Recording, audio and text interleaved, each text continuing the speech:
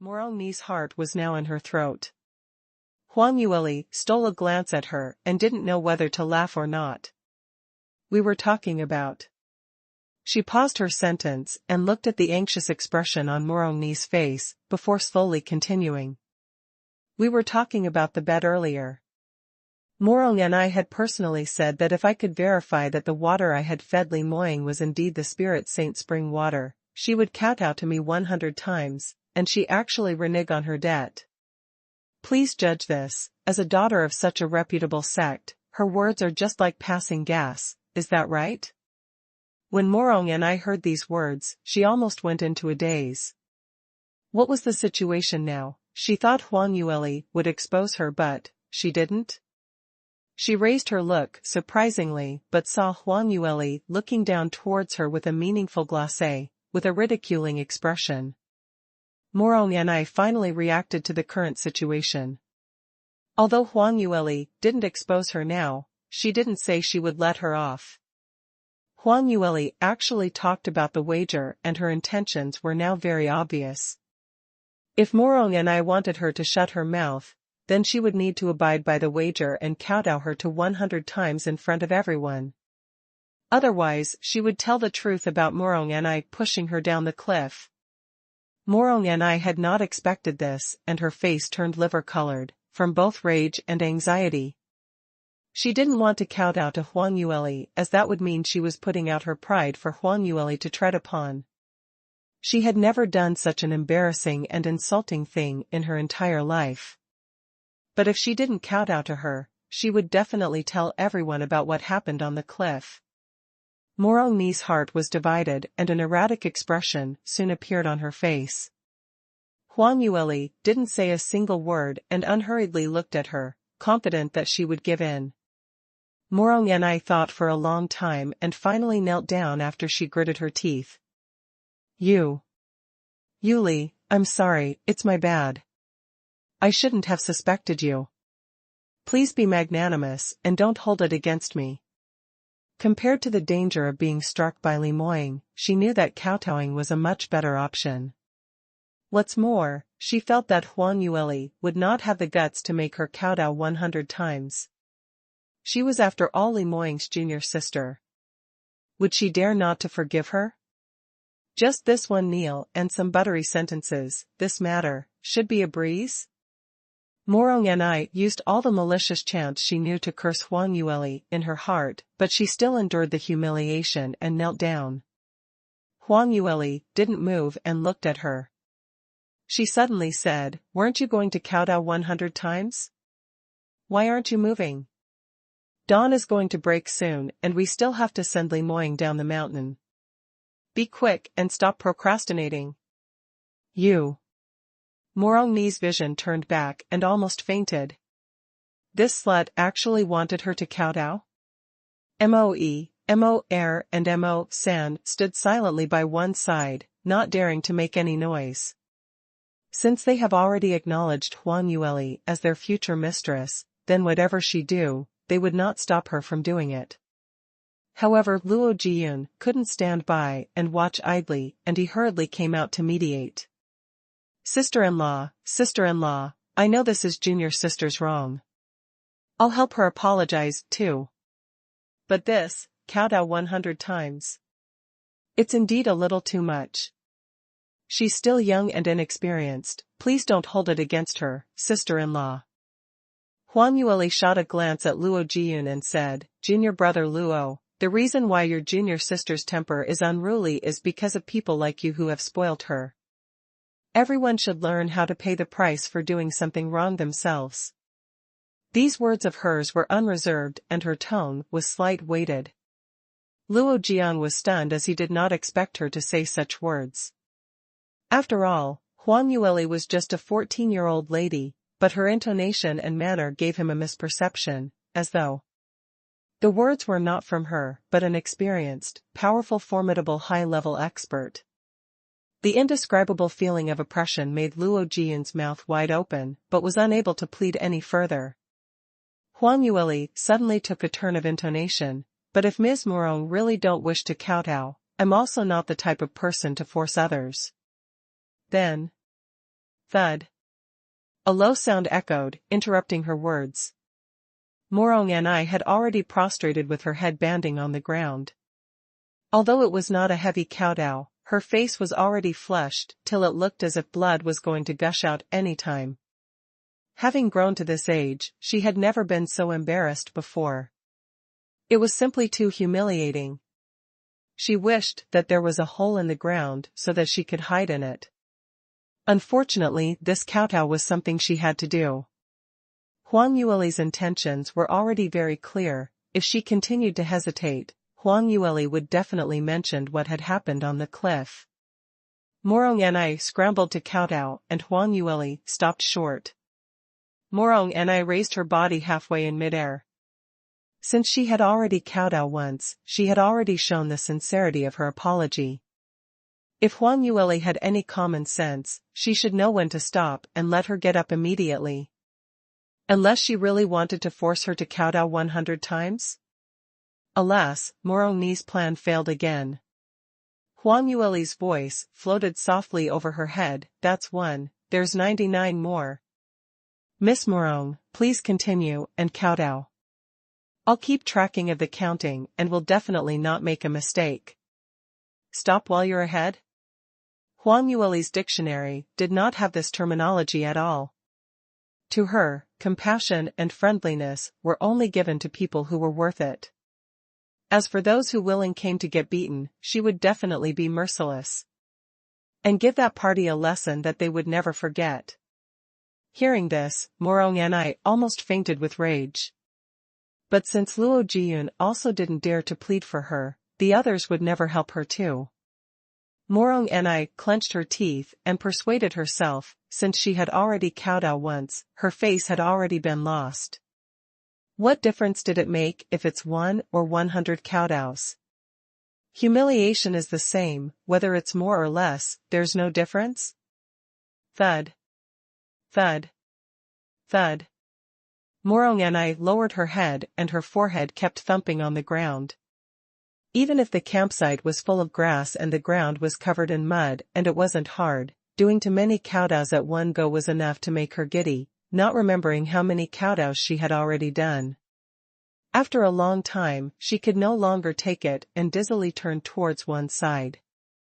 Morong's eyes saw little stars and leaning against the ground, her forehead was filled with mud, with traces of blood stains. Her little face was as white as a sheet. Anyone who saw this scene would think this little girl was very pitiful. In the midst of her dizziness, Morong and I saw Huang Yueli move and walked behind her. Huang Yueli lowered her sight and when she saw the wound on Morong's face and the pathetic sight, her face let out a disturbed look. "Sai, look at you, you look so pitiful. Let's hurry, you're left with 7 kowtows, quickly finish up and go back into the tent to rest." Initially when she heard Huang Yueli saying pitiful, Morong and I thought she found her consciousness and decided to let her off. But she had never expected that Huang Yueli's next words were for her to continue kowtowing.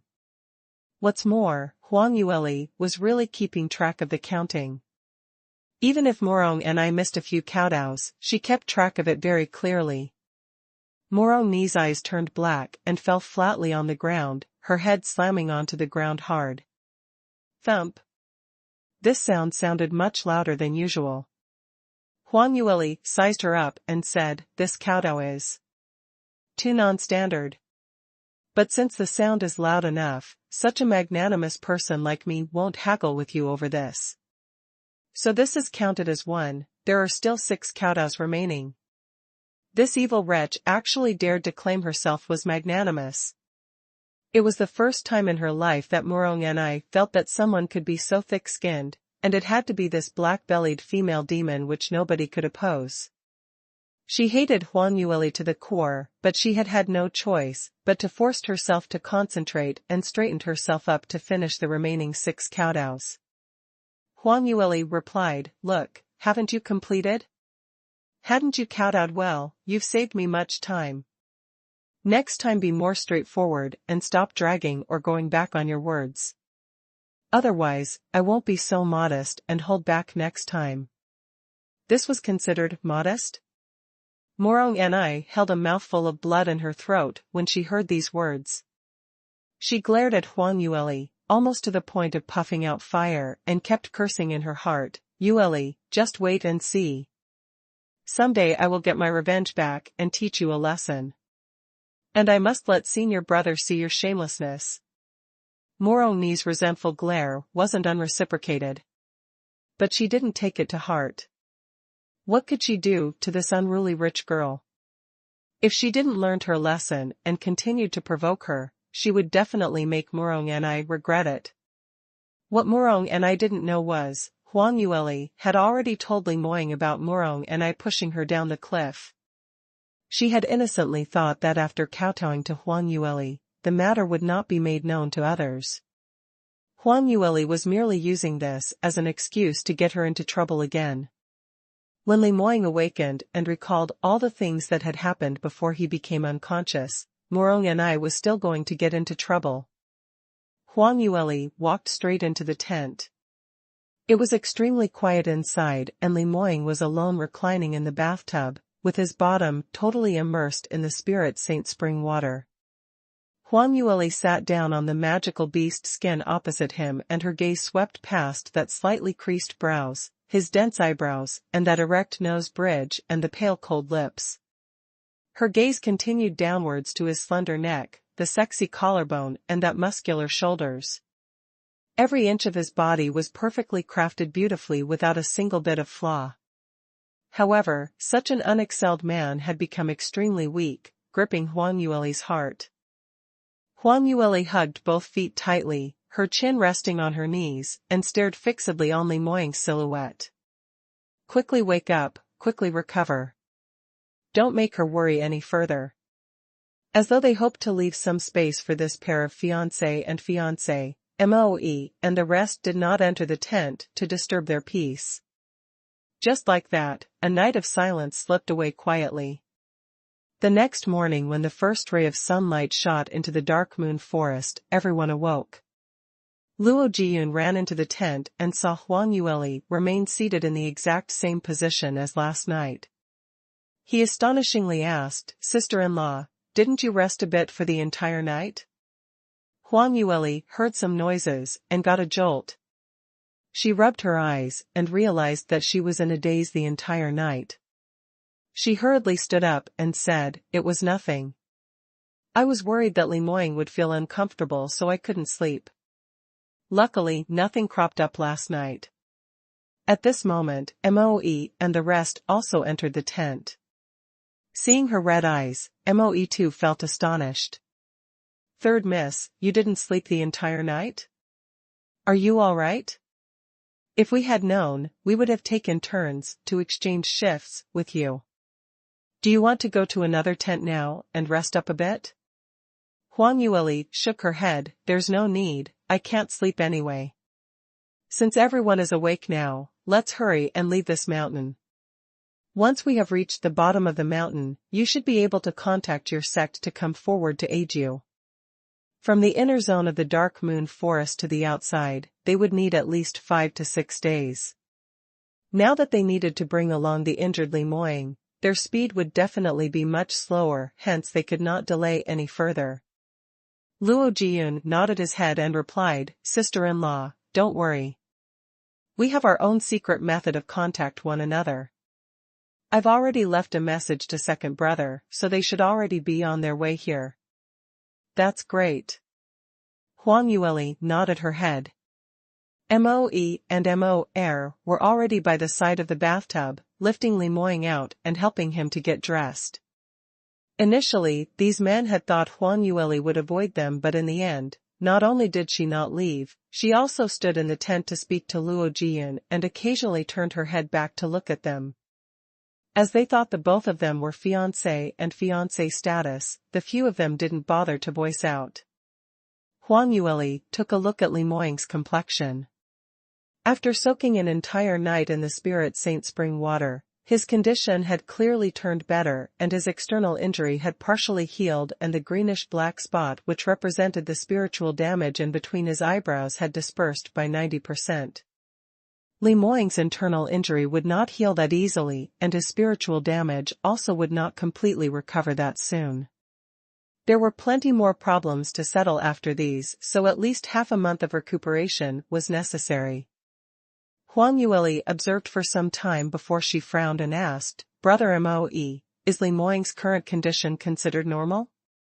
In the normal course of events, his spiritual damage had already healed around 90%, so by rights he should have awoken. But he is still unconscious. Could he have sustained other injuries? Moe hesitated as he replied, "I'm not sure as well. But if Master had not taken Dr. Lu's medication, he would indeed be unconscious for a very long period of time whenever his illness acts up." Huang Yueli creased her brows. "Your master's illness is simply unpredictable. Are there no ways to cure it? Every full moon he will need the pills to oppress the symptoms. This is basically just treating the symptoms and not the root cause, which is not a good method for long term." Moe replied, "Third miss, what you just said is exactly what Dr. Lu mentioned. He said Master's cause of illness is likely due to the instability of the spirit, similar to soul detachment illness. So if we could find the profound lunar jade and a suitable armament master to refine the profound lunar spirit mirror for him to carry around, there might be a certain effect.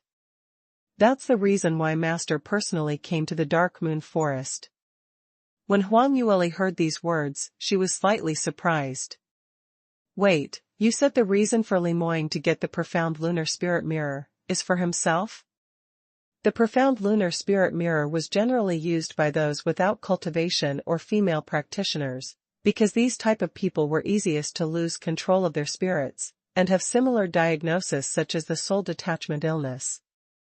That was why when Li Moying first proposed the idea for her to refine the profound lunar spirit mirror, Huang Yueli had guessed that it was for some woman who was important to him, requiring him to spend so much effort to find someone to refine such a unique piece of armament. But now, she realized from Moe that the profound lunar spirit mirror was for himself? Huang Yueli was shocked for a moment, but soon accepted the answer.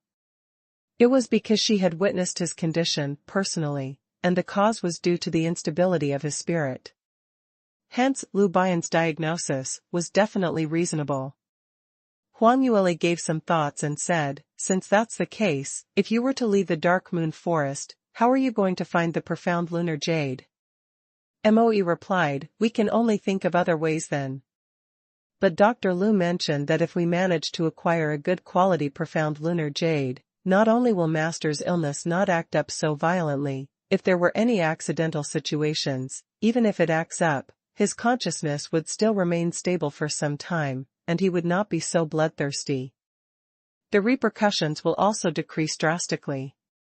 Upon hearing these words, Huang Yueli hurriedly cut into his words. "Repercussions decrease drastically? Does that mean Li Moying might wake up sooner?" Moe nodded. "Yes, I heard that Dr. Lu and Master's teacher discussed about this matter, saying whenever Master's illness acts up, the reason for his unconsciousness is due to his spirit unable to regain its normal condition. However, with the help of the profound lunar spirit mirror, it will help to quickly stabilize his spirit, hence the amount of time that he remains unconscious will lessen, which in turn also lessens the damage to his body." When Huang Yueli heard these, she quickly stood up. "So there is such a matter, why didn't you mention it earlier?" "Huh?" Moe didn't expect her to be so agitated, so he fell into a daze. Huang Yueli said, "Stop wasting time. Since the profound lunar spirit mirror is so useful to Li Moying, instead of leaving the mountain, let's proceed to the location where we found the vein mine of the spirit jade and get the profound spirit jade. Otherwise, when Li Moying returns to the sect, where will you find the profound spirit jade? If this drags on, another month would have passed." Moe was dumbfounded. This. Third miss, there's something that you don't know. Even if we were to get the profound lunar jade now, it's useless. It's because once the profound lunar jade leaves the vein main, it will lose its effect within a few hours. So we need the armament master to refine it on the spot. Master originally mentioned, he had hired an exceptionally skilled armament master over and will meet us directly at the vein mine. But now such an accident had happened and master remains unconscious. We have no idea where to look for this armament master? Huang Yueli blinked and replied, "Where are you intending to find this person?" "The armament master that Li Moying hired." "Is me." "What? Did I hear wrongly?" When they heard the two conversing, everyone let out a surprised look. No one had thought that Huang Yueli would say such a thing, and everyone looked at each other in disbelief. To be frank, the things that Huang Yueli had said over these few days had already gave everyone a big shock. But every time they felt that that matter was already absorbed, something preposterous would pop out of her mouth next. And every single time, the things she said were nothing but the truth. Even so, these words today were something that they could not place their belief in. Luo Jiyun opened his eyes wide, staring at Huang Yueli. "Sister-in-law, did I hear wrongly? You said, you're an armament master?" Huang Yueli nodded. "That's right, and I have an agreement with Li Moying. He would help me attain the 5th and 6th tier fire attributed magical beasts core, and I will be responsible for refining the profound lunar spirit mirror. So it should be a misunderstanding on your part. It's not that the armament master will meet you at the mine vein, but he will bring me alongside." But. You're an armament master?" Luo Jiyun stuttered over his words, not know what else to say. Huang Yueli's array skills were so high that she instantly crushed Murong Ni, the well-known array genius in the South Sky region, so naturally everyone had thought she should be an array master. To be honest, to have such deep skill set at a tender age, and her level was so high, it was already an absurd matter. Who would expect that today? Huang Yueli claimed that she was an armament master. This was totally illogical, and something that was impossible. A person's time and energy was only that much, no matter if you were a genius or how much hard work you have put in, it couldn't have been just 1 or 2 days' effort. Huang Yueli was still so young, but her array skills level was already that high, and she could still learn the skills of refining armaments. Yet, Huang Yueli calmly nodded her head and threw him an annoyed glance. "Why this surprised expression? I have yet to tell any lies yet, right?" "That's correct, but.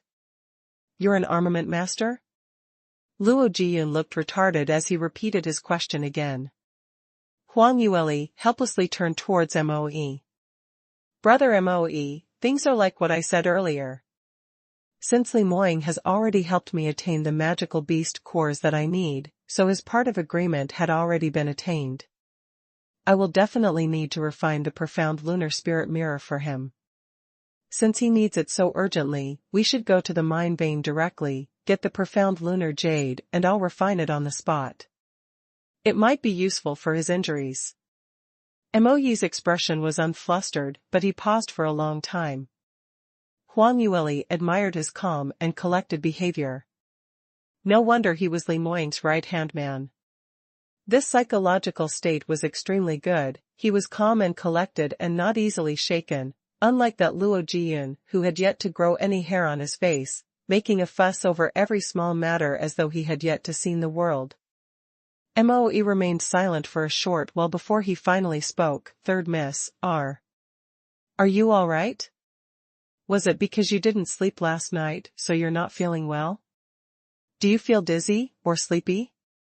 Why don't you take a rest first, before we move out?" Huang Yueli was shocked and took a while to respond.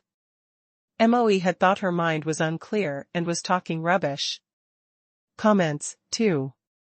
Huang Yueli suddenly didn't know whether to laugh or cry. Sigh, she had thought Moe was stronger than Luo Jiyun, but they were basically Tweedledum and Tweedledee. Without any choice, she had to spell it out clearly for them to understand.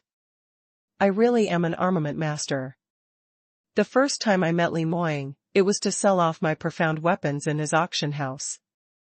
Don't worry about the quality. If my potential was not there, would such a smart person like Li Moying let me be responsible to refine the profound lunar spirit mirror?" Moe looked at her, but these thoughts kept sparking around in his mind. Could it be? Or could it not be? If it was in normal times, based on the black-bellied shrewd character of his master, those armament masters whom he looked up to would definitely be very awesome. But the person he was facing now was Huang Yueli. Truth had shown that in his master's rationality, whenever he faced this astute beauty, he was basically not on his normal standard. Perhaps Li Moying was just finding an excuse to train alongside with his fiancée, and the real armament master was actually someone else? Moe thought about it and said, "Third Miss, did you know, the profound lunar spirit jade? Although it is not commonly found and there are very few who are able to refine it, it is after all a fourth-tier upper-quality profound artifact." "Of course I know about this," Huang Yueli replied. Moe was speechless. He had wanted to be more conservative about his words and let Huang Yueli understand the difference in her level in a subtle way, but he had not expected her to not understand what he was trying to convey, not knowing if she really did not understand or was just trying to act blur. Hence, he had no choice but to be blunt. Third Miss, fourth-level profound artifacts are not easily refined by anyone. Even normal fourth-rank armament masters might not be able to complete the process. Generally speaking, only fifth-rank armament masters would be able to refine it successfully. What's more, Master had prepared the finest materials this round, in the hope to refine the most outstanding top-quality profound lunar spirit mirror. This should be clear enough. What Li Moying needed was an armament master who was at least fifth rank and above, and it wasn't a normal fifth-rank grade. After all, their entire sect had placed high hopes in this round of refinement and spent a huge amount on funds in preparing the best materials. This was not a laughing matter. If this refinement was a failure, they would need to start from scratch and look for a suitable spirit jade mine vein and recollect all the materials, which would in turn seriously affect Li Moying's condition. Even if Moe had already affirmed that Huang Yueli was their future mistress, but on this matter, he was still very prudent and unwilling to relent on it. Huang Yueli understood his meaning, but she insisted, "Moe, I understand what you're trying to say, but I am indeed a fifth-rank armament master. You know I would never joke on such matters. If you're not willing to coordinate with me, which in turn might delay Li Moying's treatment, are you able to take up this responsibility?" Such a big hat was pinned onto him, Moe was shocked and rendered speechless momentarily. Huang Yueli continued, "Don't tell me you want me to force Li Moying to wake up and let him tell you these personally?" Speaking of this, she suddenly recalled something and took out a piece of paper from her sleeve. "Oh, that's right. This is the agreement between Li Moying and myself. It states there that if I should refine the profound lunar spirit mirror, he will help me collect the ingredients as repayment. You can take a look." The item she took out was the ingredient list that she had listed down for Li Moying, right before arriving at Dark Moon Forest. Huang Yueli suddenly didn't know whether to laugh or cry. Sigh, she had thought Moe was stronger than Luo Jiyun, but they were basically Tweedledum and Tweedledee. Without any choice, she had to spell it out clearly for them to understand. "I really am an armament master. The first time I met Li Moying, it was to sell off my profound weapons in his auction house. Don't worry about the quality. If my potential was not there, would such a smart person like Li Moying let me be responsible to refine the profound lunar spirit mirror?" Moe looked at her, but these thoughts kept sparking around in his mind. Could it be? Or could it not be? If it was in normal times, based on the black-bellied shrewd character of his master, those armament masters whom he looked up to would definitely be very awesome. But the person he was facing now was Huang Yueli. Truth had shown that in his master's rationality, whenever he faced this astute beauty, he was basically not on his normal standard. Perhaps Li Moying was just finding an excuse to train alongside with his fiancée, and the real armament master was actually someone else? Moe thought about it and said, "Third Miss, did you know, the profound lunar spirit jade? Although it is not commonly found and there are very few who are able to refine it, it is after all a 4th-tier upper quality profound artifact. Of course I know about this. Huang Yueli replied. Moe was speechless. He had wanted to be more conservative about his words and let Huang Yueli understand the difference in her level in a subtle way, but he had not expected her to not understand what he was trying to convey, not knowing if she really did not understand or was just trying to act blur. Hence, he had no choice but to be blunt. 3rd Miss, 4th-level profound artifacts are not easily refined by anyone. Even normal 4th-rank armament masters might not be able to complete the process. Generally speaking, only 5th-rank armament masters would be able to refine it successfully. What's more, Master had prepared the finest materials this round, in the hope to refine the most outstanding top-quality profound lunar spirit mirror. This should be clear enough. What Li Moying needed was an armament master who was at least 5th rank and above, and it wasn't a normal 5th rank grade. After all, their entire sect had placed high hopes in this round of refinement and spent a huge amount on funds in preparing the best materials. This was not a laughing matter. If this refinement was a failure, they would need to start from scratch and look for a suitable spirit jade mine vein and recollect all the materials, which would in turn seriously affect Li Moying's condition. Even if Moe had already affirmed that Huang Yueli was their future mistress, but on this matter, he was still very prudent and unwilling to relent on it. Huang Yueli understood his meaning, but she insisted, Moe, I understand what you're trying to say, but I am indeed a 5th-rank armament master. You know I would never joke on such matters. If you're not willing to coordinate with me, which in turn might delay Li Moying's treatment, are you able to take up this responsibility? Such a big hat was pinned onto him, Moe was shocked and rendered speechless momentarily.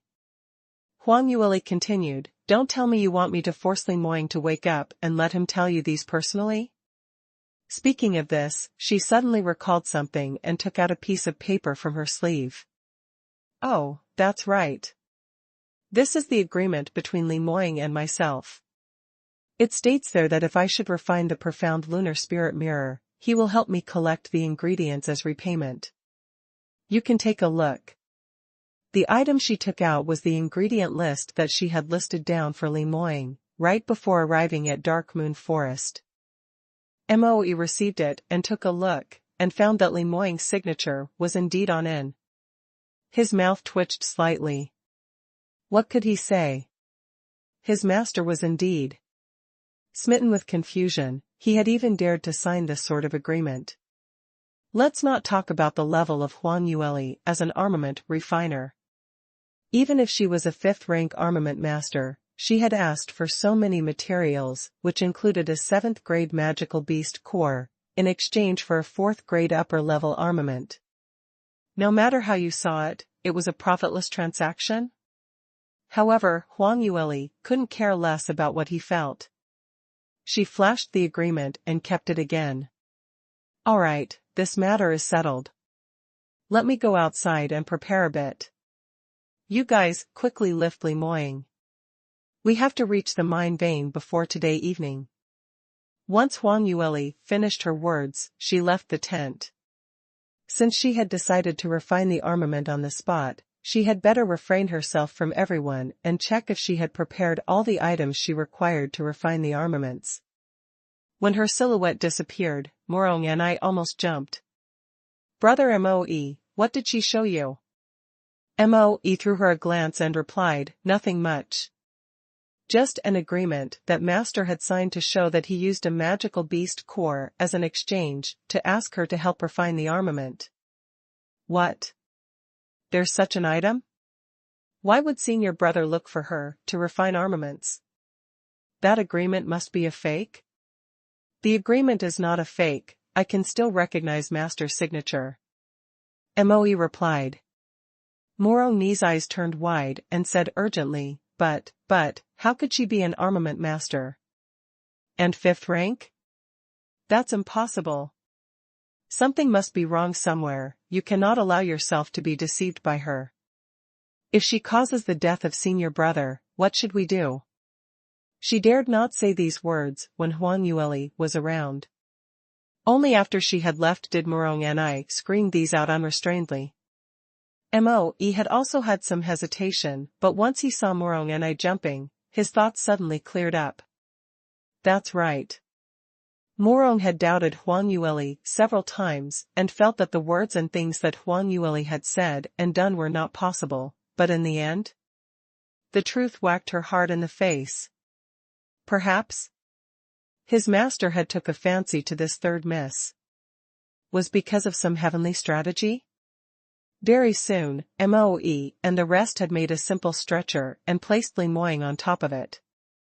The entire group of people set off once the dawn broke. Moe listened to Huang Yueli's suggestion and led the team to the mine vein. The position of the mine vein was not far from where they had camped, so they only needed half a day to reach there. If Huang Yueli was just as what she had claimed, that she had the ability to refine the profound lunar spirit mirror, this amount of reroute was extremely worth it. Mo and Mo San unconditionally followed the decision of Moe. Although Luo Jiyun was still worried when he thought of Huang Yueli's recent performance, he chose to follow the rest. Murong and I, on the other hand, was disgruntled. She wanted to ridicule Huang Yueli badly. But she had been tricked till she was scared thoroughly. Whenever she saw Huang Yueli's cold gaze sweeping over, she would subconsciously shiver and not dare to say a single word. She would only dare to curse her violently inside her heart. Huang Yueli was deeply troubled and had no time to worry about what the others thought. The few of them concentrated fully and hastened on their journey, so they didn't really meet with any magical beasts, which stopped them on their way. Before noon, they had already reached the spirit jade vein. Moe stopped his footsteps and looked towards the direction of the mine vein's position. The spirit jade vein is just up ahead. We only need another 1 hour before we arrive. Originally, the vein's surroundings are guarded by high-level magical beasts, and Master had no battle power now, so it will be difficult for us to break through. But luckily, the Scarlet Eyes blood bats, which were guarding the vein, had already been cleared by Master, so no other magical beasts will appear here. Huang Yueli took a glance at the pale man after she heard these words. He laid there quietly, his elegant brows and eyes with his jade-white complexion made him look slightly delicate, perfectly tranquil, as though he had walked right out of a painting. No one could tell that when he was awake, he was a powerful yet arrogant man. By the time Li Moying had rushed to the spirit jade vein, Huang Yueli had fallen off the cliff, so she missed the opportunity to see his massacre of the surroundings. Just hearing Moe de-emphasizing a few words, she could almost imagine how powerful Li Moying was at that time, so have killed all the scarlet-eyed blood bats at that time. Such a huge cloud of blood bats caused them to have nowhere to flee. But in front of this man, they were not able to withstand a single blow. Huang Yueli sighed again and turned to look at the spirit jade mine vein. Since there are no magical beasts in the way, this makes things much easier. I was initially worried about this. Moe shook his head. Third miss, things are not as simple. Although there are no magical beasts, but we cannot be sure which location is the profound lunar jade in. Dr. Lu mentioned that Master would be able to sense the location of the profound lunar jade, but now. Huang Yueli waved her hand and said, "Don't worry about this. It's just to find the location of a piece of profound lunar jade. Without the interference of the magical beasts, this is a simple thing to handle." As an armament sovereign, finding armament materials was naturally a lesson that they had to take up. There were plentiful of exquisite materials for refining armaments, and the materials were often hidden in steep mountains, and sometimes it would be hidden among many normal stones and weeds, so it was extremely hard to identify. But an experienced armament master would be able to use psychodynamic investigation and some supplementary methods to identify the required materials. In actual fact, identifying the quality of the materials was an important aspect of the armament master's assessment. Although he was extremely unconvinced, Moe forced himself to swallow back his misgivings when he saw her self-confidence. Within half an hour, they had reached the foot of the vein. The surroundings were indeed very clean and there were no magical beasts in sight. Lying on the ground were some corpses of a few scarlet-eyed blood bats. Huang Yueli screamed through and turned her head, remove these scarlet-eyed blood bats' magical core out and their claws. These are very good materials for refining. Their wings can be added into the medication. When I've started to refine the armament, please deal with these materials while you're waiting. Moe, Mo Air and Mo San. Luo Jiyun gave an exasperated expression, that. Sister-in-law, shouldn't we find the profound lunar jade first, before we discuss about these materials? He really admired his future sister-in-law. At this kind of timing, she can still remember her materials. Huang Yueli rolled her eyes, what? I won't delay the urgent matter. Profound lunar jade is just behind this mountain road, I have already sensed it.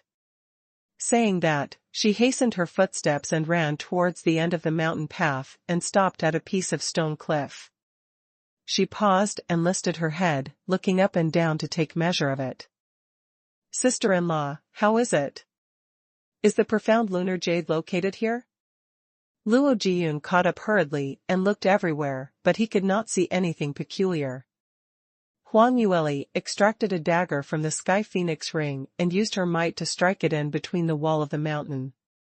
Then she pried open a broken piece of rock and repeated her earlier movements and slowly chiseled more rocks.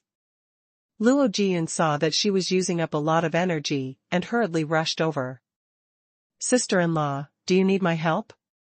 Huang Yueli shook her head and replied, no need, please stand further behind.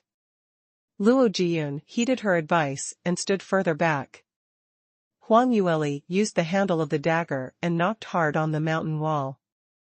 Earlier when she was slowly chiseling the mountain wall, she was actually drawing out a boundary around this region and between each distance, she left a chiseled mark. Now upon her final knock, this region's rock started to collapse onto the ground. Huang Yueli walked to the front and slowly chose among the fallen rocks.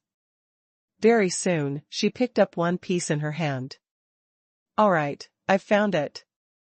When Luo Jiyun and the rest heard this, they excitedly surrounded her. But their faces fell upon the first glance. This rock was roughly around the size of a palm and the color was grayish, its surrounding had uneven protrusions and didn't look at all special. This is the profound lunar jade?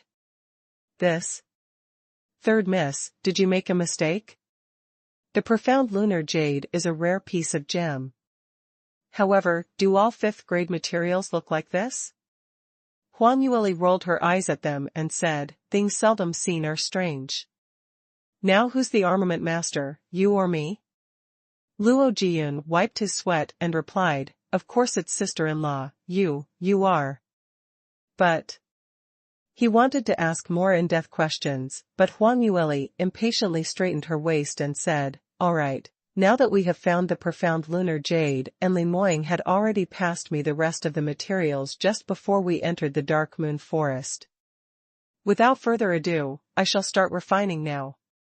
Even though Huang Yueli had mentioned that earlier, when they heard her decisiveness to start work immediately, everyone was slightly dazed.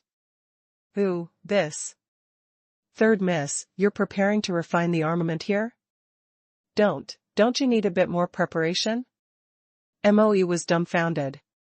Huang Yueli replied, Spirit Jade Mine Vein has a special force field which improves the quality of the profound armament. This is the best place to refine the armament. I will set up a Chi Vitality array over at the empty ground there and refine the armament. You will stay nearby and are in charge of defense. Although the surroundings look safe, but we had better take precaution than be sorry. Yes, don't worry about this. We will take turns to be on duty to ensure master and your safety. Huang Yueli nodded, that's great. I am definitely assured with you in charge, brother Moe. I'll leave the outside to you. After she had arranged all the remaining matters, she took out various materials from the Sky Phoenix ring and proceeded to set up the array. The level of the Chi Vitality array was much higher than the Beast Diversion array and was a genuine 4th level array. It was especially effective in the success rate of refining armaments, so a lot of armament masters would set up this array in their refining room.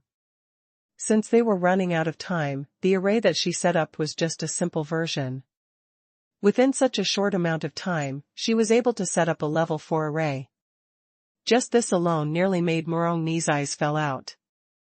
After Huang Yueli had set up the array, she patted the dust off her hands and chased everyone out.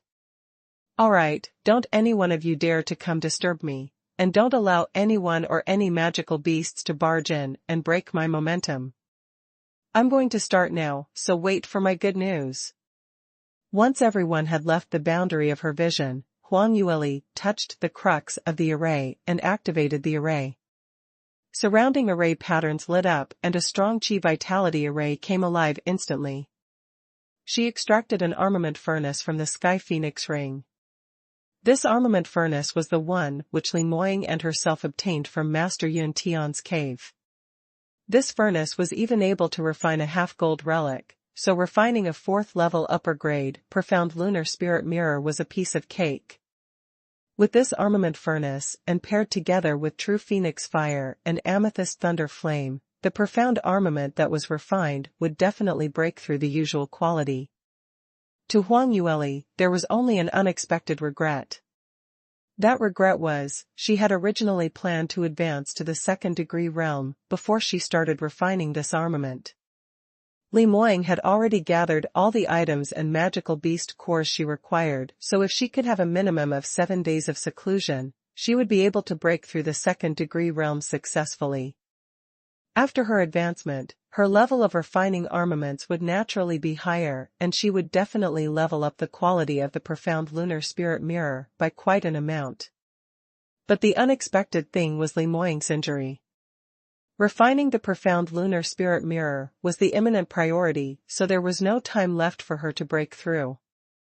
It was exactly because of this that Huang Yueli had to be even more prudent and took extra care in the preparations before she started refining. Her mission was to ensure that the refinement process was smooth sailing. She carefully placed the armament furnace in the middle of the array and activated all the amplifying arrays. Following that, her left and right hands flicked and 2 dazzling fire flames shot out from both her hands and shot into the entry point at the bottom of the armament furnace.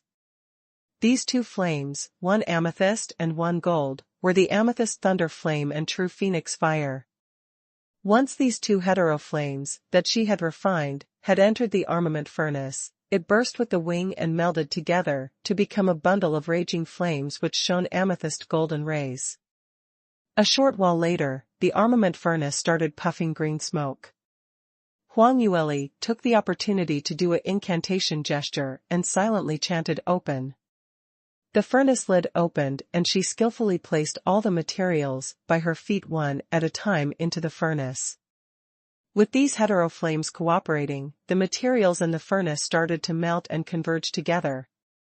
Convergence was the first step to armament refining. Different materials had different attributes, which might contradict one another, and there might be impurities within which would affect the final product. Hence using the heat from the flames and the armament master's skillful control to combine the different materials together and to refine the impurities which were not required, was the basics, but yet it was the most important step. If this step was poorly executed, when the product reached the final stage, it would fail through lack of effort. Sometimes, explosions might also occur. Convergence of materials was the most arduous step, and yet it required the most amount of patience, and concentration level must be extremely high. The expectation of the armament masters, profound energy, was very great. There were many armament masters whose cultivation levels were slightly lower, but their skills were pretty good. However, due to the lack of their profound energy, they were not able to support the long duration process, so they were never able to refine the high-level profound armaments. In her past life, due to the Huang Yueli's high level of skills and innate gift, she was one of the talents in Soaring Heaven's continent, so she had never to worry about this. But now, she was facing a severe challenge. Based on her first-degree realm's cultivation, if it was any other normal armament master, no matter what innate gift they had, there was no way to refine a second-grade profound armament. Moreover, the item she wanted to refine was a 4th-level upper-grade profound lunar spirit mirror, and she had intended to add in modifications to make the profound armament to advance to the 5th level. This was an unimaginable dream for most people. Huang Yueli used the strong concentration that had been left over from her past life, mounts of experience that she had gained and a strong determination and willpower. She vowed that she would challenge this impossible task. She gathered all her profound energy and put her best foot forward. For Li Moying. She must do it. In the armament furnace, different materials were starting to melt. But it was still in regiments and were contradicting one another, refusing to mold together. Huang Yueli's expression was solemn and she kept the incantation gestures going. No matter how serious anything was, 100% of the time, her heart always remained calm and patient. She knew more than anyone else that the more rigorous a challenge was, the more she must remain calm and collected. In this way, she would be able to bring her potential to the highest level. Time slowly passed by. Outside the array, the sky had turned slightly dark and slightly brightened up again. However, Huang Yueli was unaffected by the changes happening outside. She put in all her concentration into the materials in the armament furnace, not daring to let her mind wander. Finally, a p sound gently echoed and the materials in the furnace suddenly bubbled, letting out a pungent smoke. Huang Yueli gazed at the golden, purified liquid and her eyes reflected a smile. Finally, the convergence step was completed. The next step was to add in the profound lunar jade. With a flick of her fingers, the grayish rock that Huang Yueli had dug out from the mountain wall was flung into the furnace.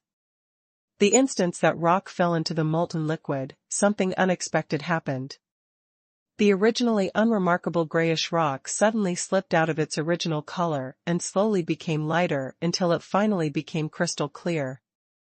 Under the flames, it sparkled brightly as if it was the most beautifully cut gem on earth.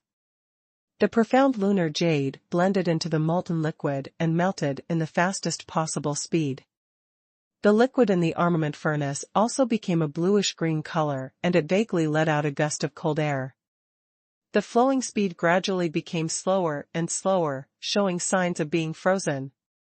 Huang Yueli's expression became increasingly deep as she knew this was the crucial moment that the profound armament would form into its shape. She took a deep breath and her hand movements became even more prudent. Outside the array, Mo Er, Mo San, Luo Jiyun and Morong Ni took turns to guard the unconsciously Moying. This was already the third morning. Luo Jiyun looked at Li Moying who was lying in the tent and took a deep sigh. Sigh, why is sister-in-law taking so long to refine the profound armament? Could there have been an accident? I really wish to go in and add a look at the situation. Mo immediately replied, Master Luo, you might not know about this, but refining armaments are normally time and energy consuming. It is especially so for 4th-level upper-grade, profound armaments such as the profound lunar spirit mirror. It will take at least 7 days, and now it has only been 3 days, so there's still a long way to go. Luo Jiyun replied, Really? I thought it would be ready in 1 or 2 days. If that's the case, does that mean sister-in-law is working laboriously without eating or resting? Moe nodded, that's right. When armament masters start refining, they absolutely cannot stop. At most they would take some abstinence pills to satisfy their hunger. Such a high-intensity job requires a huge amount of profound energy, so I'm worried if Third Miss can persevere. Luo Jiyun started to feel worried when he heard this. No wonder every piece of armament is sold at an outrageous price, it's tough being an armament master. Sigh, I really cannot take a look. I'm really worried. What if senior brother doesn't wake up and sister-in-law can't hang on, what shall we do? When Moe heard what Luo Jiyun said, he immediately stopped him. You absolutely cannot disturb her. If there is any disturbance during the refining process, it is easy to get into trouble. Morong and I had been eavesdropping on their conversation, and when she heard this, she couldn't stop herself from speaking out. Fifth brother, did you really believe that Huang Yueli is able to refine the profound lunar spirit mirror? This? To be honest, Luo Jiyun was skeptical. Even Moe also did not show his confidence that Huang Yueli could make it, unlike previous times. Morong and I continued, in my opinion, all of you have been deceived by Yueli. How could she be a 5th grade armament master? Just with that little bit of cultivation, you know it's just not possible. Luo Jiyun subconsciously rebuked her, but sister-in-law had already said that she could do it, so we should at least let her have a go at it. Morong and I snorted disgruntledly, why must we let her try? Do you know how much time we have wasted? If it wasn't for the fact that she insisted on looking for the profound lunar jade, we might have got out of the dark moon forest and made contact with brother's men. Now we've wasted so much time and she's not able to refine the profound lunar spirit mirror, it will definitely delay senior brother's condition. Luo Jiyun was convinced by her words and showed signs of worries. Sigh, it's not entirely wrong to say this, but since sister-in-law had already started refining, to say it is a failure. Isn't it too early? What's more, even if it was a failure, we should have a look at the end result first. Don't tell me we should just give up halfway? Morong and I disapprovingly replied, you still want to wait for more than 7 days? By the time she comes out, it may be too late for senior brother. We should stop wasting time. Make use of the opportunity now, and send senior brother back to the sect. Stop making consecutive mistakes. Luo Jiyun felt that her words made some sense, but he was still indecisive. But sister-in-law is still inside the array refining the profound armament? How about her? What else can we do? Of course we should go inform her about this, and stop the refining process. How can we do that? Didn't you hear what Brother Moe said? If armament masters are disrupted while they are refining, there is a high possibility that they will enter into a state of qi deviation. Well, there's no other way. Since we are all in the 5th degree realm, with our combined strength, I'm sure we are able to transport senior brother out safely. If we don't leave together, there is no guarantee that we can ensure his safety. If Yueli insists on staying to refine the armament and can't leave, then we can only leave her here alone. What? How can we do that? Luo Jiyun frowned. The sides of Morong's lips curled upwards and revealed a sly smile. Why not? Do we have any other ideas now? Tell me who is more important now, senior brother or Yueli? In actual fact, when Morong and I heard what Moe said earlier, she already knew that Yueli could not be disturbed in her current state. So the idea that she came out with had 2 routes, both of it were major disadvantages to Huang Yueli. If they were to remind Huang Yueli to stop refining, even if the profound lunar spirit mirror was originally a success, it would end up failing because of the disruption, and there was a huge possibility of incurring a serious internal injury or even enter the state of qi deviation. If they don't inform her and left without a word, as a 1st degree realm practitioner, she would be equivalent to a fat sheep waiting to run into a pack of wolves in the dark moon forest. There was no way she could leave this place alive. No matter which method they chose, would be life-threatening situation. If it was normal times, no one would leave Huang Yueli on her own. But now that Li Moying was seriously injured, everyone was uptight and absent-minded. Including the fact that they had waited for 3 days, so they were feeling restless and worried that Li Moying's condition might worsen due to the delay. It was only under the current circumstances that Morong and I had dared to voice out her opinions. She accurately guessed their mentality and knew that nothing was more important than Li Moying's health at this point of time. Weighing the pros and cons, the possibility of leaving Huang Yueli behind was much higher. As expected, everyone fell into a short span of silence after they heard Morongni's suggestions. The smile on Morong and I became more obvious and she was sneering in her heart. Yuli, just because senior brother stood up for you, did you feel complacent? Now everyone will abandon you because of senior brother, this is what you deserve. However, Moe shook his head after a while. No. Myself, Mo Air and Mo Sand will not abandon Third Miss and leave without her. If the both of you cannot wait, you may leave first. But since you're not able to guarantee Master's safety, we will not allow you to bring away our Master. Morongni's smile froze as she had never expected to hear such an answer. She immediately turned anxious. Brother Moe, how can you do this? Aren't you worried about senior brother's condition? Are you going to allow Yuli, that lass, to do as she wish? If senior brother's cultivation really reversed, leaving him injured for the rest of his life, what are you going to do about it? Moe replied, the situation you are describing is possible. Then why are you not hurrying to leave with us? Morong and I hurriedly cut into his words. Moe shook his head and calmly replied, but I'm very sure that Master can throw away his life, just to ensure that Third Miss do not get injured.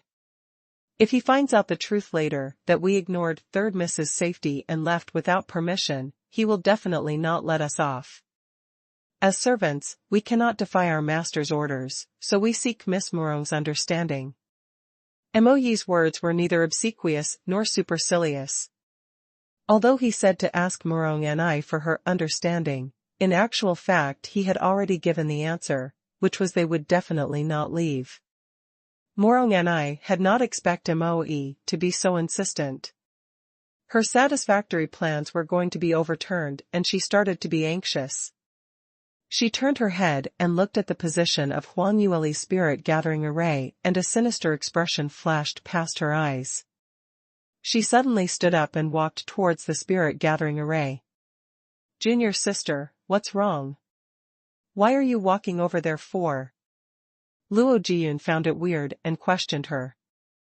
Morong and I made up an excuse instantly, I have a need to answer the call of nature. Oh. Luo Jiyun nodded and putting aside this question, turned to the opposite direction. Morong and I was the only female around, so if she needed to answer the call of nature, naturally she would walk further away. These few men had to avoid doing anything that might arouse suspicion, so they resolved not to turn their heads around. Morong and I waited for everyone to turn around before she sped up and slid over to the front of Huang Yueli's spirit-gathering array. She raised her fingers and held up her whip, summoned her profound skill and threw out her whip heavily in the direction of the array. A huge boom shook the entire ground. The men finally realized something was wrong, and when they took a look, all of them turned pale with fright. Junior sister, what are you doing? Come back quickly. You cannot go and disturb sister-in-law. Miss Morong, what were you intending to do? Quickly leave that place. Not only did Morong and I not hear them, she used 100% of her profound energy and continued attacking the array. This round, she thought that since her intentions were already discovered by everyone, she might as well not bother hiding and started to shout while she was continuing her attacks. Yuli, come out now. Stop wasting time inside, we are going to descend the mountain. Just give up since you're not able to refine the profound lunar spirit mirror. Come out, quickly come out now. Her voice had a penetrative effect which echoed around the surroundings of the mountain path. When the few men heard this, their faces had turned exceptionally unsightly. With Morongni's attack and vociferation, unless Huang Yueli was dead, otherwise she would definitely be disturbed. Refining armaments was not for fun but an extremely dangerous task. What she was doing was obviously because she wanted Huang Yueli dead. The others used their fastest speed and hurried over, in an attempt to drag Morong and I away. When Morong and I saw this, her attack speed increased several notches and continued to shout, Yuli, quickly come out. Stop wasting everyone's time since you're not able to refine it. Senior brother is going to die because of you. How would she not know that she would cause Huang Yueli's attention to be diverted and meet with a mishap? But that was exactly the end result of what she had hoped for. She wanted so badly for Huang Yueli to enter into the state of qi deviation and suffer from internal injuries, then cough out blood. If it wasn't for this end result, how could she make Huang Yueli pay for the humiliation of making her kowtow 100 times? She dared to humiliate her like this, dying 100 times wouldn't be enough to pay for it. Even though this might make the refinement process a failure, Morong and I had never even considered this, as she had already determined that Huang Yueli was not able to refine the profound lunar spirit mirror. Whether she broke her momentum or not, it should not affect Li Moying at all. The men were extremely anxious, but since they were a distance from the array, rushing over would require a bit more time. Mo's expression looked extremely terrible. If it wasn't for the fact that he did not stop Morong and I and got Huang Yueli injured again, when Li Moying awakes, how furious would he get? Just as everyone were in extreme anxiety, something unexpected happened. Following a buzz-buzz sound, the spirit-gathering array was actually released. Morong and I had not stopped her attacks, as she clearly understood that a fourth-level array was not easily damaged. So her main aim was never to break the array, but merely to disrupt Huang Yueli's refining process. So she had never thought that the array would suddenly disappear. She fell short of defense, and because she used too much power, she was unable to stop herself. In an instant, she fell directly into the boundary of the array, flat on her face onto the ground. The next moment, Huang Yueli's skirt hem appeared right before her eyes. Morong and I dazedly raised her head and looked upwards, following the direction of Huang Yueli's skirt. In the end, before she could see anything, she felt something cooling on her face. Her hands reached out and touched her face, and found it full of blood. She finally realized that when she fell, she had hurt her nose, and it caused a nosebleed which smeared all over her face. Morong and I embarrassedly climbed up. Using her strength to wipe her nose, she smeared the blood onto other parts of her face, causing it to look even messier than before, and slightly comical. Huang Yueli couldn't stop herself from laughing out. Morong and I, what are you doing? Did you find that I was too bored with refining armaments, so you're here to put up a skit for me to watch? You. What are you saying? Morong and I flew into a rage, her eyes staring hard at Huang Yueli, and started cursing, "You vixen, how dare you use underhanded methods to scheme against me? You're utterly shameless and evil." Huang Yueli retracted her smiles and coldly said, "Please get yourself right, who was the one using underhanded methods? I want to question Miss Morong. When I was refining the armament, who attacked my spirit-gathering array and who was screaming and shouting outside? What does that imply? I thought that since you were not coming out, I wanted to urge you." Morong's thoughts were squashed and her stance weakened, but she quickly found an adequate reason. "Oh? Urge me? That's right." Morong and I raised her head and acted righteously. "Can't you see what kind of condition senior brother is in right now? Can he continue waiting for countless days? Can you or can't you refine the profound lunar spirit mirror? Quickly tell us the truth. If this drags on, how will you account for if senior brother's injuries worsen further?" Huang Yueli's gaze became even colder. "You are urging me? Do you know how much time is needed for an armament master to refine armaments? And that the refining process cannot be disturbed?" As Huang Yueli was speaking, her gaze brushed past her and it remained affixed on the four men standing behind. Those who felt her gaze brush past started to look down sheepishly in guilt.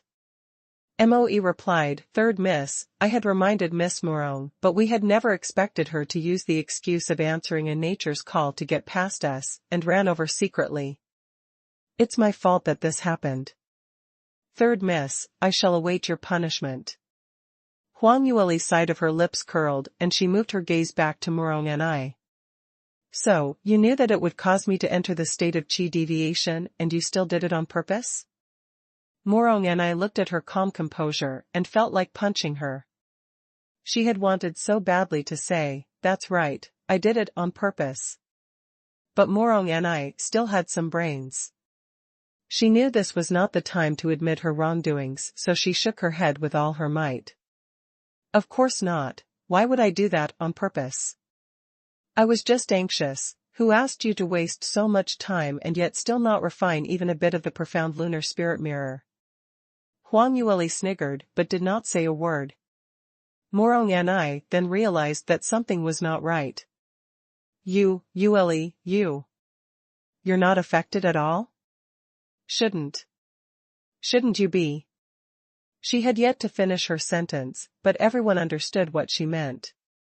Morong Ni had forcefully launched an attack on Huang Yueli's array, causing her to halt her refining process and release the array. In such a way, Huang Yueli would definitely suffer serious backlash effects. Even if she didn't enter the state of qi deviation, she should have at least suffered some kind of internal injury. Especially, the armament that she had just refined was way above what her cultivation level could refine. According to logic, she would not only have obtained an injury, and it should have been a serious injury. Morong Ni was insistent on this belief in this, so she struck out without holding back. However, the situation now was way past her expectations. Huang Yueli stood silently in the array, a tall, large armament furnace sparkled with faint amethyst and gold rays behind her. Just one glance and you can tell it's something extraordinary. As for herself, although her face was slightly stained with dust, her slightly damp hair was stuck on her face and she showed hints of fatigue, but she didn't look one who had sustained injuries. Morong Ni scrutinized her from head to toe, and after some time, she still couldn't see where Huang Yueli had sustained injuries. When Moe and the rest saw her, they quickly walked closer and inquired in a concerned tone, "Third Miss, are you all right? If you have any internal injury or anywhere that you feel unwell, you must tell us. I have prepared some pills, which are meant for treating internal injuries." Huang Yueli shook her head and replied, "No worries, I'm not injured at all. It's just that I was stuck inside for 3 days, so I'm famished. Can you find me something to eat?" Hearing that, Moe immediately ran to start the fire to cook up a feast. Morong Ni stared blankly at her and said unbelievingly, "You're all right, you're not injured. How can that be? This could not be happening." Huang Yueli threw her a glance with an expression cold like ice. "Why? Do you feel that it's a pity that I'm not injured? You still dare to say it's unintentional, do you think I'm an idiot?" Morong Ni was agitated by her and couldn't hold back further. "What? So what if I was intentional? I think you did that on purpose too, right? No wonder you did not sustain any injuries, because you were not even refining any armaments. The furnace was just a decoy. You're obviously wasting time with the intention to drag us down. So, did I guess correctly?"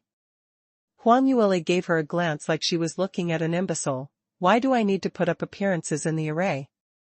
And for an entire 3 days? What advantages would I gain?" Morong Ni chuckled. "Aren't you very clear about this? It must be because you promised the heavens and earth, but once you entered the array, you realized that 4th level upper grade armaments are not easily refined as your level is too far off. So you thought of hiding inside to continue pretending. After 8 to 10 days, then you'd pretend to fail, because you don't have enough power. In this way, you will be less embarrassed. But, have you thought of it, although you have not lost so much face, but as the days drag on, what will become of senior brother? Luckily, I woke up to this face and exposed your scheme. Otherwise, senior brother is going to die because of you." Huang Yueli stared at her, not making any sound. She had seen brainless people, but never had she met someone as brain-dead as this. She could even thought of this verdict? And she was pretty shameless to try and discredit Huang Yueli, and yet at the same time bring credit to herself. It was obviously Morong Ni plotting against Huang Yueli, but when the words came out from her mouth, it sounded as though she had recorded a merit and did a big favor for everyone. Huang Yueli's silence made Morong and I think that she was correct, thus her guilty silence. What? I've got it, isn't it? Fifth brother, and the rest have been deceived by you. Your armament furnace looks like it is a high-quality product. But it has been ruined by a swindler like you, who is fishing for fame and compliments. Huang Yueli revealed a smile which didn't look like a smile. I know, you want me to fail so badly, but unfortunately I have to apologize that I have disappointed you. I have yet to fail refining any armaments under my care.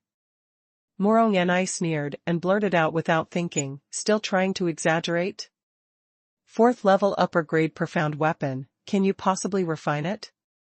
This I gotta, see, ouch. Before she could finish her words, Huang Yueli had pushed her aside. Morong and I was caught off guard and nearly fell on her face. She staggered several steps back and managed to force herself to stand steadily. What are you doing? A good dog doesn't block the road. Huang Yueli spared any glances at her and her lips curled upwards, but the words she soiled out were infuriating. You little. Morong and I was about to fly into a rage when she said Huang Yueli's expression froze as she made an incantation gesture towards the armament furnace. A puff sounded and the amethyst gold furnace's lid started to puff out green smoke. At the same time it was vibrating gently. Morong and I just realized that all the while when they were talking, the armament furnace was still refining the profound armament. She had seen their sex armament masters refining weapons, and knew that when they were refining weapons, they must concentrate fully without a single bit of distraction. If they conversed with anyone or even a slight glance might end up with an explosion. However, all the while that Huang Yueli conversed with her, her vision had not even drifted to the armament furnace, and the result was. It had not exploded? And it looked like the refining process was pretty successful. In actual fact, what Morong and I didn't know was that when refining profound armaments, concentration was most required in the molding and shaping process. Once the profound armament had gained its shape, as long as the deviant flames was strong enough, all they needed was sufficient time for the waiting process. Those armament masters who were extremely careful and didn't even dare to make any sound when they had entered the molding stage was because they didn't have the ability to use refined powerful deviant flames. They could only use normal flame armament, so that would be extremely dangerous. At this point of time, Huang Yueli put all her attention on the profound weapon in the furnace, ignoring Morong and I. The profound weapon had long been molded into its shape, but the flame towards the ending part was extremely important. The exact time to open the furnace was decided by the degree of the calcination, and was the crucial step of refining armaments. The speed of her incantation gestures were very fast, one after another, and soon it all added up together. Following that, she struck out the final incantation gesture and lightly said, "Keep." 2 deviant flames flew out from the bottom of the armament furnace and landed into her palms. Luo Jian's eyes were fixated on the flames, and he shouted out in shock, That. Is that the legendary deviant flame? How did sister-in-law get the deviant flame? And there's 2 of them? Moe quickly tugged at him, Shoo. Keep quiet. You can't make any noises at this moment. Luo Jian quickly covered his mouth. Huang Yueli recovered back the deviant flames and lightly shouted, Open. The furnace cover raised up and let out all the miscellaneous smoke that had piled up within. Momentarily the sky was filled with smoke clouds. Coincidentally, the smoke happened to be blown towards Morong's direction. She had originally stood by the side when she was dazed by Huang Yueli's skilled and graceful movements, like a dance. In the end, a cloud of thick smoke came charging towards her face when the furnace lid opened. Morong's entire face was puffed with smoke. Ow, ow, ow. What is this? It's so hot, so hot. Why can't I see anything? Help, help. Morong and I wailed like ghosts and howled like wolves as she was sprayed by that thick smoke. Her face was heated and she had a huge shock. Huang Yueli coldly sneered, "What's there to scream about? It's just a cloud of smoke. Who asked you to come so near, and of all places, you had to stand at where the ventilator was? If I hadn't kept the deviant flames in advance, you'd have been burnt to a crisp." Morong and I was filled with hatred, but she couldn't say anything against it. Subconsciously she felt that Huang Yueli had intentionally controlled the direction of the smoke towards her, but she didn't have any evidence. Huang Yueli was a genuine armament master, so when she said the position where Morong and I was standing was wrong, Morong and I simply had no way to fight back.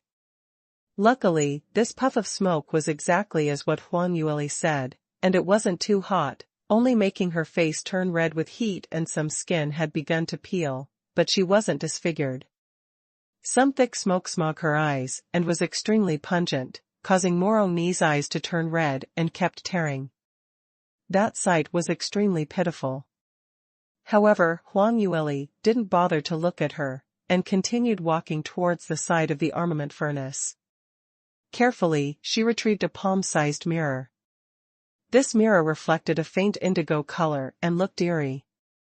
However, Moe became excited once he saw this mirror. This is really the profound lunar spirit mirror.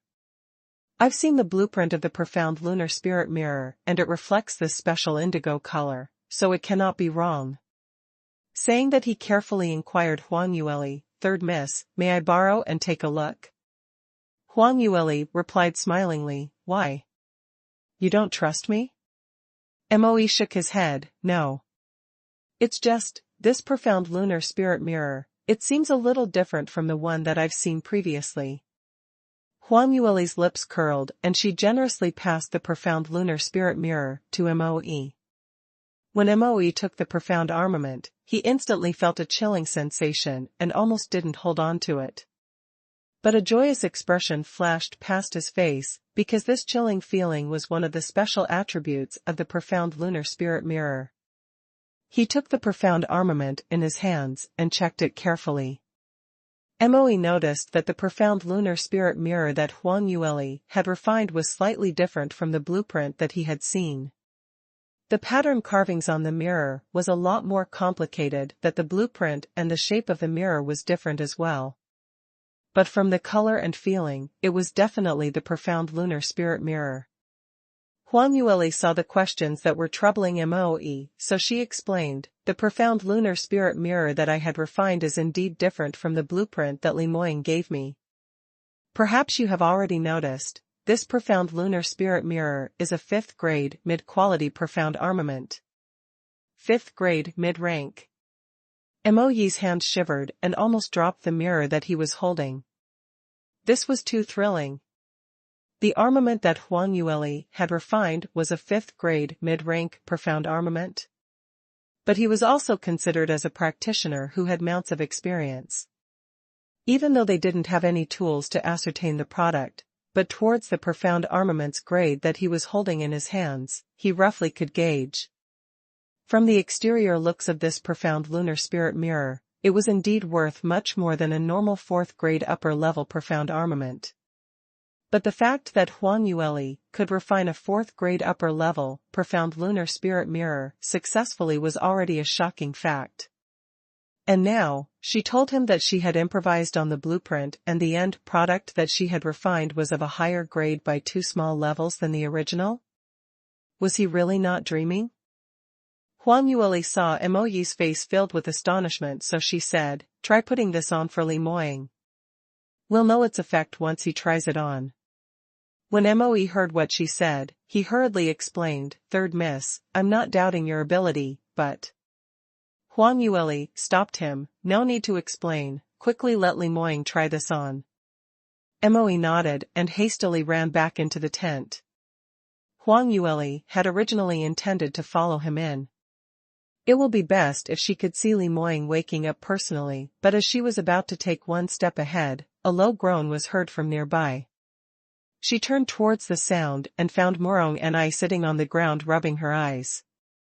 Her face was filled with soot, and she stared at Huang Yueli with an indescribable enmity. When Huang Yueli looked towards her direction, Morong and I gritted her teeth and said menacingly, Yuli. Today's matter, I won't let it go so easily. You dared to humiliate me, I will never let you off. Huang Yueli stopped in her tracks and she smiled lightly. What a coincidence, I have no intention to let you off too. If you hadn't reminded me, I would have forgotten about it. You intentionally disrupted me when I was refining armament, with the evil intent to cause me to die. Did you think that the fall that you had was enough to let you off? Huang Yueli smiled sweetly, and she looked pure and cute, but in Morong's eyes, she felt it was terrifying. She involuntarily nudged herself backwards on the ground. What are you intending to do? I'm warning you. My father is senior brother's benefactor, everyone in the sect will help me. If you hurt me, even senior brother will not let you off. Huang Yueli replied, I know, I'm sick and tired of hearing these words. Next time when you're threatening others, can you please change some new lines? Morong and I saw that she wasn't affected and knew instantly that something is amiss. She quickly stood up with the intention to escape. She knew now that she could not afford to offend Huang Yueli and prepared to endure with this anger for now. After all, she was a reputable sect master's daughter and surrounding her were plenty of the sect's disciples, so whenever senior brother wasn't around, she would have plenty of chances to take revenge. For now, it's best to swallow her angry. Morong and I felt the way she had escaped was very uncomfortable, but as the situation was out of her grasp, she had no choice. Who knew, she had just ran a few steps when her head banged against a solid wall, causing a concussion to her brain, and she was seeing stars spinning. Ow! So painful. She held her forehead and lifted her head to take a look, but she realized that there was no obstacle in her way. Morong and I finally reacted and became aware that she was still within Huang Yueli's array, and it was Huang Yueli who had reactivated the array to lock her up. Behind her, Huang Yueli started to speak calmly. Trying to escape? Isn't it too early for it? Let's calculate the debts clearly first. Since the beginning when we first entered the Dark Moon Forest, you kept using underhanded methods to scheme against me. Subsequently, you lured the scarlet-eyed blood bats and almost caused everyone to die. Next was to push me down the cliff and now, you attempted to disrupt my refining of armament. I'm the type who dislike to owe debts, and I hate people who owe me anything. Tell me, how should I get even with you? Morong and I felt a chill down her spine. Don't come over, what do you want to do? Don't forget, I'm a 4th degree realm practitioner and you're just at the 1st degree realm. I have with me plenty of protection aces from my daddy. If you dare to do anything to me, you will come to no good end too. Ace? You won't have any chance to use it. Huang Yueli coldly taunted. Morong and I was appalled to the max and knew that she cannot hesitate further. Her fingers dug deep into her realm ring, drew out something, and threw it towards Huang Yueli. Even though her action was pretty fast, Huang Yueli was faster. Before Morong and I had a chance to strike, she felt her feet were unsteady as if something had tugged at her. Subsequently, she plopped onto the ground. The profound artifact that she held in her hands dropped onto the ground. Has no one ever told you that you should never provoke an armament master in their territory, or else you will die terribly?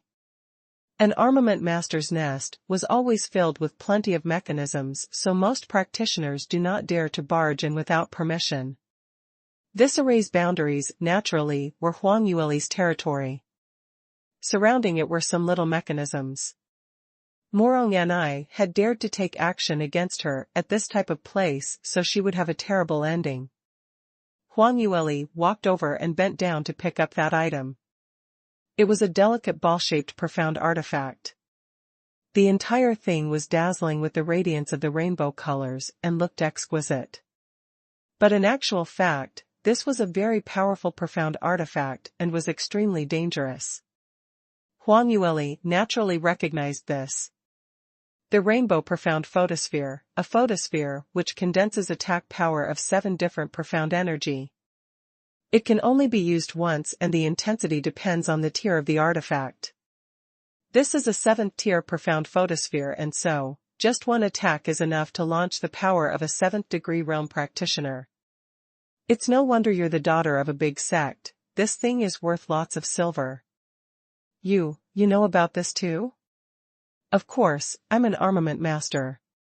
Morong and your memory is really bad.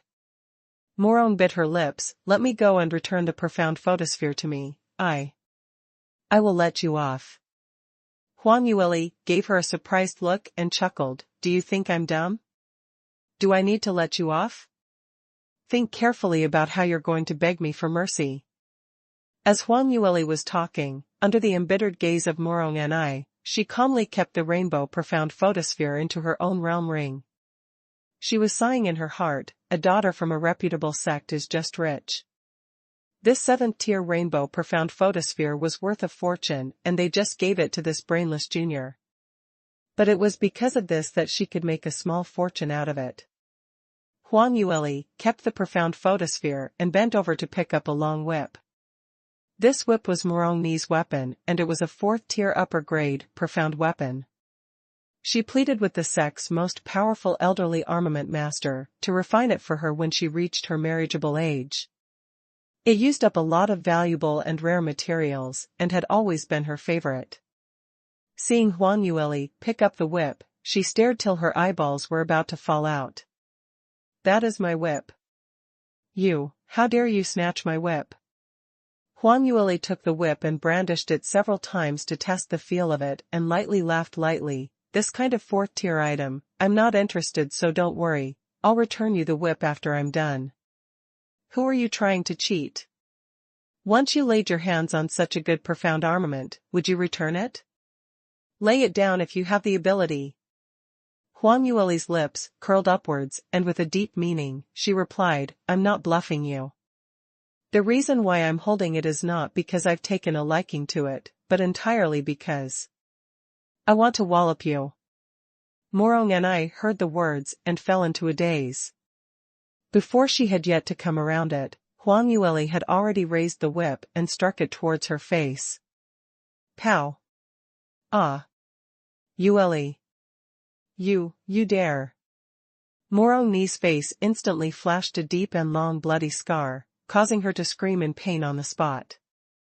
Huang Yueli's wrist roused and without stopped, another whip was struck out. Tell me if I dare to or not. Pow!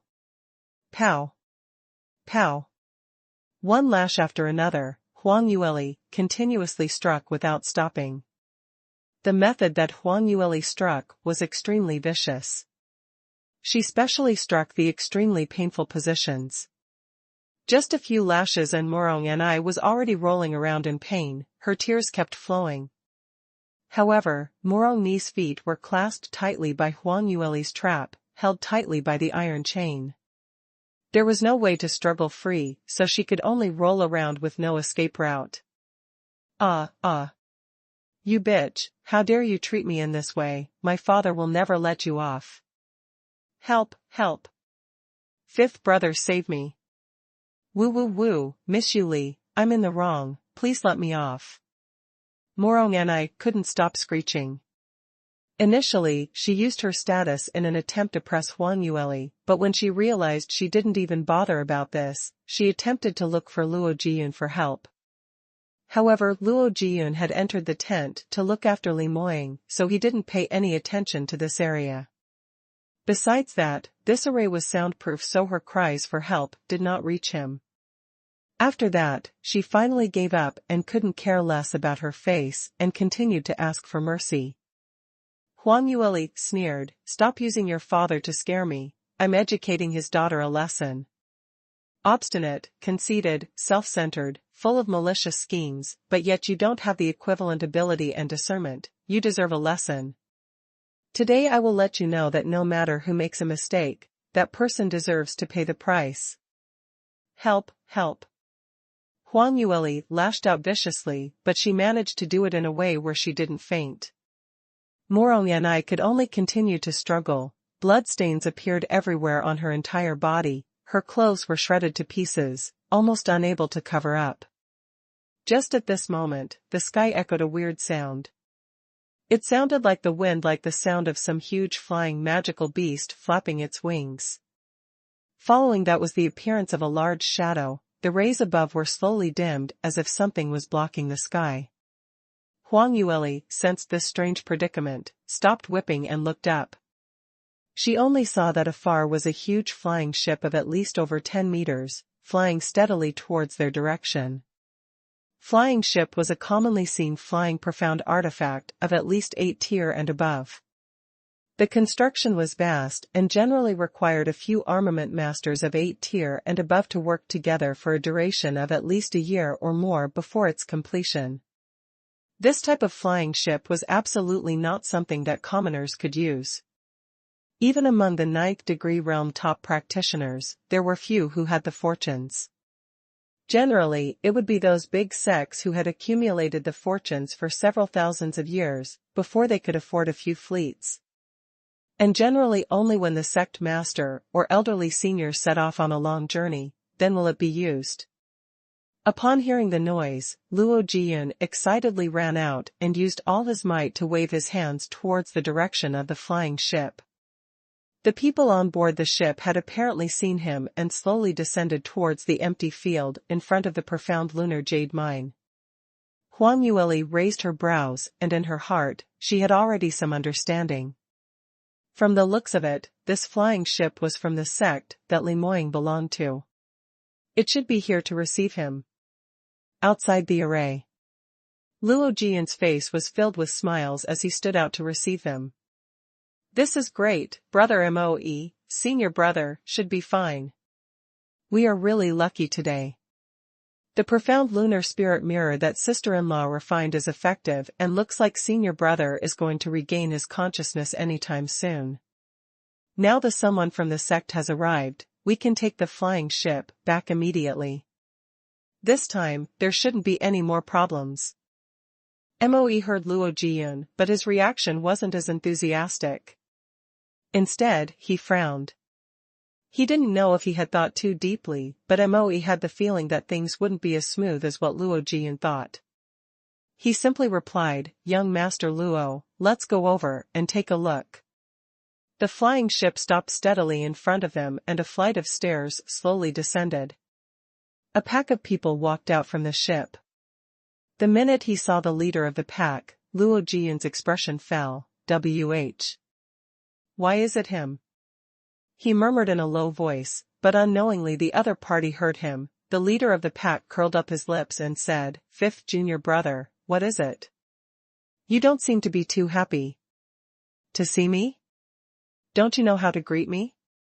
Or could it be that after you've gone out on a journey with senior brother, you have forgotten how to spell the word courtesy?" Luo Jiyun was extremely unhappy with his sarcastic words, but he didn't dare to defy him.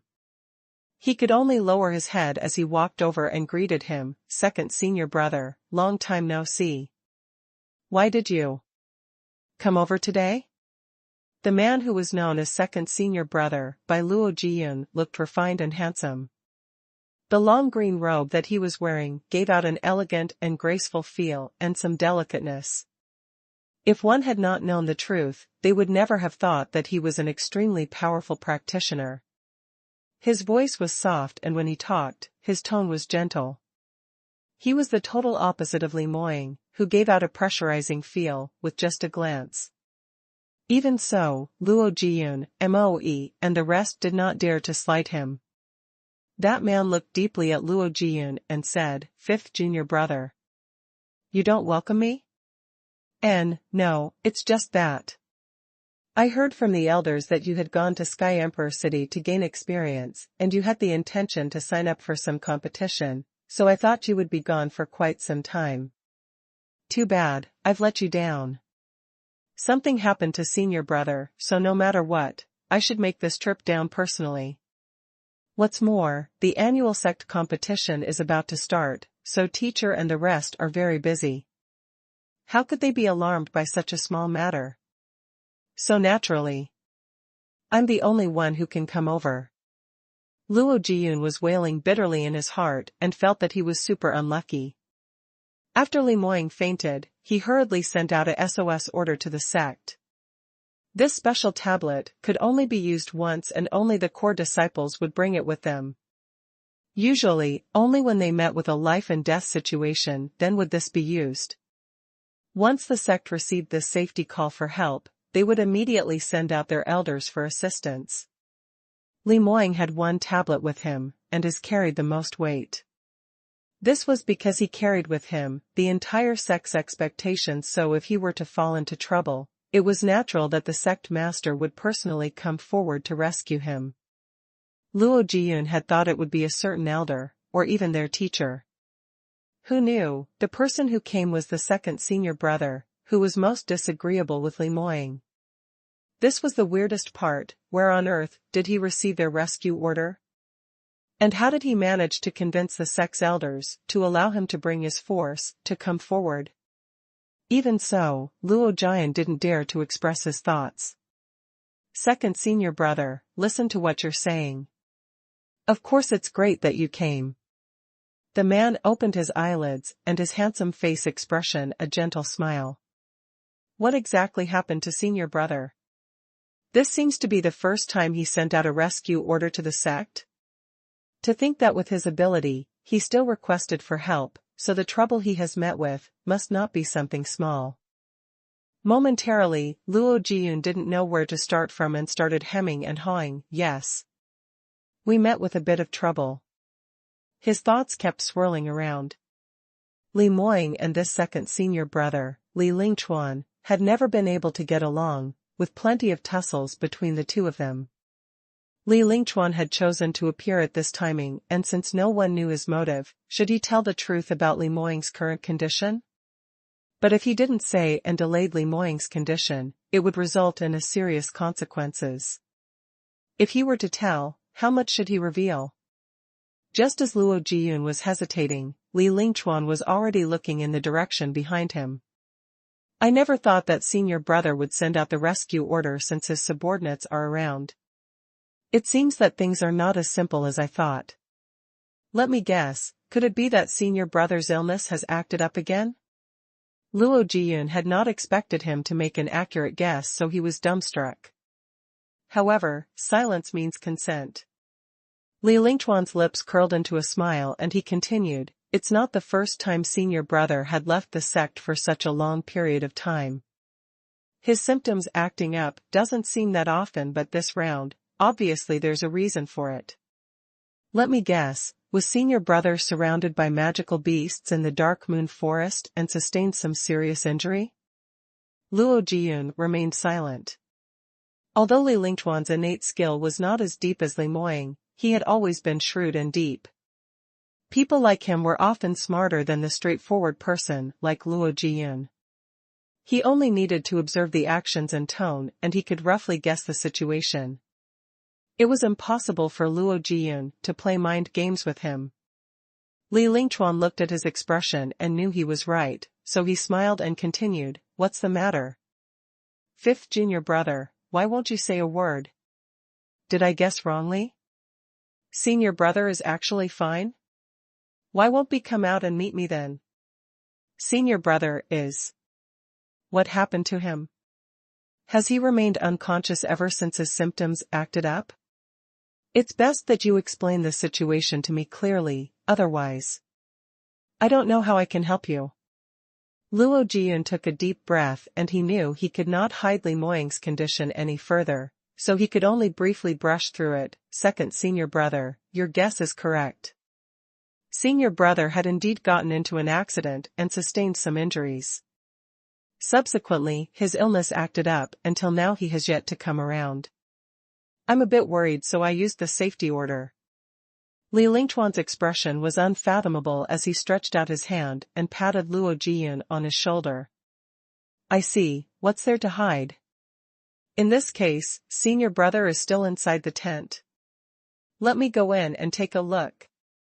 Saying that, Li Lingchuan took a few big strides past Luo Jiyun and proceeded into the tent. Luo Jiyun frowned with an unsettling feeling in his heart as he turned back and looked at Moe. Moe shook his head at him and said, "Young Master Luo, don't worry. Although Master has yet to wake up, but no one can hurt him. What's more, not everyone on the flying ship are young Master Li's men. Unless he kills all of us, otherwise. He wouldn't dare to take action under so many pairs of eyes." Luo Jiyun felt slightly relieved and followed closely into the tent. Once Li Lingchuan said Li Moying, his faces showed traces of surprise. He had originally thought that based on past cases, after Li Moying's symptoms acted up, the entire condition would be extremely terrible. Including the fact that it had acted up in the Dark Moon Forest, they didn't have time to make much preparations, he should be at least half dead. But who knew, Li Moying looked like he was doing well. Li Moying quietly laid on the beast's skin, and although he was unconscious, his complexion looked normal, his breathing was stable, and the center of his eyebrows reflected a peaceful look. If he had not known about his condition beforehand, he would have thought that he was just sleeping. Li Lingchuan raised his eyebrows and stretched out his hand. He had yet to reach Li Moying before he was stopped by Moe. "Young Master Li, Master is very weak now, so he cannot be disturbed. Please allow us servants to do the manual tasks such as carrying or taking care of him. Your Master's junior brother, so your status is very distinguished. You would probably not have any experience in tasks such as taking care of others." A blunt but reasonable conversation. Most people would probably not insist further. But not only did Li Lingchuan not retract his hand, he retorted, "How did the few of you take care of senior brother? As his subordinates, you didn't risk your lives to protect him? Senior brother is so heavily injured, and yet the few of you are not harmed at all? You still dare to claim you know how to take care of others? All of you, get lost, you're not in a position to talk." Moe, Mo Er and Mo San stood in front of Li Moying and refused to budge. Li Lingchuan's eyes flashed a sliver of coldness, and the chi he released caused Moe and the rest to turn pale instantly. They were just in the 5th degree realm, but Li Lingchuan was a genuine 6th degree realm practitioner. Not only was Li Lingchuan's cultivation higher than them, he had alarming innate skills in terms of profound skill and cultivation method. If it wasn't for the fact that he had met the evildoer like Li Moying, in the South Sky region, he would be labeled as a super genius that could only be found in every 100 years. "Get lost. You useless fools, who cannot even protect your master," he shouted sternly. The oppressing power of high-level practitioners were extremely powerful. Every word he spat out felt like 1,000 grams of weight, weighing heavily on their chests, causing their blood to boil to the extent of spitting out blood. But Moe and the rest didn't step back. Li Lingchuan started to worry. He had hurried over because he knew Li Moying was weak now and his soul damage was extremely critical. Once there were hiccups in his recuperation stage, it would lead to a long-term damage, and if it was serious enough, he might not be able to cultivate further. If he were to make some small moves, even if something were to happen to Li Moying, they would not be able to find any evidence. Li Lingchuan had thought that since Li Moying set off the rescue order, his subordinates should have been seriously injured, so whatever he had planned to do could be easily done. He didn't expect that not only were Moe and the rest not injured, they were loyally blocking his way. Now things took a turn and it was not as easy as he thought. If he were to take action, unless he killed everyone and not leave any witness, otherwise if the actions were to flow to the sect master's ears, he would get into big trouble. Li Lingchuan's thoughts turned quickly as he let out a cold grin. "How dare you block me? If it wasn't for you who didn't protect senior brother, how would he get injured? Men, drag these useless fools who got senior brother into trouble away. Whoever dares to resist will be counted as betrayal to the sect. Don't blame me if my subordinates don't show any mercy." He had pinned a charge on Moe and the rest, so that he could get his men to hold them back. Even if his subordinates' cultivation levels were not as high as Moe, but now that Li Moying was unconscious, if Moe dared to resist against Li Lingchuan, it would be counted as insubordination. By then Li Lingchuan would have a legitimate reason to kill them all. Moe and the rest realized his intentions, and their faces turned pale instantly. They had never expected Li Lingchuan to be so vicious and scheming. The few of them were willing to throw their lives away for Li Moying, but if Li Moying were to fall into the hands of Li Lingchuan, what should they do? Just at this critical moment, a clear voice echoed from outside of the tent.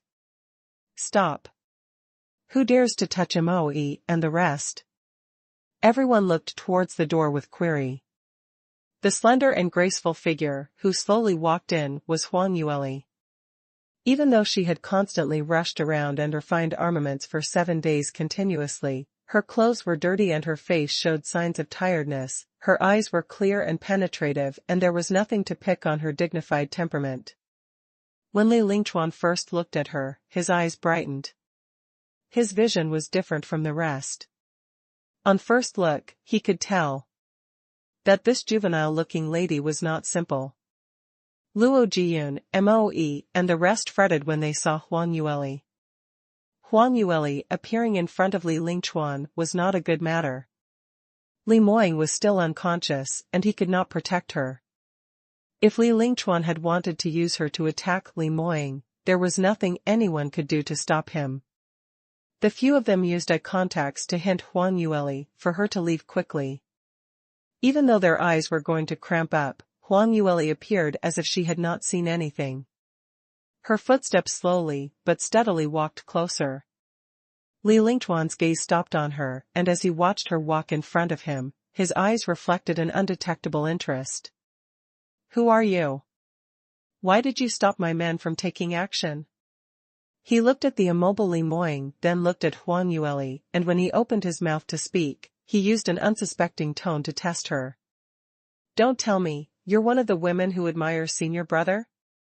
Huang Yueli indifferently swept a glance at him and said, "I am not.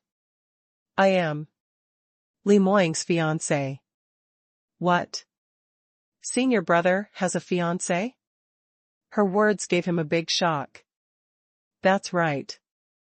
I'm Li Moying's fiancé, Moe, and the other's future mistress. Li Moying is unconscious, so they must listen to my orders." "Who are you to lay orders on other people's subordinates?" Li Lingchuan's eyes squinted as he stared at Huang Yueli for a while. He suddenly thought of something and slowly let out a smile. "You are senior brother's fiancé? I think you must be thinking too much. The women who admire senior brother are plentiful. A woman like you, in terms of looks, you're just above average. In terms of innate skill, the distance is heaven and earth. He will be willing to get engaged with you? Do you think that, since he's unconscious, you can pretend to be his fiancé?" He was clearer than anyone on Li Moying's luck with ladies. The women who chased him were countless. Every other day, there would be someone who claimed to be his fiancé, and without a doubt, every single claim was fake. This was one of the main reasons why Li Lingchuan could not stand Li Moying. He was obviously the charming handsome man, but he paled in comparison when he stood beside Li Moying. In the eyes of those ladies was only Li Moying. However, Li Moying had an expression filled with coldness, rejecting all of them far, far away. He had broken countless hearts of these young ladies. Daughters from large sects with innate skills that high, looks that beautiful, and their parentage so elegant. However, Li Moying could never find anyone suitable. How would he ever choose someone as common as Huang Yueli? Li Lingchuan naturally categorized Huang Yueli as one of those who admired Li Moying. In order to stop him from bringing Moe and the rest away, she had jumped out as an imposter. Huang Yueli smiled slightly. "Really? There are so many women who likes my Li Moying? But too bad, he's already engaged to me, so the other women have no chance at all." Li Lingchuan's eyes rolled upwards. When he didn't smile, he looked slightly sinister. He stared at Huang Yueli's eyes and shook his head. "Miss, I think it's better for you to stop pretending." "Did you think you're helping him?" Li Moying won't thank you for this. When he wakes up and realizes that you're imposing as his fiancé, he'd be very angry. He has never been known to show tenderness to any woman. Huang Yueli pouted secretly, her heart gave a tingling feeling. Why did Li Moying have so many rotten romances? It wasn't only that blind lass, Morong Anai, who secretly admired him, there were always people who hinted that she didn't match up to him. What was wrong? If it wasn't Li Moying who pestered her first, she wouldn't even bother about him. But this was not the time to haggle over this. Huang Yueli shook off the distracting thoughts and calmly said, I'm not lying to you. Li Moying and I are absolutely fiancé and fiancée. I'm sure you know that Li Moying's biological father is the Emperor of South Yu Kingdom and I am the fiancé whom his father had selected. If you don't believe, you may ask Moe and the rest.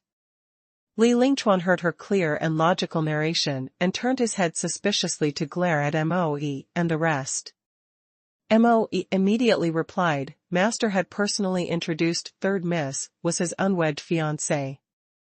For the duration that Master was unconscious, we heeded Third Miss's orders. Li Lingchuan raised his eyebrows and had a surprised look. Moe and the rest were very loyal to Li Moying. So even if it was a ruse, they would never succumb to randomly acknowledging anyone as their mistress. Since they have already spoken, then it should be real, but to be honest, I really can't tell which part of you could attract such a high-sided man like Li Moying, and for him to personally acknowledge you as him fiancé. Li Lingchuan sneered. Huang Yueli's expression remained unchanged. For that part, I won't need junior brother, you to worry about that. But is that the attitude that you should use and talk to your future sister-in-law? Li Lingchuan started laughing when he heard that. Ha ha ha, you have got guts. Did you really think that just because of his parents' orders, you can get married to senior brother? I'll have you know that with Li Moying's status, his marriage has to go through the sex consent. Based on your status and innate skill, there's no way you can be his proper wife. At most you'd be made a concubine. As a concubine, do you think you're worthy of me greeting you as sister-in-law? Listening to him ridiculing Huang Yueli, the expression on Luo Jiyun's face changed and he charged outwards. Don't you dare say that about sister-in-law. Senior brother has already said, Miss, you will get married to him. Li Lingchuan glared sternly at him, looks like you've been bought over by this lass. As one of the direct inherited disciples from a reputable sect, greeting a country bumpkin as sister-in-law. Whatever next? Men, bring young Master Luo onto the ship and let him calm down. Reflect on your mistake. A few bodyguards surrounded and pressed Luo Jiyun down. Luo Jiyun had intended to resist, but Li Lingchuan released a strike of profound energy directly at his chest, causing him to spit out blood on the spot. This scene came as a shock to Huang Yueli. Li Lingchuan's cultivation wasn't bad at all. Looks like even if Moe and the rest worked together, they would not be his opponent at all. Seems like Li Moying is in deep trouble this round. Although Huang Yueli was worried on the inside, her face still showed calmness and her spoke in a gentle tone, Junior brother Li, you're not following the rules in this way. Although Li Lingchuan's smile was gentle, but his expression was totally cold. Miss you, I've already said, you're not qualified to greet me as junior brother. It's right and proper that I'm teaching my junior brother a lesson, it's not your turn to butt in. Hearing that, Huang Yueli's smile disappeared and she said coldly, I think the one who doesn't have the authority is you. Your senior brother is still here. If it was to teach junior brother a lesson, that should be his matter. Does he need you to meddle in his affairs? Li Lingchuan's gaze froze. Senior brother is currently unconscious, so I'm fulfilling my obligation as a senior brother. What I'm doing is for his own good. Even if senior brother awoke, he would not say I'm in the wrong. Huang Yueli raised her head and looked at him on equal footing. What if Li Moying has already awoken? What do you mean? Li Lingchuan paused momentarily. Huang Yueli replied, "It is what is. Li Moying had already awoken earlier in the morning, and it's because he's overly tired, so I specially fed him pills that can aid him in his sleep, so that he can recuperate in peace. However, we didn't expect you to suddenly appear. I had originally thought that since you're Li Moying's junior brother, naturally you will make proper arrangements and not disturb him. But who knew, you took matters into your hands with no respect for him. The powder I've fed him is the respite powder. If you dare to touch him and he wakes up and flies into a rage, even I won't be able to stop him." Her face was peaceful as she used a calming tone to talk. The respite powder was a commonly seen tranquilizer, often used when a practitioner was recuperating from their injuries. It was an inexpensive first-level mid-quality medication. When this medication was taken, it would aid in sleep and hasten the speed and recuperation of wounds. The best part was no matter how noisy the surroundings were, it would have no effect on the patient. However, once there was external contact to the body, even if it was just a light touch, it would make patient to wake up in shock. When Huang Yueli said these, Li Lingchuan's brows indistinguishably twitched. His stare towards Huang Yueli became extremely sharp and cold, as if it was a blade shooting towards the space in the middle of her eyebrows. "You're talking as if it's real. Did you think that based on those few sentences, I'd believe you? Whenever Li Moying's condition acted up, didn't he always require at least half a month before he wakes up? What you're saying was just to scare me off." Li Lingchuan's gaze turned swift and fierce, his profound energy emitting out. The huge oppression caused Luo Jiyun, Moe, and the rest to turn pale. However, Huang Yueli didn't seem to have any adverse reaction. Her expression and talking were as per normal, as though she wasn't facing any sixth-degree realm expert, but just an ordinary person. She laughingly said, "Since you think I'm bluffing, why don't you go over and test it out for yourself?" Saying that, she turned, Mo-San, all three of you, stop blocking the way. Although his recovery will be slightly affected by this lack of sleep, but once he boards the ship, he can continue sleeping. All of you please move away and allow Junior Brotherly to take a look. Otherwise, he will think that you have caused the death of his senior brother. Her smiling eyes swept across them, and after a moment of hesitation, Moe and the rest heeded her words and took 2 steps aside. Seeing this, Li Lingchuan's smile slowly wiped away. He gazed deeply at Huang Yueli, Moe and the rest, considering and hesitating on his next step to take. By right, Li Moying's soul should be damaged and he should be unconscious. But after Huang Yueli's deliberate narration, Li Lingchuan started to feel doubts. Because Li Moying's condition looked different from usual. In the past, after his condition acted up, his entire face would turn green and purple. Just one look and you would know that he was seriously injured. But today, he looked like he was just sleeping. This scenario had never happened before in the past.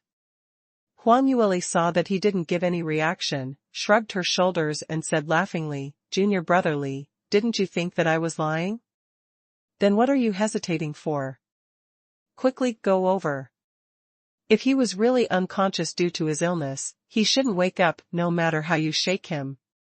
Hearing Huang Yueli said these, Moe and the rest sweated profusely, anxious, till their heartbeat nearly stopped. Master's future wife's guts was extraordinary. This type of words she had dared to keep repeating. If Li Lingchuan was agitated by what she said and he really went over to touch Li Moying, then the entire scenario would fail and by then, the few of them would have no place to hide. However, compared to their frightened looks, Huang Yueli's expression was calm and collected. A sarcastic smile was hanging by her mouth as if she was purposely provoke the other party. The more she acted in this way, the more suspiciously Lingchuan became, and the more he couldn't get what she was up to. If she was really lying to him, he only needed to move one finger to expose her. This last was just in first-degree realm. Would she dare to make up such a big lie? But if it's true. To be honest, Li Lingchuan didn't have the guts to provoke the conscious Li Moying. Even if he was seriously injured, the minute he woke up, it was enough to intimidate whoever who was using the opportunity to stir things up. Li Lingchuan had long experienced several terrifying times when Li Moying flew into a rage. Li Lingchuan was hesitant and Huang Yueli became even more pleased with herself. "Moe, please go and pack our things from the surroundings. I had asked you all to handle the scarlet-eyed bloodbat's corpses, have you settled it yet? Don't forget to bring along those materials. Moe, don't forget the barbecue sauce that I gave you the other time.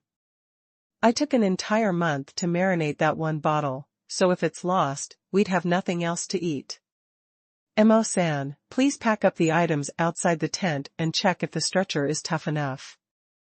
When you're carrying your master later, be gentler and don't awake him." Seeing that this ordinary little lass not scared of his own power, Li Lingchuan went into deep thoughts. He had never seen anyone being able to command Li Moying's bodyguards before. Huang Yueli actually managed to tame them?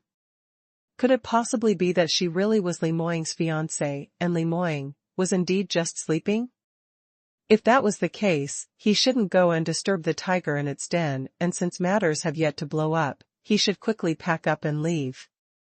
Just at this moment, the tent's hanging screen was pulled open. Second. Senior brother, don't be fooled by this slut, Yuli. Her mouth doesn't contain any real words. This voice sounded extremely familiar and everyone turned to take a look.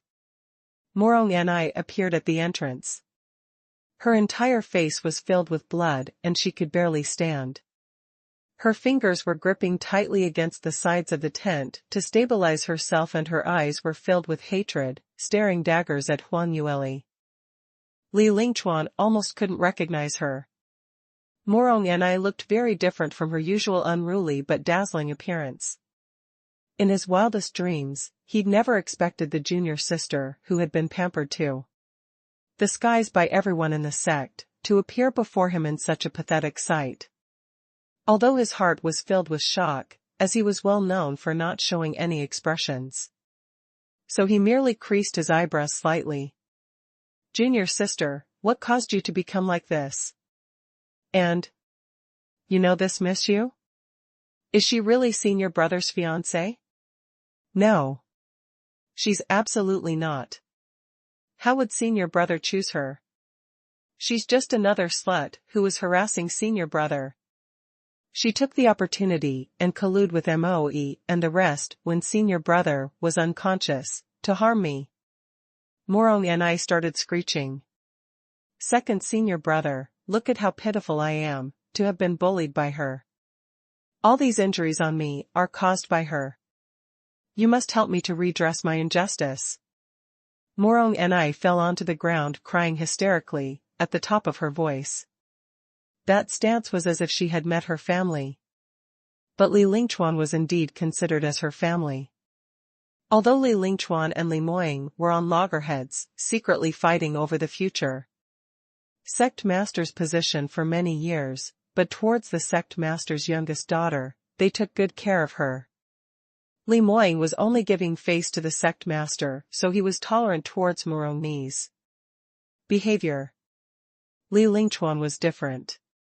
He had secretly admired Morong Ni's sister, Morong Fei, for a long time, so in association, he treated this future sister-in-law well too. Li Lingchuan looked at Morong Ni's pathetic sight. He felt astonished and a little difficult to believe Morong Ni's words. No matter how he looked at this Miss Yu, she was just a first-degree realm practitioner. And since she came from a small country like the South Yu Kingdom, he estimated that she didn't have any good profound artifacts on her. On the other hand, Morong Ni was the daughter of a reputable sect, her cultivation is much higher and she had a survival trump card. What ability did Huang Yueli have to bully Morong Ni to such a state? He frowned. Was it really this Miss Yu who did this to you? Why did she have the audacity to do this to you? Is she really senior brother's fiancé? No, I already said she's not. Morong Ni stamped her feet in rage.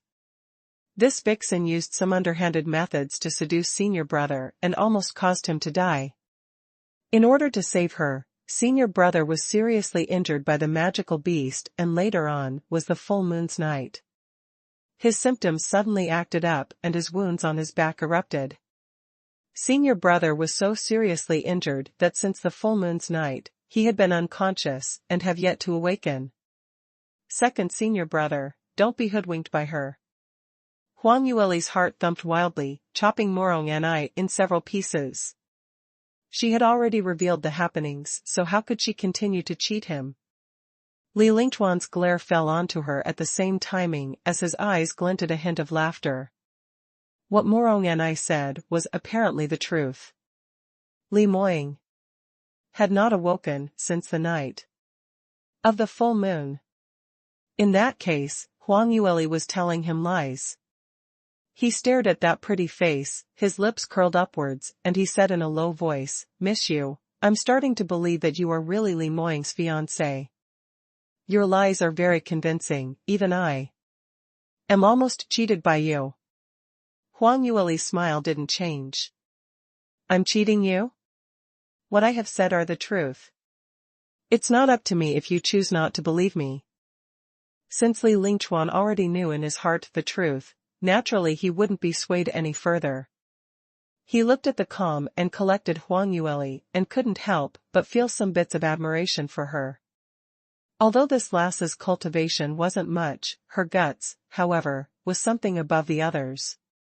As compared to those experts who were much higher levels than her, she didn't bat an eyelid when plotting her scheme, nor did she appear flustered when she was exposed, as if she had a high chance of success. This bearing was truly worthy of being the woman behind the king. It was no wonder that Li Moying had good foresight and chose her. Li Lingchuan couldn't help but stared at her a couple more times before he spoke. "Indeed, I don't believe you. No matter what you say to cheat me, I'm not going to believe it. Be it true or false, I'll know once I touch him." Saying that, he couldn't care less about Huang Yueli's reaction and took a big stride forward towards where Li Moying laid. Moe and the rest had just heaved a sigh of relief, thinking that Huang Yueli had Li Lingchuan fooled, but who knew the sudden appearance of Morong and I turned the entire situation around. As Li Lingchuan walked nearer and nearer, everyone started to fall into despair. Looked like there was really no hope this round.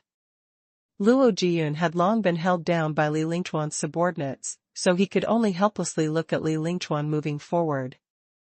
He couldn't bear to see what will happen next, so he shut his eyes and waited for that moment to happen. But the laughter that he had expected to hear from Li Lingchuan did not surface. There was a sudden loud bang in the tent, followed by Li Lingchuan gritting his teeth as he said, "Damn it." Huang Yueli shouted at the top of her lungs, "What are you guys waiting for? Quickly take action. Moe, carry your master and everyone else rush out of the tent." There seemed to be something weird about this scenario. Luo Jiyun stared in astonishment as a row of traps suddenly arose in front of where Li Moying laid and Li Lingchuan had fallen onto the ground. Huang Yueli was holding a thunder flame ball in her hand and threw it directly towards Li Lingchuan's face. "I'd long said this, when you're in your grandaunt's array, that means you're in my turf.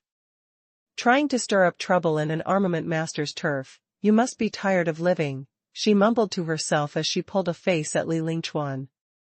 Although her words were pretty, but deep down in Huang Yueli's heart, she knew clearly that based on Li Lingchuan's power, she was not able to trap him at all.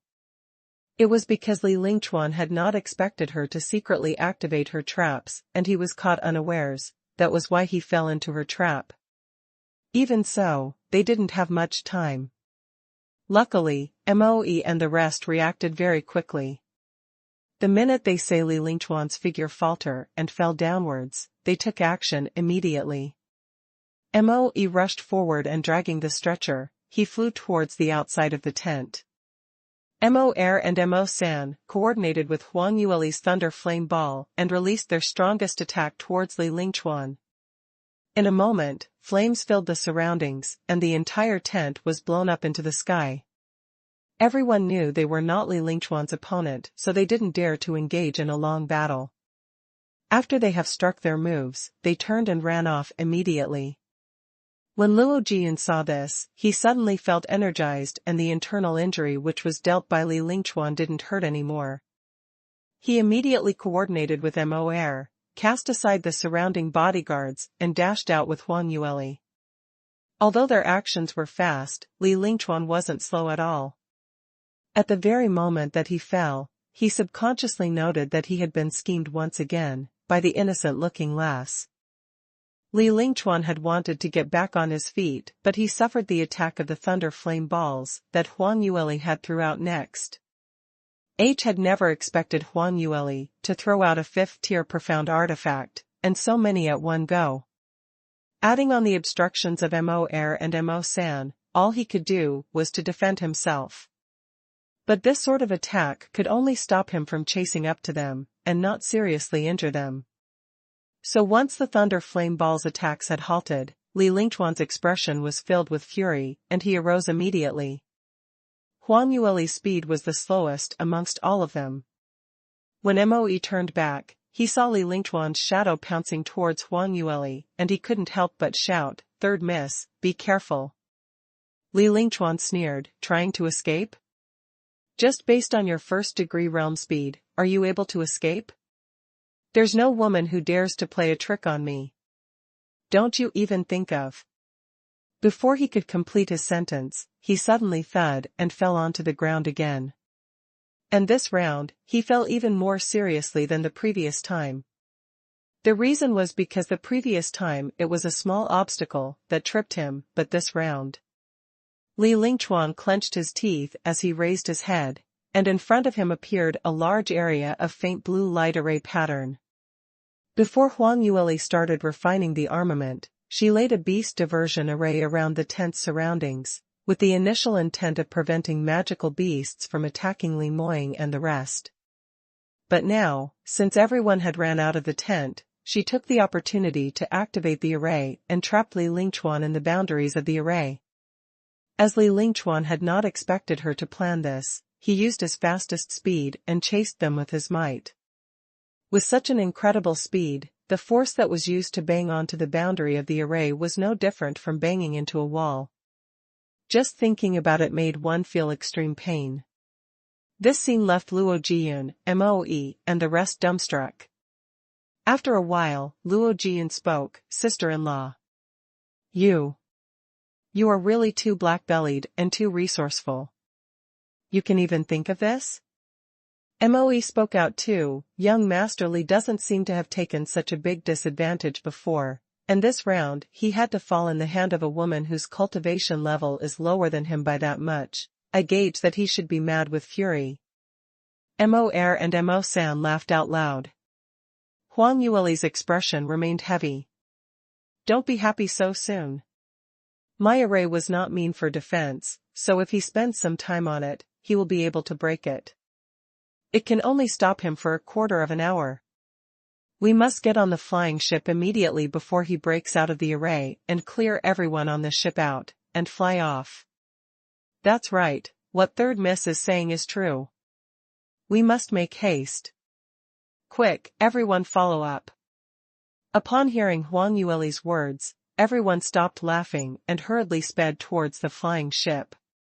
Li Lingchuan saw the direction they were running to and guessed what they were thinking. He felt a sense of urgency and fury. As he drew out his long spear, while attacking the array to break out, he couldn't help but to start cursing. "Sly and cunning woman. Just wait and see, don't you fall into my hands. The rest of you don't even think of escaping. There is no way for all of you to escape today." However, his voice was blocked out by the soundproof features of the array, so it could not be heard from the outside. Huang Yueli and the rest had took the opportunity and rushed up the flying ship. There were few people on the flying ship and they were all brought over by Li Lingchuan from the sect. Some of they remained loyal to Li Lingchuan and started attacking the party. However, the powerful ones were trapped in the array along with Li Lingchuan, and those left on the ship were not the strongest. Moe and the rest settled the remaining resistance, and those remaining, although they didn't strike, Huang Yueli was worried that there might be some spies who had mixed themselves into the crowd. Moe listened to her instructions and hesitated. Third miss, this is a flying ship. The ship will require a number of crew. If we were to clear everyone, I'm afraid there is no way this ship will be able to proceed. Huang Yueli's glance swept past everyone on the deck, and she casually pointed as she said, I don't trust these few people, you must make them leave the ship. The positions they are occupying are not important, I can arrange for someone to fill in their places. Don't worry, even if the flying ship was short of some people, it will still move. Don't hesitate any further, I can tell that. Li Lingchuan is going to break out of the array any time now. On the campsite not too far away, the sound of the tremors vibrated strongly, and the ground was in a mess. Apparently, the array would not last for a couple more breaths' time and was going to be broken very soon. Moe didn't hesitate further and hurriedly followed her instructions and chased those people whom Huang Yueli had picked, down the ship. The remaining people on board quickly assume your positions and drive the ship now. However, it was too late. As a loud rumble sounded, Huang Yueli's array was broken to smithereens and a huge force caused the ship to vibrate. Go quickly. Huang Yueli clenched her teeth as she urged them. Li Lingchuan pointed his spear and snarled, want to escape? Impossible. You will have to all stay behind. Whoever dares to fly the boat, when you get on, I'll kill you all. He sped forward and rushed towards the direction of the boat. The disciples had already prepared to start the boat, but when they saw the appearance of Li Lingchuan and heard his threat, momentarily no one dared to move. Huang Yueli gritted her teeth and attempted to steer the boat herself. However, her speed was simply too slow. Li Lingchuan flashed and appeared in front of her, blocking her way. On his handsome face was no longer that fake, peaceful look. In replacement was a sinister look with a cold glint fixating his glare on Huang Yueli. Huang Yueli didn't attempt to run as she knew escaping was not an option. She stopped her footsteps and coldly said, Junior brotherly, may I ask what can I do for you? Do for me? No need. Li Lingchuan's smile was icy cold. I just realized that you and Li Moying are just as irksome. I believe now that you are really his fiancé. That's good. Since the misunderstanding has been cleared, let's all go on our separate ways and find our own mothers. Li Lingchuan glowered at her, it's too late for you to escape now. Since you've fallen into my hands, I will naturally take good care of you. Who asked you to be Li Moying's woman? What do you say, if I were to sleep with you? When he awakens, will he directly be angered till he enters the state of qi deviation? There wasn't a trace of panic seen on Huang Yueli even after she heard this threat. On the contrary, she calmly said, want to get me in your bed? I don't think you're quite there yet. When he heard what she had said, Li Lingchuan started laughing with rage. I shall show you now if I have such an ability. Saying that, his pale cold fingers started to reach towards Huang Yueli's delicate face. But before his fingertips could even reach Huang Yueli, he suddenly felt a painful sensation on his fingers. Ah! Amidst the screeching, a finger drenched in blood flew towards the sky. Fresh blood splattered everywhere. It almost splattered onto Huang Yueli's face. She hurriedly turned her head to one side and avoided it. Following that, she heard a familiar, low-toned voice arising from her back. Li Lingchuan, we've not met for several months. It seems that you have grown some guts and placed your designs on my woman? Looking for death. Even though this vocal sounded hoarse and melancholy, it was obvious that the owner had yet to fully recover as the feeling was different from normal times. But at this very moment, to be able to hear this voice that she had not heard for such a long time, an excited Huang Yueli covered her mouth and turned behind unbelievably. Li Moying's lofty figure appeared before her. There were signs of fatigue underneath his eyes, and due to dryness, some parts of his lips started to peel. But that extremely handsome face dazzled and captured all of her attention. Li Moying slowly walked over and put his arm around Huang Yueli's waist. Lowering his head, he gave a peck on her face. Huang Yueli was caught unawares and received his kiss directly, her face flushing with shyness. What timing was this now? This shameless lecher, Li Moying, actually calmly stole a kiss? And she hadn't seemed to allow him kissing her? But before she could protest, Li Moying had shifted his glance towards Li Lingchuan. What? You want to get my woman into your bed? Li Lingchuan felt a chilling sensation down his spine from that cold glance. Senior brother, this round, you woke up really quickly. Li Moying coldly replied, if I didn't wake up earlier, perhaps I might have lost my life, since even my fiancé have been watched by someone else. Misunderstanding. This was just a misunderstanding. Li Lingchuan's forehead slid down a few drops of sweat beads. Ever since Li Moying woke up, his vigor instantly reduced by a great deal and were showing signs of retreat. No one knew why Li Moying had such a strong overbearing force field. Even if Li Lingchuan thought highly of himself, felt that his power surpassed all the others and his innate skill excelled all others, but every single time he stood before Li Moying, he was instantly shortened by a head, completely unable to fight with him. Li Moying's glare was icy cold, a misunderstanding. Yes, that's right. Unfortunately, I don't care if it's a misunderstanding or not, I only believe in what I see with my own eyes. I will not let off any man who dares to harbor any designs on Lear. On account that we are from the same sect, I shall spare your life for today. Get off the flying ship on your own. Li Moying's put it simply, but his motive was to get Li Lingchuan to get off by himself. Li Lingchuan was the next talent in line, after Li Moying, and his existence was like a star waiting to be born. However, only Li Moying never gave him any face. Li Lingchuan's expression changed instantly. But he didn't dare to show any signs of resistance.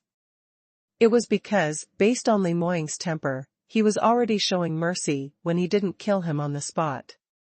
Pressurized by Li Moying's cold stare, step by step, Li Lingchuan walked towards the edge of the flying ship. Suddenly, his footsteps came to a halt. Something was wrong, something was extremely wrong. He had rushed over with the intention of harming Li Moying while he was seriously injured, and earlier he had clearly offended the little lass that Li Moying obviously pampered. By right, he should have already stepped on Li Moying's bottom line. When he killed, he would never be soft-hearted. But today, he didn't make any moves. Why was this so? Could it be, although he had regained his conscience, his injuries had yet to recover, so he actually didn't have the energy to fight it out? Li Lingchuan's footsteps slowed down considerably, and in his heart, this thought kept swirling around. Li Moying didn't bother about him and shifted his glance back to Huang Yueli. He held Huang Yueli's waist and turned her towards him. With her face facing him, he stretched out his arm and cupping her face, a pair of ink-black eyes focused entirely on her. Huang Yueli's face blushed fiercely by that pair of bottomless pupils and couldn't help but push against his chest. Hey, what are you looking at? Is my face dirty or something? Stop looking. Li Moying gave a gentle laugh. Indeed, it is dirty, like a little cat, as ugly as can be. Can't you feel it for yourself? Huang Yueli immediately felt her rage flourished. This man was only cute when he was sleeping. When he was awake, he could make anyone throw up blood any time. Did he know how to talk properly? She finally managed to save him and helped him escape the danger zone several times. Now that he was finally awake, not only did he show gratitude, he actually said she was ugly. Don't look if you think I'm ugly. Let me go. Huang Yueli stared at him. Li Moying's lips curled upwards and leaned towards her. I'm not letting go. Although ugly, you are, after all, my woman, so I won't abandon you." His voice still sounded slightly hoarse, and when he spoke in his low-pitched voice, it contained another level of deep seduction, as if a small rock rubbing against the heart, causing Huang Yueli's heart to tremble. Subconsciously, she lifted her head and was sucked into a deep sea-like pupils. Those flawless features, his strong and deep presence, could easily seduce any woman's heartstrings. Li Moying saw her expression of enrapturement, and his smile deepened. In the near distance, on the ship's railing, Li Lingchuan's footsteps had deliberately become slower, and even to a halt. He secretly turned to look at Li Moying and saw him and Huang Yueli in an embrace. He had never seen such a gentle expression before. That lass was indeed Li Moying's beloved woman? Li Moying's body stood tall and straight, the arm holding on to Huang Yueli's slender waist looked like it was full of strength. He didn't look like someone who had just regained his consciousness from a serious injury. Had he already recovered? Or was Li Moying trying to act tough, under his serious injury, so that he could cheat him to get off the ship? Looking at Li Moying nonchalantly kissing Huang Yueli, this made Li Lingchuan unable to get the meaning. Li Moying raised his head, and from the corner of his eye, his gaze swept past the immobile Li Lingchuan. "Why? What are you still hanging around here for? Did you think I won't kill you? I'll count to 3, if you still don't get lost, don't blame me for not considering the fact that we are from the same sect. 1, 2, 3. The 3 word had just came out when Li Lingchuan suddenly drew out his spear and pounced towards the direction of the duo. The tip of his spear was pointing straight at Huang Yueli's back. Li Lingchuan was considered as an unwavering man. Since he already knew that no matter how he guessed, he would not know the real answer, why not just directly try his luck? What's more, he had 90% confidence that Li Moying had yet to recover, otherwise he would never believe that Li Moying would be so kind-hearted. Li Lingchuan was fast as lightning, his powerful profound energy instantly unleashed. The person he was dealing with was the almighty Li Moying, whom was unmatched in a very long time. Li Lingchuan didn't dare to have any signs of neglect nor luck, hence when he struck, it would be his strongest killer move. It didn't take a blink of an eye before his spear tip almost reached the back of Huang Yueli. Although his movements are fast, Li Moying was even faster. Although Li Moying's eyes were half closed, his arm abruptly tightened and pulled Huang Yueli behind his back. At the same time, his sleeve waved slightly towards Li Lingchuan's direction. The rigid spear was sent flying away. Li Lingchuan grasped his chest and moved backwards several steps, until his back banged heavily against the railing and came to a stop. Blood slowly dripped out from one corner of his mouth. That stream of blood looked especially contrasting against his pale white complexion. Li Lingchuan coughed and felt a dull pain from his chest. He knew several ribs had already been broken, and he had also suffered a considerable amount of internal injury. His eyes were wide open as he couldn't believe and couldn't understand how his deduction could be wrong. Not only Li Moying awoke ahead of time, he had also regained 80% of his power. At this current state, he was completed unrivaled.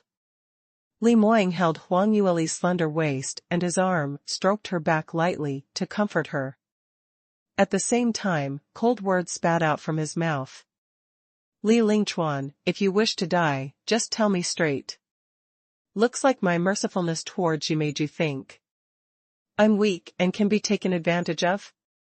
Since that's the case." He squinted his eyes, and beneath that look, his murderous intent appeared. Li Lingchuan instantly shivered because that gaze of Li Moying's. He was more than familiar.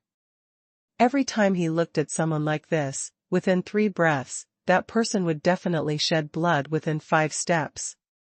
Li Lingchuan was so scared that without thinking, he immediately shot to the ship's railing and leapt off from there.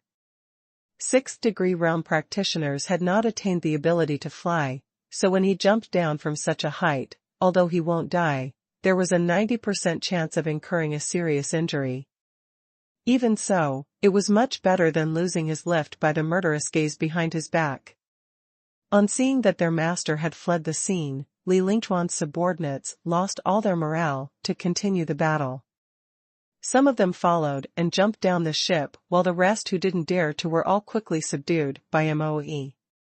Hanging on Huang Yueli's face was a smiling expression as she turned and gently patted Li Moying's chest. "You're still the powerful one. You've just awoke and managed to settle that weirdo. Speaking of this, what's his backing? Isn't he your junior brother? Why is it that he seems more like your enemy?" He. Li Moying had just said one word before he suddenly stopped. Huang Yueli raised her eyebrows. "What? Hemming and hawing like that, just speak directly." Li Moying continued to be silent. Huang Yueli curiously turned her head to take a look. She saw his face had turned pale white and sweat started trickling down his forehead. She turned pale with fright and shouted, "Li Moying, what's wrong with you? Where are you feeling uncomfortable?" But Li Moying still didn't reply her. His tall figure leaned against her and slowly dropped down. Both his eyes were shut tight and he slipped into unconsciousness once again.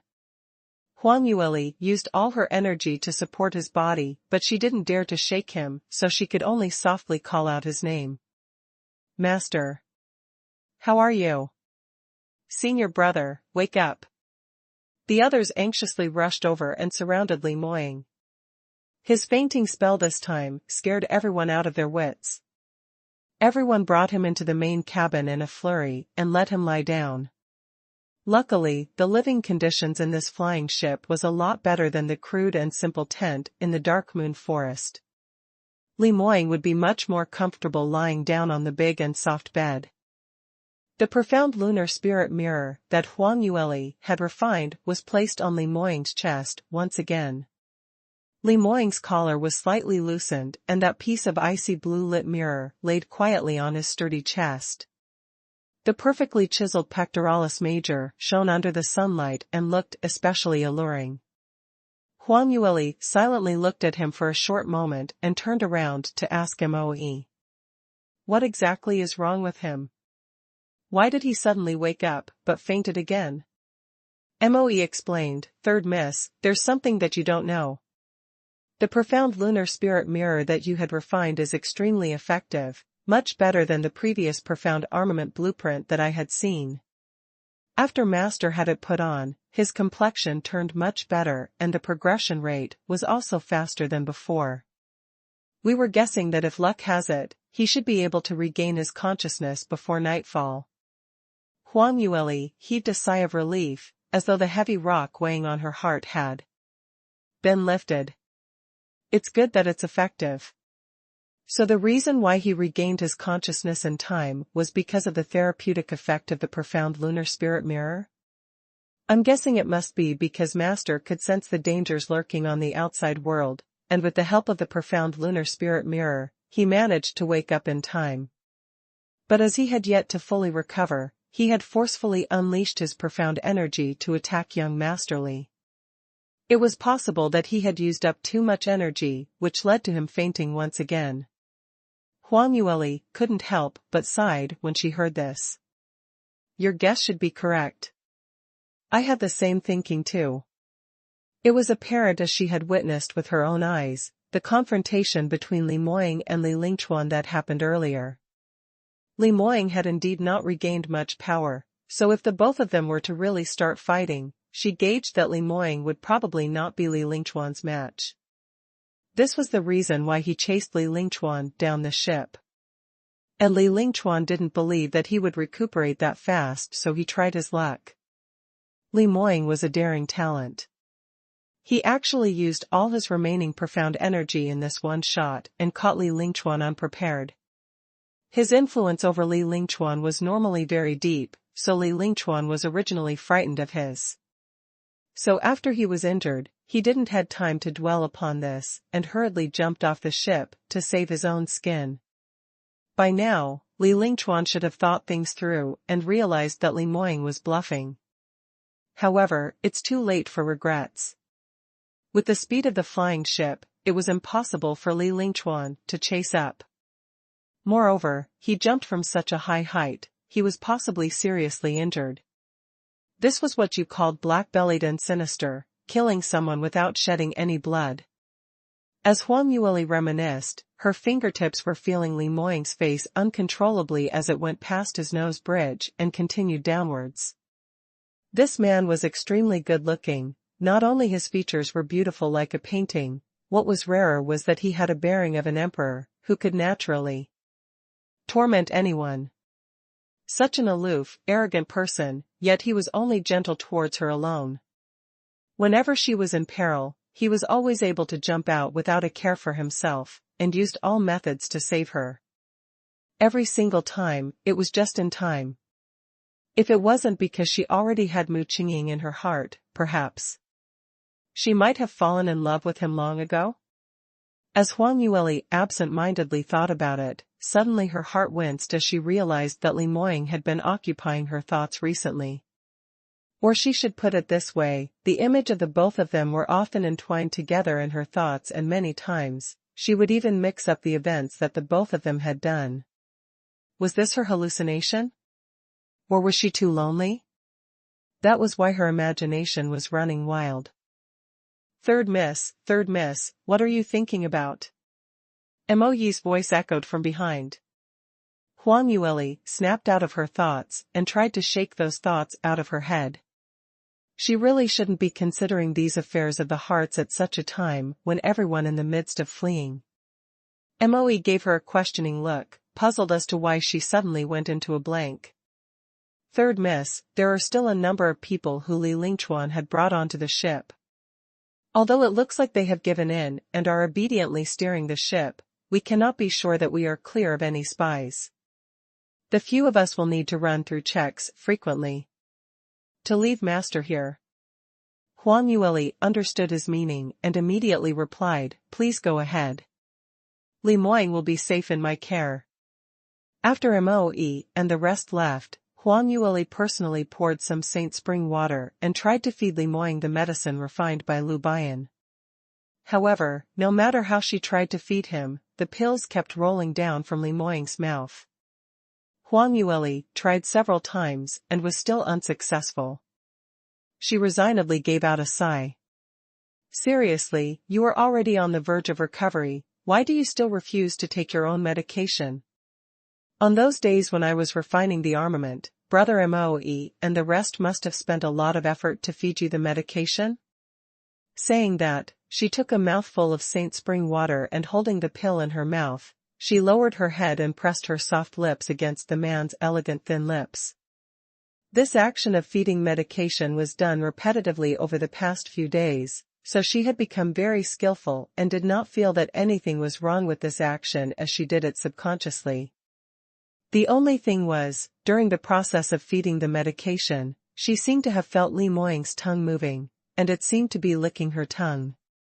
However, when she stopped to verify the feeling, there was no action from Li Moying. It might be her misperception? Huang Yueli didn't dwell too long on this matter and continued to feed Li Moying all his medication. After she was done, she sat on the chair next to the bed. Even though it was the third day that he had lost his conscience, his facial expression compared to the previous days was a lot better. And this round, his breathing was stable, expression was peaceful, and his wound didn't rupture open. Everyone unanimously deduced that he should be able to regain his consciousness very soon. So they were not as anxious as before.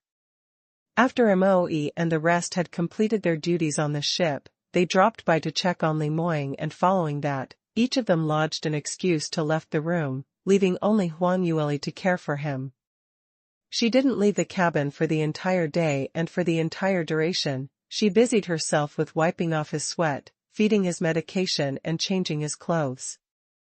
Mo Yi brought in the dinner for them once it was ready. The entire process lasted till the middle of the night, and this caused Huang Yueli to be extremely tired.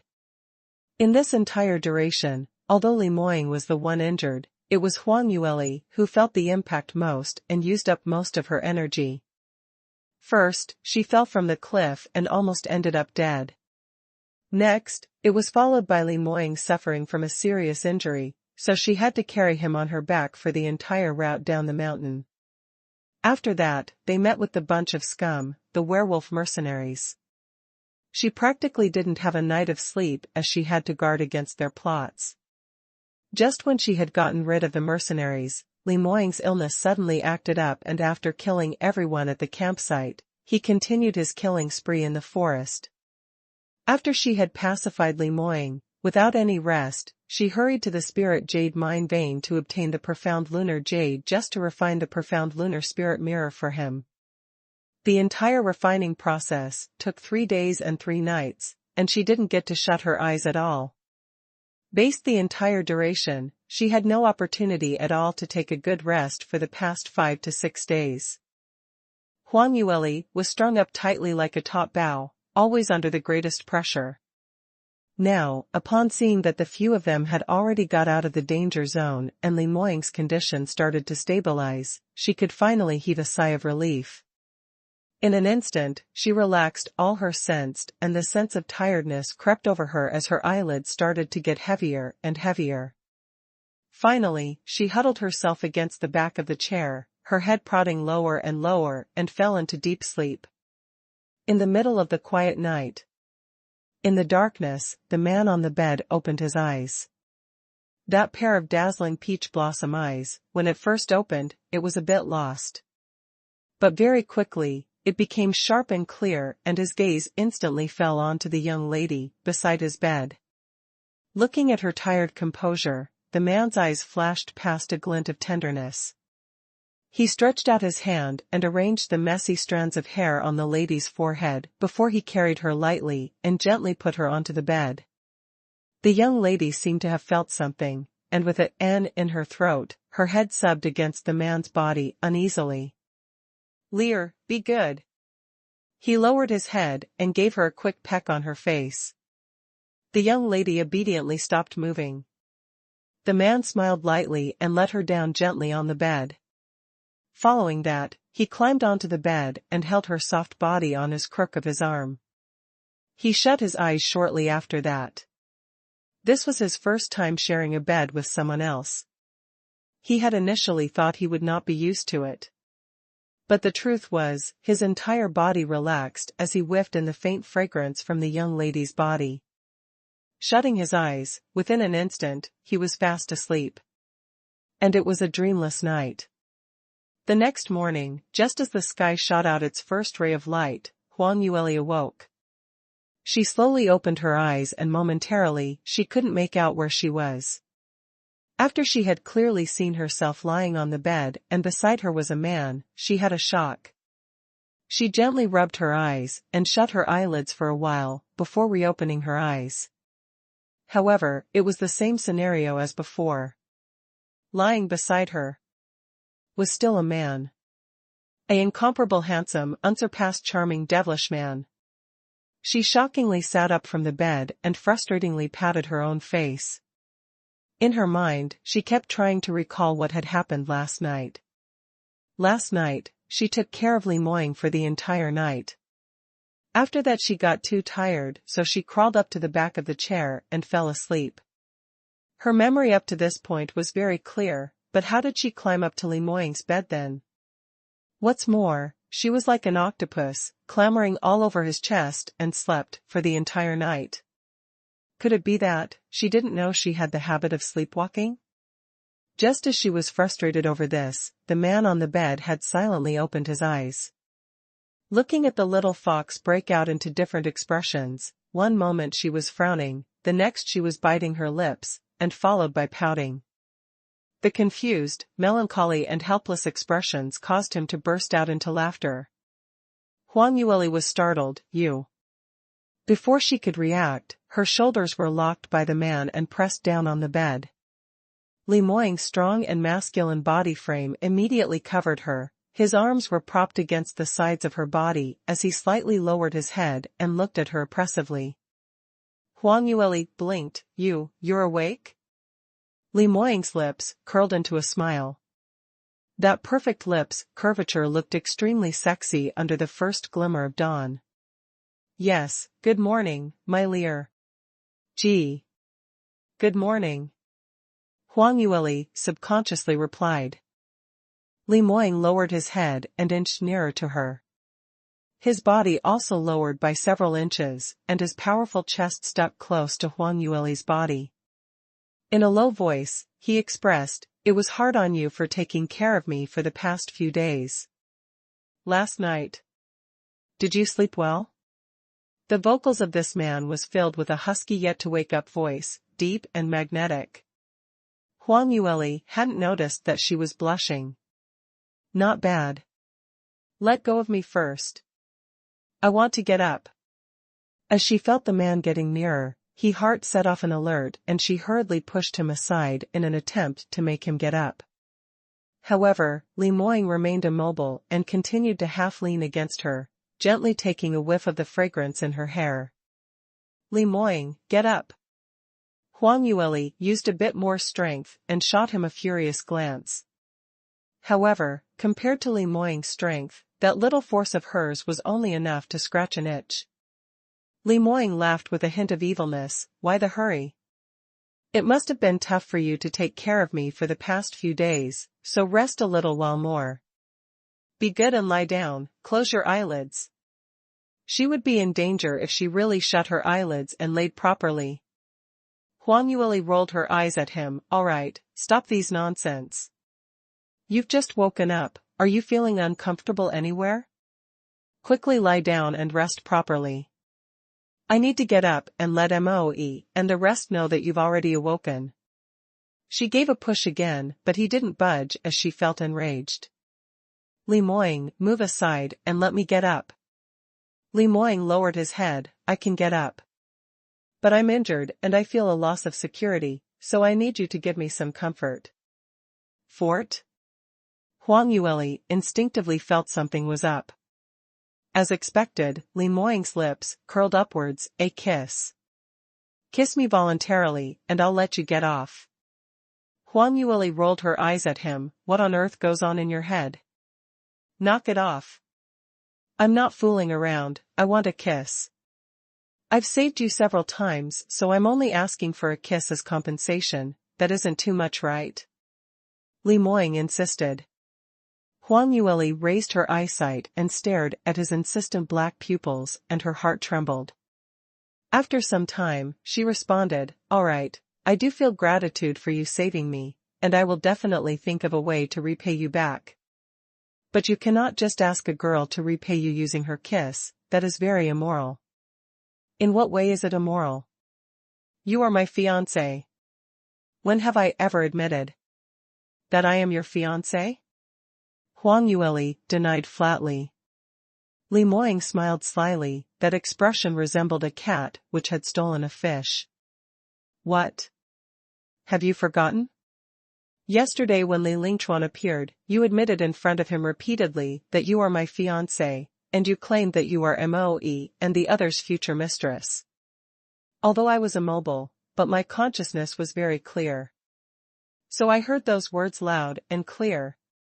Huang Yueli stared blankly and felt her head swelling, following by her blood rushing upwards, scorching her entire face as red as a tomato. Was there a need to be so deceptive? Li Moying actually heard what she said.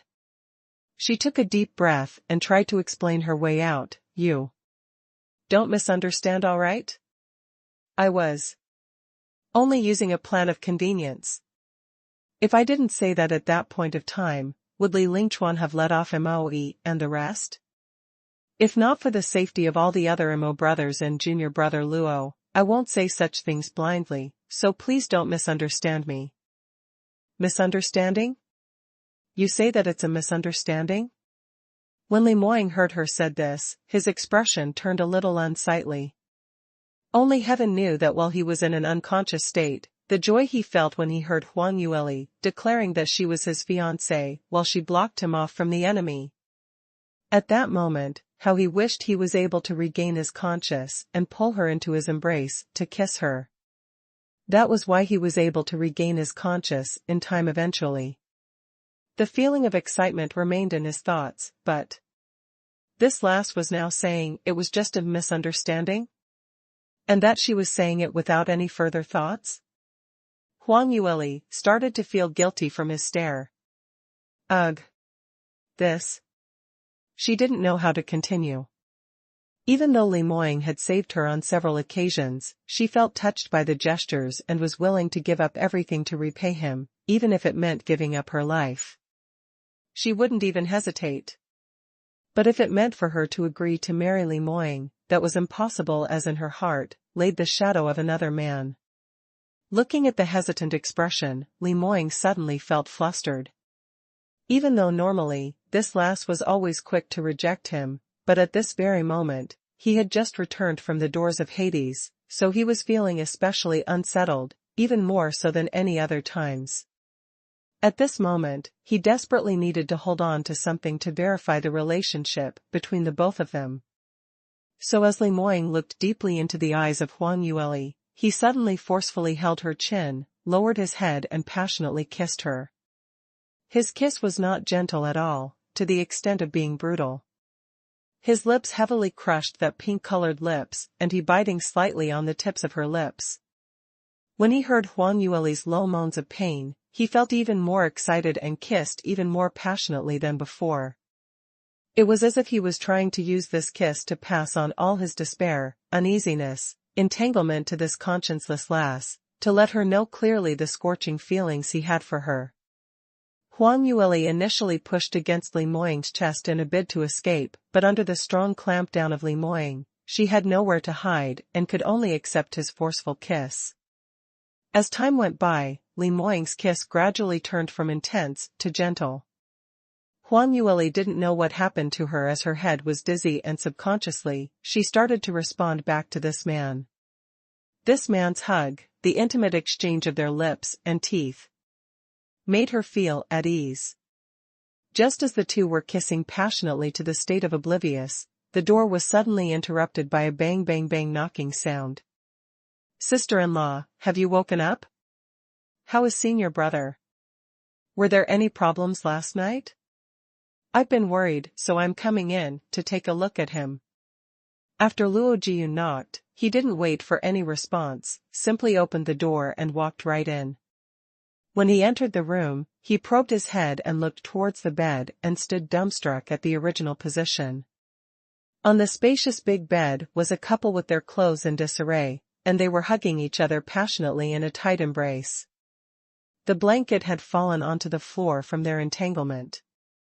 Huang Yueli had originally immersed herself into the kiss, but when she heard Luo Jiyun's voice, she unexpectedly regained her senses, started struggling again.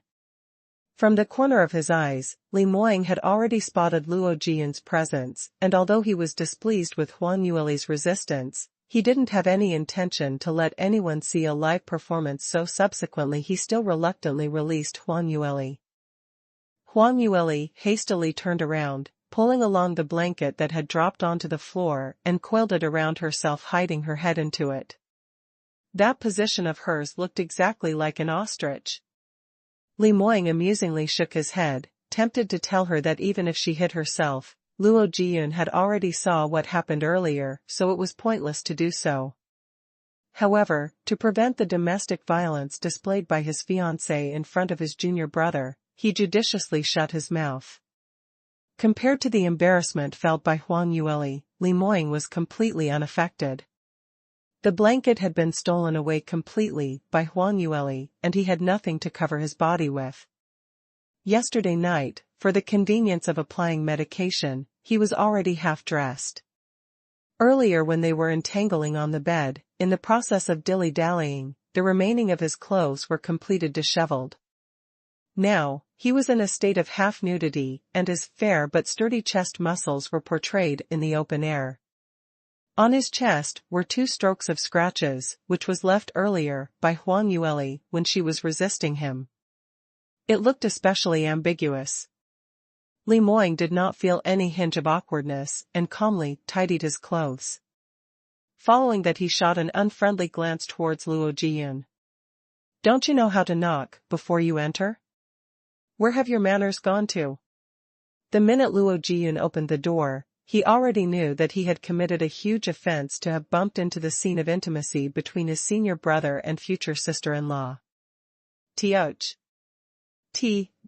he would probably be chopped into several pieces by his senior brother. But he felt indignant for himself. Li Moying was unconscious due to his heavy injuries, and Huang Yueli was taking care of him. According to natural train of thoughts, both of them should be sleeping fully clothed and couldn't be more pure than the blanket. Who knew that the injured patient had awoken and was full of vigor and vitality, oppressing the one who had been taking care of him onto the bed? Senior brother was simply a beast. But he absolutely had no guts to spill out these words of ridicule. Luo Jian shrunk his neck and carefully explained, "Senior brother, I did knock earlier, but you were simply too busy, so you didn't hear it." Li Moying calmly replied, "Even if you did knock, did your sister-in-law or I allow you to come in?" Luo Jian helplessly reflected upon his actions. "Senior brother, I'm wrong. Please be magnanimous and forgive me this once." Li Moying noncommittally humphed and spoke, "Why are you still sticking your head around here, trying to see something? Didn't you see your sister-in-law is suffocating inside the blanket?" Luo Jian just realized that he had committed another wrong. He shouldn't continue to stick around. He hurriedly replied, "Senior brother, please continue being busy with sister-in-law, do continue. I'll make a move first." Luo Jian hastily walked towards the door, and just as he was about to step out of it, he suddenly retracted. With a terrified expression, he still pressed himself to open his mouth. "Ugh, that. Senior brother, junior brother, I have to remind you. You've lost a lot of blood and had fainted for around 7 to 8 days. Your body is still weak and you have yet to take your meals, and you're already so busy. It's really not good. Do you want to have your breakfast first before you continue?" Luo Jian felt himself was so great, and honest advice was always unpleasant to the ears. Even if Li Moying would be angry, but as his number one best junior brother, he ought to remind his senior brother. Hearing that, Li Moying's eyebrows twitched and almost flew into a rage. But before he could say anything, Huang Yueli had already threw open the blanket and furiously retorted, "Luo Jian, what rubbish are you sprouting? What busy? Speak clearly." Cold sweat formed on the back of Luo Jian as he hurriedly gave a dry laugh. Yes, sister-in-law, you're not busy, not busy. Please take your time. I'm leaving now." Saying that, his salseam have oil applied to it and he quickly slipped away. The speed was as if there was a demon chasing him from behind. Huang Yueli almost threw up blood. Judging from Luo Jian's tone, it felt as though the both of them had some hidden secret.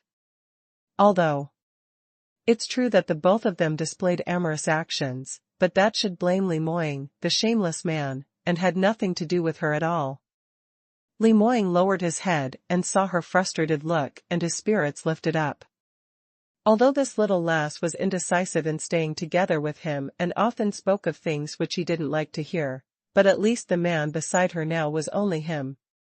Besides being in his embrace, she didn't need to go anywhere else. He would not allow this lass to have any chance to fall in love with anyone else.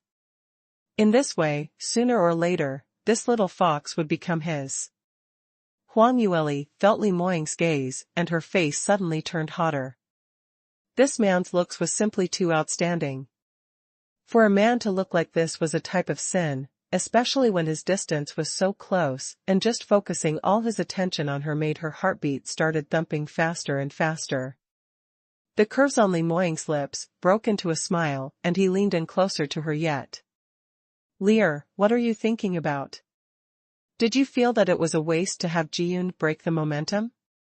Tell me earlier. Don't worry, no matter how much you need, I can satisfy you, and I will definitely take on the burden willingly." Huang Yueli couldn't wait to give him a tight slap. The idiom, "a dog's mouth emits no ivory," was exactly describing him. What's the talk about need and satisfaction? Ah. Did he really think she was some simpleton little rabbit and not understand his underlying meaning? She rolled her eyes at Lemoyne and said, "Stop sprouting rubbish and quickly get up. Moe and the rest had been very worried about you, and I guess that they had not slept the entire night. Let me go and call them in and at the same time, get you something to eat." Saying that, she flipped around, got up from the bed and left the room in a few quick steps. This time, Lemoyne didn't stand in her way. Because he had some matters that he needed to inquire from Moe and the rest, and he didn't want to let Huang Yueli find out about it. Not long after Huang Yueli left, Luo Jiyun, Mo Er and Mo San knocked on the door before entering. Luo Jiyun's face displayed some ambiguity and sneakily checked behind Lemoyne's back. "Senior brother, has sister-in-law really left?" Lemoyne leaned against the bedhead and replied lazily, "Yes, she really left." "Do you want to check?" Luo Jiyun quivered and hastily shook his head. No need, I was just casually asking, casually." Lemoyne raised his eyebrow, but there was no other expression on his face. But Luo Jiyun knew he was slightly unhappy. As for why he was unhappy, it was obvious that it was because he was always joking around with Huang Yueli. Lemoyne was the typical hoe before brothers. Ever since sister-in-law came into the picture, he as a junior brother had degraded to the bitter cauliflower in the vegetable patch. Lemoyne took one glance at him and said, "What happened during these days when I was unconscious?" "Moe, we'll start from you." When Huang Yueli left the room, she went over to call on Moe and the rest. After the few of them had entered Lemoyne's room, she turned around and walked to the kitchen to see what was there to eat. Unfortunately, the kitchen on the ship was very small and not much food was prepared. There were only some barbecued pieces of magical beast meat. This type of oily food was not suitable for a patient who was just recuperating from a serious injury. Huang Yueli had no choice but to cook personally. Firstly, she minced some tender chicken meat and adding some spiritual herbs and Saint Spring water, she stewed a small pot of minced meat porridge. After that, she found a small bag of flour and made a tray of crystal steamed dumplings. Huang Yueli's cooking skills had always been good. The rationale behind it was purely because of the control of fire. She had outstanding innate skills in the fire attribute and this directly resulted in her top-notch skills in cookery. However, the number of people who had tried her cooking was extremely little because there were few who were worthy to let her cook for them. In her past life, there was only Mu Qingqing. In this life, there was an additional person. Smoke curled upwards, her actions were skilled and elegant, as though it was a hazy painting scroll. As the porridge was cooked using the Saint Spring water, so when it was cooked, the fragrance was extremely strong as the smell slowly drifted out. When Huang Yueli brought the food and cutlery to the room, the door was still tightly shut and the few of them were still conversing. She couldn't make a decision to knock and enter, or to wait outside. Just at this moment, the door was suddenly opened and Luo Jiyun ran outwards, his mouth was drooling as he stared at the porridge in Huang Yueli's hands. "Sister-in-law, what did you make for senior brother? Isn't it too fragrant? I also want to eat." Huang Yueli rolled her eyes at him. "None is for you." "Why?" "Sister-in-law, you cannot be so biased like this, isn't it too obvious? Why is it that senior brother can eat but I cannot? I am also your partner who had already fought alongside with you for the past few days." Huang Yueli replied simply, "He's injured. But I'm injured too." "Your skin is too thick, just a little injury, you won't die from it." "Stop your superfluous words, help me bring the porridge in." Luo Jiyun took over the tray and puzzledly asked, "Sister-in-law, why are you not bringing it in to senior brother yourself?"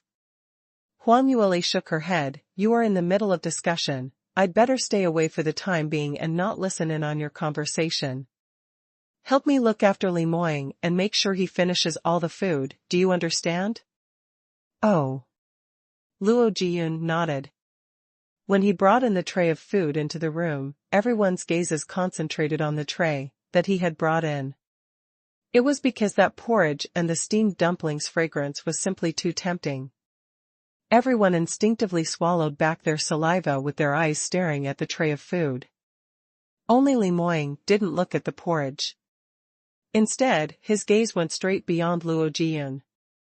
Following that, he discontentedly frowned. Why didn't she come in? Although he didn't say it clearly, everyone knew who he was referring to. Luo Jiyun repeated what Huang Yueli said, word for word. Li Moying snorted coolly, and although he didn't express any speech, his heart was filled with discontent. What was she up to? He was talking to his subordinates, what was there to shy away from? He didn't have any secrets that he needed to hide from his own woman. That lass's refusal to enter was obviously trying to distance herself away from him, really. Deserved to be kissed.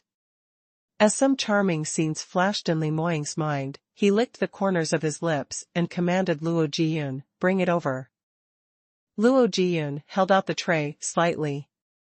Li Moying stretched his hand outwards, to receive it, but there was nothing. Not knowing when, Luo Jiyun had held back the tray. Li Moying's cold glint turned towards him. Luo Jiyun gave 2 dry laughs and said, Senior brother, this. The food that sister-in-law made smells wonderful. At one glance, you know it tastes yummy, can you share some with us? Li Moying kept silent and only glared coldly at him, sending the chills down Luo Jiyun's back. Shortly after, Luo Jiyun couldn't bear this huge pressure and totally lost his fort. He obediently passed the tray over.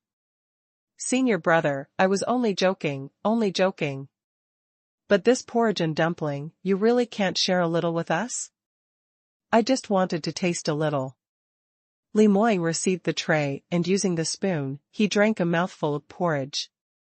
The other hand was already holding up one dumpling and bringing it to his mouth.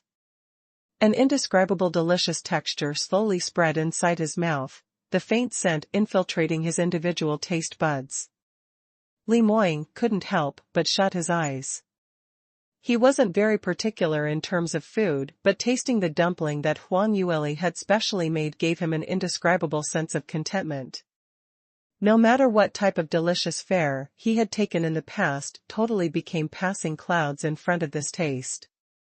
Li Moying kept silent, and as his slender fingers stretched out once more and grabbed another steamed dumpling, his action was slow and graceful. Even if the action of using his fingers to hold the dumpling was coarse, but when he was the one doing it, it was still pleasant to the eye. Luo Jiyun could only stare at him, and the dumpling in his hand. His eager eyes looked as if he was about to pounce to grab the dumpling. Li Moying seemed to sense his gaze, and after he swallowed the second dumpling, he gave him a charitable look. Why? Do you want a bite? Luo Jiyun nodded his head furiously, not only me, brother Mose, and the rest also want. Although Moe, Mo Air, and Mo San didn't make a sound, the looks on their faces had told the truth. Even after Lo Moying swept them a glance, his fingers stretched out and took a third dumpling. At the same time, his voice slowly rang, want to eat? Find yourself a wife. This is what my Lear made for me, so naturally it belongs all to me. Don't even think about it. When he said my Lear, his expression looked extremely cocky. That look really deserved some punches.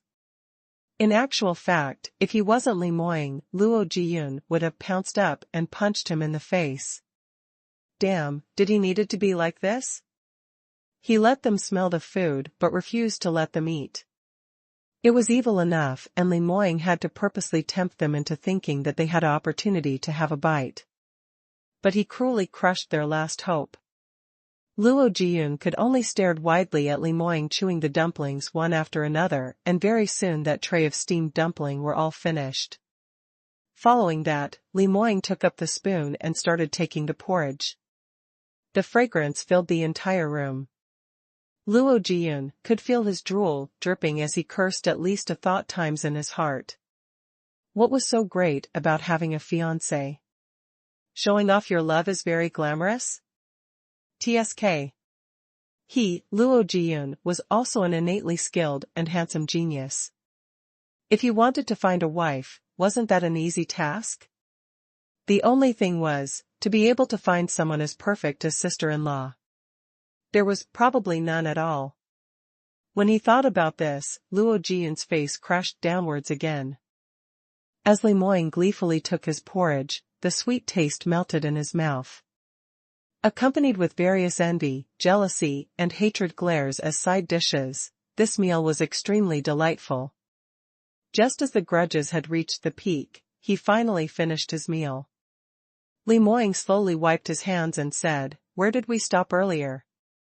Continue. Continue. Luo Jiyun's face was bitter with unspoken criticism.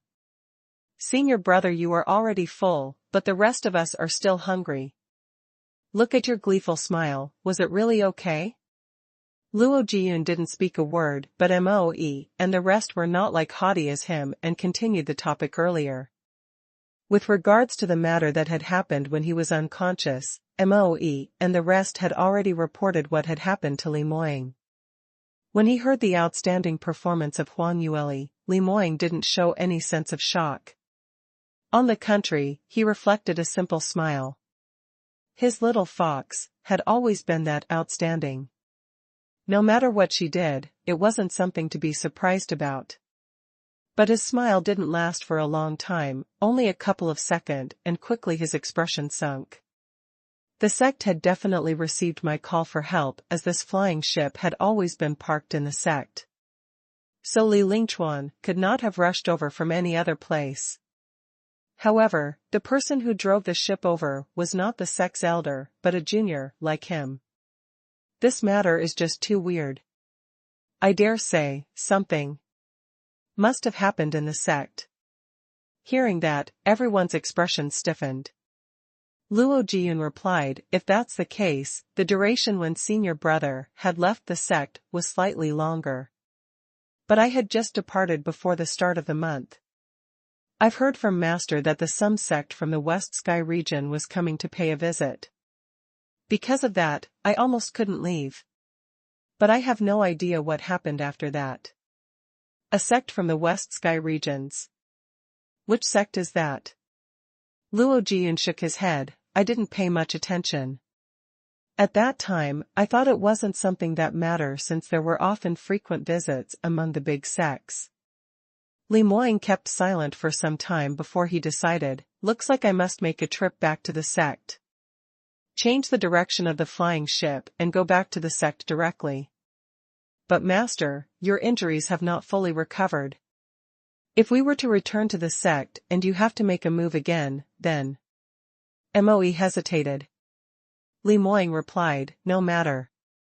Anyway, even if the flying ship were to fly at the fastest speed, returning back also needs a few days. Now that I have this profound lunar spirit mirror, my soul has stabilized considerably and my recovery has hastened. These few days are enough for me to recover to at least 80% of my original power. Moe was still worried, but as he thought about it, he didn't dissuade any further. Only Luo Jiyun still had his doubts, and wanted to speak, but stopped on second thoughts. Little Wu, speak what you have on your mind. Li Moying couldn't stand it anymore. Luo Jiyun hemmed and hawed, senior brother, I don't know if I should say this, but... I'm really worried. I'm not sure if junior sister had, what happened to her. After all, I'm the one who brought her out from the sect, and now that I didn't bring her back, I don't know how furious will Master be. Yesterday after the vigorous battle with Li Lingchuan, they only single-mindedly thought of bringing the unconscious Li Moying and run for their lives. No one had remembered Murong and I at all. It was until Li Lingchuan was forced to jump off the ship and after they had steadied their emotions when Luo Jiyun suddenly recalled that he had left their junior sister in the tent. He couldn't calm himself down the entire night as he pondered over this. Even though Murong and I had a crafty and unruly temper, her character was of poor quality and had done plenty of offensive things to Huang Yueli. She was still everyone's junior sister, and was merely a 16-year-old girl, so naturally Luo Jiyun felt that he had some responsibility towards her. Especially yesterday when Morong and I had ran into the tent, her entire body was covered in blood. It was obvious that she had been beaten up by Huang Yueli, but they didn't know the extent of her injuries. If she was indeed heavily injured, and to make matters worse, she was left alone in the inner zone of the Dark Moon Forest, then Luo Jiyun realized that he would not be able to bear the responsibility if anything had happened to her. Which was why he struggled for a long time and finally he couldn't stop himself from bringing up this matter. Once he spoke out, Li Moying's face darkened and a terrifying chill surrounded all of them. Even the air seemed to become frozen in that instance. "Don't mention anything about her in front of me." He spat the words out through his clenched teeth.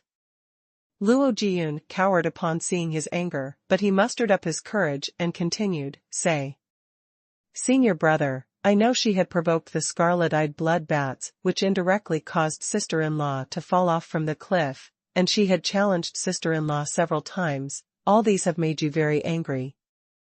I too feel she had done wrong. Even if she had to kneel down in front of sister-in-law to apologize, she deserves it.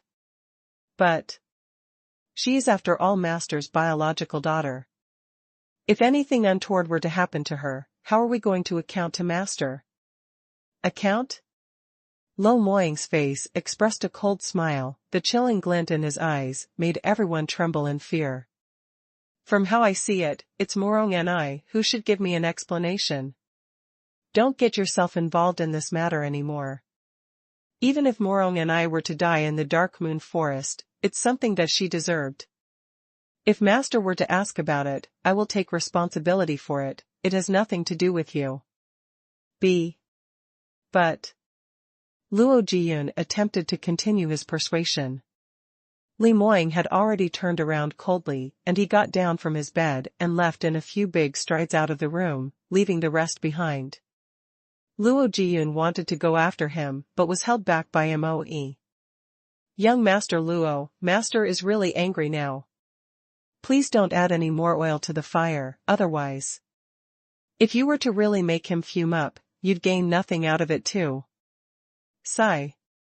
Luo Jiyun gloomily expressed, "Junior sister is still young and thoughtless, so if we want her to do anything to compensate, it should be fine. But we shouldn't just leave her there like that. What if Master was to fly into a rage? What would happen to senior brother? Even if it was sister-in-law, she also wouldn't want senior brother to split off from the sect, right?" Moe shook his head and said, "Young Master Luo, there are things you didn't know. When Third Miss fell off the cliff, it wasn't because she missed her footing. She was pushed down by Miss Morong."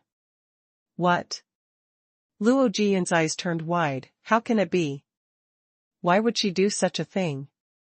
Moe continued, "Absolutely right, otherwise, how would such a careful person like Third Miss suddenly lose her footing and fell off the cliff?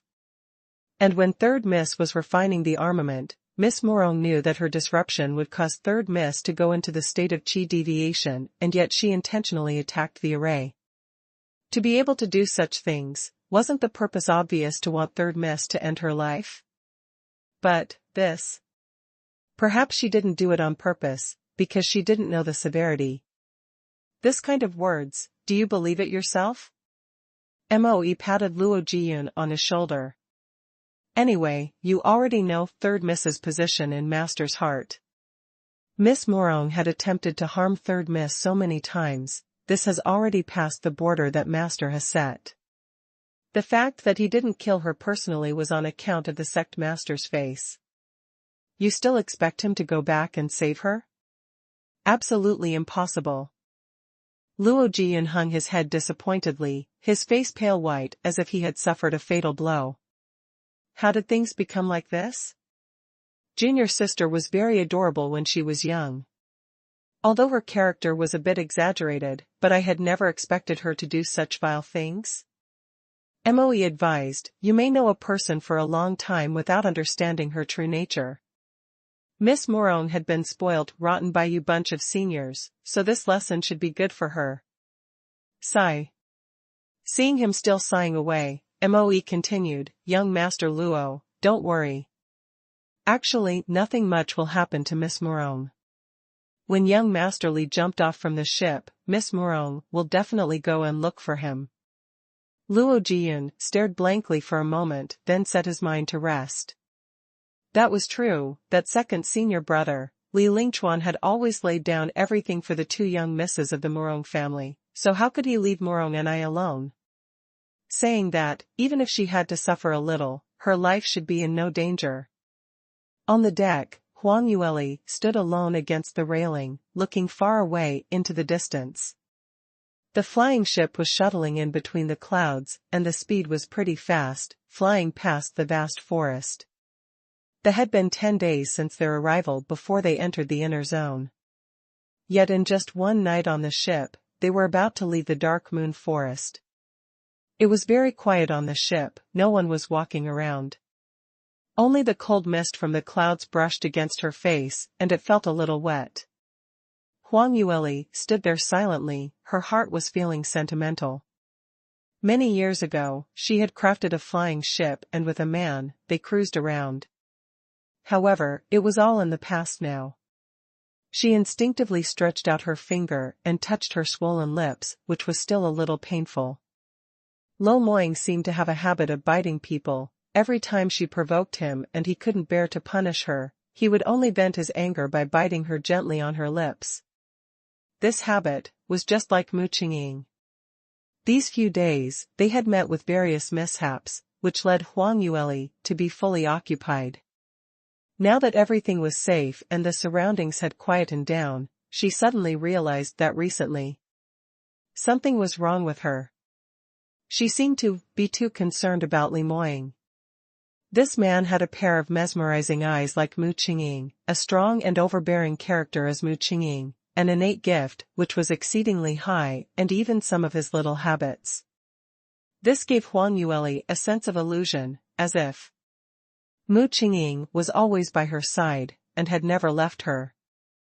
This sweet illusion allowed Huang Yueli to slowly sink in, and unknowingly, they had become very close. Towards the embrace from this man, she didn't resist, and even towards his kisses, she would frequently give a response. Especially the moment when Li Moing pounced towards her to protect her with his life in Master Yun Tian's cave. At that moment, she had truly been touched by Li Moing. Sometimes, Huang Yueli thought she was really going crazy. No matter how much Li Moing was like Mu Qingqing, they were entirely different people.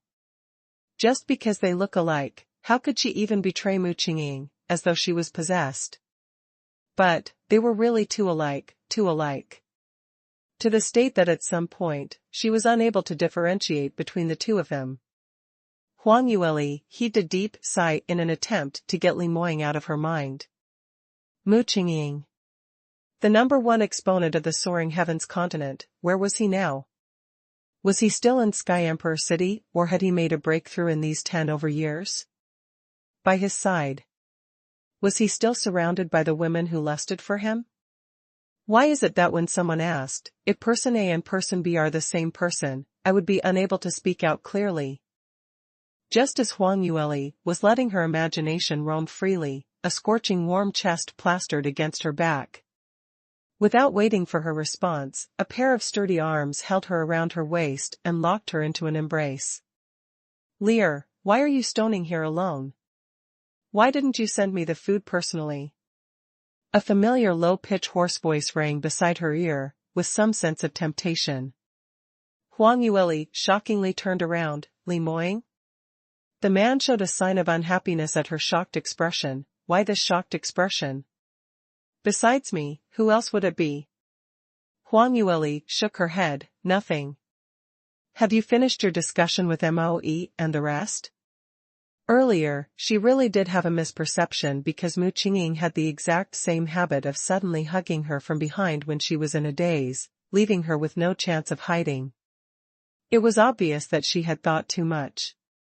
Li Moing felt that the little lass in her embrace didn't feel too right, and after staring at her for a little while, he continued, "There was nothing much in the first place, so the discussion ended quickly.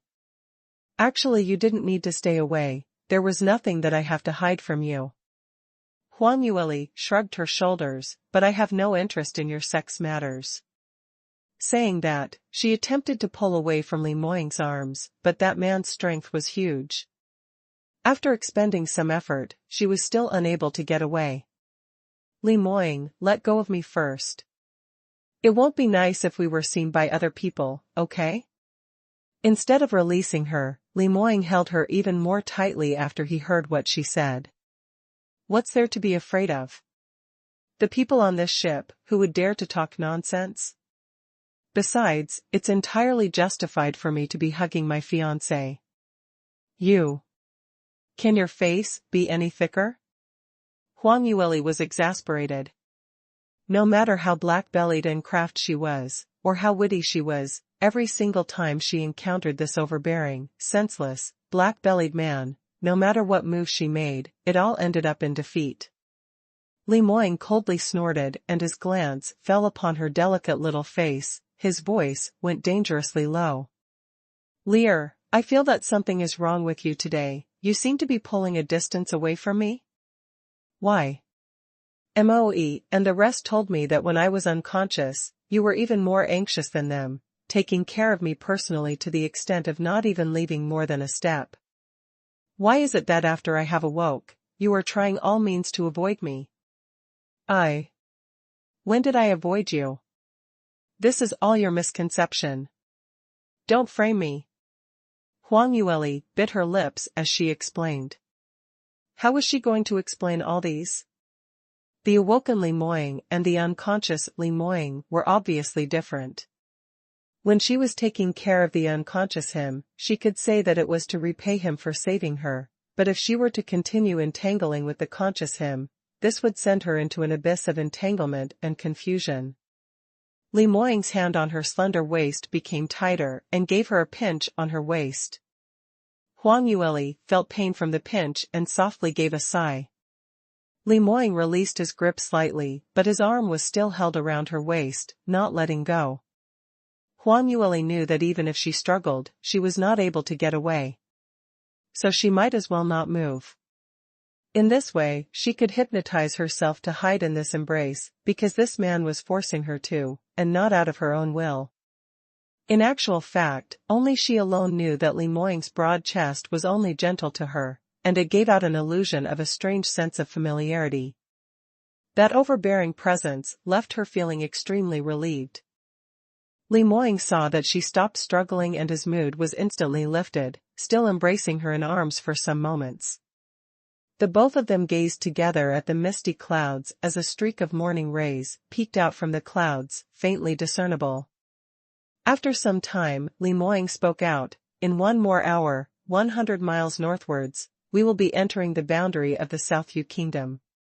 You'll alight from the ship when time has reached. Huang Yueli was startled and gave him a surprised look.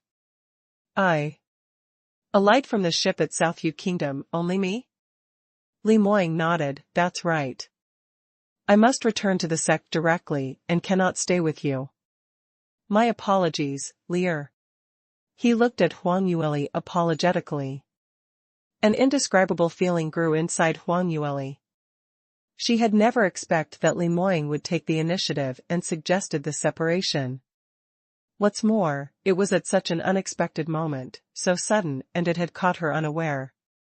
In actual fact, she should be feeling happy over this, as Li Moying would no longer pester her. She would no longer be caught in a dilemma, and her emotions would not sway because of his overbearing yet gentle ways. Her heart already belonged to someone else, and it shouldn't flutter just because of Li Moying's proximity.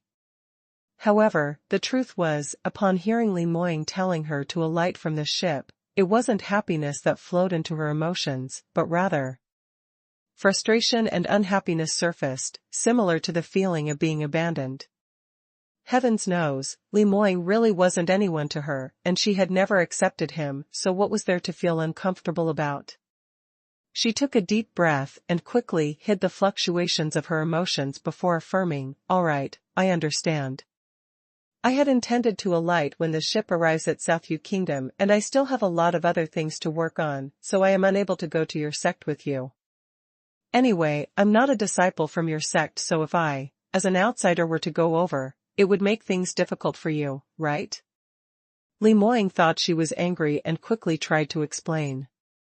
Lear, I don't have any intention to abandon you, and you're no outsider. You're my fiancé. In future, if you visit my sect, I guarantee that everyone will show you the due respect. It was only the appearance of Li Lingchuan yesterday that I realized that something might have happened in the sect, so I must hurry back to take a look. The problem is we are still unaware of the entire situation, and I'm worried that there may be potential dangers. If I were to bring you along and something happens to you, I will never be able to forgive myself. So I can only let you stay in the Xianxia Kingdom for now. At least if it's within the kingdom, no one would dare to play punk with you. After I have ascertained that nothing has happened in the sect, I will immediately come over to look for you. After Huang Yueli heard his explanation, she secretly heaved a sigh of relief. Most the unhappiness in her heart momentarily dissipated. Following that, she immediately spurned herself. What was she feeling happy about? Li Moying's constant worrying for her and his reluctance to give up was something that she should be vexing about instead. She bit her lips lightly and replied softly, You don't need to look for me, I'm not concerned at all. It would be best if you don't come. When Li Moying heard that, fury started burning up within him. He turned her around and locked her shoulders, before trapping her cherry lips, not wanting to hear any unpleasant words coming out from her delicate lips. This kiss came threateningly, almost causing Huang Yueli to stop breathing. By the time she was released, she finally realized that her arms, unknowingly, had wrapped around Li Moying's neck and was in a position where she was obediently waiting to be kissed.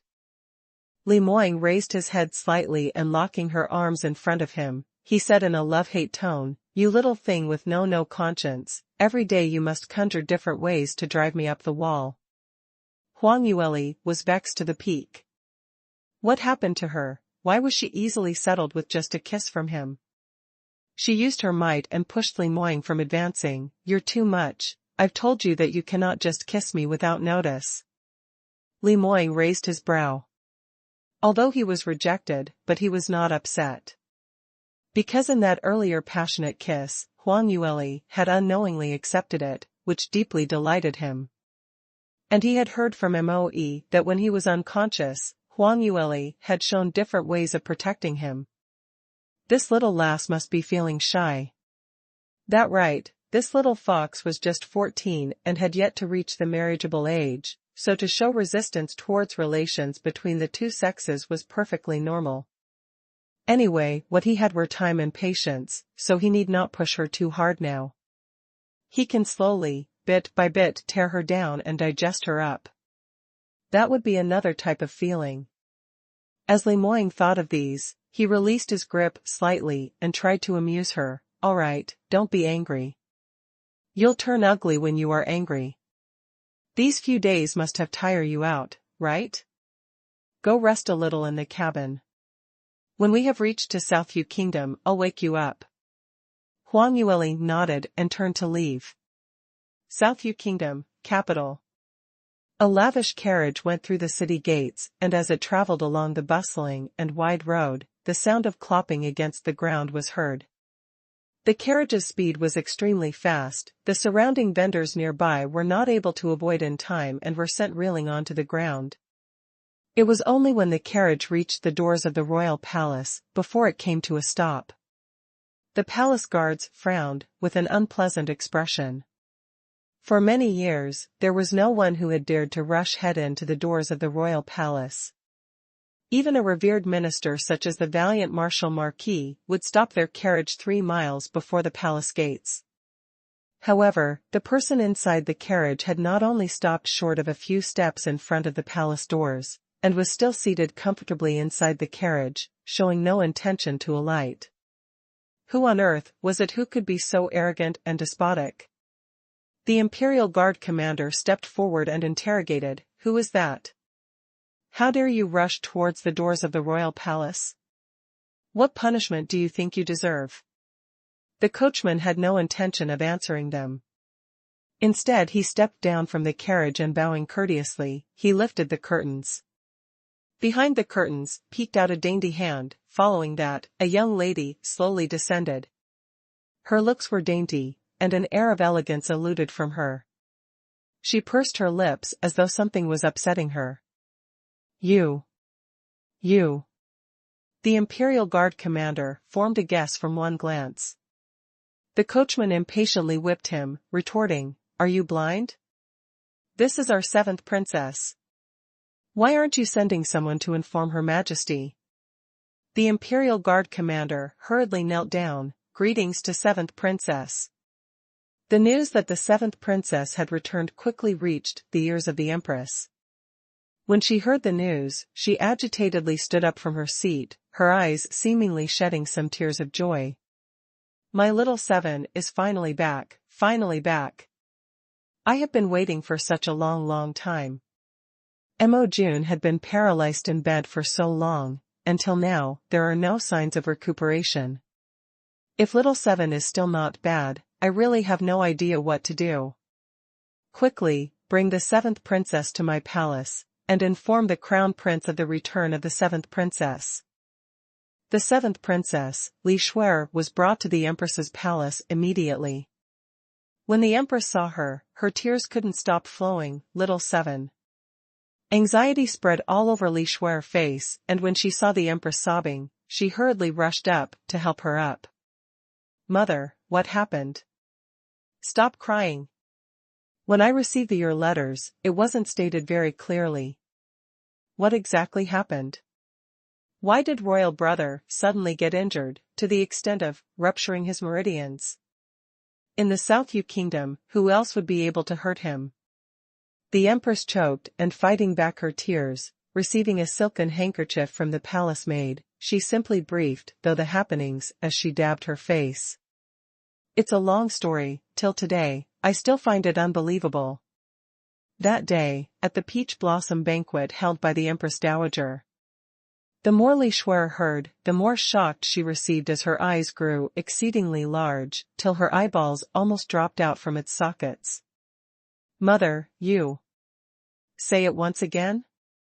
Who did you say injured royal brother?" The Empress was unable to suppress her hatred. "Who else? It's the 2nd prince that the hussy had given birth to, Li Moying." Li Shuer was still in a state of shock as she blinked her eyes. She felt that she must have misheard somewhere along the line. "Mother, you are saying 2nd brother injured royal brother? Am I hearing things? Tioch. How can this be possible? 2nd brother had always been weak from birth. Not only can he not cultivate, what's more, wasn't he about to lose his life any time? Where on earth would he have such abilities to injure royal brother, who was in the defensive profound realm, 7th stage? The Empress clenched her teeth as she spoke. "He's no wastrel. He had all of us completely fooled. In actuality, his cultivation was so high that not only did he injure your royal brother, even the imperial tutor was inflicted serious damage. He had rested for half a month, and it was only these few days that he recovered slightly. How could this be? I must still be dreaming?" 7th princess pinched herself hard on her thigh and immediately shrieked in pain. "I'm not in a dream, don't tell me this is for real?" The Empress responded, "I too wish that this is not real. But alas, this matter cannot be truer than a pearl. Your royal brother is now severely injured. Not only is the medical institute not able to cure him, even the divine doctors from our neighboring countries whom I had painstakingly invited, are able to cure him." Saying to this point, the Empress started to be agitated and grabbed hard on Li Shuer's arm. "Shuer, your royal brother said if we brought you back here, perhaps you will have a way to save him. Is this true? Do you really have a way? Your royal brother is now depending on you. If you too do not have a way to save him, then he's really a goner." Li Shuer frowned and patted the empress's hands. Mother, please don't fret. Your daughter will not leave my royal brother like this. But, you mentioned that second brother had suddenly become a top-notch pugilist, and even injured royal brother and imperial tutor? This is preposterous. Sigh, you little lass. It's better that you take a look at your royal brother with your own eyes. By then, you will realize what had happened. Li Shuer followed the empress into the sleeping chambers behind. Upon opening the door, a piercing alcoholic smell whiffed out, mixing with a strange sourish smell. The odor was unbearable. Li Shuer subconsciously covered her nose and frowned. The empress used her hanky to cover her mouth and said, "Majuan, why have you started drinking again?" The room fell silent, no one answered. The empress sighed inwardly, her feelings weighted down. Ever since Li Moying had severed all the meridians in his body, the crown prince's cultivation had dropped from heavens to hell, and he was totally unable to cultivate at all. The minute he tried to summon his qi, all the meridians that were severed summoned excruciating pain, to the extent of fainting of the spot. Because of this, the emperor and empress had sourced for all the renowned doctors. However, everyone's conclusion were the same. With such a serious injury, they would need the bone vessel replenishment pill, a 5th-grade pill, which could extend and replenish the arteries and veins before he could be cured. And within 3 months, if they were unable to find this bone vessel replenishment pill, he would be deemed paralyzed forever. Not even considering the ability to cultivate, he might even be paralyzed and confined to the bed for the rest of his life. Even though this pill was not expensive, it was extremely rare.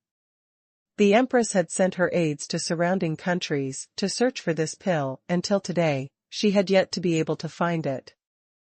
In the end, she could only send someone to the Sky Cloud City to see if they had any other avenues. The problem was, the entire journey to and fro would take at least 2 months, and they might not be able to find the pill. When the crown prince found out about this, he was crushed entirely. He would drink continuously every day while lying on the bed, and making himself completely drunk. Using alcohol as an avenue to escape the reality of becoming paralyzed. As a mother, the empress felt indescribable pain tearing at her heart when she saw the crown prince in this state.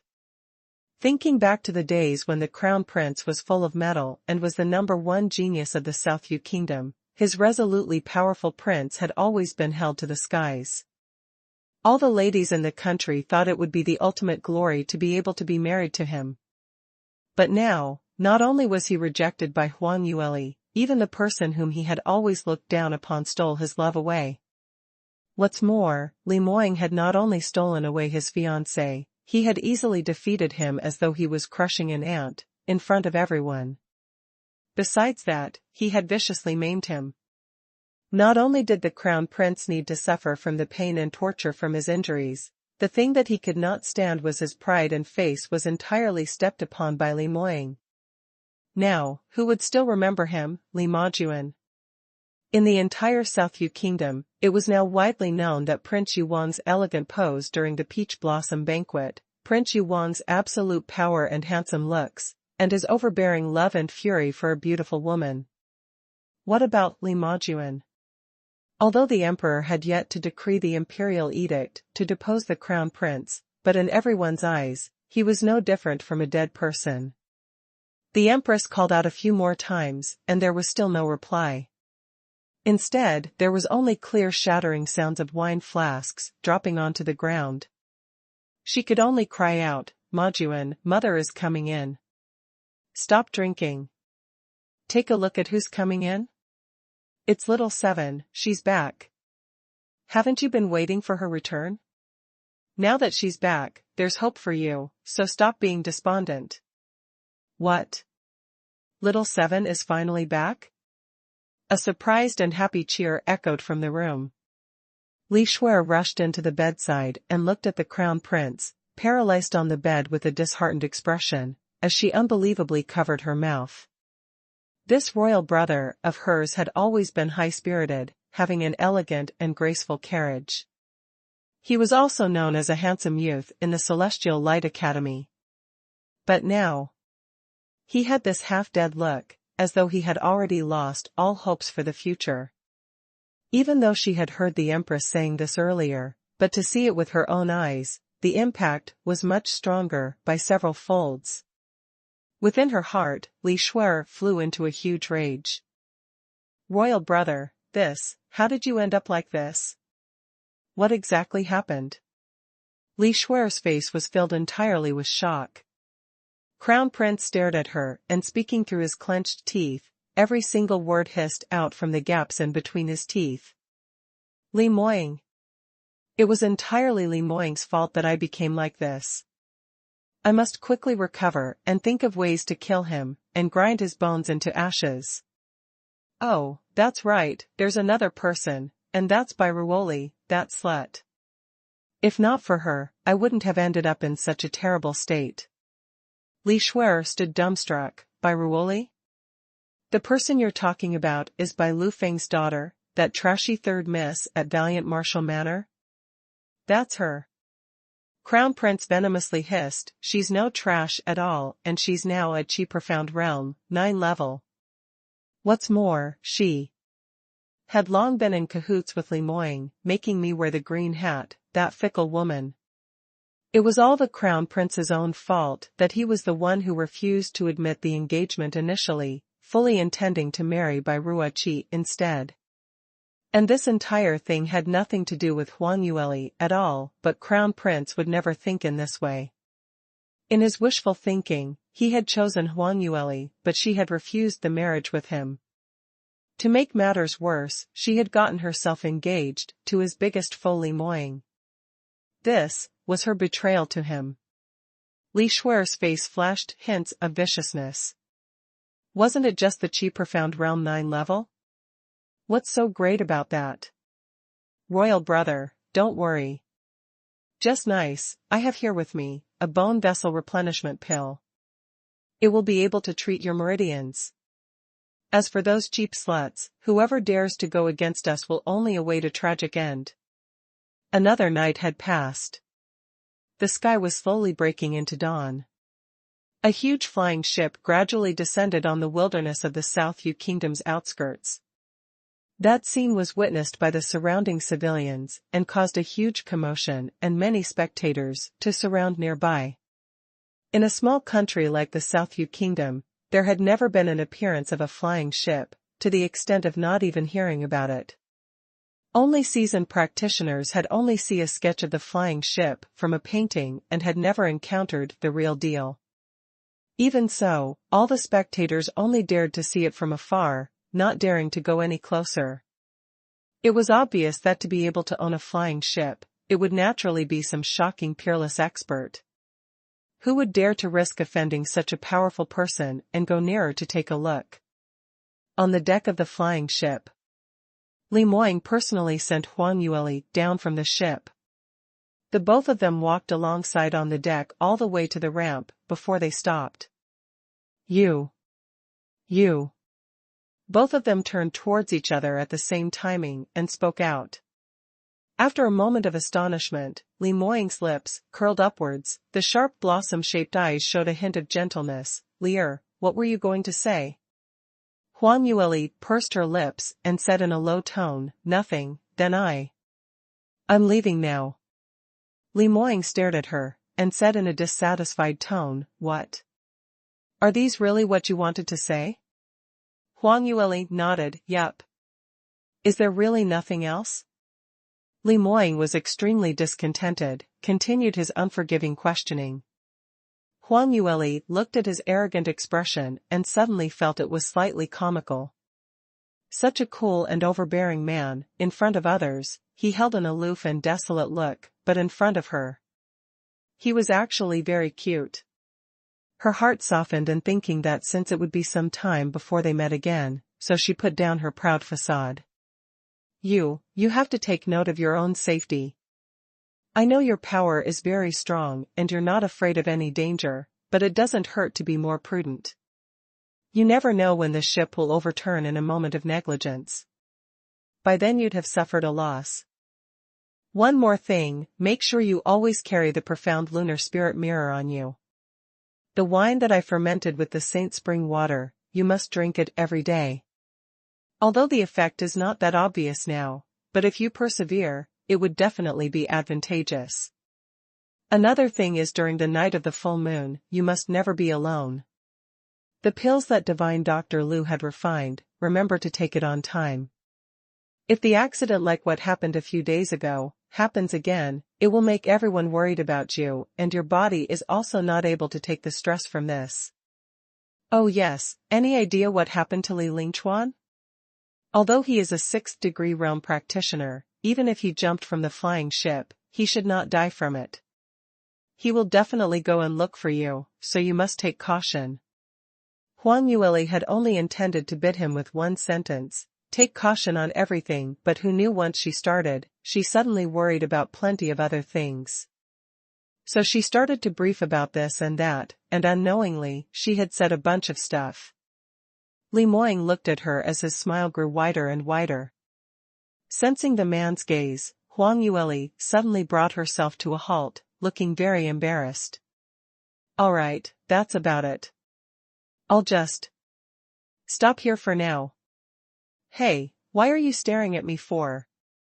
And you keep chuckling. What's so funny for you to keep laughing?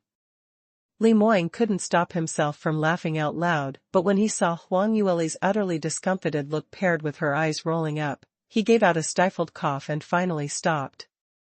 I was smiling because I thought you were just too lovely. Huang Yueli pouted her lips and ignored him, so Li Moying hurriedly explained himself. It's true, Lear. I just discovered that you're actually very meticulous and virtuous. You had already thought of everything for me. In future when we get married, you'd definitely be a thoughtful wife. I feel that I'm the luckiest man on earth, so happiness shot up to my head, and I was smiling all ears because of that. Lucky. Lucky your big head. When did I agree to marry you? Huang Yueli stomped her feet, feeling that her top of head was going to shoot out fumes very soon. Li Moying mumbled, didn't you? You were obviously admitting it in front of everyone else, that you're my fiancé? That was just an advantageous ploy, how many times do you want me to repeat it? Huang Yueli glared at him. Li Moying could only snub his nose and replied, all right, an advantageous ploy. He was plotting in his heart to turn a drama into reality. What's more, their engagement was not fake. Anyway, he should just register the fiancé status first, before they actually went further. By the time Huang Yueli had accustomed to his presence, how would she be able to fly out of his palms in future? Upon seeing that he had admitted his mistake, Huang Yueli pursed her lips and said, as long as you don't sprout rubbish. Then I'm really making a move now. Good. Before she could complete her sentence, Huang Yueli felt a pulling sensation from behind. Li Moying had pulled her into his embrace, and lowering his chin, he teased smilingly, just going to say goodbye in this fashion? Lear, you seem to have forgotten something? What? Huang Yueli looked at the peerless appearance that had gathered in front of her, and felt slightly faint. Li Moying replied, when couples bid farewell, don't they always end with a goodbye kiss? Goodbye. Kiss. Huang Yueli suddenly retracted her thoughts and retorted, kiss what goodbye? I told you already, we're not a real coup. When he heard the words that he didn't like to hear, Li Moying lowered his head hastily and used his lips to stuff the words back into her mouth. However, this kiss only lasted briefly. Li Moying lowered his head, their lips barely touched with a half-hearted attempt. The cool and sexy lips and a pair of delicate and tender pink lips had briefly touched each other and came apart. This action disappeared in time. Huang Yueli was barely aware that she had been forcefully kissed again and had yet to express her displeasure, and it had all ended. Li Moying gently let her go and said, this is considered as bidding farewell. Shameless. Huang Yueli glared. Li Moying gave a perfunctory expression as he gave a demonic grin. On the handsome face showed signs of devilish glints which eluded indescribable sexiness. Huang Yueli puckered her lips and lowered her head. Li Moying released the arm that had restrained her and in a low voice, he reminded, "All right, it's late already, I shouldn't keep you here. Quickly go back and have a good rest. Wait for me, I'll definitely be back to look for you." Huang Yueli thought to herself that perhaps she might not stay in South Yu Kingdom for long. By the time Li Moying came to look for her, he might not be able to find her. But she didn't tell him her thoughts and simply nodded before she turned around and descended from the stairs. If she cannot be found and the connection had been broken, perhaps it wasn't a bad thing after all. As Huang Yueli thought about this, her heart flashed an indescribable sense of disappointment. As she reached the last rung of steps, she couldn't help but to turn around to take another look at Li Moying. Li Moying raised his brow as he said, "What's wrong? Can't bear to part with me?" Huang Yueli shook her head, "You're too narcissistic. I just wanted to ask, brother Moe. What's up with him?" She raised her finger and pointed towards Moe, who was standing nearby. Ever since she had started walking from the deck, Moe had been following her footsteps. Initially, she thought Moe was following Li Moying and didn't put it to heart. But she didn't expect that once she got off the ship, Moe actually followed her. Li Moying explained, "Moe will follow you and be responsible for your safety.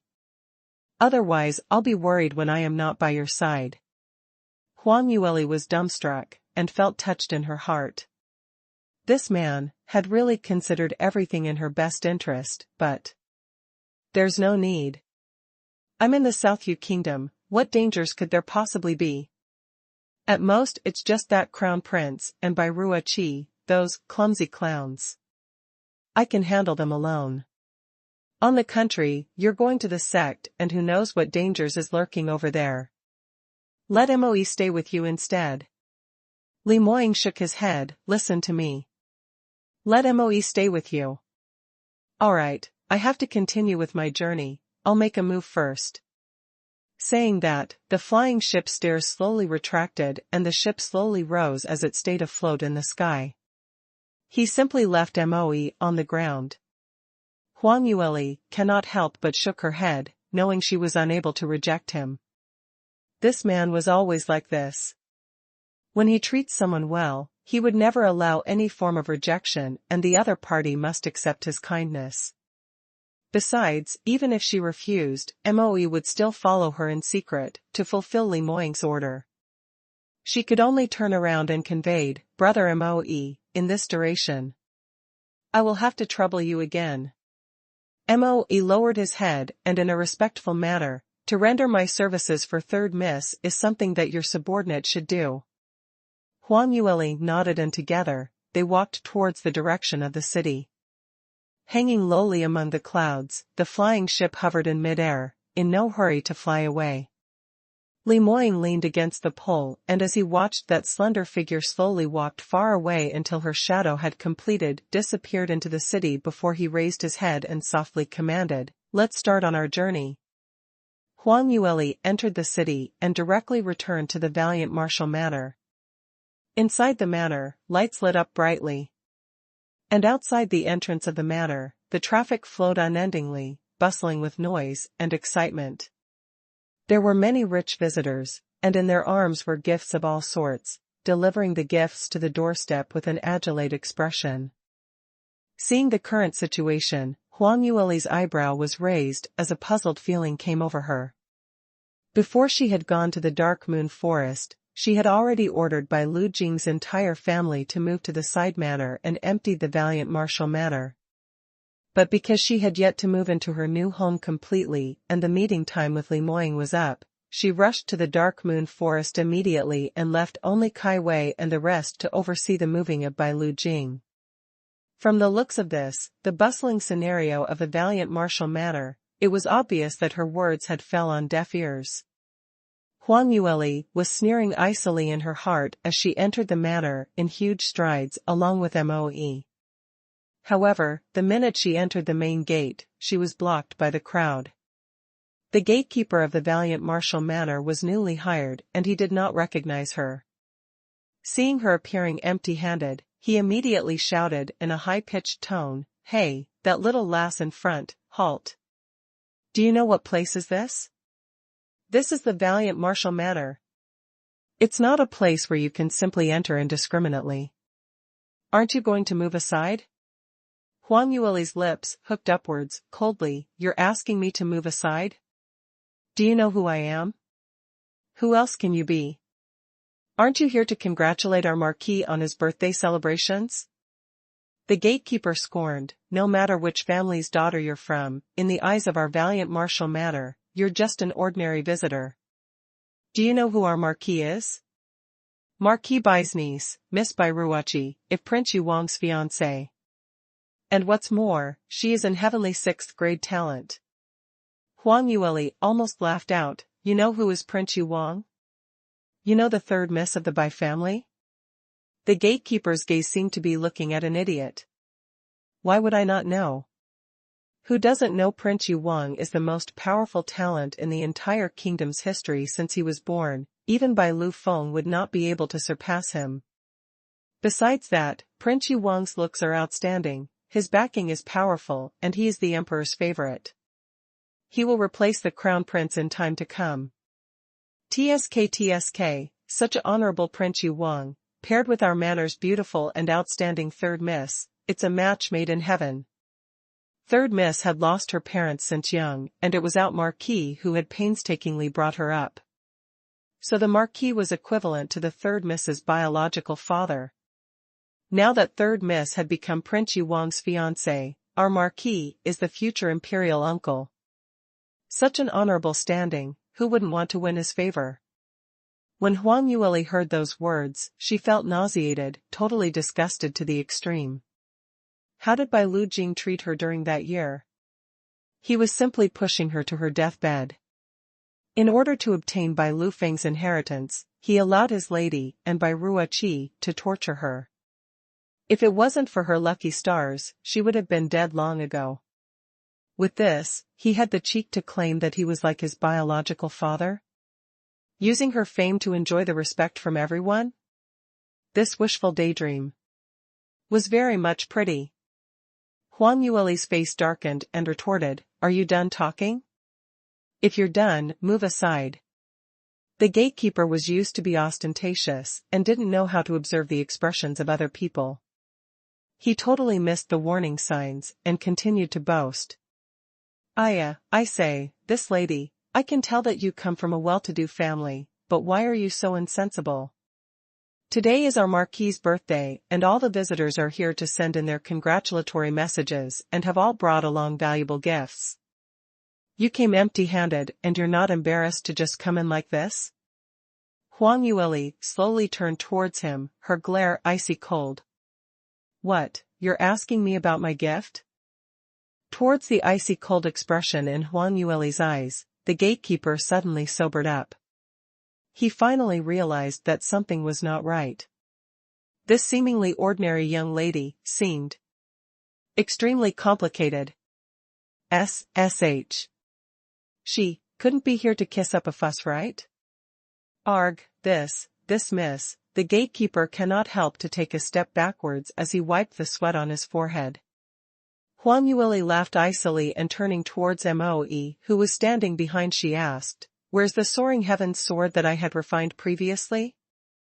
Moe drew out a flexible sword from his realm ring and respectfully handed it over to Huang Yueli. "Third miss, please take a look."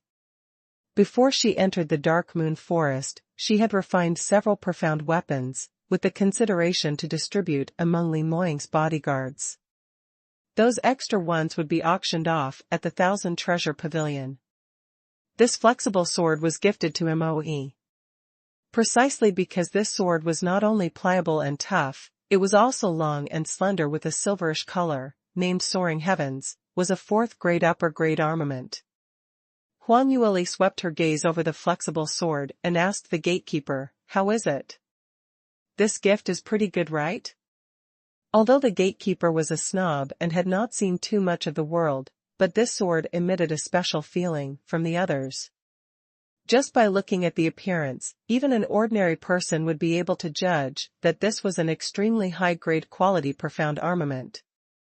As for the surrounding practitioners, their eyes almost popped out of their sockets, and everyone were secretly discussing where did a rich tycoon suddenly popped out to have delivered such a priceless treasure. The gatekeeper hurriedly replied, not bad, miss is indeed generous." Huang Yueli's lips slightly curled as she turned her head towards Moe and said, "Reward him." The gatekeeper was dumbstruck and an overwhelming delight rushed into him. Reward him? Did the lady mean to gift him such a valuable flexible sword as a reward? What background did this lass come from, to be such a spendthrift? Couldn't she tell that this sword was extremely valuable? This time he had really met a nobleman. Heaven actually gave him such a good opportunity. The gatekeeper was all smiles as he prepared to receive his reward. Suddenly a glint of light flashed past him, fast as lightning.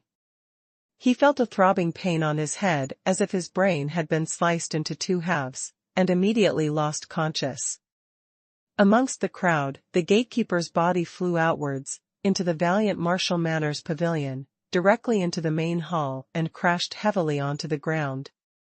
His face had a deep scar from the sword, all the way from the roof of his head, passing his nose bridge, chin, till his waist. Wherever the scar ran across, his flesh split apart and blood sprayed everywhere with his bones exposed. A terrified expression hung on the crowd's face as they looked at Moe. Moe's hand was still holding on to the flexible sword stained with blood, but his expression remained peaceful as if he had just patted the dust off, and not soberly injuring a person viciously. This method and this stance. Everyone gave a shudder and ran backwards in shock. Moe bowed at Huang Yueli and reported, "Third miss, I've rewarded him with a sword, but that guy didn't seem to have the fortune of accepting your reward."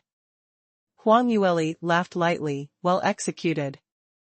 Although his fortune was bleak, we can still reward his master later on. It's all the same. Yes, your subordinate obeys third miss's orders."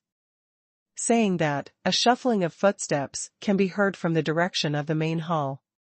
Bai Lu Jing appeared headfirst, furiously berating, "Who dares to create havoc at the valiant Martial Manor? Come out before me this instant." Huang Yueli's back was still facing the main hall, so Bai Lu Jing had not recognized her at the first instance. Seeing that the opponent had not only injured the people in his residence, that person was totally ignoring him made Bai Lu Jing even more enraged. He heavily swept his sleeves, and in an enraged tone, he shouted, "What kind of place did you think the valiant Martial Manor is? I think you must have a lot of guts to even dare to make a scene here. Men, take this fool down. Let's see who is more arrogant." Bai Lu Jing turned around and upon his command, the guards in the manor responded by charging towards Huang Yueli and Moe. As the person who was injured was a gatekeeper, who was a normal person with no cultivation, the manor's guards' confidence raised, believing that they were proud practitioners who had helmed in various battles. With their mountainous experience, to take down a petty thief who was causing the disturbance was surely as easy as frying up a small plate of appetizer. However, the truth was the exact opposite. As the guards rushed out, before they could even reach a distance of 100 meters, a silvery glint flashed past. Following that was a continuous thud sound. All the guards were, at the same time, flying towards the direction of the main hall. Moreover, every single one of them by lucky coincidence had fallen into the main hall, stacking nicely on top of each other, blocking the entire entrance. The remaining few were unable to fit in, so as they crashed on top of the human pile, it subsequently fell out from the door. Similar to the gatekeeper earlier, right in the middle of their faces, displayed a long gaping wound which was inflicted by the soaring heaven's flexible sword. With their bloody faces along with the wound which revealed the whites of their bones, it looked extremely horrifying. There were quite a number of guests who had come for the celebratory event in the main hall, who were terrified by this scene. Shrill cries and screams could be heard constantly. At this moment, Huang Yueli turned around and looked towards the direction of the door. Following that, she took a glance at Moe, and with an unpleasant look, she said, "I don't recall the order to reward them, right? Isn't it a waste to reward these garbage?" Moe immediately took a step backwards and replied with a guilty look, "Why, yes, your subordinate was too nosy. Third miss, please punish me." Huang Yueli waved her hand as she replied, "Sigh, forget it. Next time be more attentive." "Yes, your subordinate understands." Hearing the two of them conversing, the surrounding people reached a peak of silence. So the flexible sword stabbing was called as a reward. And not everyone had this privilege. This type of reward, who would dare and be able to accept it? Of course, what was more flabbergasting was that seemingly ordinary guard in black clothes held extreme power. Everyone present had heard that the guards at the valiant martial manor were all experienced in various battles, and not many had dared to provoke them. In the end, so many people were sent flying by just one person? And they were powerlessly oppressed. In one single move, all the guards had been seriously injured. This was really terrifying. And to be able to use such a powerful practitioner as her guard, who and what was this young lady's background? As the crowd looked at Huang Yueli, a few were already able to recognize her. That is the third miss of the Bai family. It's Bai Ruoli. That's right, after what you mentioned, I also managed to recognize her. It's really her. Oh, it's her, no wonder she has such a powerful bodyguard. But why did she enter the valiant martial manor's guards? Isn't the Marquis her uncle? A puzzled bystander inquired. The people next to him secretly stole a glance at Bai Qiujing and intentionally lowered his voice as he spoke. It's something that most people didn't know. It was said that Marquis was biased to his daughter, and in the past they had their share in bullying the 3rd Mississippi. So both parties were no different from enemies. Huh? There's such a thing? I thought that the relationship between the Marquis and 3rd Miss was very close. If I had knew this earlier, I wouldn't have bothered to offer my birthday congratulations to that filthy old man. He only know how to put on airs. Who does he think he is? Once the crowd found out the truth, they were extremely vexed and felt they were being fooled. He made an prompt and immediate decision, turned around and left. Upon seeing him, the other remaining visitors suddenly woke up to reality. That's right. Wasn't our intention here to deliver the gifts just to please Prince Yu Wang? In the end, the flattery had fallen on the hooves of the horse. What would happen if Prince Yu Wang thinks that we are intentionally going against him? Let's hurry and leave. I'm going too. This sinister and deceitful cad, Bai Lu Jing, he actually misled us intentionally. If Prince Yu Wang were to blame us for this, I will definitely have no end with Bai Lu Jing. Exactly, that's right. As the crowd had agreed in unison, the gazes towards Bai Lu Jing held contempt and hatred, their face steely green as they turned and left. Before they left, many visitors had not forgotten to claim back their gifts which they had brought when they had registered at the entrance of the door. We cannot let that old fool surnamed Bai have any advantages. That's right, he cheated us to send him the gifts. He's simply too shameless. When Bai Lu Jing heard the discussions among the crowd, his chest felt surges of pain and his blood boiled, almost spitting out a mouthful of blood. These people were initially coming to please him, each one of them were following him closely as if they were his grandsons. Besides the invaluable gifts, they were also blarneying him with compliments to win his favor. Bai Lu Jing was thinking in his mind that it was better left unsaid. He had never expected that once Huang Yueli appeared, everyone's attitudes had taken a 180-degree change, spurning him incessantly. Although he was feeling indignant in his heart, he could not reveal his emotions on his face. Because the young lady standing at the entrance of Valiant Martial Manor was indeed his niece. Now, Huang Yueli was totally different when she was young. She had already broken out of her cocoon and transformed into a butterfly. She had flown to the skies and became someone whom he was not able to offend. Even if Prince Yu Wang had not turned up with her, in reality, who doesn't know the backing behind her is Prince Yu Wang. Besides that, at one glance, the bodyguard behind her had exceptional power. Just based on that bodyguard alone, it was enough to kill off everyone in the Valiant Martial Manor. Bai Lu Jing was feeling both angry and anxious, but he could only swallow this grievance down as he forcefully drew out a smile and with a respectful attitude, he greeted Huang Yueli. "My dear niece, you're finally back. Look at your travel-worn look, you must have suffered greatly while you were traveling outside the kingdom? Quickly come in, let second uncle hold a welcoming dinner to welcome you back." Bai Lu Jing felt that he had already brought out his utmost patience. However, Huang Yueli didn't answer his questions, but silently casted an icy glance at him. That glance contained utter disdain and contempt, and anyone was able to tell that glance was as if it was directly towards a lowly servant. "You." Bai Lu Jing held another air of indignance in chest, almost cursing out loud. At that critical timing, when he thought of the shocking methods and outstanding innate talent this lass had shown, and the man backing her up, Bai Lu Jing managed to curb himself in time. As he clenched his teeth, his face expressed a smile which looked worse when he was crying. "Lear, don't stand on ceremony with second uncle. Quickly come in. This way please." Huang Yueli turned slightly as the sides of her lips curved upwards into a smile which didn't look like a smile. "Second uncle, I'm so sorry, but the gatekeeper told us that you are holding your birthday celebration today, and everyone who comes must present you with a gift. Unfortunately, I came back in a hurry today." Although Huang Yueli looked like she was smiling and the intonation she used was extremely courteous, but not only did Bai Lu Jing not show a sense of relief, instead the sweat beads on his forehead kept sprouting, as if he was in an adverse situation. He hurriedly cut into her words, "No problem, no problem.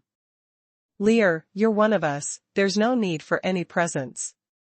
Really, don't take the trouble. Second uncle knows the regards that you have for me, and I appreciate it very much." Huang Yueli laughed lightly. "How can we do that?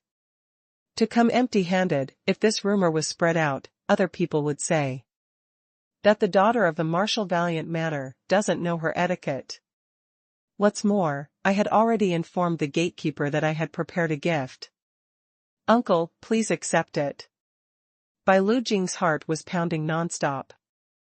If it was 1 month ago, he would probably believe that Huang Yueli had done it out of goodwill. But today, he absolutely cannot believe such words. Since when did this lass become so kind-hearted? What kind of birthday gift will she give him? If she was really here to send her birthday congratulations, was there a need to injure those guards so severely? Those heavily injured guards were still crying out in pain, blocking the entrance of the main hall, until now, unable to get up. Bai Lu Jing coughed dryly and said, "Lear, you're being too courteous. Don't mention it, this is something that I should do." Huang Yueli laughed without a care. "Moe, quickly pass that gift to my second uncle. He is a prosperous man, whatever type of gift, he would be able to accept it." No need, there's really no need." Bai Lu Jing knew something was up and continued to shake his head as he rejected. However, it was all too late. From the moment that Huang Yueli stepped into the Valiant Martial Manor, on seeing that he had yet to shift, she had already decided to give Bai Lu Jing and his family a lesson that they would not forget. This was to let them know that in front of her, if they continued to play this sort of two-faced petty games, what kind of price they would have to pay for it. Under the command of Huang Yueli, Moe's flexible sword wobbled and a streak of light flashed towards Bai Lu Jing's direction. Bai Lu Jing was different from those guards. His cultivation wasn't bad at all, and his cultivation was currently at defensive profound realm 9 level. In the South Yu Kingdom, he was considered as one of the top experts. As he saw the sword glint flashing over, he instinctively withdrew the sword which was hung around his waist to deter the attack. However, Moyi's speed was extremely fast, faster than what he had imagined. Bai Lu Jing's finger had yet to touch the sword hilt when the flexible sword had heavily struck on his face. A streak of deep scar running from the top to the bottom, inflicting by the sword, had split his face deep into the bones, causing his face to be split into 2 parts. Following that, with a flick of Moyi's wrist, a third slash was drawn against Bai Lu Jing's face. Bai Lu Jing's face had already been reduced to a shape as his flesh split open and blood was spurting outwards, his face beyond recognition. There were shrilling screams from all around. Bai Lu Jing's entire body was trembling from the pain as his eyes were shrouded in a blood mist, unable to see clearly what was happening in front of him. He could barely make out a blurred figure slowly walking closer to him. Following that was Huang Yueli's voice from the top of his head. "Second uncle, this huge gift that your niece had gifted, do you like it? If you feel it's not enough, I can return you 2-fold." Bai Lu Jing's entire body turned cold and he was trembling as he curled up into a ball on the ground, unable to speak a single word. He had never imagined that Huang Yueli would not consider that they were bloodkin and mercilessly struck out at him. And she was utterly vicious, totally not leaving him any standing to back off. Although she was Bai Lu Feng's daughter, in terms of manner, she was similar to her father, but in terms of character, they were totally different. Bai Lu Jing was a gentleman, generous and big-hearted. Towards Bai Lu Jing this brother, although he did not overly indulge him, but his love and protection towards him was plenty. No matter what wrong Bai Lu Jing committed, as long as he sincerely begged for mercy, Bai Lu Feng would let it pass. However, Huang Yueli totally don't buy it at all. From the bottom of her heart, she had never considered him as her relative at all. Just based on what Bai Lu Jing had done to the original Bai Ruoli, he deserved to die at least 1,000 times. But Huang Yueli didn't want to dirty her hands, because of a scum like him, so she cannot be too bothered. When Huang Yueli didn't hear Bai Lu Jing's reply, her lips curled slightly. Looks like second uncle is not satisfied with this present of him. He feels that it is too light, and too little. Since that's the case, Moe. Bai Lu Jing almost fainted and hurriedly replied, "Satisfied, satisfied, I'm very satisfied." Huang Yueli chortled, "Second uncle's hobby is really unimaginable. To be beaten up till this state, you're still so delighted and satisfied. Don't tell me you have a hobby that cannot be divulged?" Bai Lu Jing's entire body was shaking in anger. It was obviously Huang Yueli who had coerced him into saying this, but this last made it sound like it was his special hobby. He had seen sinister and two-faced people before, but he had never met such a sinister and two-faced person before. And he was not able to resist. Just at this moment, disorderly shuffling footsteps was heard from the corridor.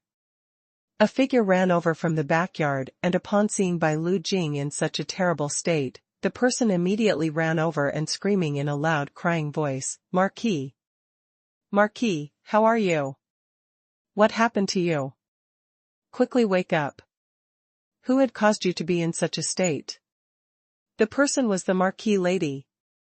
Seeing Huang Yueli standing by the side, Marquis lady immediately understood what had happened. She raised her head and stared at her viciously, loudly berating her. "Bai Ruoli, you slut. All these are your doing, isn't it? Why have you come to harm our family again? You've already harmed my daughter by so much, and now you're harming your second uncle. Where on heavens can you find such a slut who don't give a damn about family relations? That's right, your mother was a wild woman from an unknown country, and after giving birth, she had eloped with another man. It's no wonder that she could give birth to such an ungrateful thing like you." Initially, Huang Yueli wasn't affected by the rambling, but when she heard the insults hurled onto this body's biological mother, her eyes flashed a glint of murder. She sneered icily, "Very good. Looks like I had only given second uncle a gift, and not to second aunt, had caused you displeasure. That's right, this niece of yours don't know any etiquette, so here's what I owe you." Moe observed her reaction and immediately understood her meaning. His flexible sword flashed out once again, and copying the past action, he had drawn out several scars on her face. But following that, the next strike was towards the Marquis lady's mouth. With this strike, her lips had been split. The berating that came from the Marquis lady ceased abruptly, and cried out a blood-curdling scream. But due to the wound on her mouth, she was unable to scream entirely, and could only make out murmurs from her throat. "Did you think I would never return?" Marquis lady stared daggers at her, wide-eyed, and wanted to continue berating, but she was not even capable to completing a complete sentence. Huang Yueli walked over and coldly looked at the couple who were lying on the ground. "When I left the South Yu Kingdom, I had already told you to get lost from my father's valiant martial manner. Obviously, you treated my words as passing wind. Not only did you usurp my residence, you had dared to use the name of Prince Yu Wang and set up a banquet here. Was it that? You thought I had left the South Yu Kingdom and would never return? Or was it that even if I had returned, I could not do anything to you?" Bai Lu Jing had almost fainted, but when he heard Huang Yueli's clear voice, his heart started thumping and he regained his conscience in shock. Because what Huang Yueli said was exactly what he had in mind. The fact that Huang Yueli had left the country with Li Moying was witnessed by many.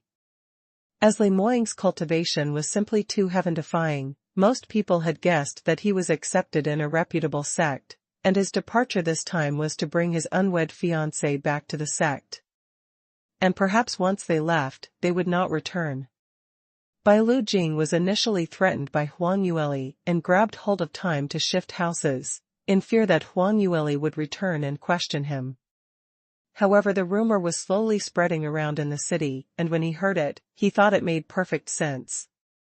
Prince Yu Wang's cultivation was extremely high, so he would probably not be bothered with the emperor's position in such a small country like South Yu Kingdom. Since he had brought Huang Yueli back to her sect, with an innately 6th-grade talent like Huang Yueli, perhaps she would also be accepted into the sect and likely not return here. If that was the case, what did he have to fear?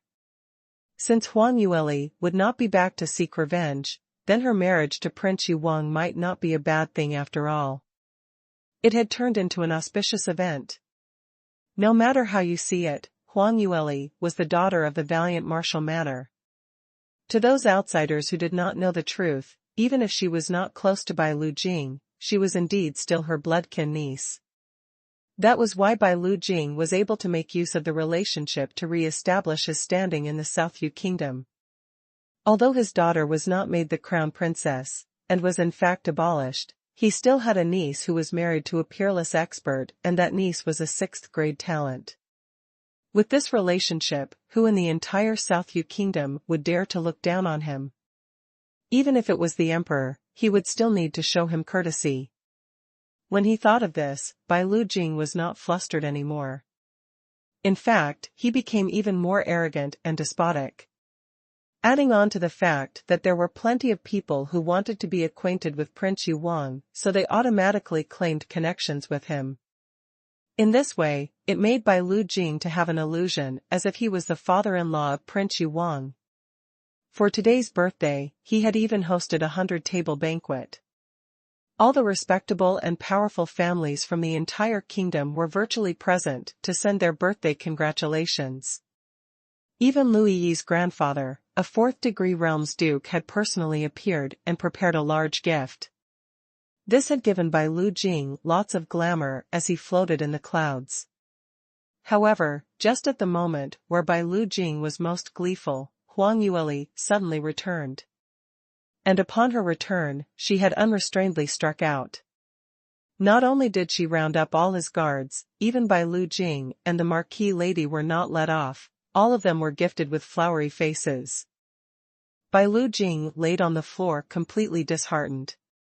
The minute he saw Huang Yueli, he already knew today he was going to get into big trouble. But even though he already knew it in his heart, he had absolutely not thought that Huang Yueli was much more vicious than he could imagine. As he bore with the acute pain, his mouth was mumbling to be forgiven. Bai Ruoli, I'm wrong. I shouldn't have not heeded your orders and continued to occupy the valiant martial matter. I know I'm in the wrong, and I will move out immediately, now. Please let us off.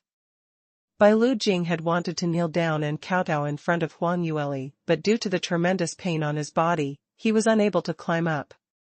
Huang Yueli sneered coldly, you just discovered that you're in the wrong? Too late. Since you don't know what's good for you, I'm not going to give you the opportunity to move on your own. Moe, help me strip the Marquis and Marquis Lady and throw them out. All the assets in the valiant martial matter, they're not allowed to remove a single piece. Chase all the other servants away. If you're not able to do it in time, get Kai Wei and the rest over to do it will do. Moe respectfully bowed as he responded with a yes and walked towards the couple. Marquis Lady started screaming, what are you trying to do? You dare to strip my clothes? I'm the Marquis Lady, a first-rate title Marquis Lady. You dare to insult me like this? Get lost, get away from me. Even so, Moe was unmoved by what she said, and under the slashing of the flexible sword, both of their clothes were shredded into broken strips. Following that, he pulled them by their hair and shook them till the strips fell from their bodies and threw them against the outside of the wall. At the entrance of the manor, there were several people who were here to send their congratulations and had yet to leave. Even though such a sudden situation had happened and the banquet was sure to fail, but these people were curious about what was happening before them and they were unwilling to leave. Indeed, by choosing to stay, they were able to see such an exciting scene. When the two bare-bodied figures appeared at the entrance of the manor, everyone stared wide-eyed as they surrounded them. At one glance, their eyeballs almost fell out. Whoa, isn't this too exciting? Under the bright daylight, there's someone who came out to run in the nude. Isn't this too indecent? What's more, it's two disfigured people. Their faces are just too scary, it's full of blood. Who are these people? Didn't you hear what went on in the manor? These are the Marquis and Marquis Lady, they have been chased out by the third miss of the Bai family. Huh? What? What happened? Isn't it obvious? Isn't all because they are too shameless? They usurped Bai Lu Feng's property and assets for their own and even tortured his daughter. Now the third miss is back to claim back her assets, they still insist on staying there. So now they're being thrown out? Serve them right. Tisk, I'd never imagined that the Marquis would do such a thing. He's simply too shameless. To be surrounded by people in the nude had already made them embarrassed, beyond words. They wished that they could bore a hole into the ground and hide in it. And now, the surrounding spectators had added an oil and fire, with words of despise. This made the couple wish that they could just die on the spot. Meanwhile in the manor, Moe had instantly searched the inner courtyard and quickly found Kai Wei and the other servants, who were originally waiting on Huang Yueli, were all locked up in the firewood hut by Bai Lu Jing. He had even starved them as all of them had been tormented by the hunger till their faces had turned sallow. Some of them even had scars of being whipped. Huang Yueli's face immediately changed. Bai Lu Jing really thinks that I'm dead? He dared to even touch my people. Looks like by throwing him out was too easy for him. Huang Yueli had yet to unleash her temper when she saw Moe dragging someone out from the backyard. She stared at the figure and can't help but raised her eyebrow. That person was her second sister, Bai Ruoqi. The only difference was Bai Ruoqi looked entirely different from the icy-cold beauty that she displayed in the past. Her current face filled with bumpy scars, which made her look even uglier than a pockmarked face. All these scars were due to the icy thorns, which inflicted on her face by Huang Yueli on that fateful day. In addition, her footsteps were coxcombry with a slight lame. It was apparent that both the internal and external injuries on her had yet to completely recover. There wasn't much chance that she had any cultivation much left. Huang Yueli stood at a distance of a few footsteps away and could not sense any of her profound energy. Seeing Huang Yueli standing in front of her, a glint of unhidden malice flashed within her eyes. Because compared to her ugly and discomposed look, Huang Yueli looked much better than her. Even though she hastened on the entire journey and Huang Yueli was covered in dust, but her composure looked extremely well and high-spirited. She seemed to become much prettier than before. Her luscious red lips blossoming as though they were cherry blossoms were alluring, totally looking like a young lady in love. Obviously, the man who had turned her into this was the suave and powerful Prince Yuang. Bai Ruoqi almost bit her silver tooth to smithereens. What could that heavenly Prince Yuang see in this little lass? The slutty Huang Yueli had taken advantage of everything. Not only was she suddenly able to cultivate, she became a 6th-grade talent and caught Prince Yuang's eye and got together with her. Such a powerful and handsome man should belong to her by Ruoqi, and yet that lass actually snatched her away. Bai Ruoqi was both envious and jealous. If she could, she would have rushed up and strangled Huang Yueli on the spot. But she had stayed in the underground prison in the South Yu Kingdom for more than 10 days. It was only upon Li Shuer's return to the kingdom that she was allowed to return home. The experience of the short stint had slowly sapped away her arrogance and allowed her to realize the reality that was happening. When Moe dragged her out earlier, he had displayed his power and was absolutely a first-rate expert. Bai Ruoqi knew she was not his opponent and had not dared to be rash. She only used a pair of begrudging eyes to stare at Huang Yueli. Even though Huang Yueli was stared in such a manner, it didn't impact her at all. Of course she knew Bai Ruoqi hated her, but so what? She liked the feeling that people hated her to the core but yet could not do anything to her. Hang Yueli couldn't be bothered to even cast a glance at her and simply waved her hand. Oh, it's my second sister. Since her parents have already been chased out to run around in the nude, it really seems not right for her to be fully clothed standing here. Throw her out to run around naked too. Moe nodded and proceeded to take action. Bai Ruoqi had not expected her to come up with this and couldn't help but started screaming in a high-pitched voice.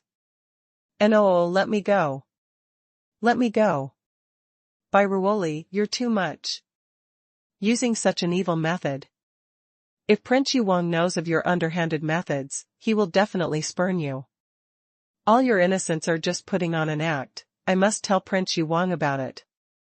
Huang Yueli raised her eyebrow and didn't bother about her blustering but only reminded Moe, "Oh yes, I forgot, since I just came back from a trip, how could I not give my second sister a gift?" "Moe, why didn't you remind me?"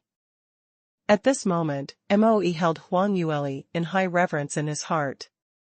To have reached the pinnacle of being black-bellied, even his master was left in the dust. The entire family of this valiant martial manner had been so bold to annoy her, so digging their own grave was the result of their own doing. He hastily lowered his head to acknowledge his mistake. "Yes, it's your subordinate's negligence. Your subordinate will prepare the gift to second miss this instance."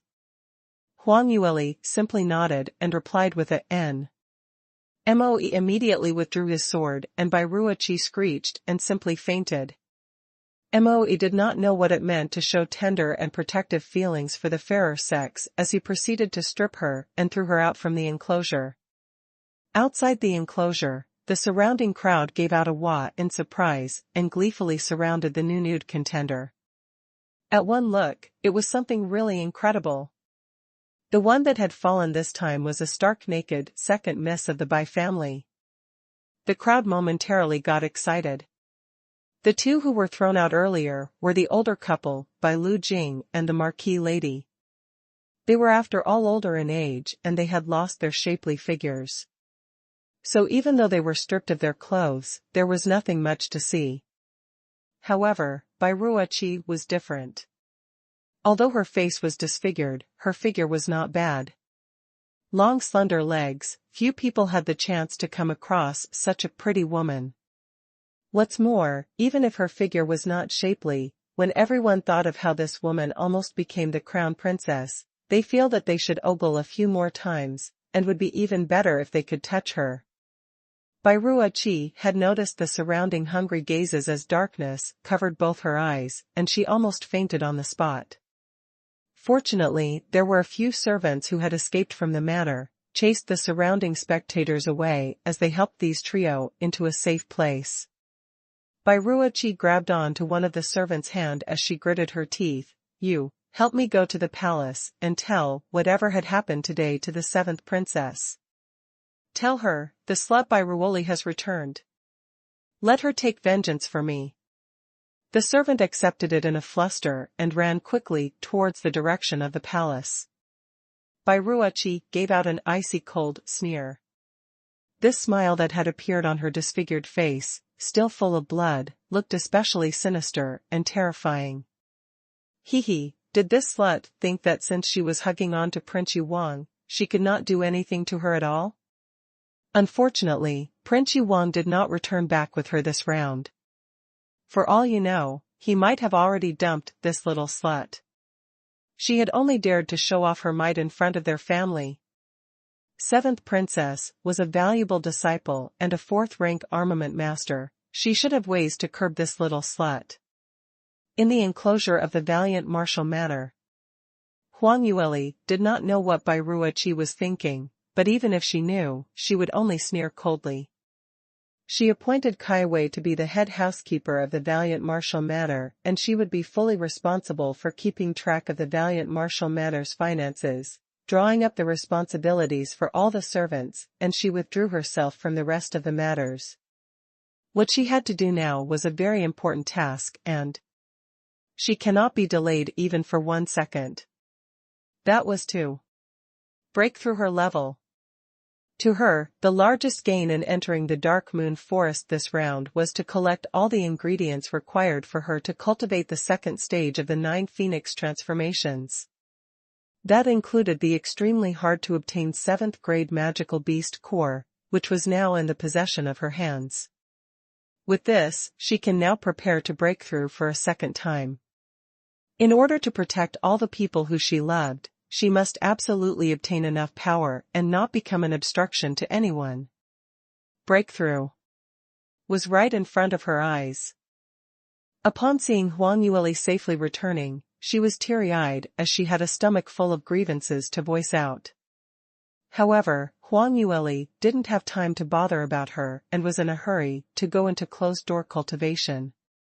She asked for Moe and urged again and again, "Brother Moe, I'm going into closed-door cultivation now. I reckon it will take around half a month. If you're not in a hurry, can I trouble you to help me look out for the matters around the manor? Additionally, my servant Kai Wei and the guards around the manor have some innate ability. It would be good if you can help to give them some pointers." Moe naturally accepted the tasks. "This is within your subordinate's job scope, 3rd Miss, please don't worry." After Huang Yueli had settled all the matters, she set up an array surrounding the study room and locked herself inside, preparing for her breakthrough. This round's breakthrough was similar to the previous round. Most of the herbs that were required to be placed in the bathtub to the boiling point and through the medicinal bath, absorbing the fire attribute energy to draw out the innate potential of the flame spirit physique. The only difference was the dozens of 5th to 7th grade fire attributed magical beast cores in Huang Yueli's possession. The energy that were stored in the magical beast cores could not be absorbed through the medicinal bath. She could only follow how the normal practitioners did, to move their qi, crush the magical beast cores and extract the profound energy from within. Huang Yueli placed the herbs into the bathtub and summoned the little phoenix from the empty space. The appearance of Wang Kai was very glamorous. Not only did he bring along his favorite drumstick, he was also squatting on top of the little vulture's head when he appeared. Even though the little vulture was larger in size by several times, but it had no resistance against little Phoenix's might. Because the blood of the little Phoenix was simply too strong, it was much higher than the 7th grade magical beast, by several levels.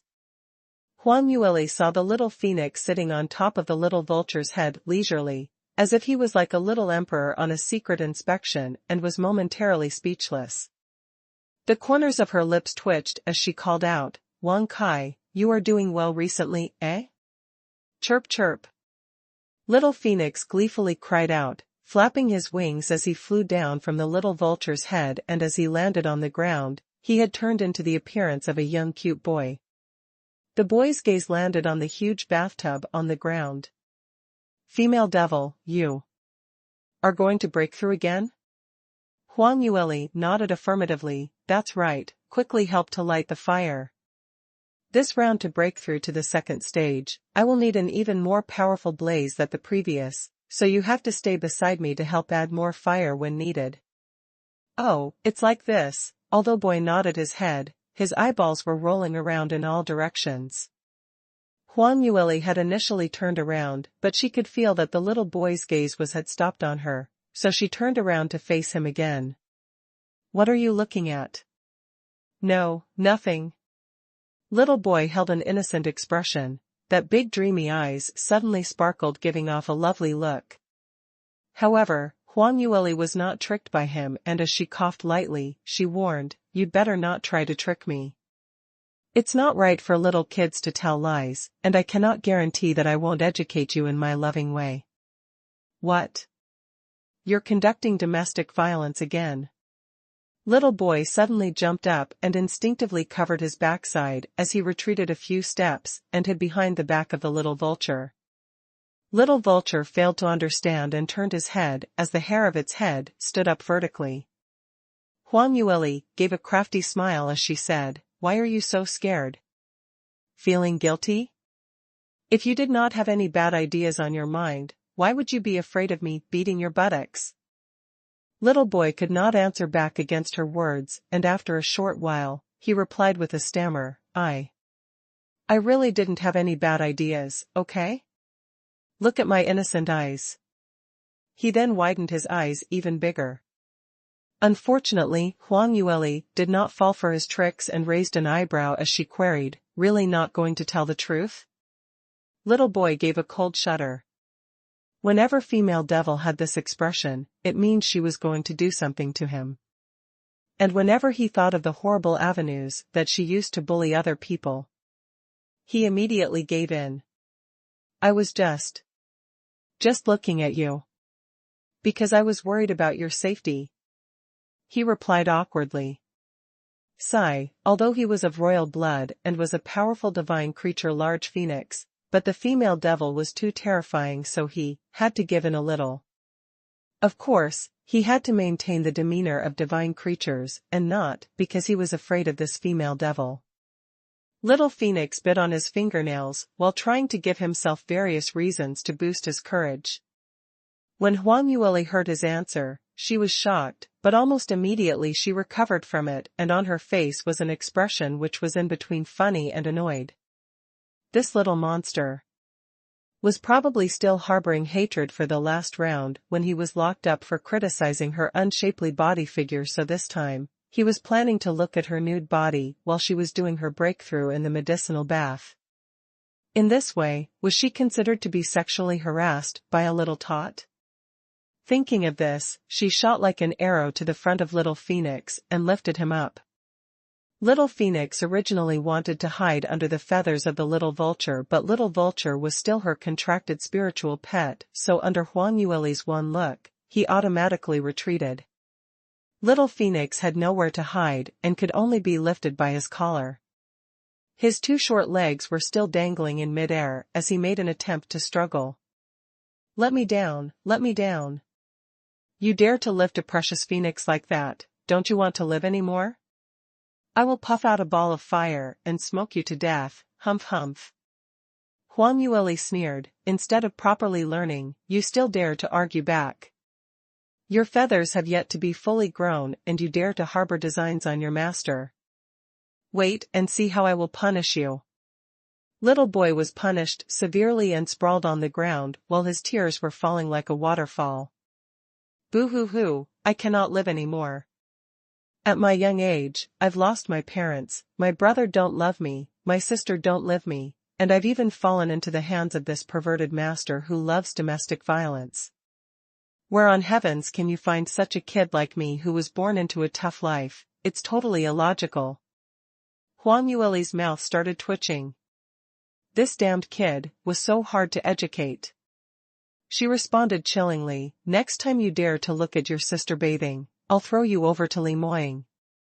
What? You will throw me to him? Little Phoenix's face turned green immediately. Why? Oh, you peeked at his fiancée bathing. As a man, he will not take this lying down. I'll hand you over to him to be taught properly. After all, how can such a fine lady like me even allow her fiancé to wear a green hat? Do you think I said correctly? Little Phoenix was already shivering and curled up into a ball. Don't tell that fellow, I will listen to you, alright? Boo-hoo-hoo, he don't want to follow that cold bloodthirsty man. Female devil might be scary, but that man was scarier by 10,000 times. Just one look from him already made his heart unbearable. If he were to fall into his hands. Little Phoenix trembled and his attitude immediately took a 180-degree turn. He smiled obsequiously. Master, didn't you say you want to break through? Why have you not started yet? I'll start the fire for you now, and I guarantee the fire will be very prosperous and you will be extremely satisfied with it. Saying that, Little Phoenix puffed up his cheeks and with great effort, sucked in big mouthful of air and blew furiously at the bottom of the bathtub. A ferocious fire was started up and the entire room was filled with scorching heat. If not for the fact that Huang Yueli had already set up an array for protection, perhaps this small building would have already been burnt to a black ashes from such a high temperature. Instead of feeling happy that this little boy had suddenly heeded her orders, she was feeling melancholy. It was akin to seeing a ghost. What was so good about Limoying that even her spiritual pet had to side towards that man? Wang Kai was not afraid of her, but was afraid of Limoying? Huang Yueli pouted and she casted a glance at Little Phoenix. She removed her clothes and entered the bathtub. Boiling hot water instantly glided past every single inch of her skin, immersing her entire body to feel scorched. That feeling of being boiled alive could instantly break a person down. However, Huang Yueli already had the same experience during her first breakthrough. So when she was facing the same thing this time, she had already gotten used to it and was a lot calmer now. She clenched her teeth and bore with the intense pain. At the same time, her fingers stretched outwards as she reached for a 5th-grade fire-attributed magical beast core. Bam! The magical beast core had been crushed into powder. The heavenly and earthly profound energy congealed within immediately exploded and dissipated into the surroundings. Huang Yueli immediately used the 9 Phoenix Transformations cultivation method and started to absorb the dense fire-attributed energy. Using magical beast cores to cultivate, each person's cultivation effect varied. Sometimes if the affinity of the attribute was different, it would become a world of difference. After the magical beast core was crushed, profound energy immediately dispersed and would totally dissipate within a quarter of an hour. Hence, what a practitioner needed to do was to suck in all the profound energy into his body before the energy dispersed. First step was to forcefully keep it into his dantian and slowly refine. This process was extremely dangerous and very challenging to the innate skill and willpower. Firstly, the affinity with the attribute must be strong enough before he can suck in most of the energy from the magical beast core. Some practitioners lower in innate skill might spend fortunes to purchase a high-level magical beast core but never able to take in the energy on time, causing a large amount of energy to be dispersed and all will be wasted. And even after taking in the energy into the body, one cannot immediately cultivate. The speed of refinement therefore decides the speed of cultivation. Most importantly, if the energy stored within the magical beast core was too strong, in the process of absorbing the energy might cause the practitioner to be unable to take it, leading to various internal injuries. The most serious consequence was a severance of meridians, or even exploding up, leading to death. Therefore, for first-degree realm practitioners, they can only start from absorbing first-grade magical beast cores. Even if it was a genius born with high innate skill, generally they would start from second-grade magical beast cores. As for magical beast cores of grades higher than that, they do not even dare to try. The reason was because it was simply too dangerous. If one was not careful, not only will he not be able to cultivate and advance, he might even throw his life away. If Limoying knew that Huang Yueli was attempting to use the 5th grade magical beast core to cultivate, he would rather be beaten to death than to pass this to Huang Yueli to take this risk. However, at this moment of time, the magical beast core that Huang Yueli had crushed was indeed a genuine 5th grade. A first-degree Realm 9 level practitioner was actually able to absorb the energy of a 5th grade magical beast core. If this were to be leaked out, probably no one would ever believe it. Even if it was only just saying, others would say he was overestimating his own strengths. If a normal person was to do such a thing, the minute the magical beast core was crushed, it would already cause the Dantian to explode and die on the spot. However, Huang Yueli was safe. Instead of the body exploding, there was a peaceful expression on her face, not even with a frown on her eyebrows. It was silent and peaceful. A raging fire attributed energy dissipated, but it lingered momentarily on the fragments of the broken magical beast core. Shortly, as though an invisible hand was leading it, the energy congealed into the straight line and gradually floated towards Huang Yueli's chest. Even little Phoenix was stunned when he saw this scene. What? This can actually be done. It should be fake, right? How did female devil do it? Flame spirit physique. Was it so perverse? When the energy dissipate, it would run amok and totally unable to be controlled. The direction of dispersion was also disorderly, similar to an explosion, it will spurt in all directions. However, in Huang Yueli's hands, this raging energy became tamed and at a tug of her finger, it voluntarily allowed to be absorbed into her Dantian. At the instant that the fire-attributed energy rushed to Huang Yueli's chest, little Phoenix's heart jumped straight into his throat. He was really afraid that Huang Yueli would be hurt by the raging exploding energy and die on the spot. He refused to wink his eyes while staring at the bathtub, not because he wanted to see the beauty leave the bath but was really afraid she would die because of this. Eventually, the truth had been proven, little Wang Kai had worried over nothing. No accidents happened at all. The energy in the magical beast core were totally drawn out and were slowly drifting towards Huang Yueli as she absorbed everything in. Ordinary people, even for those experienced 9th degree realm practitioners, it would be a major achievement as they were able to absorb around 80% of the energy of the magical beast core. Energy dispersion was unavoidable. However, she had managed to absorb the entire energy in the magical beast core, not even leaving any dregs behind. Little Phoenix had been watching her from the corner of his eye, and only when the last bit of energy was absorbed into Huang Yueli's body did he heave a sigh of relief. But he had not entirely feel relieved. The reason was because absorption was just the first step. Huang Yueli had to completely refine the profound energy before she can convert it for her own use. With this highly intense fire-attributed profound energy, for a first-degree realm practitioner like Huang Yueli, it would be extremely difficult to refine it. She might not be able to refine it completely even after a month or two. Little Phoenix saw that the flames below the bathtub was slightly lessening and blew another puff from away. At the same time, he was overcome with boredom as he propped his head up. Looks like this round they would be in closed-door cultivation for a month of two. It would be extremely bored, and he would be bored to death. But the most important thing was his drumsticks were almost finished. Sigh, what a tragedy. Little Phoenix was drawing circles on the ground, but after a while, he lifted his head. It seemed something was wrong somewhere. The fire attributed energy in the air was starting to go into a rage again. Little Phoenix hurriedly turned his head around, and when his sight was set, his eyeballs almost fell out from his sockets. Because Huang Yueli had crushed another 5th grade magical beast core. She. What was she thinking?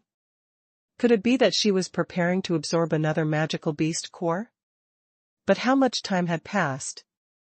It was only slightly over 2 hours. Had she already fully refined the energy of the previous magical beast core? 30 years ago.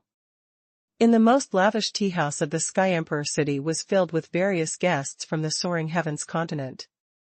With exception, all of them were powerful practitioners, and they were of pivotal importance experts in the various strengths that they were in. However, in the Sky Emperor city, where all the powerful experts consolidated, they were just another ordinary member. The guests were huddled in groups of 2s and 3s, earnestly discussing the first upcoming tournament that was going to be held in the Sky Emperor city. Sky Emperor's first tournament was the #1 famous pugilist meet in the soaring heavens continent, and only contestants under the age of 30 could enter. To be able to get into the top 3, or even top 10, top 100 would definitely become a famed contender in the entire soaring heavens continent. Have you heard? This year's first tournament, but the contenders are plentiful. All the top sect in the soaring heavens continent had people entering. Yes, the 3rd young master of the Sky Devil sect was rumored to have broken to the 6th degree realm at the age of 20. He will entering the tournament this time. Not only that, the young sovereign from Cloud Ocean sect was rumored to be a 8th grade talent. And he is also a trio attribute practitioner, and he has already broken to the 6th degree realm. And there's Johua Islands. Just at this moment, someone pointed to the streets below. Look quickly. The carriage's ostentation is so grand. Who is it? The crowd consolidated to the window and drew a breath of cold air. It was because the carriage below was simply too extravagant. All the horses pulling the carriage were 7th-grade magical beasts, and the bodyguards alongside the carriage were at least 7th-degree realm experts. Such an extravagant style was simply too shocking. At this moment, a breeze blew past and the curtains in the carriage was lifted slightly, showing the side view of the person in the carriage. That ravishing young lady was just 34 years old, but had indescribable beauty. The lucid and elegant shape of the countenance and snow-white delicate skin looked as though she was drawn from a painting. As she quietly sat by the window, expressing a tranquil and peaceful, portrayed her even more like a fallen angel, as beautiful as a dream. Everyone held their breathing, not daring to even gasp. It was until the carriage had disappeared at the end of the street and after a long time before the crowd's consciousness started to drift back. WH. Who was that? Did you see the lady in that carriage? She's simply too beautiful for words. Who on earth was that? Looks like you've just reached Sky Emperor City. You don't even recognize the young Imperial Empress, Huang Yueli, of the mythical Flame Palace? She's a peerless 9th-grade talent. At the age of 30, she's already a 6th-degree realm practitioner, and furthermore, she's also a 6th-grade armament master. In the entire Sky Emperor City, who doesn't know who she is? Oh, it's Miss Huang. Then, will she be taking part in the #1 tournament? Huh, what kind of joke is that?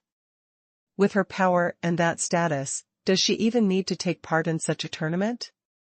But I've heard another rumor, that the people wooing Ms. Huang are simply too many. She had said that if she were to marry in future, the person must be the strongest in the Sky Emperor City. Only an invincible man is worthy of her heart. She really said such things? No wonder she's Miss Huang, with her innate skill, it should indeed be so. Isn't that right? So that's why in this first season of the #1 tournament, many sects with peerless talents are attending and aiming for first place. Prizes aside, the main motive is to show off in front of Miss Huang, in the hope that they will gain her favor. No wonder. The crowd started to discuss enthusiastically, and none had noticed that sitting on the seat nearest to the window was a youth in ordinary robes, taking in all the things that everyone was saying. That youth was wearing a hood and had half of his face hidden. But just based on his jaw, one could tell that he was an extremely handsome and elegant young man. Just in that short moment of time sitting there, quite a number of female attendants had walked over to chat him up, in the hope of gaining this attractive young man's attention. However, he held up an expression which deserved a beating, his gaze stopping at the streets. A fleeting image of the young lady's grace appeared continuously in his thoughts. He consciously knew that no one could match up to his innate skill, and with a handsome countenance, his eyes were always on the top of his head. No matter where he went to, many young ladies of outstanding upbringing would automatically turn to woo him, but he had never bothered about a single one. It was until he saw the young lady in the carriage that his heart missed a beat, and following that, thumping all the way speedily. So it wasn't because he didn't find a match, but just that he had not caught the right person yet. The youth quietly raised his teacup, listening to the bustling voices in the tea house. Huang Yueli, Imperial Empress of the mythical Flame Palace? Her name was indeed a reflection of her name. Her name was beautiful, and her person was even more beautiful. So, she likes a man who was strong and powerful? She only wished to marry the #1 expert? Then he shall seat himself into that position and become the only man who was worthy of her. 3 months later. The #1 tournament that was held once a decade was won by a completely unknown figure. One who had never been heard of, a youth who had come from the border of a small city had oppressed all the peerless talents from the various sect, and becoming #1. Henceforth, Mu Qingqing's name had been spread widely all over the entire soaring heavens continent. Could this sort of thing really have happened? No, it's impossible. This didn't make sense. Little Phoenix shook his head furiously, believing that he must have seen wrongly, or there must be a mistake somewhere. However, fact had proven itself once again that he was just too young and innocent. Huang Yueli's fair and slender fingers gently picked up the second 5th grade magical beast core, and with the movement of her fingers, she crushed yet another one to pieces. The energy stored within the magical beast core had once again surged outwards and drifted towards the position of her dantian. Little Phoenix had truly become dumbfounded. Within such a short time, Huang Yueli had actually managed to refine all the energy from the 5th grade magical beast core, and without taking any time off to rest and adjust, she had immediately started absorbing the next magical beast core. The process of this magical beast core was similar to the previous one. The only difference was the amount of time Huang Yueli had used to absorb the energy was shortened by 1/4 of an hour. Perhaps due to the familiarity from the previous round, the speed was naturally heightened. After the refinement had completed, she held out her fingers once again to reach the 3rd magical beast core. At this moment of time, Little Phoenix had expended all his energy to even be shocked any further. For Huang Yueli to be abnormal till this stage, in future no matter what happened, he would not waste his energy to be shocked. But very quickly, Little Phoenix dispelled these thoughts thoroughly. Because after spending a total of 10 hours of refining 9 pieces of 5th grade magical beast cores, Huang Yueli outstretched her hands, and this round, she actually took a 6th grade magical beast core. This female devil is really. Little Phoenix held it in for some time, and he was still unable to find the correct term to put into words, because the abnormality was way beyond how he could describe this black-bellied master of his. She was simply heaven-defying to the extreme. Who does she think she is? How could she actually be able to do so? The energy stored in 6th grade magical beast core was higher in 5th grade magical beast core by 10 times and above. Even if she was able to absorb the 5th grade magical beast cores, she might not be able to absorb the 6th grade ones. If something had really happened, what should we do? After the 6th grade magical beast core was crushed, the energy that flowed out was indeed denser by several folds than before. That raging energy was spread throughout the little study room, as though it was about to blow the room up into pieces. It seemed like Huang Yueli's array formation was not able to contain the energy, but from the surroundings outside the array, the rays emitting from the array patterns were intermittently visible, seeming to be and not to be. However, even such a powerful energy had to bow down in front of Huang Yueli. This energy, under her oppression, had lined itself up into a queue and absorbed into her.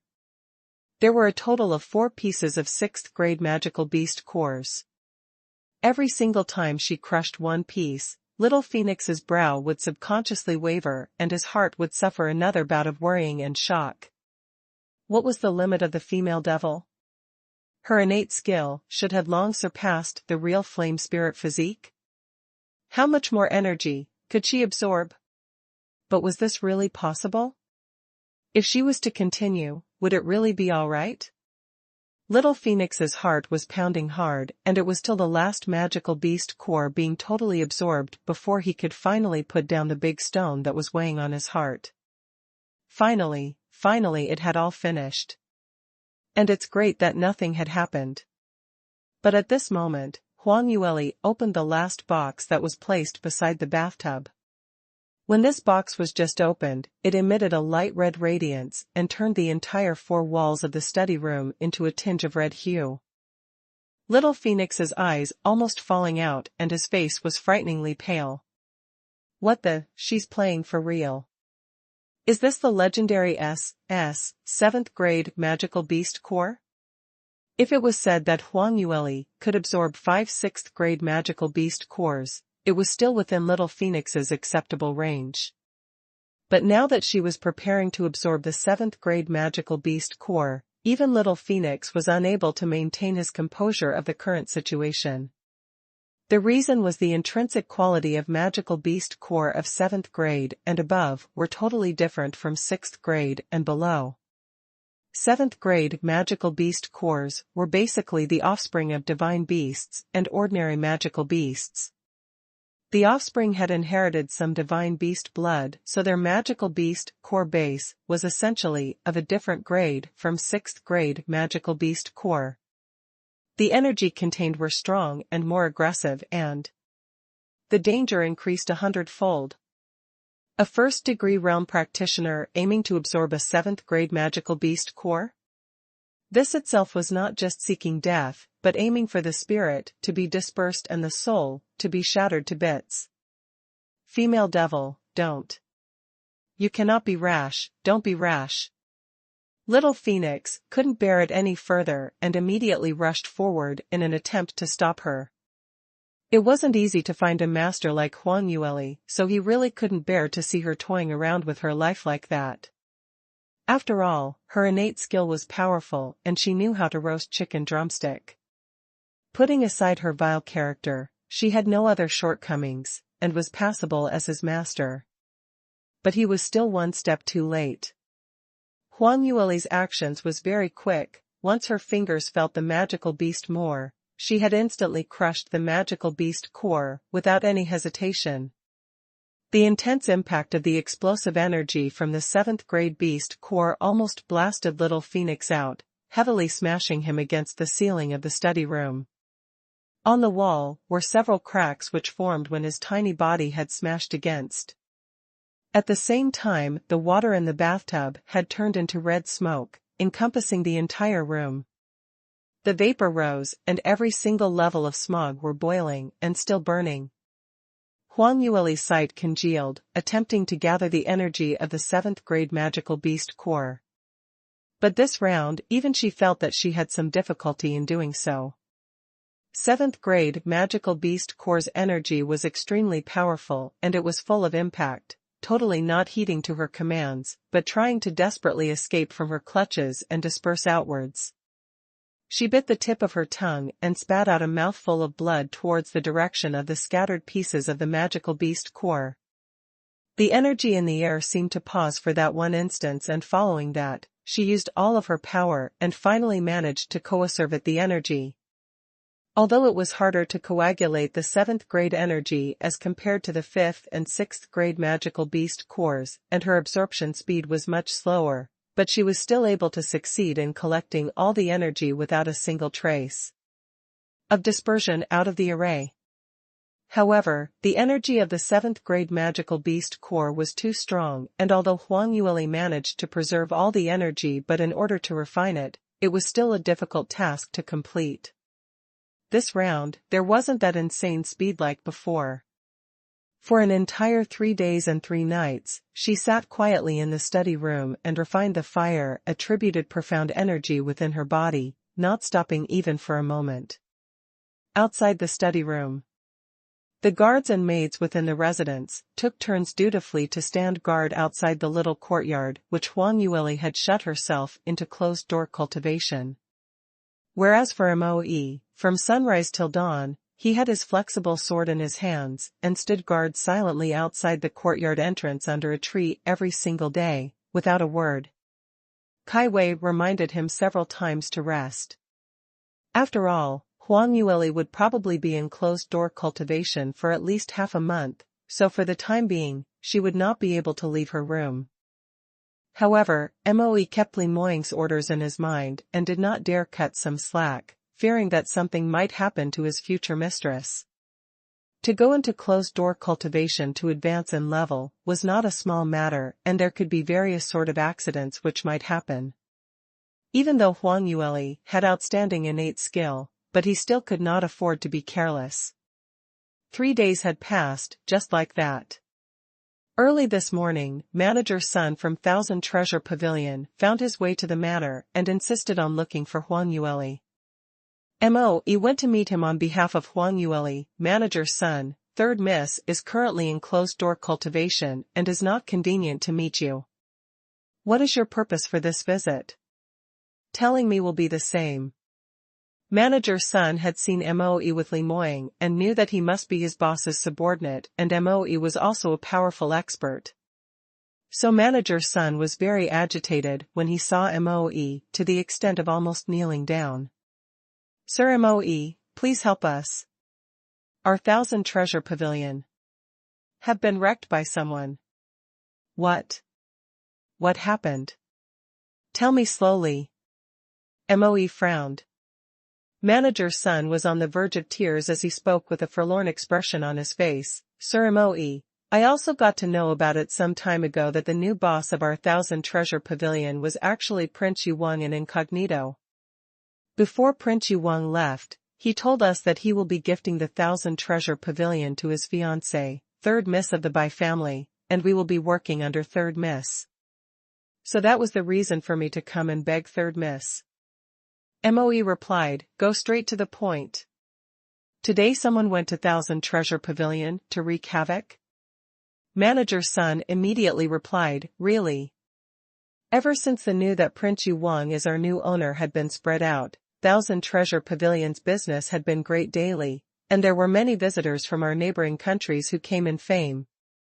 However, when we opened for business this morning, there was no one outside at all. When we went out to take a look, we realized that our entire store was surrounded by some people, and they even threatened to capture all the people in our shop. What? Moe asked inquiringly. Since everyone knows that Thousand Treasure Pavilion is master's business, there would still be someone who dares to wreak havoc? In Southview Kingdom, who would dare to antagonize our master? Manager Sun scowled miserably. The person leading this is the Crown Prince. We're not sure where he heard from that boss had already left the Southview Kingdom and he will not be back for some time. So the Crown Prince used the excuse that our Thousand Treasure Pavilion had cheated him of his money, and he wants to capture all of us and put the crime on our heads, and he had also mugged all the valuables in our shop. With the help of the bodyguards in Thousand Treasure Pavilion, this subordinate risked my life to come here. There's such a thing, looks like since Master had left, there are many hearts which have started wavering. That's right. Now, only 3rd Miss will be able to suppress the Crown Prince. Sir Moe, Is it possible? Moe shook his head and interrupted him. Nothing must happen to Third Miss at this juncture. Since this is the case, I'll make a trip with you. But the people whom the Crown Prince had brought along are the most powerful golden-scaled guard in the entire South Yu Kingdom, and it was rumored that all of their cultivations are at least in the second-degree realm and above. Sir Moe, I know your cultivation isn't bad, but 2 fists are no match for our hands. Manager's son was not a practitioner with innate talent, so towards the difference in strength between Moe and the golden-scaled guards, he had totally no idea at all. Moe didn't explain further and only replied with one sentence, "Don't worry, I won't embarrass Master." He informed Kai Wei of what had happened and proceeded to lead Manager's son to Thousand Treasure Pavilion. Kai Wei was very worried. From her view, although the Crown Prince was not as good as Prince Yu Wang, but he was still one of the top talents in South Yu Kingdom, and the golden-scaled guards were all top experts. No matter how tough Moe was, he was only a bodyguard beside Prince Yu Wang. How would he be able to deal with so many people? So ever since Moe left, Kai Wei was unable to sit or stand still, and she kept walking to and fro. Every 15 minutes, she would look towards the main door to see if Moe had returned. Not knowing why, her heart had a bad premonition, as if something troubling would be happening today. Time passed quickly, and it was until noon when a sudden pattering sounds from hooves echoed from the main street outside the Valiant Martial Manor. A pleasant feeling swelled up in Kai Wei's heart as she immediately rushed out to welcome the guest. Brother Moe is finally back. Everyone, quickly go and welcome him, remember to check if he's injured. The few guards' responses, and hurriedly rushed to the main door. These few days, Moe had enlightened them on their cultivation, and everyone were grateful and treated him as their teacher. Kai Wei followed them to the main door. However, before she had reached, she heard a series of battling sounds, and immediately following that, there were some bang-bang sounds, and a figure was flicked into midair and fell onto the ground, fainting away from serious injury. Kai Wei had a great shock, and her eyes opened wide in surprise. Lying on the ground were Valiant Manor's guards. Who dared to come and create havoc at the Valiant Martial Manor? And without a single word, they had dealt the guards with serious injuries? Just at this moment, someone strode into the main door. The person at the foremost position was a young lady, who looked to be about 16 or 17 years old. Her countenance was enchanting, figure was slender, and what was most amazing was she had a refined temperament, effortless, filled with an air of elegance. One look and you'd know she was someone extraordinary. "Where's Byruoli, that slut? Ask her to stand before this princess this instant." Kai Wei was dumbstruck, and her heart had been twitching, knowing that today there would be big trouble. But she could only force herself to go forward to send her greetings. This lady, may I know who you are?" A resounding sound rang. Kai Wei had yet to finish her words when a slap broke her sentence. This slap was vicious as it made her fly from it. Half of Kai Wei's face immediately swelled up like a steamed bun, and she had fell over on the ground. By the side of the young lady was a young man who was dressed like a bodyguard, as he said sternly, "Are you blind? Don't you even know our 7th princess? Where is Byruoli? 7th princess has arrived, and she didn't even come out to kneel and welcome her. What punishment should she receive?" 7th princess? Kai Wei held on to her face as she forced herself to turn and look at her. 7th Princess Li Shuer had left the South Yu Kingdom more than a year ago to the Celestial Light Academy to set on her learning path, and had rarely shown her face in the capital, so Kai Wei did not recognize her. However, just by the monstrous bodyguards that she brought along and her imposing manner, Kai Wei knew that she should be the 7th princess. But why did the 7th princess suddenly come to the Valiant Martial Manor? And she looked like she was seeking revenge. Obviously she was not going to be nice to her third miss. Kai Wei didn't speak up, and the bodyguard hurried sternly, "Acting dead? Didn't you hear what I asked? Where is Byruoli?" Ask her to come out and receive our seventh princess. Kaiwei was both shocked and frightened, and she was trembling in fright. But she knew that every practitioner's closed-door cultivation period was very crucial and cannot be disturbed. At this moment, her heart was yearning for Moe. If Moe was here, at least there'd be someone powerful to drag on some time with them, but since he's not here now, the remaining people here were not able to resist against the people that seventh princess brought along. Why did Moe have something on now, and leave at this critical timing? A sliver of doubt flashed past Kaiwei's mind, but she didn't have time to think deeply into it.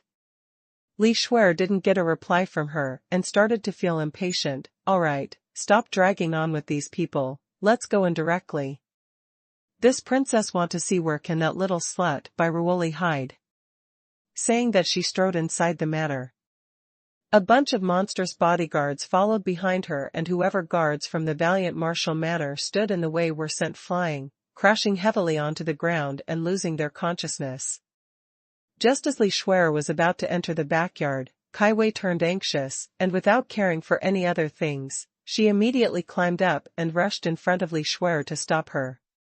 Seventh Princess, PL, please wait a moment. Seventh Princess gave her a sweeping glance and said, "Scram." Kaiwei was frightened till she could not stand properly, but due to her loyalty towards her mistress, she persevered with standing in front of the seventh princess. But her voice started to tremble. Seventh Princess, you. Even if you go in now, it's useless.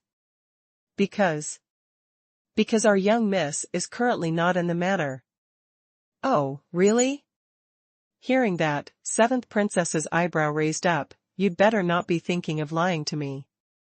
If I were to find out that you dared to lie to me, this princess will definitely make your life a living hell. Kaiwei shuddered as her back broke out in cold sweat, drenching her clothes. Won't dare to lie to seventh princess. Our young miss met an old man this morning, and after that she went out in the mid-afternoon via the back door. And she refused to tell us where she's going. Till now she had yet to return. This servant is very worried, and I was just preparing to go out and look for her. As Kaiwei was saying these, she was already weeping mountains of tears in her heart. Woo, third miss, this servant had told a lie for the very first time because of you. If seventh princess were to find out, and if I were to die in the manor, you have to help collect my corpse. Her words were half filled with truth and half filled with lies. Seventh princess started to fill with doubts. Thousand Treasure Pavilion had encountered trouble, and she would definitely be involved in the matter. So naturally she knew that manager's son would come to the valiant martial manor to seek help in addressing the trouble. Even though she didn't see Huan Yueli at Thousand Treasure Pavilion at that time, but if she were to slip away from the back door, then it was possible that her men would probably not have seen it. Could it be that Thousand Treasure Pavilion had gotten into trouble, and when Huan Yueli heard the news, she escaped due to fright?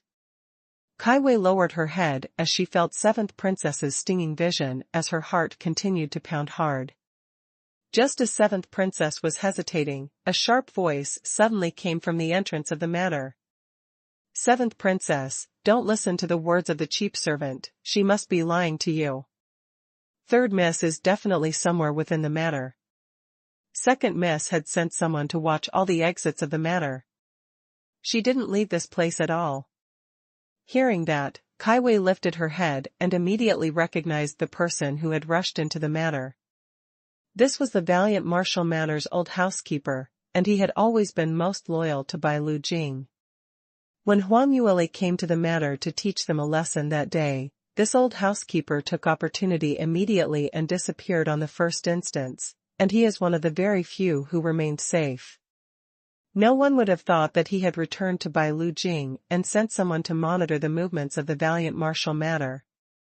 When Kaiwei saw him, she knew immediately that she was going to get into trouble. As expected, seventh princess immediately came around and her brows raised in anger.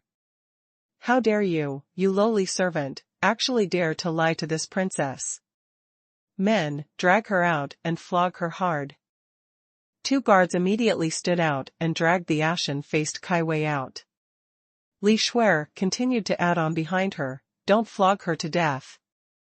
After this princess had dealt with Huang Yueli, that little slut, I will send them both to the dungeon. Kaiwei's eyes rolled upwards and fainted on the spot. Now, no one could stop her. Li Shuer furiously rushed to the backyard and at the same time, she commanded the guards and servants who she had brought along to search everywhere. Very soon, her men had searched the entire manor. The guard leader reporting to 7th Princess, there are no signs of the 3rd Miss in the manor's rooms. But in the backyard, there seems to be an array set up in the little courtyard entrance. Our men attempted several times to open the door, but were all repelled. Li Shuer sneered, Betrayal is definitely hiding in there. Set up an array? Could she be in closed-door cultivation? This is very interesting. If I were to rush in while she's in closed-door cultivation, will she enter the state of chi deviation? Yes, your subordinate also thinks so. Let's go, this princess will now go and whisk her out. Li Shuer brought her men and reached the boundary of the array and there, they found another problem. That was, the array that Huang Yueli had set up, she had never encountered it before so she had no way to break through it. But she had her own methods. Li Shuer immediately gathered all the guards and surrounded the little courtyard, and got all of them to attack the array. No matter how advanced an array was, the energy level were derived from the crystals, and once the energy had been used up, it would lose its effectiveness. Hence, as long as the power was strong enough, it was possible to use brute force to break apart an array. Even if the power was not strong enough, if they persisted unremittingly in their attacks, they were also able to use up the energy from the crystals. Li Shuer was planning on this method. From what she saw, Valiant Martial Manor did not have any array master. So even if there was an array, its power shouldn't be that strong? For those guards to attack together, she deduced that it should break down within a few attempts. However, out of her expectations, even though her guards had surrounded the array and continuously attacked it from day till night, they were not able to break down the array at all. Li Shuer frowned and started feeling anxious. This is too freaky. Could this array be left down from Bai Lufeng? How could it be so solid? Men, go to the Crown Prince and borrow all of his golden-scaled guards. Before day breaks, I must break down this array and drag the little slut out. A total of 2 small teams of golden-scaled guards were deployed and all of them surrounded the array that Huang Yueli set up and attacked it through the night. It was only at the break of dawn when the array let out a soft humming sound. Li Shuer had persisted for the entire night and her eyes were starting to turn red. But she had not been willing to leave a single step. She had yet to see Huang Yueli's doom, so how could she give up halfway? The result was the array was finally showing signs of breakdown. She immediately jumped for joy. Quick, quick, quick, keep up the good work. This array is going to break down any time now. Following that, Li Shuer's glance turned sinister. Betrayal, just you wait and see. You made me expend so much effort. When I lay my hands on you, if I don't slowly torture you, it would not appease my hatred. Within the array, the red mist in the entire room was slowly turning lighter and the scorching temperature was slowly descending. The raging energy slowly turned docile as it surrounded Huang Yueli, with her in the middle and in the dark room, it emitted a light red glow. Little Phoenix, who was resting on the windowsill suddenly awoke in shock, as he looked towards Huang Yueli's direction with a pleasantly surprised expression. Female devil, can really be more perverted, she actually managed to absorb the 7th-grade magical beast core. And what's more, it's done within such a short amount of time. From the time that Huang Yueli had crushed the last magical beast core, it had only been a full day. But this speed was extremely shocking. Not only was her absorption speed fast, the minor internal injuries that she had incurred due to the explosive fire-attributed energy was also starting to heal. At this moment, the water in the bathtub had already dried up. Huang Yueli stood up and draped a long robe over her and immediately sat cross-legged on the ground. She absorbed all the energy and directed it to her dantian, flushing through all the meridians in her body, and when all the profound energy exploded, it almost split open all her meridians. Huang Yueli clenched her teeth and persevered, and after the last intensive wave of profound energy died down, she broke through the bottleneck. She had finally successfully broke through to the second-degree realm. Upon seeing that, little Phoenix could finally rest his heart at ease. His master should have successfully advanced. However, even though she had successfully advanced, but Huang Yueli didn't stop there. Her flame spirit physique was like a vortex that absorbs fire-attributed profound energy, and it swept in all the surrounding profound energy, and the energy consolidated within her dantian had not stopped impacting her meridians. Huang Yueli felt that she could not stop herself, and under the impact of the profound energy, she continued to advance. Advance further. Defensive profound realm, first level. Second level. Third level. Just like the previous advancement, she easily broke through several small realms. The minute she broke through the defensive profound realm fourth level, her process gradually started to slow down. Because at this crucial moment, a sudden change happened. An eerie hum started to sound. A carved inscription array pattern outside the study room suddenly revealed itself.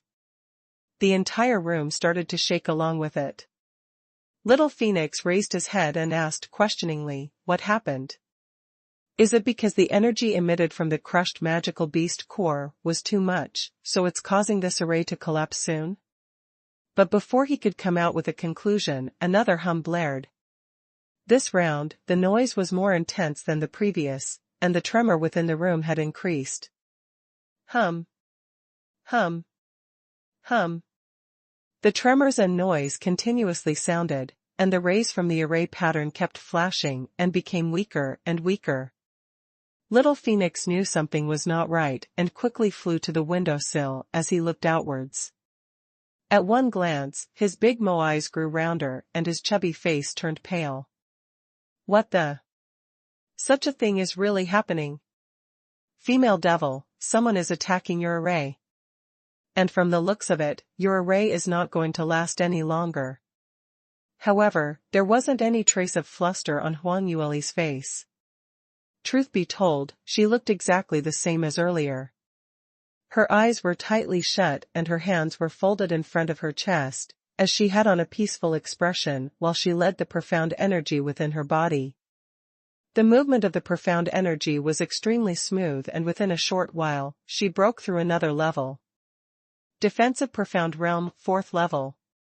Just as she broke through that instant, another intense tremor came through.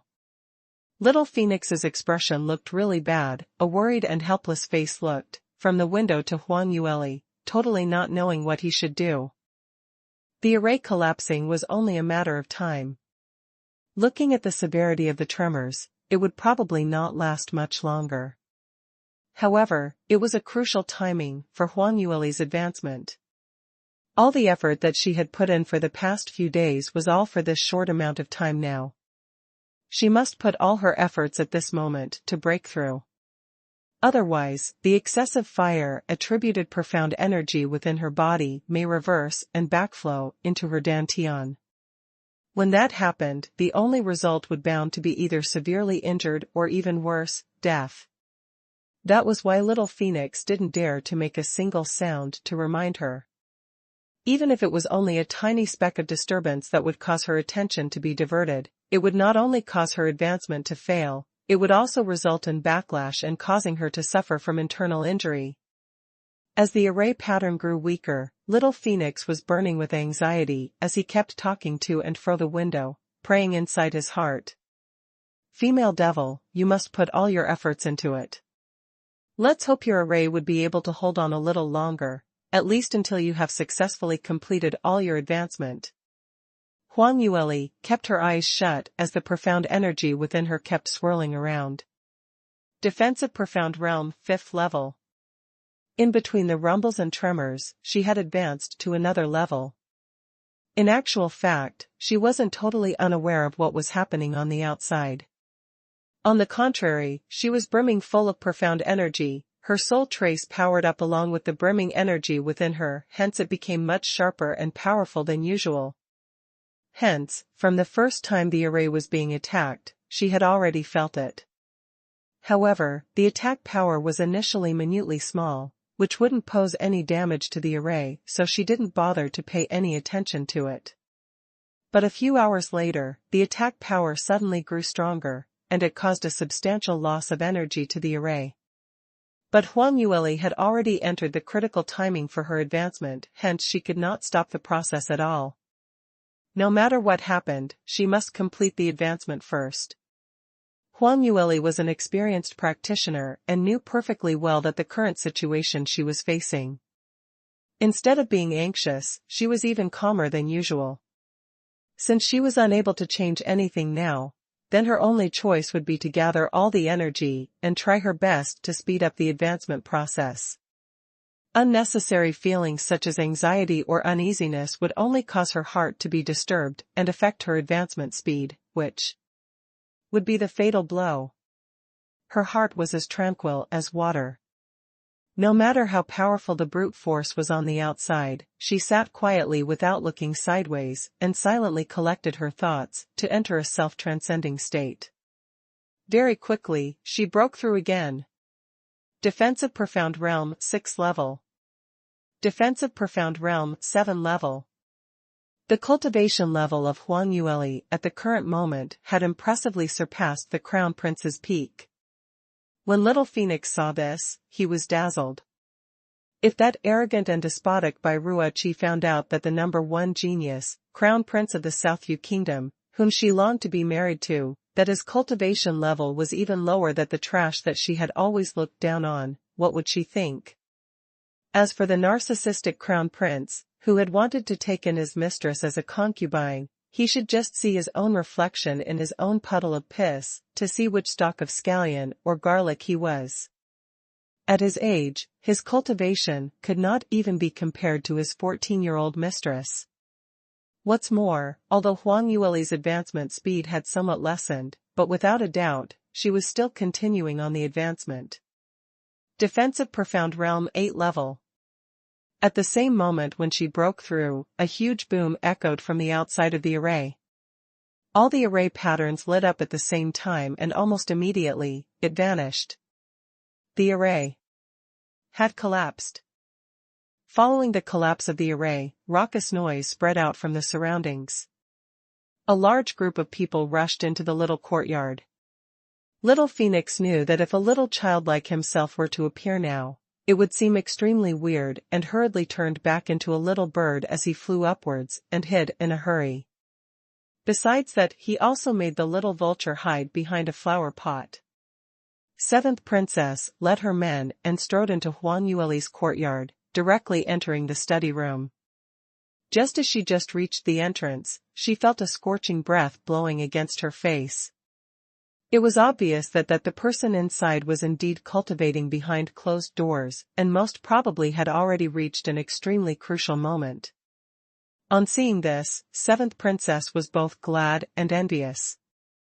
Glad because she felt that she had come at the right timing, which was such a coincidence. If the little slut was currently in the crucial moment of advancement and she taught her a lesson at this point, Huang Yueli would probably turn into trash. This was really timely help from heavens.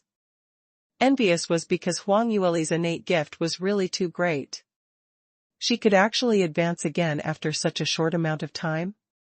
Crown Prince had mentioned that she was already at Qi Profound Realm 9 level.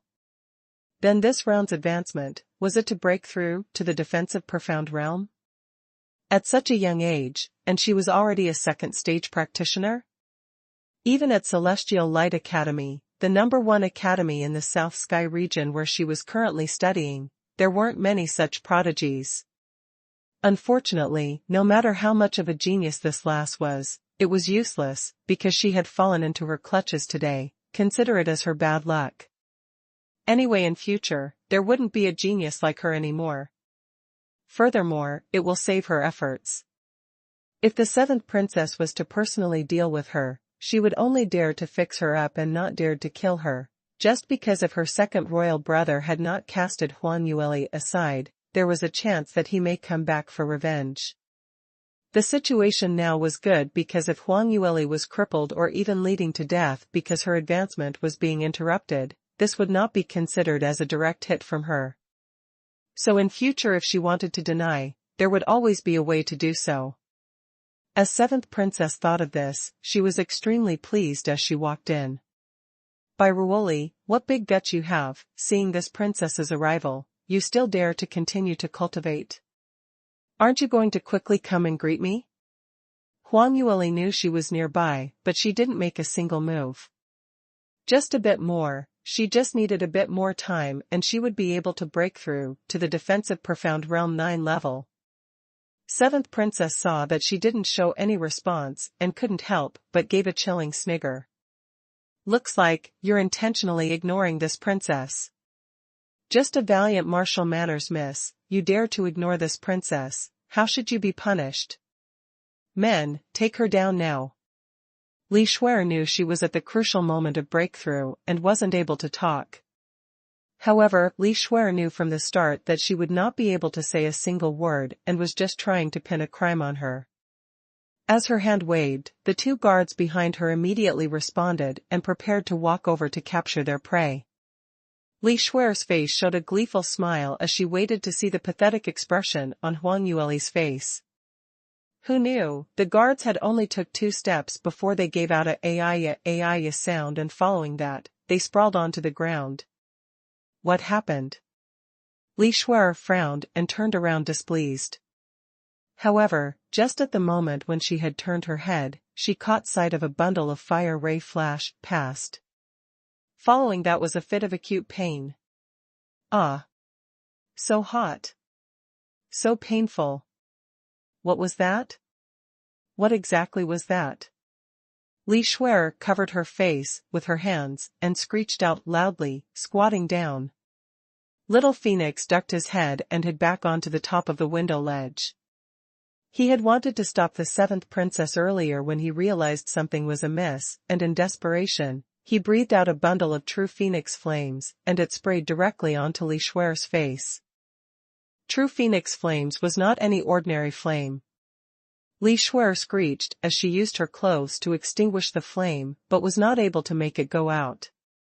All the guards could not be bothered with Huang Yueli and had all crowded around in bid to extinguish the fire on Li Shuer.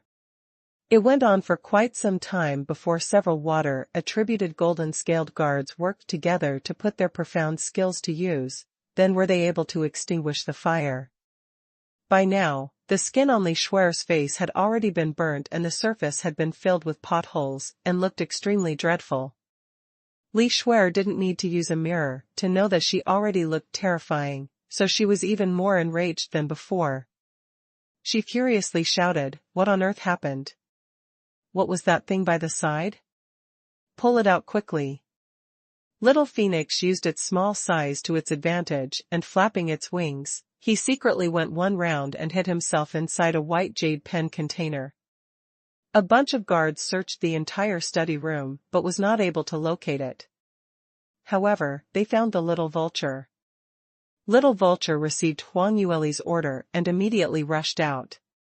Flapping its wings, giving out whistling cries, it rushed towards the seventh princess's direction. Little vulture itself had the strength of a third-tier magical beast. The strength of its body and attack power was extremely huge. The only thing lacking was its parents were not by its side while it was growing up. So although it was still young, it did not even know the basics of the innate ability of the white-winged golden-crested vultures. In this way, its potential was not able to be displayed. Even so, for it to go against this bunch of second-stage practitioners, it was still a big threat.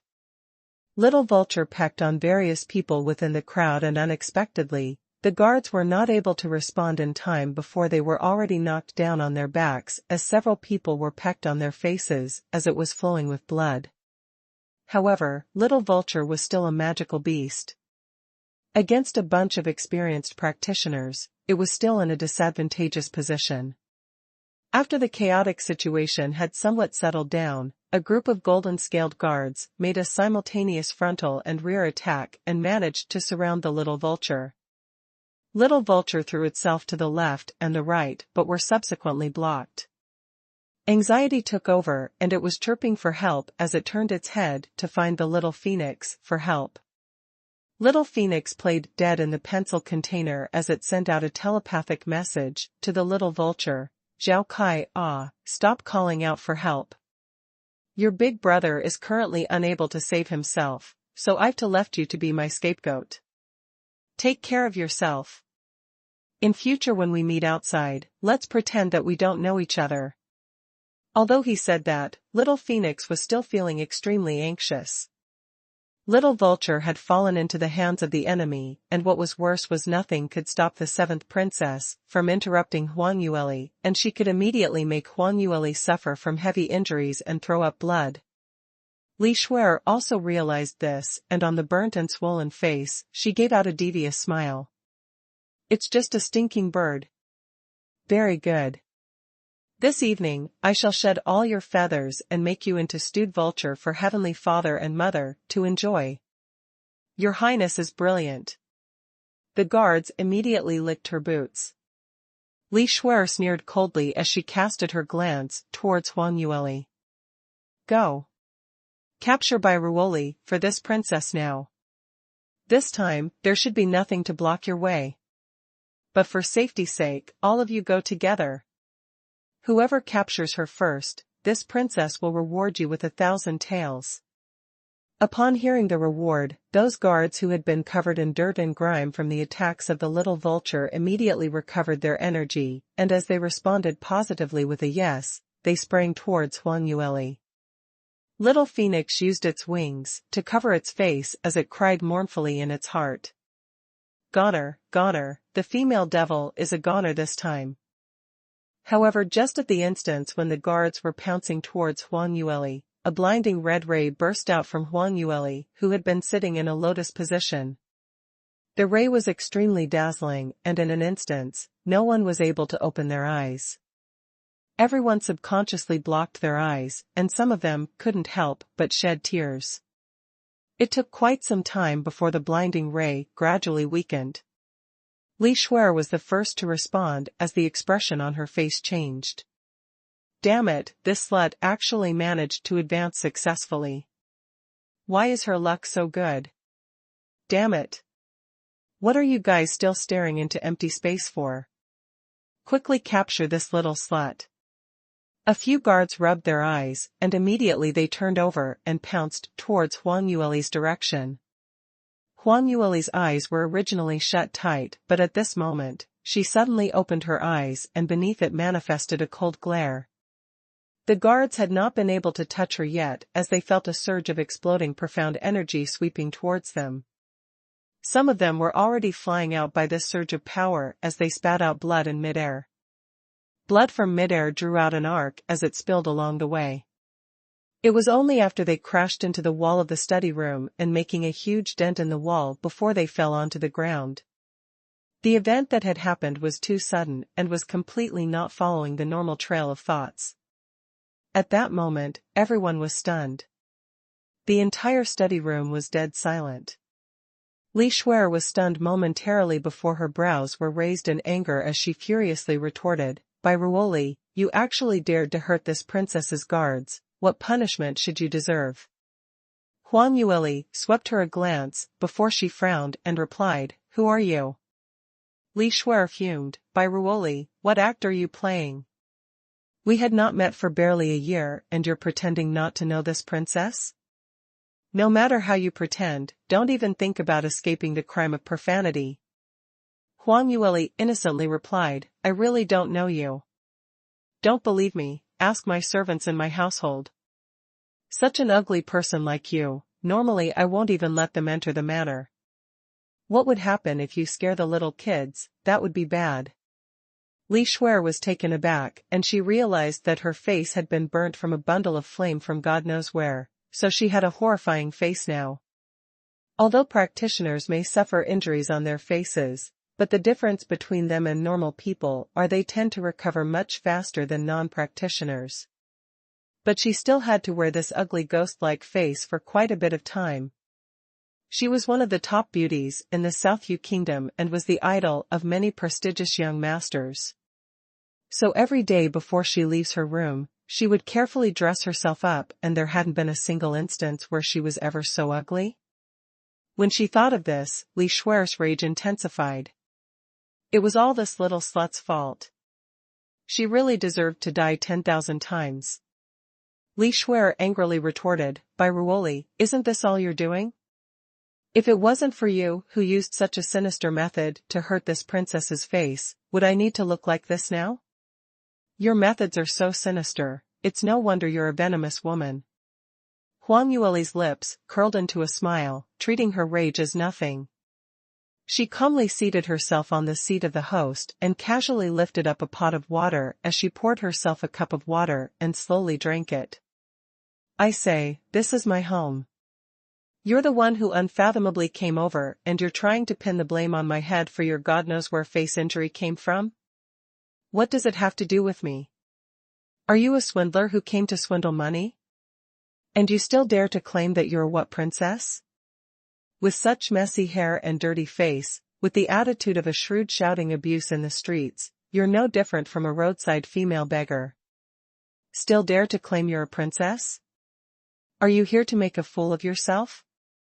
Just from one look at the wound on Li Shuer's face, and Huang Yueli already knew that it must be the doing of Wang Kai.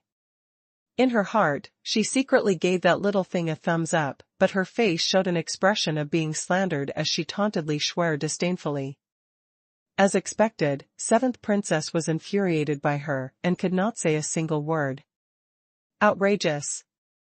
Seventh Princess is the legal child of our Empress, and the blood sister of the Crown Prince. Their status are of noble birth. Who are you to babble gibberish and besmirch them? Seventh Princess's guards were unable to see her being besmirched and retorted sternly. Huang Yueli showed an enlightened expression. "So you're the Seventh Princess. As I was saying, you must be my second sister's friend. No wonder you also like to paint your face in a gaudy look. Is this year's fashion?" Li Shuer almost spat out blood, and as she ferociously stared daggers at Huang Yueli, and finally she snapped. "By Ruoli, you're simply seeking death. Do you think that you've just advanced and this princess can't do anything to you? Humph, this princess shall let you see the difference in level between you and a real second-degree realm practitioner." Saying that, she pulled out a long snake-shaped sword from her waist and stabbed towards Huang Yueli's direction. Li Shuer was the core disciple of the Celestial Light Academy, and she had already advanced to the second-degree realm in the previous year. Right now, her cultivation was currently at the Defensive Profound Realm 3rd level. She totally could not tell that Huang Yueli's advancement had directly reached the Defensive Profound Realm 9 level. The reason was because at the Peach Blossom banquet that was held more than 10 days ago, Huang Yueli had just reached the Chi Profound Realm 9 level. This was something that was known to all because she had managed in such a short amount of time to leap across an entire realm. This was not just freakish, but rather to talk big, without a manuscript. Li Shuer had naturally thought that Huang Yueli had just broken through the Chi Profound Realm and advanced to the Defensive Profound Realm 1st level. Even so, she felt that Huang Yueli's luck was just too good since she was able to break through to the second-degree realm at such a young age. Her future was limitless. Even among the 6th-grade talents, she had outstanding luck and strength. It was exactly because of this that Li Shuer wanted to use this opportunity to throttle her future threat in the cradle, before it was too late.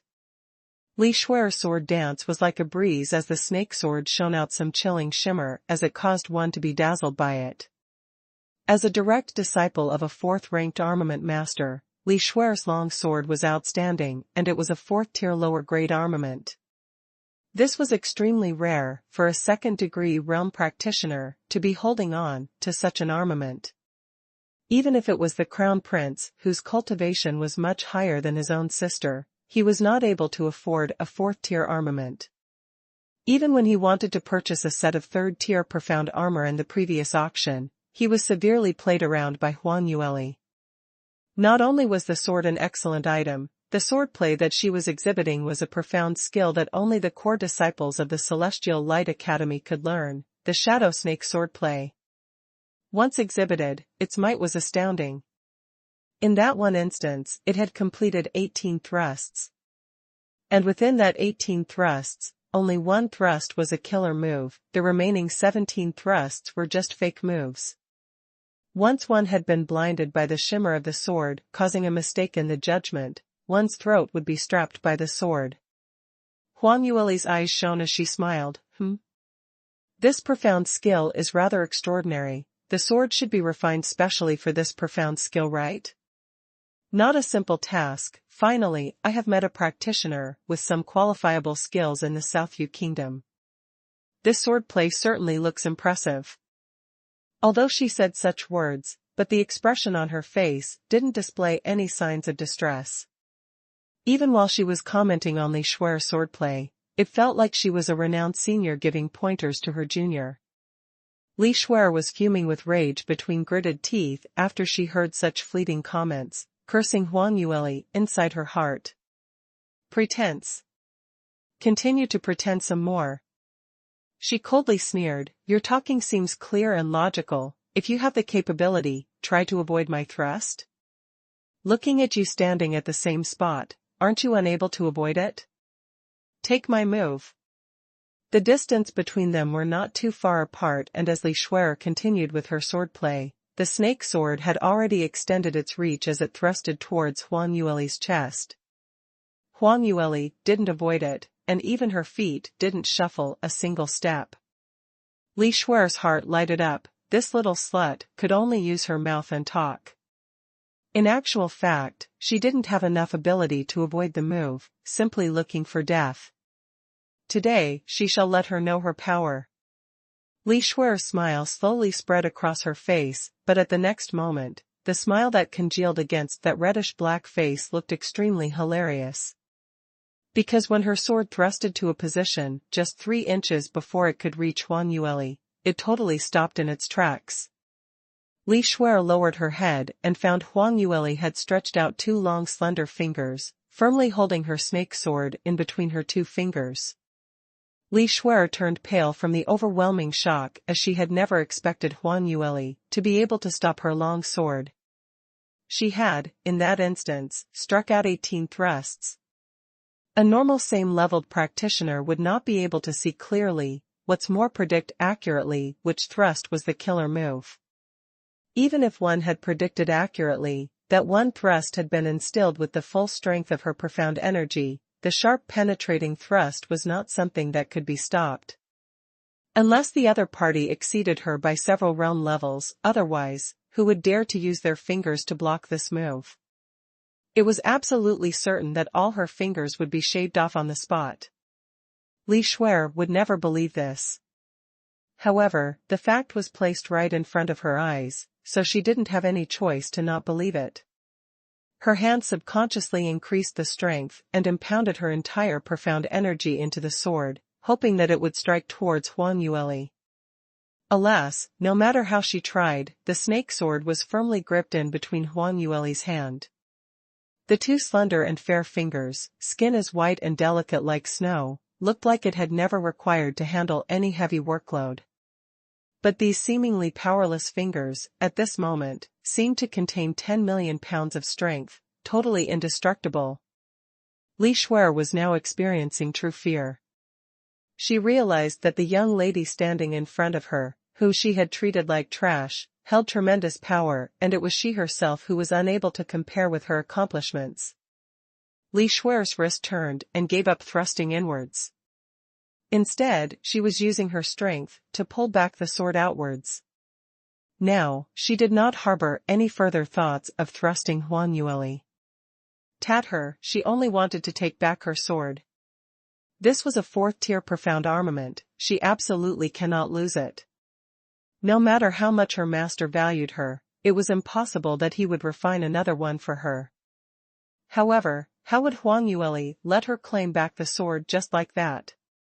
Li Shuer tried hard to pull back the sword, even to the extent of using all her strength until her face flushed through and through. However, she was still unable to pull it out. She spoke out embitteredly, "By Ruoli, let go. Are you intending to snatch this princess's sword?" Huang Yueli smiled lightly, "Seventh princess, please don't distort the truth deliberately. This sword was sent to my hands willingly by you, and now you're regretting it? Keep on dreaming." Saying that, Huang Yueli's wrist shook. Li Shuer felt a strong wave of profound energy emitting from the sword blade, and her two arms were jolted till it was sore and tingling with numbness. Unable to bear with the pain, she was unable to hold on to the long sword. Following that, her entire body fell heavily outwards as she spat out a mouthful of blood. "Seventh princess. Your Highness, what happened to you?" The guards had not been able to react, and it was until Li Shuer crashed against the corner of the wall, before they regained their senses as they hurriedly pounced over to check on her condition. Li Shuer coughed in a hoarse voice as dull pains were felt from her chest. Following every cough she made, bloody foam kept spilling out from the corners of her mouth. She wanted to lift her hand and wipe the blood stains from the corners of her mouth, but the minute she moved, she realized that her two arms were painful like hell as it felt extremely heavy, and she was unable to lift it up. She lowered her head to take a look and realized that her two arms were not able to straighten and it could only droop downwards. At that very moment, her eyes opened wide as her heart entered a state of shock and fear. Just at that instant, that Huang Yueli shook her off, that powerful profound energy completely shattered the bones in her arms, and it had broken into chunks, totally unable to be used. Li Shuer suffered an extreme amount of pain as she almost shed tears from it. Moreover, something else made her even more angry. Huang Yueli held her precious snake-shaped long sword, and after she looked at it against the light, her forehead creased into a frown as she said unsatisfyingly, "This sword is refined is such a lousy way. The fusion intensity of the materials is way too low. It seems like the armament master's handling power of material was done rather badly, and this side here is slightly crooked. Looks like the skill towards the shape-forming stage at the end is way below quality. TSK, this must be a junior who had just rose to a fourth-tier armament master, using this type of workmanship as practice material? This simply cannot be shown on stage." Li Shuer fumed with anger, till her eyes turned red. This sword was her precious baby. It was something that her master had personally refined, a fourth-tier armament master's works. If it was brought out in an auction house, the amount would be at a heavenly cost, and she was the envy of so many young practitioners. The result, however, was criticized by Huang Yueli to be totally worthless, as though it was a piece of rubbish which was to be thrown away directly. What's more, after Huang Yueli had finished her ridicule, feeling that it was a great pity as she shook her head, in the end, she actually kept away that sword. Li Shuer stared daggers at her with her eyes, till it was almost fuming with fire. Since she didn't take a fancy to the sword, why didn't she return it back to her? She acted like it was such a difficult task for her to accept the sword. Wasn't it a piece of trash? Why did she have to keep it? As though she had heard the thoughts in Li Shuer's mind, Huang Yueli threw her a fleeting glance and replied, "Even though it's a piece of trash, even if I were to return it to the furnace, I won't be able to save it. However, it was after all a piece of your goodwill. If I were to reject the seventh princess's gift, it would seem that I'm disrespectful, and if I'm pinned with this crime, wouldn't I get into big trouble?" This was throwing Li Shuer's earlier threats right back into her face. Li Shuer felt that the wounds on her face had gotten even more painful, as though someone had slapped her viciously on the face. What type of status did she have? She had always been held in the palms of others since she was young. And because she had an innate talent for becoming an armament master, even if she were to go to the Sky Cloud City and enter the Celestial Light Academy, she was still able to be in the same standing as though she was back in her own country. This was her first time that she was being humiliated viciously. Li Shuer gritted her teeth and couldn't wait to tear Huang Yueli apart with her own hands. But too bad, she was not even able to climb up on her own. Li Shuer stared fiercely at Huang Yueli, and every single word hissed out from her clenched teeth. All of you attack. Capture this little slut. All of you golden-scaled guards attack together. Whoever managed to capture her, I'll ask my master to refine a profound armament for him personally. The people whom Li Shuer had led here were not only her own guards. The mass included quite a number of golden-scaled guards who had been deployed from Li Majuan. Initially, these golden-scaled guards' hearts were pounding hard when they saw Li Shuer being easily defeated by Huang Yueli, and they didn't dare to attack. However, the bait that Li Shuer threw out was simply too tempting. Who on heavens doesn't know that Li Shuer's master was a fourth-tier armament master? A profound armament personally refined by a fourth-tier armament master, such a great thing was something that they would not even dare to dream of having. Now that such a large meat pie had fallen onto their heads, whoever doesn't catch it would be the biggest idiot on earth. For cultivating practitioners, their only aim was to strive towards higher heights. If an opportunity knocks on your door and you don't grab it, then there's no chance to break through at all. So upon hearing that, all the golden-scaled guards' eyes flashed a tint of greediness as they looked at one another before they moved towards where Huang Yueli was. All of them had the same idea in their minds. From the looks of it, Huang Yueli's power had indeed gone out of their calculations and could not be at the ordinary first-degree realm. Her battle power should have exceeded by several little small realms. If they were to go up against her one by one, they would probably not be Huang Yueli's match at all. But their biggest advantage was the huge number of people they had. If they were to consolidate their attacks together against the single Huang Yueli, they might not need to struggle that much. Besides, the golden-scaled guards were totally different from those trashy guards. The golden-scaled guards were all practitioners in the second-degree realm. As for Huang Yueli, who had just broken through to the second-degree realm, so the difference in their abilities were originally not too huge. Including the fact that they had so many people, how would they not able to capture her? With this thinking set in their minds, the golden-scaled guards didn't hesitate further. All of them drew out their swords, and outdoing the others, to unleash their attacks towards Huang Yueli.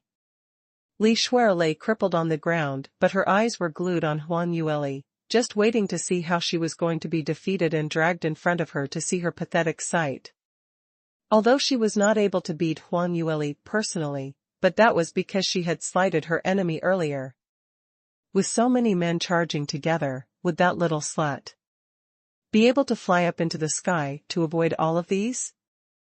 In actual fact, Huang Yueli didn't have the ability to fly into the sky or burrow herself into the ground, but she had the ability to defeat the opponent with her outstanding power directly. A group of fiendish golden-scaled guards charged towards her, but they were not even able to touch the corners of her sleeve. As Huang Yueli looked at this bunch of golden-scaled guards, the corners of her mouth gave out a chilling laughter. Overestimating your own strength. She did some footwork and turned her body. Her pose was just like a demon as she turned a ghostly figure.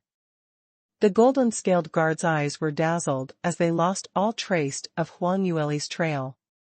Following that, they felt an irresistible huge force coming from their backs, and before they could react, they had already been struck flying out. Bam! Bam! Bam! The sound of impact was continuously heard. The golden-scaled guards who were thought to be unexcelled were all flying out within a blink of an eye, and all of them were facing down as their foreheads crashed heavily onto the ground, blood spilling out. Not long after, no one was left standing in the entire room except for Huang Yueli. Li Shuer was completely stunned by the scenario as she turned wide-eyed as though she had seen a ghost. Huang Yueli had finished handling everyone as she slowly turned and walked over. Huang Yueli's steps were graceful and elegant, but in Li Shuer's eyes, she looked even more terrifying by 1,000 times than a devil who had climbed out from hell. Li Shuer curled up even tighter as her voice gave a shiver. What do you want to do? Go. Go away. Huang Yueli smiled. Didn't you keep calling out for me to send my greetings to you? Now that I'm here, you want me to leave instead? Your Highness, aren't you a little hard to please? Li Shuer's heart was extremely uncomfortable, but she didn't dare to rebut her. The only thought on her mind now was to hurry and escape. Escape from this hellish valiant martial matter. Huang Yueli, she was not a human at all. She was much too abnormal. Didn't she just break through to the second-degree realm? How could she use just one move to injure all the golden-scaled guards? This was simply too devious. Too terrifying. However, Li Shuer used all her might and wiggled around, but she had only nudged a small distance. Because of the fact that her arms were broken and she laid crippled on the ground, even if she wanted to climb up, she was unable to exert any force from her body, so naturally it would be difficult to move around. So she could only see Huang Yueli slowly nearing her with her own eyes, nearer and nearer. Thereupon, she squatted down beside her. You. What do you want to do? I'm warning you. I'm the legal child of the Empress. If you dare to. Li Shuer's voice started cracking up as she put up a brave front. Huang Yueli sneeringly cut into her words. Legal child, so what? Even if Li Majuan was standing here, I'd beat him up the same. These words of hers were from the depths of her heart, as she could no longer put up with that hypocritical maverick look, and she had long wanted to teach him a lesson. What to do? She had not advanced in level during the previous days, so she didn't had a chance to do so, but now that she had already advanced, after Li Majuan had been taught a lesson by Li Moying, he turned into a cowardly turtle and hid himself up, so even if she wanted to beat him up, she couldn't find him at all. Li Shuer could not imagine that Huang Yueli actually had such guts to disregard the royal family status in her eyes. In this case, she had absolutely nothing at all to threaten Huang Yueli at all. Once she realized this point, Li Shuer shivered more ferociously than before. Huang Yueli gave a rather warm smile. Ayaya, Your Highness, look at the fright you have suffered. I'm such a gentle and kind lady, why would I anyhow hurt or kill people? Don't worry, I won't hurt you at all. When she heard Huang Yueli say she won't hurt her, not only did Li Shuer experience any joyous feeling, her instincts told her that something bad was about to happen. Huang Yueli would definitely come out with more sinister moves, which are much horrendous, than being beaten up. As expected, Huang Yueli reached out for a small medication bottle hidden within her sleeves. Li Shuer's turned wide-eyed. "Wh? What is that?" Huang Yueli laughed. "This is something really good. Only because you're the 7th princess am I willing to bring this out. Just sit back and enjoy it." "What is th?" Just as Li Shuer opened her mouth, Huang Yueli stuffed a pill in.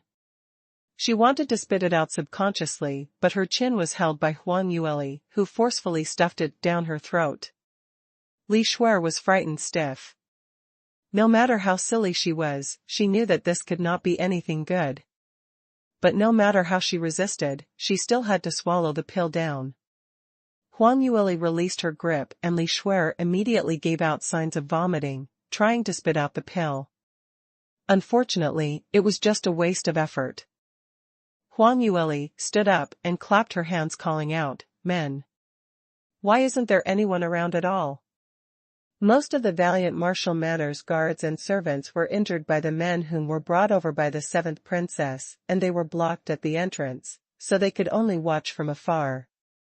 They had initially thought Huang Yueli would definitely come to a dead end this time, but who knew that even under the attack of so many golden-scaled guards, Huang Yueli easily ironed out the difficulties. Looking at the groaning golden-scaled guards laying all over the ground, everyone's respect towards Huang Yueli rose to newer heights. Upon hearing her summon, all the servants dragged their injured bodies, limped and hobbled over to show themselves in front of their third miss. To be able to follow such a strong master, in future, they would be able to bask in envy. Third miss, what commands do you have? This servant will handle it properly. This servant can also do the same, please tell us your commands, third miss. Everyone crowded over, all talking together to promote their own services. Huang Yueli nodded and pointed to two people, you, and you, come over here. She passed the bottle of medication in her hands to them and commanded, the both of you bring along some men and feed the medication to the guards that the seventh princess had brought over. One person shall take one pill. After ensuring that they have taken the pill, drag all of them and the seventh princess out and using a carriage, send them back to the palace. Do you hear me clearly? Yes, loud and clear. Third miss, please rest assured, I guarantee that I will complete this task. Both of them accepted and very quickly they organized the team to carry out their task. Those guards who were injured by Huang Yueli basically had fractures everywhere and were unable to get up on their own. Even their meridians were damaged, so they didn't have any ability to resist. The few people followed Huang Yueli's instructions and first fed them with the pill, before dragging them out one by one. Finally, there was only the seventh princess left in the study room, who had yet to be dragged out. The few of them returned to the entrance of the study room and looked inside while asking for further instructions. Third miss, this.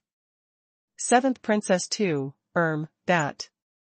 He hemmed and hawed, feeling embarrassed to say out the words, drag the seventh princess out. After all, she was a respectable royal princess. Under the eyes of those born as slaves, her existence was extremely valuable. Just the thought of being rough with her made many feel jittery in their hearts. Huang Yueli, however, did not have any of these misgivings. She waved her hand and replied, that's right, drag her away too. If you don't hurry, the medication in the princess's body might just start to take effect now. Just at the same moment, Li Shuer already could feel the strange feeling spreading within her body.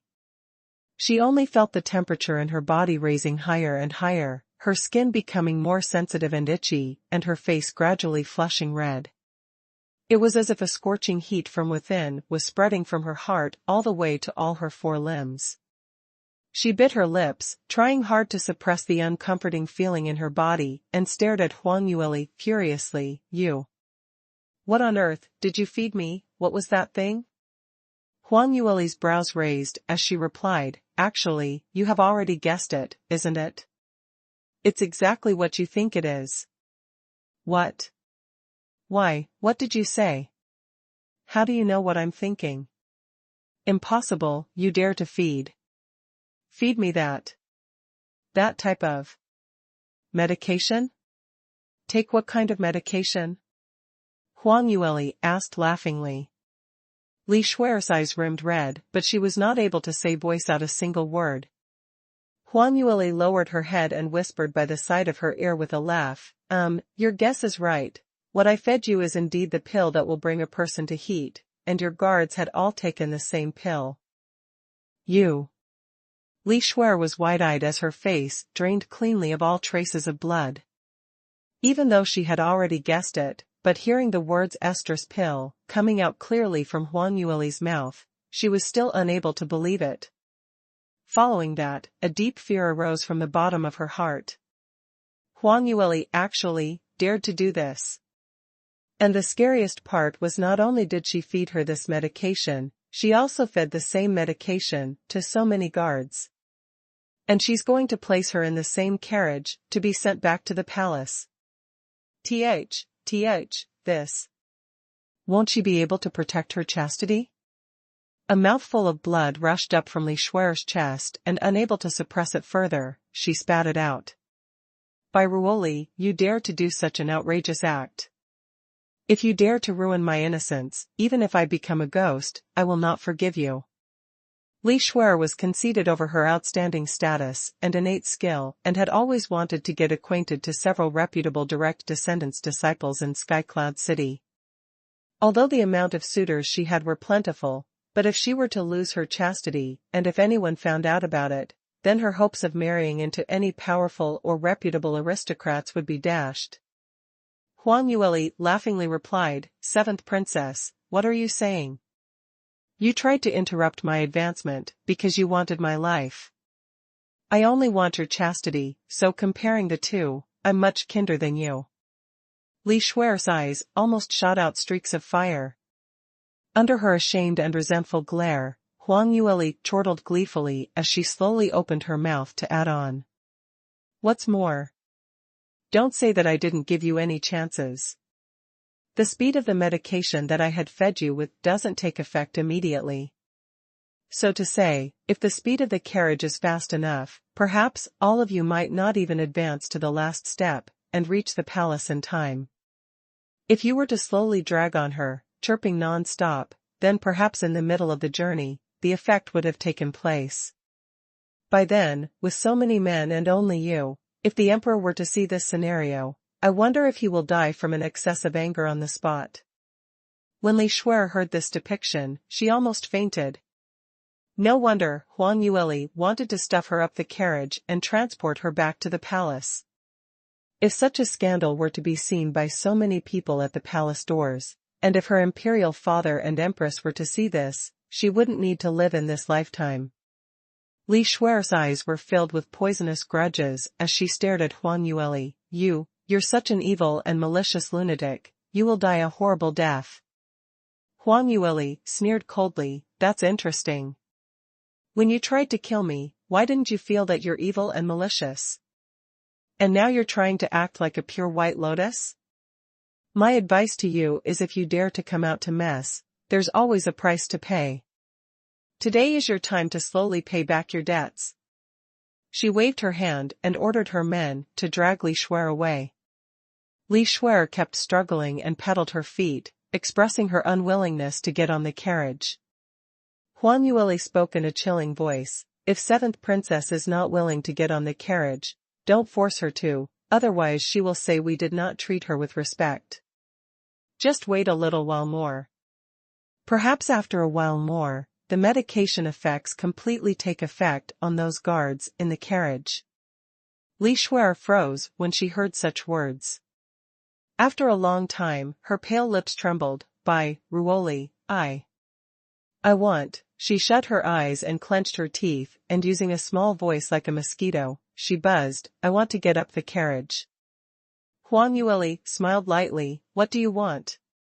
You're speaking so softly, my hearing isn't that good, so I can't hear you." Li Shuer was embarrassed to the extreme, but facing a motionless Huang Yueli, she had no choice but to raise the volume of her voice and repeated what she said earlier. Huang Yueli gave a smile, which didn't look like a smile. "You really deserve to be called the seventh princess, your hobby is really special. You already know that this carriage has many men who had taken thee and still want me to quickly let you get on the carriage. Aren't you being a little too unconstrained? If others were to know about it, the entire South Yu Kingdom's royal family's face will be thrown away by you." Li Shuer's emotions were mixed in between embarrassed and anger, and that type of despondent feeling was simply indescribable. It was obviously Huang Yueli who forced her to say these kind of words and forced her up the carriage, but unexpectedly when the words reached Huang Yueli's mouth, it became totally twisted and had the opposite meaning. If people heard what Huang Yueli said, then they would most probably think that she was a shameless, immoral woman. It had been such a simple thing, to teach Huang Yueli a lesson on behalf of her brother and her best friend, but Li Shuer had never dreamt that the results would end up in her losing so badly, to the extent of her reputation being shred to pieces. She recalled that before she came over, Bai Ruoqi constantly reminded her, "Don't even look down on this third sister of mine." Ever since she committed suicide the last time, she seemed to have changed into a different person. Her thoughts are deep and frightening. If you were to belittle her, then you'd fall into her trap easily. Li Shuer had casually acknowledged it earlier and didn't take it to heart. But now, she really regret her actions for not taking heed. Alas, it was all too late now. Huang Yueli had personally sealed her meridians and got her men to carry her onto the carriage. In front of the carriage was a coachman. When Li Shuer got up the carriage, the coachman followed Huang Yueli's instructions and, striking the horsewhip, proceeded towards the direction of the palace. Huang Yueli wanted to join in the fun and exhibited her footworks, following behind the carriage at an casual speed. Not long after the carriage had started on its journey, heavy panting and moaning can be heard from within. Huang Yueli raised her eyebrow and turned her head towards the little bird sapling resting on her shoulder. Wang Kai, make a guess. Have they started doing the deed already? The little phoenix covered its eyes, but since it wasn't covered totally, from the chinks of the feathers, without even blinking, his large watery eyes could be seen staring at the carriage's direction filled with curiosity. Little Phoenix kept stealing peeks and at the same time replied, "Female devil, what deed are you talking about? That deed does it mean? This little lord is such a pure and cute divine magical beast, don't you dare to use your evil thoughts to contaminate me." The corners of Huang Yueli's mouth twitched. This wimpy brat. When he was saying such things, could his eyes first stop to steal glances? Huang Yueli glimpsed at him and intentionally said, "See that little hole at the back of the carriage's window? Shall I help to stuff you inside, so that you can go in and take a look?" Chirp chirp. Chirp chirp. Yes, yes. Little Phoenix excitedly flapped its wing and fluttered. But after the excitement when he saw the ridicule in Huang Yueli's eyes, he immediately hung its head down weakly. Cough cough, why would this little lord want to do such a thing? Female devil, don't be shameless and try to throw such an innocent person like me into that place. You're so bad. Even Huang Yueli was defeated utterly by this shameless little thing, and remained wordless for a short period of time. By now, the carriage had turned into another street. The entire journey from Valiant Marshal Manor to the royal palace would pass through several busiest streets in the city, and these streets were mainly for commercial use, so traffic was extremely busy and pedestrians were closely woven. When the carriage had arrived at these areas, it could not maintain the previous speed to go as fast as possible, so it could only reduce its speed as it moved slowly, moving and halting every few seconds. However, the minute the carriage decreased its speed, the sounds from within the carriage could be heard visible. ENN, ENN. Ah. Ah. The slight moaning could be heard indistinctly. The pedestrians on the streets were plentiful, and quite a number of them had already noticed the unusual situation in that carriage. They ambiguously turned their heads to look, and following that, discussions in a lowered tone could be heard. Look at that carriage. Those sounds earlier, did it come from that carriage? That's right, it's this carriage. I've heard sounds coming from it for quite a while. Oh my, aren't the people inside too thirsty, so do such an act in the middle of the day at such a busy place? Hee, a bystander gave a lewd smile. You're all inexperienced. If I were to say, there are several men inside and only one woman. TSK, such heavy taste. What? How can such a thing happen? Isn't that woman being forced to do such a thing? We have to report to the authorities. What's the hurry? The lewd man smiled wretchedly. From the sound of this, it seems that the woman is enjoying herself. We can't be sure that she's not a willing party. A stir started to arouse. Little Phoenix turned his head towards Huang Yueli and asked, "Wasai, if that what princess's reputation has gone down in the mud? If she were to hear these, won't she die of anger?" The corners of Huang Yueli's lips curled upwards. Don't worry, she heard it loud and clear. Regarding this, Huang Yueli was very sure. Because the medication that she had given would not make the party lost their rationale. Instead, they remained clear-headed, but they were unable to control their actions and feelings, so the effect of this medication was extremely useful for tormenting others. Although the levels of the voices of those pedestrians were intentionally lowered, but Li Shuer was after all a second-degree realm practitioner. Her senses were much higher than ordinary people by several folds, so the volume of these voices were absolutely loud and clear to her. The carriage continued on its journey, although the speed was slow, but it eventually passed by this street. Just up in the front was the gate to the royal palace. Just a distance before the carriage reached the main gate, it was stopped. The golden-scaled guards held in their hands long spears and blocked the way in front of the carriage. Who is inside? In front of the royal palace. Why aren't you coming down to report who you are? Although the carriage had stopped, but still no one stepped down. The coachman stopped the carriage and as though he had done something guilty, he sped away immediately. The golden-scaled guards had not imagined that he would run away, so naturally, they didn't thought of stopping him. It was only after he had ran away, did the few guards looked at one another in dismay, unclear of the current situation. What's the situation now? Why did he run away? Why aren't the people inside getting down from the carriage? Don't bother so much, go over and take a look. The golden-scaled guards walked towards the carriage and just a distance away, they heard noises of moaning and panting, and a powerless woman's voice from the carriage. Go away. Don't do this, ah. The few of them grew wide-eyed as they all recovered their senses at the same time. Cow. This carriage. Are they having? Heavens, aren't they too shameless? To do such a thing is already too indecent, to think that they actually stopped the carriage in front of the royal palace gate? Isn't this a provocation to the emperor? Yes, to scorn the emperor, the punishment is extermination of the entire family clan. Quickly drag them down and see who could it be who is so utterly shameless. That's right, drag them off the carriage. Although the golden-scaled guards' expressions depicted a righteous indignation, but in their hearts, they were extremely excited. Such a heavy-tasted living erotic chamber was not seen commonly. Now with such an opportunity, won't they be in a hurry to see it for their eyes, otherwise they'd lost out on it? What's more, if luck is on their side, perhaps they might be able to get a share.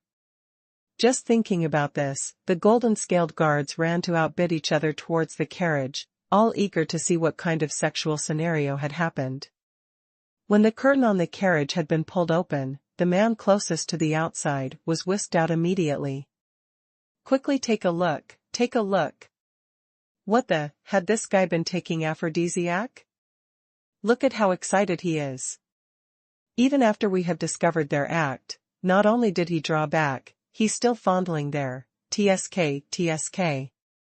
Alright, what's there to see about men? I want to see the woman inside. His colleague quickly interrupted him. The others concurred, that's right, let's see how the shameless woman looks like. Quick, move your asses.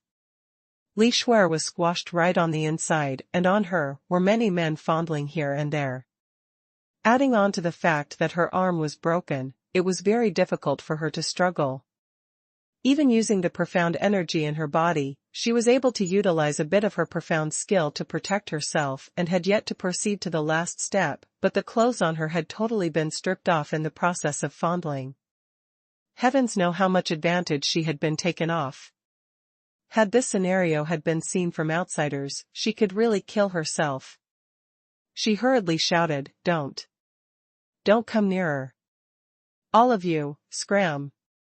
However, the golden-scaled guards couldn't recognize her at all and roared with laughter. Hear this woman, when she's in the act, she didn't feel shameless at all. Now that she's discovered, she's asking us to scram? That's right, obviously a shameless bitch, still pretending to be noble? You've already been played with so many men, just letting us take a few looks, you should consider it as your fortune. As their words become more and more uncouth, Li Shui's tears started flowing, yet she was unable to rebuta. If she were to claim she was the seventh princess, won't she lost even more face? But if she didn't lay claim to her status and were dragged out naked, that alone would be enough for her to kill herself by banging the wall. Just as she was stuck in a dilemma, a golden-scaled guard who lagged behind lowered his head and took a careful look at the first man who was being dragged down the carriage. Suddenly he shouted in surprise. "Weird, this man looks a little familiar?" "Familiar? What are you saying? Stop disturbing, let's drag that woman out." This guard started to become anxious and said, "He really looks familiar. Wait, I recall now. Isn't this Li Si from the 3rd Squadron? Why is he here?" Hearing that, someone turned back and took a few more glances, then he froze. "That's right, I recall now. He seemed to have gone out with the 7th princess to capture someone? How did he get into such a situation now?" The golden-scaled guards immediately felt something was amiss and hurriedly took action and whisked every single person out. Every single person gave them a big shock. Because all the men here were all their colleagues, members of the golden-scaled guards. The more the golden-scaled guards saw, the more terrified they became. Very soon, all the men in the carriage were pulled down, leaving only Li Shui in the carriage alone. All the golden-scaled guards who blustered around earlier all fell silent and no one dared to enter to capture the woman. The reason was because a shocking guess arose within their hearts. The shameless woman inside couldn't be the 7th princess, right? This guess was not unreasonable because all the guards who had been dragged down earlier were all without exception those who had been deployed to help 7th princess with some matters today. In the end, all of them had appeared in the carriage, except for the 7th princess, whose whereabouts were unknown. Without a need to think further, the woman in the carriage had a 90% chance that it was her. But how could this be? 7th princess usually looked natural and unrestrained, unless she was such a shameless and wanton woman, deep down in her bones. She had dared to commit such audacity within the city? The golden-scaled guards looked at each other in dismay, not knowing what to do next. Huang Yueli hid under a big tree at a distance not far away. When she saw this scenario, her mouth twitched disdainfully. These golden-scaled guards, normally they are so haughty and overbearing, why did they become so terrified at this moment? Such a huge letdown, let me give them a hand. She hooked a small stone under the tree and kicked it. Along the direction of the wind, the stone flew towards the carriage and happened to fall in between the wheel. With a thump, the carriage lost its balance instantly and fell flat towards the direction of the royal palace. As for Li Shui, who curled up in the carriage, giving a screech, she rolled out from the carriage and rolled for quite a distance before falling right in front of the golden-scaled guards. The golden-scaled guards looked carefully and all were shocked out of their lives. The woman, in front of their eyes, was totally naked. Her figure was shapely, giving rise to wild and fanciful thoughts. Even though the golden-scaled guards knew she could possibly be the 7th princess, but they were unable to control their line of visions and ogled several glances at her. Those lewd glances almost drove Li Shui to death. The golden-scaled guard's vision fell onto her face, and at this moment, everyone was stunned. 7th princess, Li Shui was an outstanding beauty, but this woman in front of their eyes had her face filled with bumpy bruises, her face was swollen like a pig head. Was she really the 7th princess? Li Shui screeched, "What are you looking at? Do you believe that this princess will gorge out your eyes? Quickly remove your clothes and give it to me." This time, her voice was loud and clear and allowed the golden-scaled guard to confirm that this indeed was the 7th princess. One of them hurriedly removed his outer jacket and threw it towards Li Shui. The rest of them surrounded her, back-facing in a circle to block out the views from the other people so that she could put on the clothes in the human circle. There were some who observed the surroundings and immediately went to clear the scene and chase away those bystanders who were there to watch the bustling scene. Alas, these series of actions came too late. Because around the doors of the palace, there were several ministers and influential officials moving around. They had already seen this scenario with their own eyes and were gesticulating, even guessed that the naked woman who had just rolled out from the carriage was the emperor's beloved seventh princess. Some palace maids and eunuchs happened to pass by this route, and when they saw such a scenario, they hurriedly entered the palace to report to the emperor. Not long after, the palace door opened and the emperor and empress personally rushed over. At this moment, Li Shuer had yet to put on the clothes properly. Due to the fact that both her hands could not move and she could not possibly ask the golden-scaled guards to put it on for her, so she could only slowly nudge herself, attempting to shift the clothes onto her body. But this action proved to be too difficult, as it would, time to time, hurt her hand, causing waves of extreme pain. Besides that, the effect of the estrus pill had not fully subsided as heat waves continued to rise, causing her to give out several moaning sounds. The surrounding golden-scaled guards tried hard to endure. If they had not known that the woman behind was a golden branch jade leaf person whom they could not afford to provoke, they would have lost it and made advances towards her long ago. When the emperor and empress arrived at the scenario, what they saw was this. Li Shuer was scantily dressed, stooping on the ground and constantly making groaning sounds. Her face was filled with wounds, and it was difficult to make out her original looks. Empress gave a screech and quickly walked over. When she saw the birthmark on Li Shuer's upper shoulder, she momentarily cried out. "Shuer, it's really Shuer. How did you become like this? What happened? My Shuer. Mother." Li Shuer saw the empress, and immediately all the grievances flowed upwards as her tears started to flow, unable to stop. Both mother and daughter started crying bitterly. However, in the eyes of the emperor, this scenario was far from touching. He only felt a deep sense of shame and a stomach full of fury. "Enough, the both of you still dare to cry." The emperor howled angrily and strode over. Li Shuer seldom heard the emperor giving out such a fierce and stern tone and was shocked beyond words momentarily. Her tears stopped flowing as she mumbled, "Imperial father." However, before she could give an explanation, a piak slap fiercely landed on her face. "You still know you have an imperial father like me. How dare you openly do such obscurity with so many guards in front of the palace doors? What's more, you openly roamed the streets in the city. The entire South Yu Kingdom's face had been thrown by you. How could I have such an indecent and immoral daughter like you?" Li Shuer was struck dumb. Due to her outstanding innate gift and her beauty, she had always been the apple of the emperor's eyes and had been pampered since young. She had never thought that one day she would be slapped by her imperial father. However, before she could react, the emperor had already showered down hurls of abuse on her. That tone was obviously filled with disappointment to the extreme. Imperial father, listen to your daughter's explanation." The emperor gnashed his teeth as he hissed, "I don't want to hear your explanation. You already did such a shameful thing, what excuse do you have? Li Shuer is now stripped of her princess status and demoted to a commoner. Men, capture her and don't let her step out of the royal palace." When the empress heard these, she shuddered with cold sweat and rushed over to plead for mercy. "Your Majesty, your concubine Shuer is not someone who doesn't know her morals. She must not have done this intentionally, please have mercy, Your Majesty." When the emperor heard these words, instead of calming down, his fury raged even further.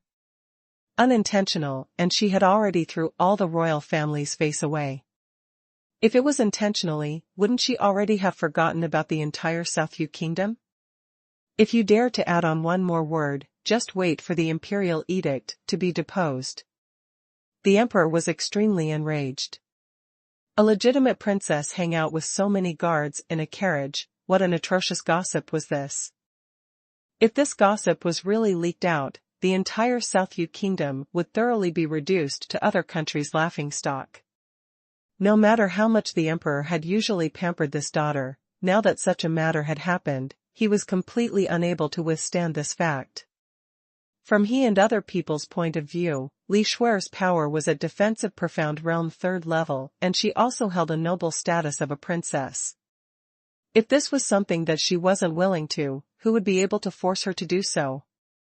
At this moment, the emperor felt strongly that she had lost her sense of honor and shame. Li Shui was stunned from the slap, and when she finally found her senses, she immediately cried bitterly to defend herself. Imperial father, please listen to your daughter's explanation. This is really something that I didn't do willingly. Someone is out to harm me. It's by Ruoli, from Valiant Martial Manor. When the emperor heard these words, instead of believing her, his fury amplified. Enough. There's so many people out there, but you had to pick on by Ruoli? Who doesn't know that she's just a cheap Profound Realm 9 level, whereas you are a defensive Profound Realm practitioner? Yet you brought along so many guards, what were you trying to do? Can she outsmart you? I know that your royal brother's marriage arrangement was rejected by her, and he was also injured by Moying, so harboring this hatred in mind, you also wanted to take revenge on his behalf. But to speak without thinking, isn't your inclination just too evil? The emperor just couldn't bring himself to believe her explanation. Ever since the last Peach Blossom banquet, he found out that Bai Ruoli had been bullied since young by the Marquis lady and insulted by Bai Ruoqi. He had always felt that he'd done an injustice towards Bai Lu Feng, and that he had owed her too much. Moreover, ever since the crown prince was injured, he had always clamored about taking revenge on Li Moying and Huang Yueli, so the emperor had already kept vigilant on this. He had never expected that Li Shui would go find trouble with Huang Yueli the minute she returned. Wasn't the motive abundantly clear? Now, Li Shui even claimed that Huang Yueli had set her and the guards up. Li Moying was not around. As a first-degree realm practitioner, how was she able to deal with so many golden-scaled guards? How would the emperor ever think that Huang Yueli's potential had such a shocking breakthrough? Li Shui was unable to find a convincing explanation to defend herself. She was unable to take it any longer, had a blackout and fainted on the spot. At a distance, not far away, under a big tree, Huang Yueli secretly stretched her arms and spoke in a springy tone. All right, the show is over, let's get on our way now. Little Phoenix reluctantly tugged at her collar, chirp, chirp, chirp, chirp, chirping nonstop. Female devil, what's the hurry? Until now, I have yet to see what that lady in nude looks like. Let me watch a little long, just a little longer. Otherwise, let's move away slightly further to take a clear look. Ouch. Huang Yueli couldn't stand it any further as she gave him a huge bump on the top of his head. You brat, going astray at such a young age, is that something that you should be looking at? Woo, woo, woo, little Phoenix shrunk his head back, not daring to speak his mind. However, in his heart, he kept thinking that this female devil had thought of such a sinister and vicious plot, but he just wanted to take another look and suffered domestic violence from her. This was practically double standard at its best. Humph, the next time she and Li Moying got intimate, he must open his eyes wide and look to his content. Huang Yueli swept a glance at him. Seeing that he leaned his head back, she guessed what was on his mind. She carried the little Phoenix and placed him back on her shoulder. All right, stop wasting time. We still have pressing matters to see to. Chirp chirp? Pressing matters? Yes. Huang Yueli nodded. Brother Moe had gone to the 1,000 Treasure Pavilion since morning and have yet to return. It's simply abnormal for someone like him. Something must have delayed him from coming back, or there could be an accident or something like that, otherwise he won't act in this way. Let's hurry over and take a look. Huang Yueli brought along the little Phoenix and went straight to 1,000 Treasure Pavilion. 1,000 Treasure Pavilion's door was wide open, but there weren't any customers. Huang Yueli strode in with big steps and saw the entire lobby in huge mess. All the counters had been pushed over and various medicinal ingredients were scattered on the ground. Some locked cabinets were also smashed open. signs of a fight were visibly shown on the ground. Besides that, all the employees of the Thousand Treasure Pavilion were spotted having a black eye, as though they had just been attacked by someone. Yet in between these people, there wasn't any sign of Moe or Manager Sun. Huang Yueli frowned as she grabbed an employee and asked, "Where is Manager Sun? How about Moe? Where have they gone to?" The employee was holding on to his swollen face while groaning in pain, but as he lifted his head, a delicate and attractive face came into his sight. A hint of joy shone in his eyes. He had immediately recognized that she was the valiant Martial Manor's third miss, and was also their lady boss. "Third miss, you're here. That's great, we're saved. Manager Sun is inside calculating what we have left in our reserve. The Crown Prince had led his men here, looting and snatching items in our shop, causing us to suffer from huge losses. Third miss, you're looking for him? Need your humble servant to ask Manager Sun out?" Huang Yueli shook her head and replied, "Never mind, let him slowly calculate the damages. How about Moe? Moe? The employee was dumbfounded for a moment before he suddenly realized, "You're referring to the tall and incredible expert? He's simply too powerful. Earlier when the few of us were almost beaten to death by the golden-scaled guards, but when Sir Moe rushed here, he easily took care of all of them. Even the Crown Prince was not able to take even one strike from him." Huang Yueli was totally not surprised by his words. Moe was a 5th-degree realm practitioner, higher than Crown Prince and the rest by a total of 3 realms. To say that he swept all obstacles away at one go was not an exaggeration, even one finger of his could squash them all. "Where did he go to after he defeated the Crown Prince?" The employee replied, "This. Your humble servant is not sure. But when the Crown Prince plundered a lot of valuable items from our shop, and when he escaped, he brought it all along." Sir Moe seemed very angry, and from the looks of it, it was possible that he had chased after the Crown Prince to get the valuables back. Huang Yueli frowned, seemingly unable to understanding his motive. Even if Moe were to chase after the Crown Prince, but in order to get the items back, it shouldn't be something effortless, so why would he waste so much time? Huang Yueli found another employee and his answer was similar to the first. She hesitated for a moment and decided to proceed outside to take a look. Luckily, the Crown Prince had led a large group of people running wildly on the streets. That scenario had left quite a deep impression on others. Huang Yueli inquired someone by the roadside and very quickly, she located the route which the Crown Prince had escaped in. She followed the pathway, but when she saw the destination, she was slightly surprised as she frowned. The place that they had gone to was actually the royal treasury? She had been to this royal treasure previously. The last time was to obtain the flame cloud pearl from the treasury, so that she could advance in her level. At that time, she had been pursued by the imperial tutor for several miles, escaping all the way to the royal palace, before she managed to shake him off. To think that, the Crown Prince had brought his men to escape to this place. Could it be that Moe had also followed them to this place? As suspicion started to form in Huang Yueli's mind, her speed started to decrease by quite a bit. From her previous experience, Huang Yueli was very sure that the royal treasury was filled with golden-scaled guards and other experts and would be heavily guarded. It would be best to proceed carefully if she didn't want to make a huge commotion and got besieged.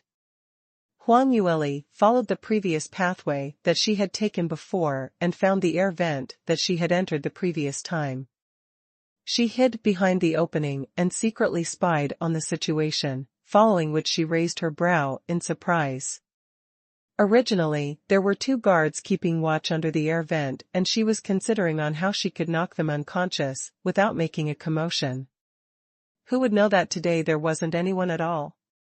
Although surprised, she didn't hesitate and with the tip of her toes, she leapt upwards onto the ledge of the wall and made her way into the little ventilator hole. She did not meet with any obstructions throughout the entire process and successfully infiltrated into the inner section. "Stop him, quick, stop him." Huang Yueli had just jumped down from the wall when she heard a gust of flustered and exasperated yelling, as well as several mechanisms being activated. She got a shock as she thought she had fallen into some sort of trap. Her eyes widened after observing closely. The result was, what the? Moe is really here. Moe was indeed trapped within the royal treasury, and he had to face being besieged by several experts alone, and among those included the imperial tutor and another fourth-degree realm practitioner who had always been guarding the royal treasury. Besides them, there were several golden-scaled guards commanders who were currently in the third-degree realm. If it was purely based on battle power alone, even though the imperial tutor and the rest had an advantage in terms of manpower, but with that alone to defeat Moe, who was both an experienced and skilled fifth-degree realm expert, seemed like an impossible task. However, they still had the upper hand. In the royal treasury, various mechanisms were installed to protect the treasures, and it was important to take precaution on every single step, otherwise it might end up in fatal disaster. Moe was not familiar to these mechanisms, and he knew nothing about the topography of the royal treasury. On one end, the imperial tutor and others were attacking him with all their might, while on the other hand, they were activating the mechanisms in the royal treasury. This had caused various obstacles to Moe.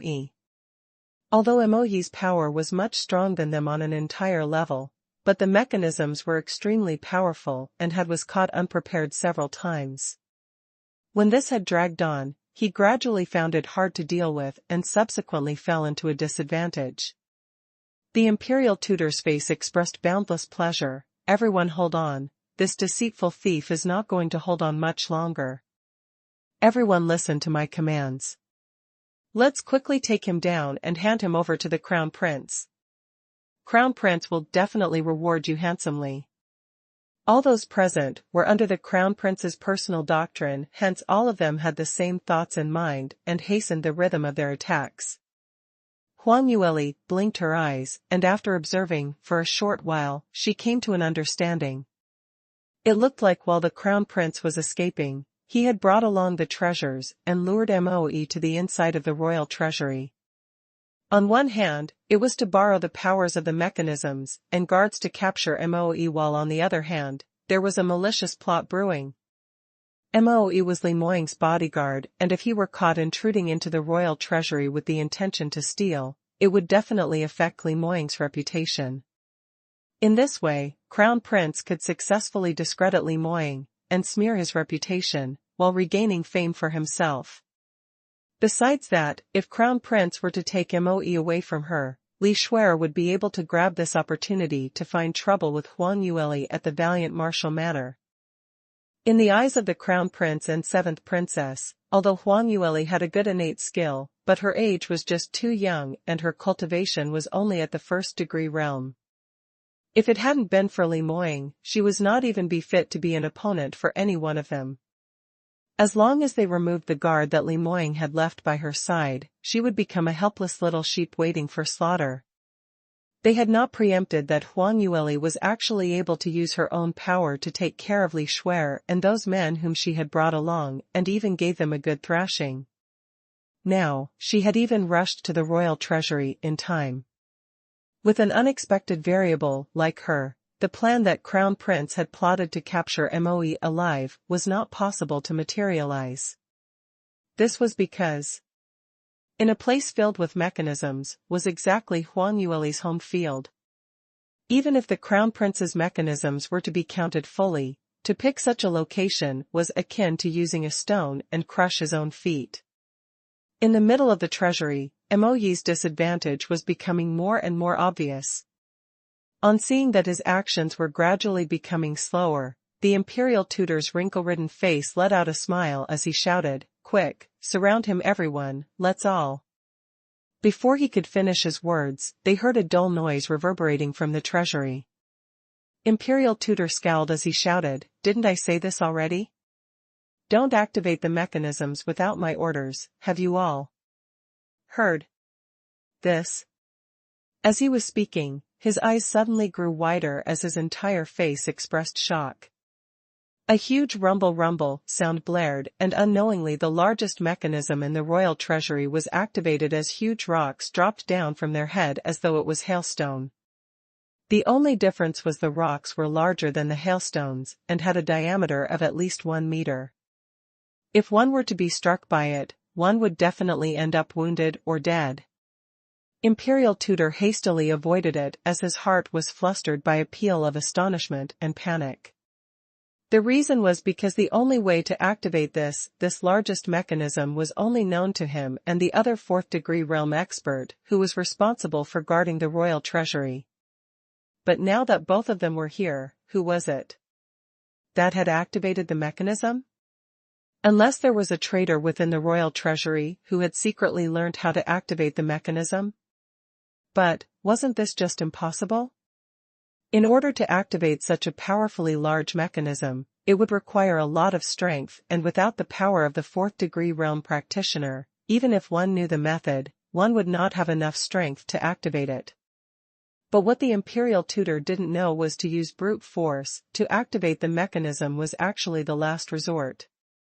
This method would only be used by those who had no idea whatsoever about mechanisms and had no choice but to choose such a stupid method. However, to an armament master like Huang Yueli, to activate such a low-level mechanism was a simple task to undertake. Not only did she activate the large hailstone mechanism, she also made some minor adjustments to the mechanism itself. This resulted in the descent of hailstones dropping more on the Imperial Tutor and others' heads, concentrated to the extent of impossibility. As for Moyi's side, there were only a few pieces of hailstone and he just had to slightly adjust his position and would be able to avoid it easily. A glint of surprise flashed past Moyi's eyes as he had never expected that the situation would take such a huge unexpected turn. Just as he realized that he was about to be defeated, and since he didn't want to fall into the evil claws of the Imperial Tutor to become a tool against his master, he had already made the worst decision of perishing together with them. Who knew that just as he was about to find the best opportunity to strike, this unexpected change happened? Since the current situation was advantageous to him, with Moyi's abundant experience in battle, he naturally would not miss such a wonderful opportunity. He immediately worked up his cultivation method and displaying his profound skill, the flexible sword in his hands waltzed out streams of blinding lightning like sword glimmer. His profound energy was of spectacular significance as his attacks were directed towards the Imperial Tutor and the others. Imperial Tutor and the rest were using all their might to avoid the densely falling hailstones, and next up was a series of full-strength attacks from a fifth-degree realm practitioner. What was more fraudulent was they would also suffer sneak attacks from Huang Yueli time to time. Under 3 simultaneous avenues, they were unable to ward off blows. Very soon, all of their meridians on their hands and feet were severed by Moe, and they fell onto the floor, unable to get up. And just at the instant that they had fallen, the hailstones that had continuously been dropping on their heads suddenly stopped. Upon seeing this situation, the heartbeats of the Imperial Tutor and others almost came to a halt. Did it needed to be so deceptive? Who among them didn't grow eyes and switched on the mechanism? Why was it such a coincidence? And it had to stop right now. If it had stopped a quarter of an hour earlier, they would not have been checkmated one after one. At the same time, their hearts were annoyed beyond words. If they had known earlier and just persevered just a little longer, if they could persevere just a quarter of an hour more, to avoid a few more strikes and the hailstones would have stopped. By then, they would be able to turn defeat into victory. Sigh, why didn't they just persevere just a little more earlier? However, what they didn't know was the stopping of the hailstones was actually controlled by Huang Yueli in the background, and no matter how long more they had persevered, as long as they did not fall, the falling hailstones would naturally not stop. After Moe had defeated all the enemies, he hurriedly turned around to search for the person who had been aiding him in secret. Huang Yueli slowly walked out from a corner, bearing a faint smile on her face. "Third Miss. It's you." Moe hastily bowed. Imperial Tutor's eyes super wide as he stared daggers at her. By Ruoli? Huang Yueli nodded towards Moe to acknowledge his greeting and turned her gaze towards the Imperial Tutor as her lips surfaced a frosty smile. Imperial Tutor, how have you been? Ever since we last met at the Peach Blossom Banquet, I thought that we would never cross paths ever again. After all, I am a 6th grade talent and you are just a passé old man who's almost dying, so we're not on the same route. God knows, we're played around by the will of heavens that we have crossed paths so soon again, so this is quite a surprise. Imperial Tutor was choked by her words that his entire face turned red with fury and embarrassment. This wretched lass, every single time she opened her mouth, it would spill out words which would infuriate one to spit blood out. And to make it worse, one was not able to rebut whatever she had said. The reason was because every word she had said was the truth, and only because it was the truth, it was unbearable, as though stepping down hard on others' open wounds. Saying that he was a passé old man and they were not on the same route. Although the words were unpleasant to hear, but the Imperial Tutor had indeed, during recent times, felt that he would not be able to live much longer. As for Huang Yueli, she had just revealed her outstanding talent. Like the sun in midday, sooner or later she would gradually ascend to become a shining star. They were indeed incomparable. The Imperial Tutor gasped a couple of breaths before he forcefully opened his mouth. You wretched lass who doesn't know how to show your respects to your seniors. I am the Imperial Tutor, and even the Emperor have to show respect to me. What's more, when your father was still in the Southview Kingdom, he would greet me as his senior. Is this how you talk to me? The sides of Huang Yueli's mouth curled upward slightly as her eyes flashed obvious signs of ridicule. My father greeted you as a senior was to respect your age, thinking that you are an elderly worth respecting. My father had always been an upright person, but how would we ever expect that in this whole wide world, there's such a person who isn't worthy of respect? As for me. She paused momentarily, and under the embittered gaze of the Imperial Tutor, she unhurriedly opened her mouth. You're just my guard's defeated opponent and prisoner. Frankly speaking, you're worse than the servants under me, so why should I bother to show respect to you? Have I got nothing better to do? The Imperial Tutor almost fainted when he heard these words. This wretched lass actually compared him with the servants. He was a powerful 4th-degree realm practitioner, and even the Emperor had to treat him with respect as his status was utmost valuable. You're good, by Ruoli. With such arrogance, sooner or later you will suffer retribution, and it will be soon. Let me tell you, 7th Princess is already back in the kingdom and she's not an ordinary girl. If you were to fall into the hands of the 7th Princess. The Imperial Tutor had originally wanted to scare her, but in the middle of speaking, he suddenly stopped. He suddenly remembered that he had been sent to the royal treasury to hold back Moe, so that it would be more convenient for 7th Princess to deal with Huang Yueli. But why was Huang Yueli able to appear here now? Shouldn't she still be at the Valiant Martial Manor, being hung up to be tortured by the 7th Princess and thrown into the darkest and dirtiest water prison? Why did she appear in the royal treasury? And her dressing looked tidy and her complexion was rosy, looking much prettier than before. Her condition couldn't be better. In what way did she look like she was being given corrective punishment?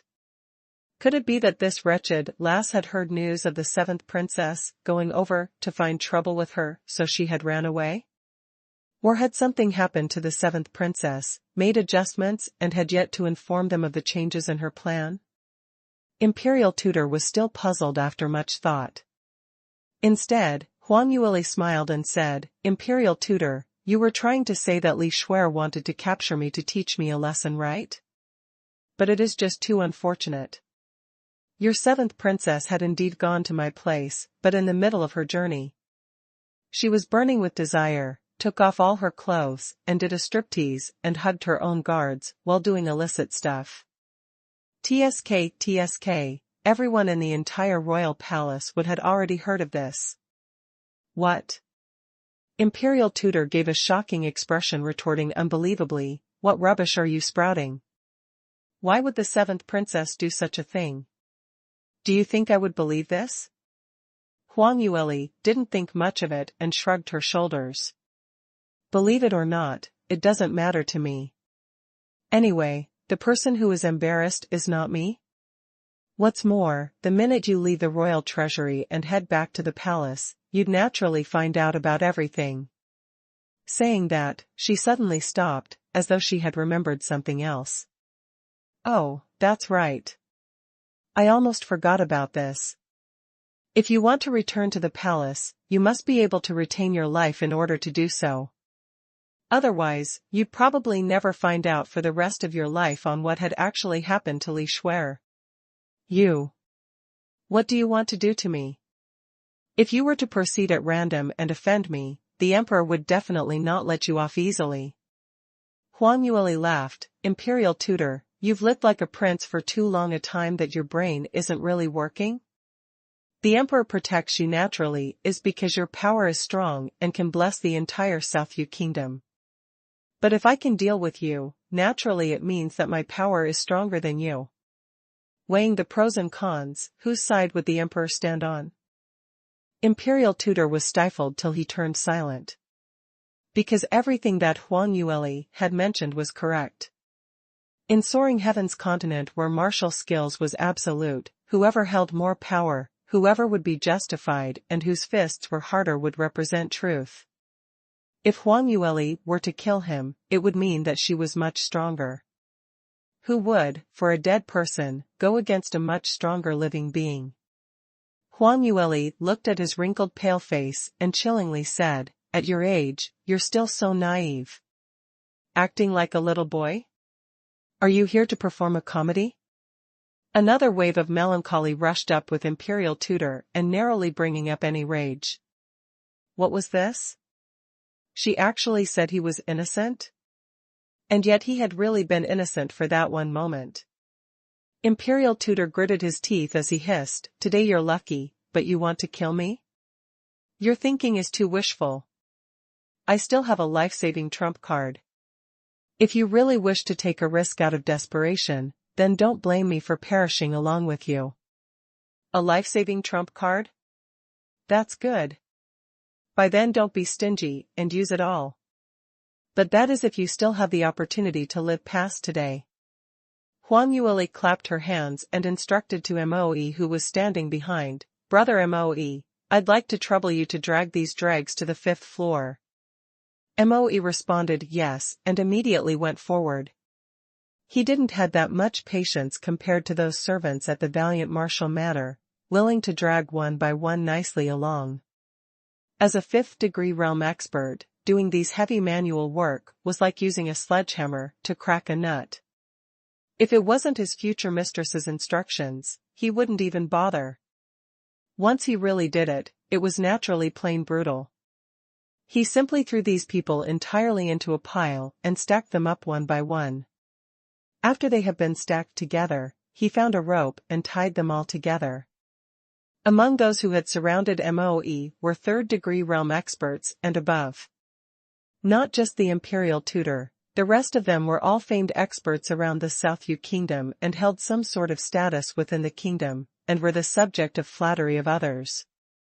Who would knew that once they had fallen into Moe's hands, they were thrown here and there, even worse than a sack.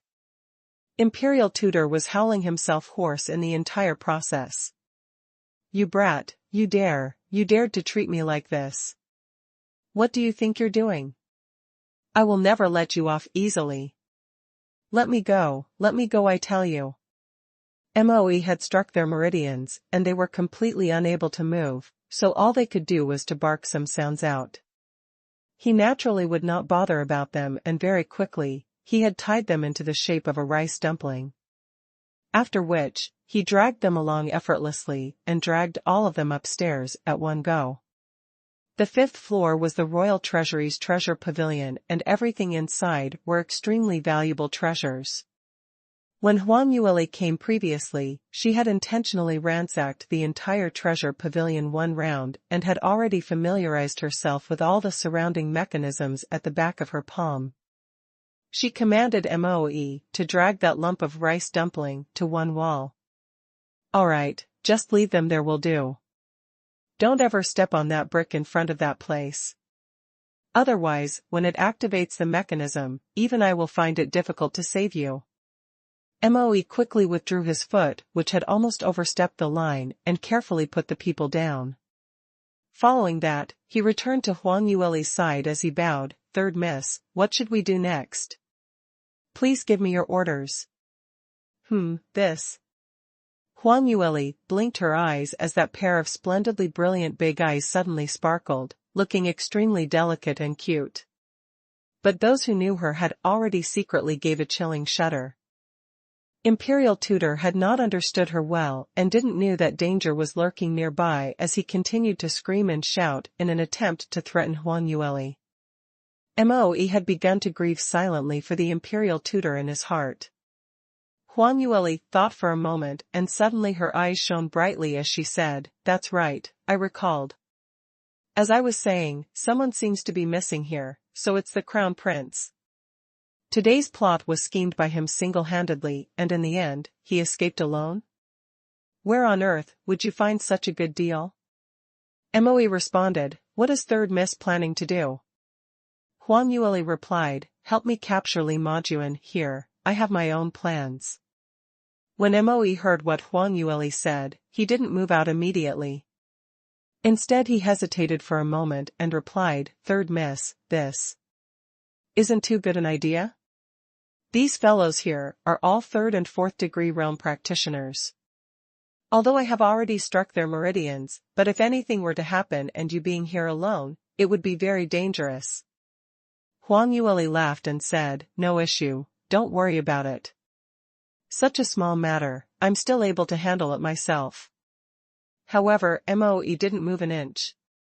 He naturally knew that this Third Miss had heaven-defying tricks up her sleeves, and was extremely awesome, but he was already worried that she might belittle her enemy and cause a mishap because of that. What's more, since the practitioners here are much higher than her level by several realms, if anyone had any secret method to remove the restriction, then Huang Yueli would not be able to handle it.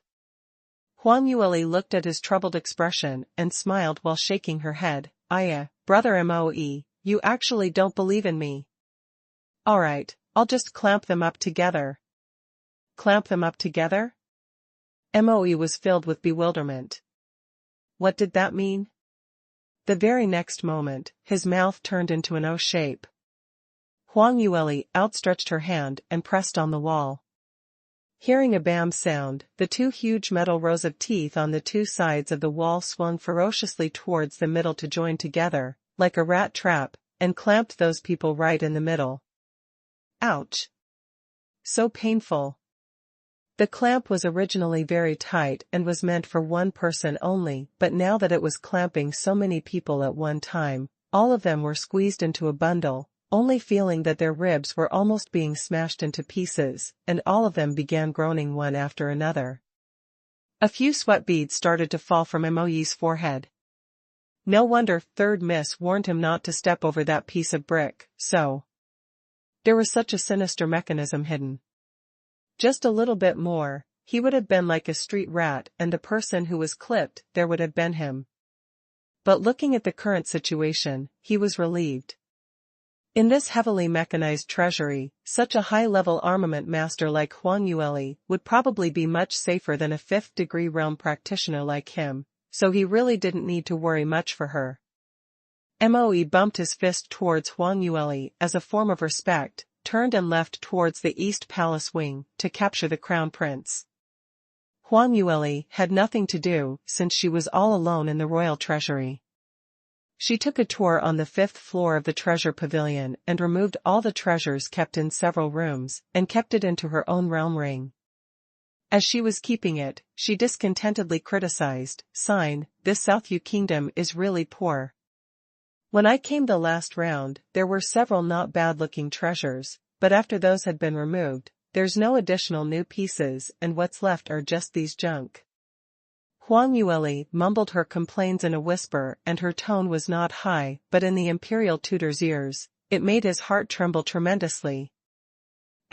So the thief who had stolen away a huge amount of treasures in the royal treasury just over a month ago, was you. Huang Yueli was all smiles as she replied, yes, wasn't it me? Imperial tutor, your age is really catching up. Your response is really retarded, only now did you realize this. But, you're only in a first-degree realm. How is it possible? Imperial tutor was agape and tongue-tied as his eyes filled with shock, and more shock. At that time, Huang Yueli was heavily locked down by the golden-scaled guards, and yet she was able to escape from the royal treasury. Moreover, Imperial tutor had followed behind her for quite a long distance, but in the end he was not even able to touch a single strand of her hair. Instead, she made a fool out of him. Before that day, Imperial tutor had never been in such a wretched situation for a very long time, so he bore a grudge against the thief ever since, but no matter what, he was not able to witch that person out. Now that he found out about the truth, the Imperial tutor almost wanted to shed tears. How was he being made a fool by a lass who was in the first-degree realm lass, which was such a far distance from him? Huang Yueli, smiling, replied, I have yet to thank you. If it hadn't been for Imperial tutor's leniency, it would not have been that easy for me to get the treasures out from the royal treasury. Imperial tutor was speechless. In what way was he lenient? And he was not able to catch her at all. As Huang Yueli was saying all these, her hands didn't slow down and continued to empty various treasures from their shelves, and kept it all within her realm. The previous time, she was on a tight schedule and was afraid of getting discovered by others, so she only took the most valuable items. But today, since she had no misgivings and had completely fallen out with the Imperial tutor and others, why would she need to conceal the whole story? There were quite a number of treasures, which she honestly did not value, but no matter how small a mosquito was, it was still a piece of meat. Even though she don't value it, it wouldn't mean that other people would not value it. If she could auction it off at an auction house, perhaps those were able to exchange for some spirit stones or spirit jades. Imperial tutor looked at Huang Yueli's well-trained and speedy actions, and his brows creased as he let out an extremely painful expression. All these treasures were accumulated bit by bit over the years, and some had been personally procured by himself, leading the golden-scaled guards to dangerous grounds, and now, it was all being swept into the waste pouch of lass that he hated deeply. By Ruoli, aren't you full of guts? Stop, quickly stop now. Huang Yueli didn't bother about him and continued to sweep all the treasures cleanly on the 5th floor, before running downstairs to continue on her collection. Imperial tutor gritted his teeth for half a day, and as time ran past, he realized that something was not right. The area of the treasury was only so big, and the treasures kept within were naturally not few. Some of the treasures were rather large pieces, and yet Huang Yueli had kept one piece after another into her space, as if it was not full at all. How much was her realm ring able to contain? And there was something more shocking.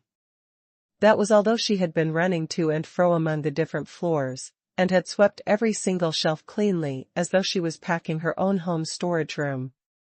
Heaven knows, there were numerous mechanisms in every single room of the 5th floor, and various traps were also set up on the other floors, but not only had Huang Yueli not breached a single one of them, she also easily got hold of everything.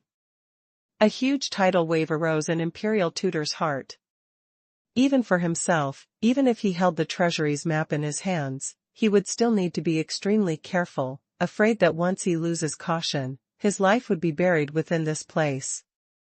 But this lass. How did she do it? Huang Yueli spent just over 2 hours and had already finished collecting about 70 to 80% of the 4th floor's treasures. Just at this moment, Emoyi's figure was like a gust of wind and engulfed himself into the royal treasury. In Emoyi's hands was a huge gunny sack, and on the opening of the gunny sack was a straw rope tightly sealing it. The gunny sack bobbed up and down in all sorts of directions, and there was a faint noise coming from it. It was obvious that something alive was in it.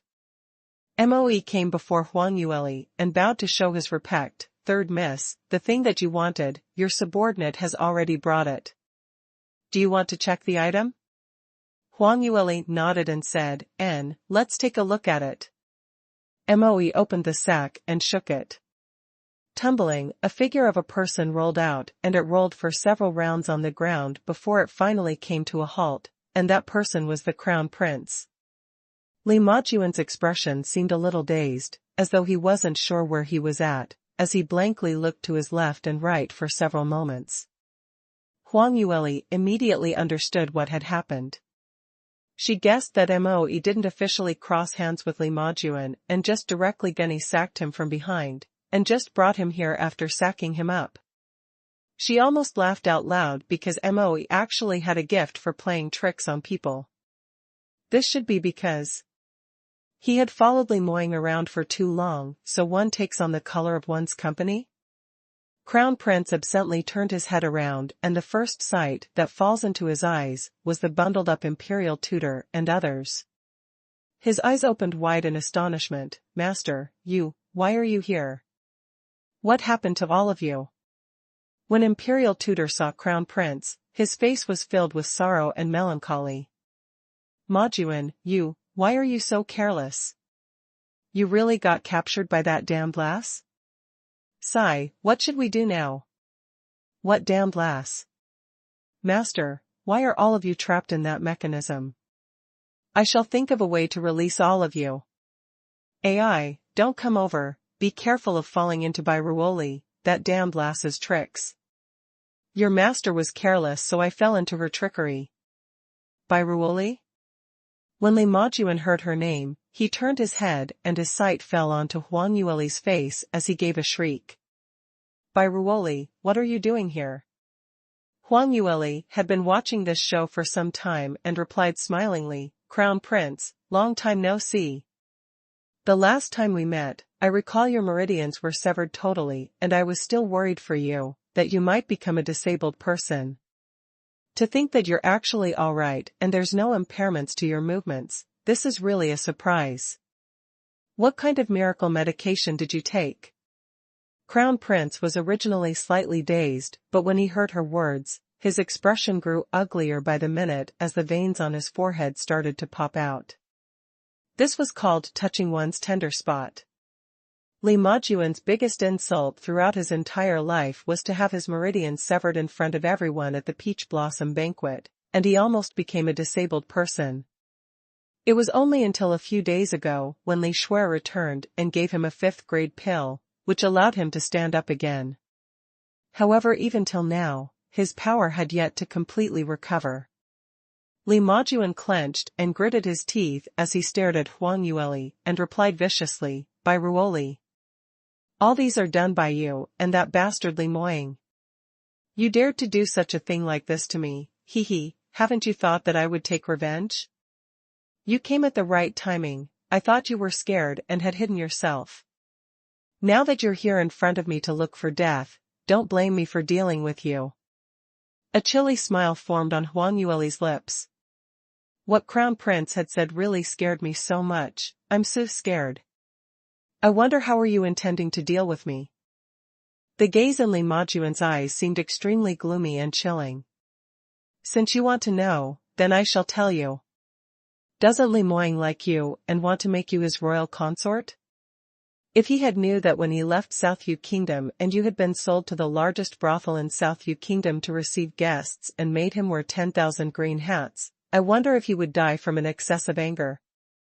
Huang Yueli's smile gradually disappeared as she replied frostily, "Crown Prince, that's a really malicious method. Too bad, he was just dreaming and had no sight at all."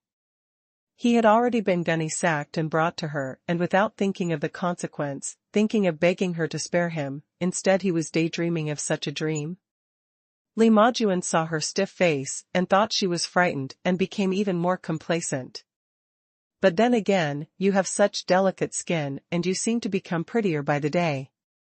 I'm one who knows how to cherish beautiful woman, so if you were to serve thousands of man by the pillow, it's really a waste of good stuff. If you wish to follow me instead, I can still let you off. Huang Yueli sneered coldly, you really deserve to be called the crown prince, your dream is really beautiful, but you're simply looking for death. I had thought that since you could finally get down from the bed, you'd cherish your life even more, but I've never thought that you are still looking for death. How can I not grant you that wish? Li Majuan's eyes turned wide and thought that he had heard wrongly. What did you say? You say I am looking for death? Shouldn't this lass be weeping bitter tears and begging for mercy? Without Li Moying as her backing, how would this lass still dare to go against him? Even if Li Moying had left his powerful guard behind, but he was the nation's crown prince. Just a normal guard, would he dare to strike against the crown prince? He had wanted to capture Huang Yueli to warm up his bed, and she thought that she could reject it? As Li Majuan thought of these and wanted to continue scaring her, it would be best if she was scared out of her wits and automatically offer herself to him. In this way, it would be the best way to insult Li Moying. But just as his face surfaced a glint of complacent smile, he felt a wave of profound energy coming towards him. This profound energy was pure and ferocious, and its attack power was abnormally strong. Li Majuan sensed danger and quickly moved to avoid it. However, he was still too late. The profound energy had surrounded him in all directions, and no matter where he ran to, he was unable to hide from it. Bam! Li Majuan felt an intense pain from his chest, and when he lowered his head, he saw a delicate fair fist smashing on his chest. And right in front of him was that young lady, whose little face was stiff like a rock. It was Huang Yueli? How could that be? Just as this thought flashed across his mind, at the same moment, he was already flying out and heavily falling onto the ground. You. Li Majuan opened his mouth and had barely spoke a word when a mouthful of blood rushed up and sprayed out. Following that, a few pieces of teeth also dropped onto the ground. His expression changed precipitously, and when he wanted to climb up, he found himself unable to stand. His 4 limbs emitted tremors of intense pain as though it had been broken. Just as he was struggling non-stop, Huang Yueli had step by step, slowly walked to his side. Li Majuan clenched his teeth and looking upwards, he raised his chin to look at the young lady. Using such a position to look at someone was a first time for Li Majuan. He just realized that he was prostrating on the ground, and the feeling that he felt from the other party's side was actually so lowly and insignificant, as though he was even less worthy than a speck of dust. And the Huang Yueli now indeed looked like she was high and almighty. By Ruoli. You. It's you. Crown Prince spat out another mouthful of blood, but he still blurted out these words vaguely. He had seen Huang Yueli struck earlier and had felt for himself that huge resistance which he was able to go against, but it was until the minute he had fell heavily injured on the ground, did he finally realize that he was unable to react at all. It was simply unbelievable. Absolutely an impossible thing to have happened. If it wasn't for the bouts of pain reverberating from his body which made him believe that he was still conscious, Crown Prince would have definitely thought that he was still in dreamland, having a nightmare. He was a defensive Profound Realm 7-stage practitioner. As for Huang Yueli, she was only in Qi Profound Realm 9 stage. With such a huge difference of realm between the two of them, it was practically impossible to bypass ranks and challenge him. No matter how abnormal Huang Yueli's innate gift was, even if she had done a breakthrough recently, she should also be in defensive Profound Realm 1st stage. How was it possible that she had the power to battle against him? But fact had proven itself, she had not battled him, but had crushed him. He could not even withstand one stance from Huang Yueli, and he had already been injured to this stage. How was that possible? Crown Prince was still puzzled after much thought. Huang Yueli had started to speak in a frosty tone, "Want me to follow you? The man I want must be the strongest, undefeatable, and peerless expert." As for you? Have you even taken a look at your own reflection, to see if you're worthy? Upon hearing that, Li Majuan couldn't help but spat out another mouthful of blood. He had never been despised by any woman in his entire lifetime, but unfortunately, the person who had been beaten to the ground by Huang Yueli was him. It was entirely justified when Huang Yueli said he wasn't worthy. Huang Yueli looked at how angry Li Majuan had gotten, to the point of almost fainting, and a chilling smile appeared slightly. Her wish had never changed since 30 years ago, and that person in her heart had long become Soaring Heaven's continent's #1 expert.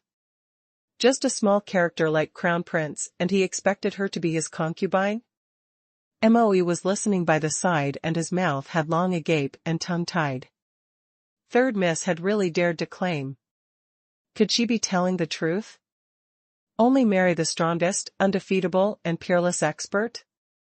If his master were to hear these, he wondered what he would think. Although his master had an incredible innate gift, but he was still after all pretty young. For now, the distance between him and the #1 expert spot was still rather far apart. Brother Moe. Brother Moe, what are you thinking about? Huang Yueli's calling woke Moe from his trance. He hurriedly recovered his sense as he spoke respectfully, "My apologies, 3rd Mississippi. Your subordinate had been absent-minded. Is there anything you need me to do?" Huang Yueli threw a glance at Li Majuan and smilingly said, "Crown Prince had been bedridden for too long, so when he stood up, his brain couldn't cope. As an heir apparent to the throne, how can he be so muddle-headed? Why not we give him a helping hand and let him continue to lie in bed for a while more?" Yes. Moe was stunned for a moment before he managed to react. Huang Yueli had intended to sever Li Majuan's meridians again. Unfortunately, although her battle skills were outstanding and could defeat Li Majuan easily, but she was after all just in 2nd degree realm. She was unable to be like Li Moying to achieve the effect of severing the meridians of Li Majuan. Only experts who were several realms higher could do that. So this dirty and strenuous work had not fallen onto Moe again. Moe resignedly walked over and squatted down beside Li Majuan. As he pressed against Li Majuan's arm, he gradually imbued his profound energy. Not sure if it was due to his weak ability or was it done intentionally. When the process of severing the meridians was done by Moe, it was done at a snail-pace speed.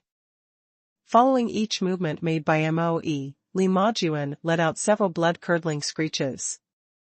When Li Moying had severed his meridians previously, it was done instantaneously. But when Moe did it this round, it was done by crushing each meridian one by one, and the entire process was extremely long. Li Majuan could distinctly felt the pain from every single inch of his meridian being crushed. This type of pain seemed to come deeply from the soul, causing him totally unable to suppress his volume. By Ruoli. You're looking for death, you. You dare to do this to me. I will not let you off. Huang Yueli heard his clamoring, but there wasn't a trace of fear on her face. Instead, it was filled with a relaxed smile.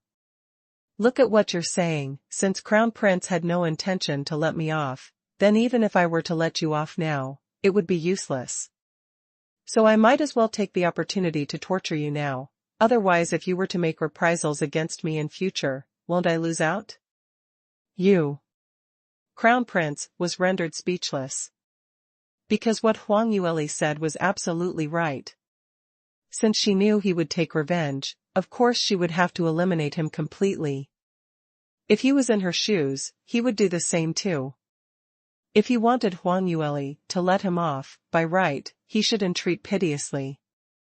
But for such an arrogant person like Crown Prince to beg Huang Yueli, he was not able to open his mouth at all. It was because of his hesitation for just that quarter of an hour. The splitting pain from his severed meridians quickly made him abandon his last pride and started pleading for mercy. By 3rd Miss, please have mercy. I beg you.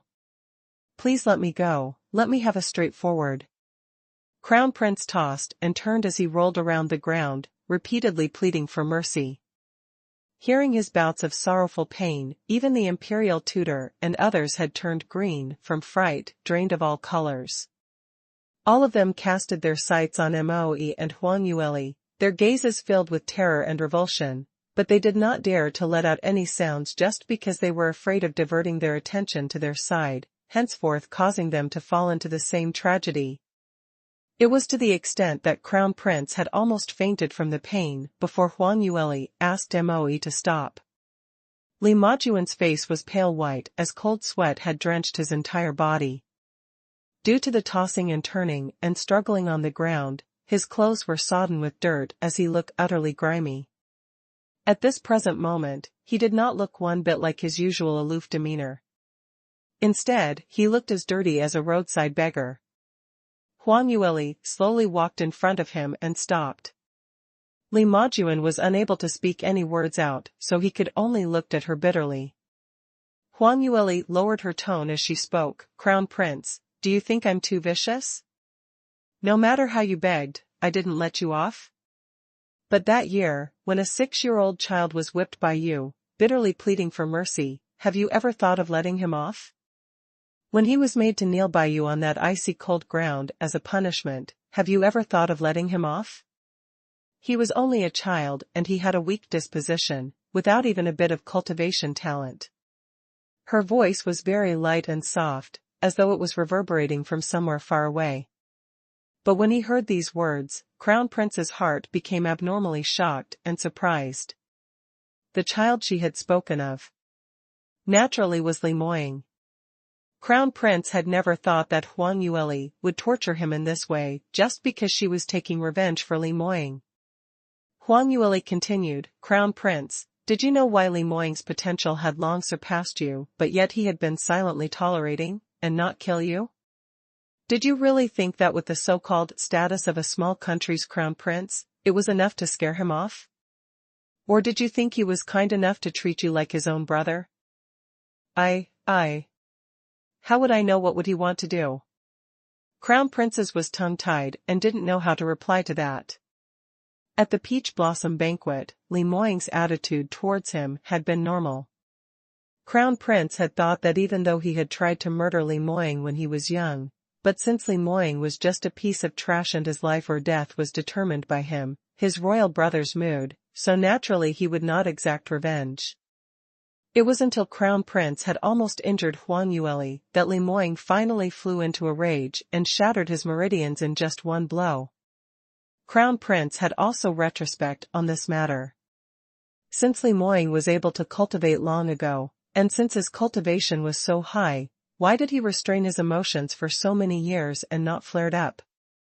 Was it because of that near-death incident when he was only 6 years old, that fever which had burned up so badly that his previous memories had been forgotten? However, upon hearing Huang Yueli's words, Crown Prince suddenly realized that not only did Li Moying didn't lose his memories and had not forgotten everything in the past, he had even related his part to his fiancée. Since that was the case, why would he let him get off scot-free for so many years? Huang Yueli looked at his terrified expression and as a flush of elatedness rushed up, a sliver of grief welled up too. Just thinking back about how Li Moying had suffered under this man in front of her, she was unable to control the heartache and fury building up within her.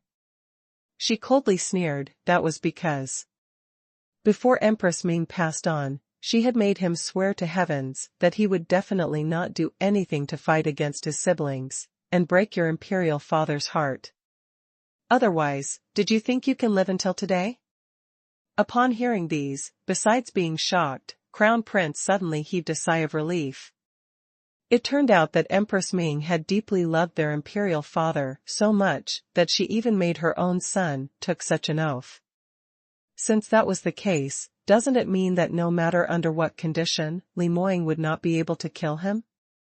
This was equivalent to an amnesty medal. No matter how powerful Li Moying was or how high his cultivation went, under the restriction of such an oath, he had nothing to fear. After all, to stand by one's oath was extremely important to practitioners.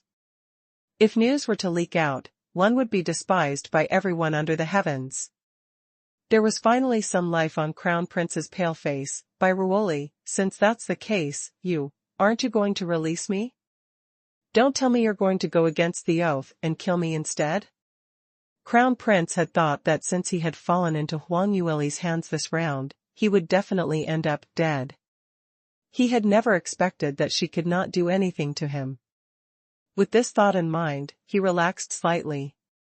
However, Huang Yueli sneered chillingly, "Crown Prince, don't you think you've set your mind at ease too soon? The person who swore that he would not take your life is Li Moying, not me. Since he can't put his hands to it, I'm very happy to share his worries for him." "You." Crown Prince instantly sprouted a headful of sweat. "What do you want? You're his fiancé. If you were to kill me and word leaks out, the debt will ultimately fall back onto Li Moying and he will still despised by everyone." "So what?" Huang Yueli replied disapprovingly. "I will kill whoever I want to, even if it's Li Moying, he will not be able to control me." The fear that Crown Prince had felt had risen to the peak. Furthermore, the torment within his heart was much more serious than his physical injuries. He had a feeling that Huang Yueli was enjoying his panic-stricken expression, so she had been making a fool out of him. Every single time, she would give him a little hope thinking that he would be able to escape unscathed, but immediately after that, she would crush that hope to pieces. The ups and downs had already caused him to enter a perturbed state of mind as he was subjected to torment. Crown Prince felt that he was about to go mad. Luckily, just at this moment, Huang Yueli seemed to have enough fun, or perhaps it was out of her good will that she decided to let him off. She stood upright and said, "Initially, I wanted to cut you up into 1,000 pieces, to exact revenge for Li Moying. Just too bad, you're still of use to me, so I'll let you retain your life for a while more. But although I won't kill all of you personally, whether you can leave the royal treasury alive would be another case, so here's wishing you good luck." Saying that, she turned her head to call upon Moe. "Brother Moe, on the way in, did you fancy any treasures? Whichever you've taken a fancy on, just go ahead and keep it. Don't stand on ceremony with them." Moe laughingly replied, "Third Miss, to tell the truth, when I was on my way in earlier, I had already kept some pieces of magical beast cores and spirit jades. The rest were all a load of worthless stuff and it was troublesome to move it all so your subordinate couldn't be bothered." Huang Yueli nodded. "Since that's the case, we should get going as it's not early anymore." "Yes." Huang Yueli led him out of the treasury's main entrance and started right out. Leaving behind them was an immobile crown prince whose meridians had been severed for the second time and a huge bundle of 3rd and 4th degree realm experts who were clamped up like a bunch of rats. Imperial Tutor heaved a sigh of relief when he saw Huang Yueli and Moe's departure. He tried to shift his profound energy to his surroundings in an attempt to shake off the ropes. Quickly, everyone worked together and blast this clamp apart. Or at least try to loosen these ropes. The clamp mechanism is not too far off, we must think of a way to reach that area. Right, everyone listened to Imperial Tutor. The few of them worked hard together and finally broke the rope. Just as they were preparing to break apart the clamp, they felt a slight tremor within the treasury. "Do any of you felt that the room is moving?" "Yes, don't tell me you have the same feeling?" "I thought it was my misperception." "It's real." All of them looked at their surroundings in shock, but the 4 walls didn't seem to have any changes. But there seemed to be something slightly, barely unnoticeable change. What kind of situation was this? Only Imperial Tutor expressed in matchless appalling expression. No good, that wretched lass had activated the royal treasury's self-destruction mechanism. Self-destruction mechanism? What is that? Everyone knew it sounded anything but reassuring, and as they were raising questions, they had already started to break out in cold sweat. Imperial Tutor's expression became even more imposing. This self-destruction mechanism was set up in case of war, where if we were to encounter the situation where we were not able to move the treasures in time and did not wish to let the other party gain the treasures, so under no alternative would we activate this switch. Once it has been activated, the surrounding four walls will gradually draw close to the core until the walls have completed closed up and all the items are crushed to smithereens. Haven't you noticed that the surrounding space have been gradually getting smaller? The others carefully observed for a moment, and everyone's faces took a huge change. It's really so. Why did it come to this? What should we do? That's it, don't tell me I'm really going to die here? Imperial Tutor, Sir Imperial Tutor. Quickly, think of an idea, how can we escape from here? Everyone were shooting their mouths off, pleading with the Imperial Tutor for help. However, in the Imperial Tutor's heart, he was even more anxious and uncertain than anyone else. Imperial Tutor was very clear that the self-destruction mechanism in the royal treasury was an extremely top-secret information, and it wasn't until the demise of the entire country before it would be activated. So the only person who knew how to activate the self-destruction mechanism was the Emperor. Even the Crown Prince was not qualified to get associated with this top-secret information, so naturally Imperial Tutor did not know any better. But now, this mechanism had suddenly been activated. How did Huang Yueli get to know of this top secret? How could she possibly activate the self-destruction mechanism? Surely it could not been told to her by the Emperor, personally, right? No, this was impossible. Or could it be that the Emperor had already decided to leave the position of Crown Prince to Prince Yuang, so he conveyed the top-secret information to him and Prince Yuang let the information out to Huang Yueli? The more Imperial Tutor thought, the more flustered he became. But to him, the most important thing now was to quickly escape from the clamp and from this hellish place, otherwise not only him, even the Crown Prince would be going to die here today. He spoke with a gloomy expression. Everyone, normally we are locked in constant strife and everyone would have your own life-preserving amulet, but today, we might just die here. So everyone, stop hiding your life-preserving amulet, bring it out. All of us, only have this once chance. Even though Huang Yueli didn't witness it with her own eyes, she could roughly guess what happened in the treasury. She took quick light steps and brought Moe back to the valiant martial manner. Today she had tormented some lowly dregs, but what made her happiest was that she had personally executed corrective punishment on Crown Prince. She had long been displeased with the Crown Prince. A hypocrite who considered himself to be a Casanova. If he were to bully her, she would not bother, but he had even taken action against such a young child. Thinking about the handsome looks on Li Moying, how cute could he have been when he was young? If she had such an adorable little baby, she would smile even in her dreams. Huang Yueli thought about the original version of Li Moying and her lips curled up slightly. Even she had not noticed how gentle her smile was. This kind of smile had been caught in Moe's eyes, and he was surprised by it and took several glances at her, thinking whether he should open his mouth or not. Huang Yueli caught his gazes and turned around to ask, "Brother Moe, what did you want to say?" Moe replied, "Crown Prince and the rest, will they really be buried alive in there?"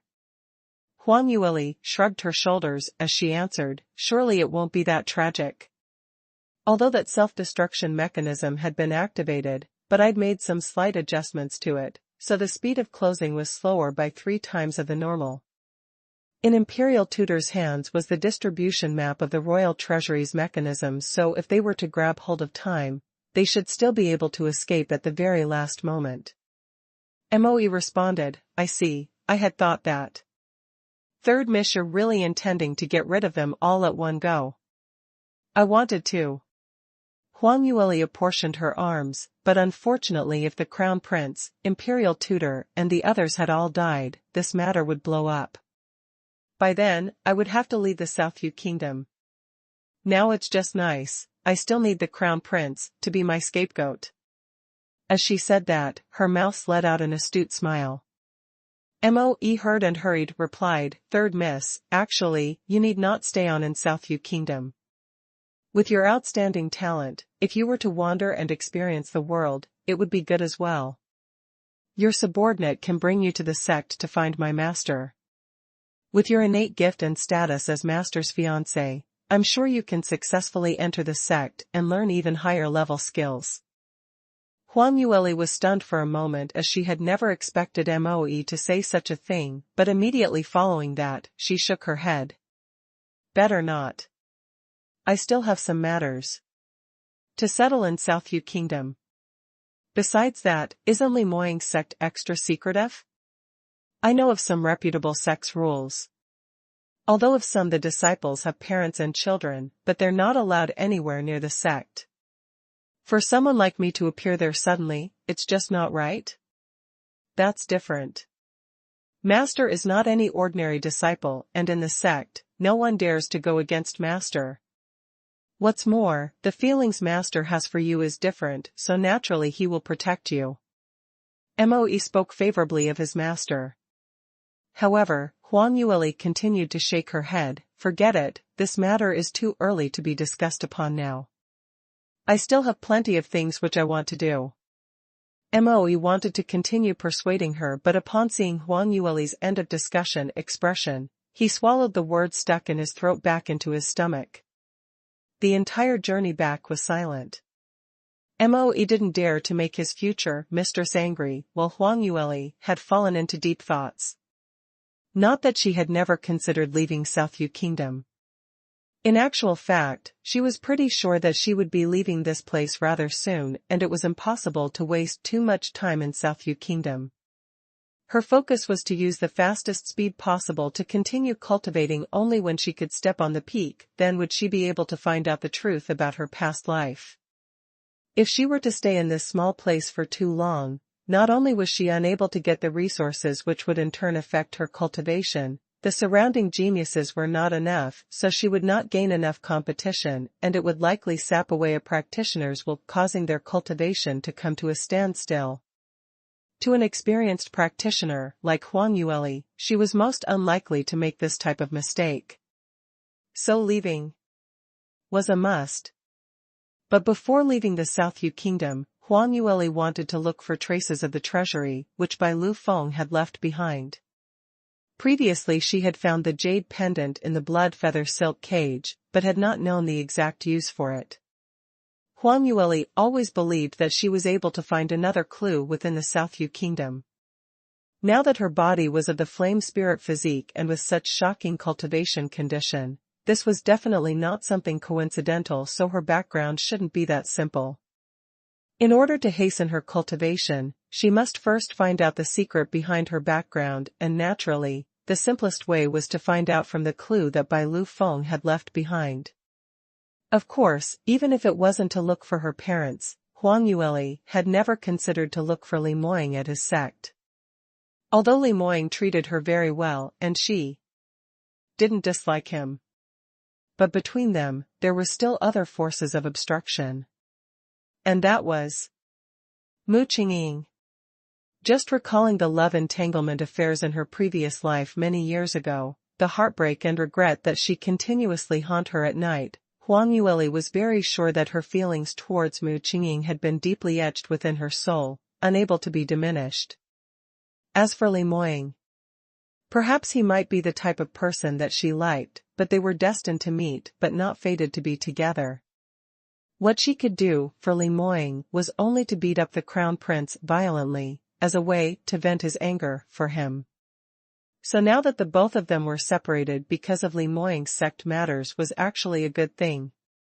The distance between them were very far apart, and without noticing, this unfathomable feeling that tugs her heartstrings would gradually disappear.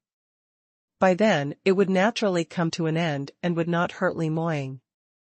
After some time, she would secretly leave Southview Kingdom and find an opportunity to get Moe to return. In this way, it would really sever the last communication pathway between the both of them.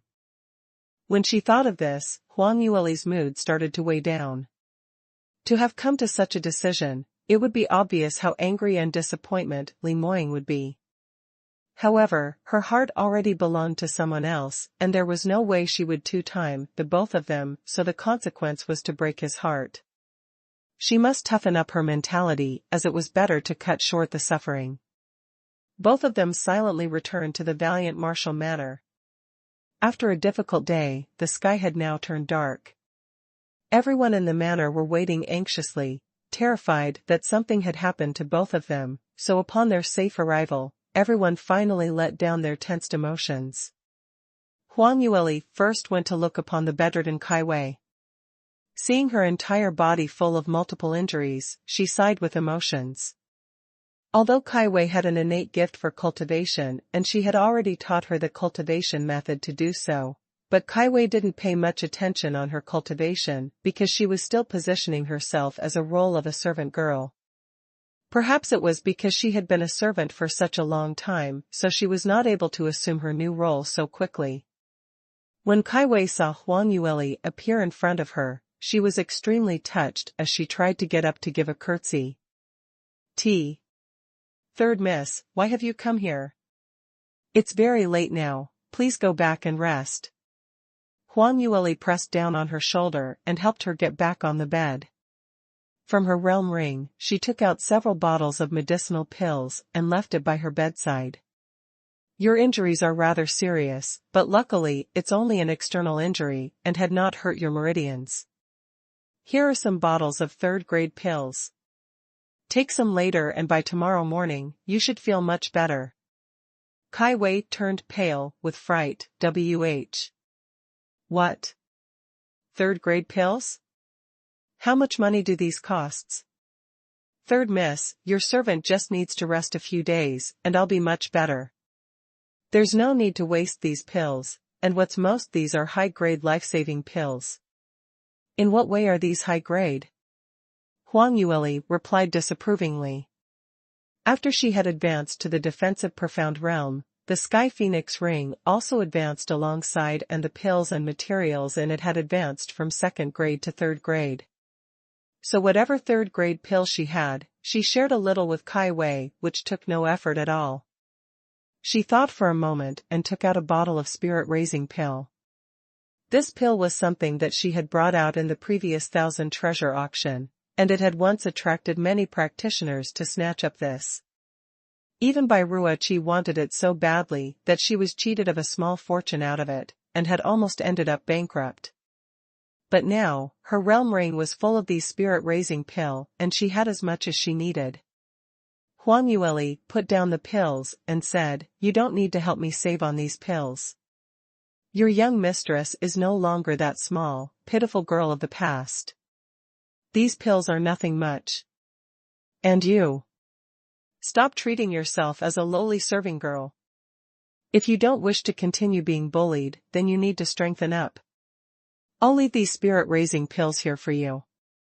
If you are not able to advance to at least the Qi Profound Realm 5th stage within 3 months, then don't bother to come look for me again." Kai Wei's eyes turned wide unbelievably. What? Qi Profound Realm? 5th stage? How can that be possible? Your servant had just started cultivating, and there are many things that I still don't know. Second Miss, who was a genius, also spent around 2 years to reach the Qi Profound Realm 5th stage. Huang Yueli calmly replied, "Your innate gift is not much different from Bai Kuo Qi. And the cultivation method that I had taught you is of much higher grade than hers.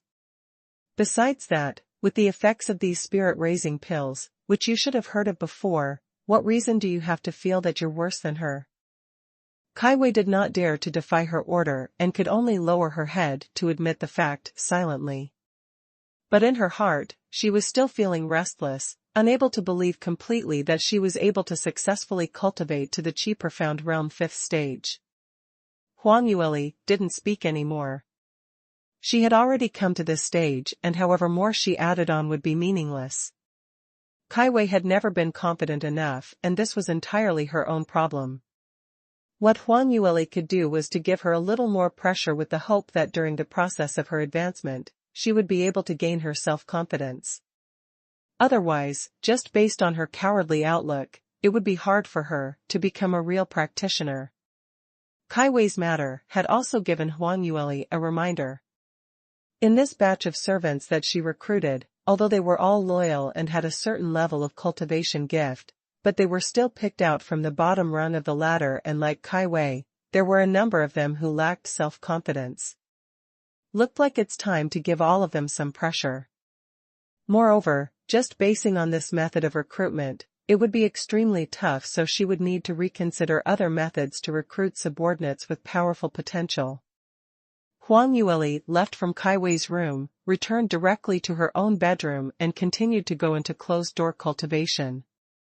She had just completed her breakthrough this morning, and it was an entire realm of continuous breakthrough. Although her power had greatly increased, it came along with several hidden damages as well. Her breakthrough speed was too fast, and the amount of time she spent at every single stage was extremely short, practically just a couple of breaths' time. With such a situation, her head absorbed a little too much profound energy into her body, and the cultivation was not stable enough, so it would easily cause profound energy to become chaotic. Moreover, after her breakthrough, she had continuously struck out a couple of moves, which led to the profound energy in her body to encounter great fluctuations. So after she had settled all the troubling matters, the first thing she wanted to do was to continue her closed-door cultivation to stabilize her cultivation. And this round, there was no one who would come and disturb her peace. In the quiet night, Moe stood under a big tree not too far away, and in his arms lay a white-breasted falcon. When the white-breasted falcon saw him, it seemed very excited as it agitatedly rubbed against Moe for half a day until his clothes had wrinkled up. Moe patiently pacified it for a while and tied a small bamboo tube on one of the white-breasted falcon's leg. This white-breasted falcon was their sex commonly used mode of communication, and within the bamboo tube laid a letter to be delivered. Li Moying had left a few birds behind when he had stayed in the South Yu Kingdom. Before he parted ways with Huang Yueli, he had repeatedly reminded Moe to use the white-breasted falcon to send letters and maintained contact with him. Such an intelligent person like Moe understood his meaning the minute he heard it. His master wanted him to note down all that had revolved around Huang Yueli as soon as possible and send the reports to him. Moe sometimes could not believe that his master was obviously a cool and calm character, and he especially loved to use the cold and indifferent attitude towards women. But towards Third Miss, he seemed to have changed into a different person completely, turning into a piece of chewing gum. His master had retained his best bodyguard to stay beside Third Miss. The reason was not only to ensure her safely, but more importantly, was to gain better control over the Third Miss's whereabouts and current situation. Moe was able to grasp Li Moying's intention, and he felt that today was the day where he must pen down a letter to Li Moying. Third Miss had just returned to the South Yu Kingdom and had already met with so many scums who were not afraid of death, and since they dared to come forward to create trouble for her, he must naturally inform his master about this. Most importantly, Huang Yueli had personally taught the Crown Prince a lesson on behalf of Li Moying. If his master were to find out about this matter, he would definitely be ecstatic. After all, during this entire duration, Moe served as a bystander and saw for himself how Li Moying and Huang Yueli got along.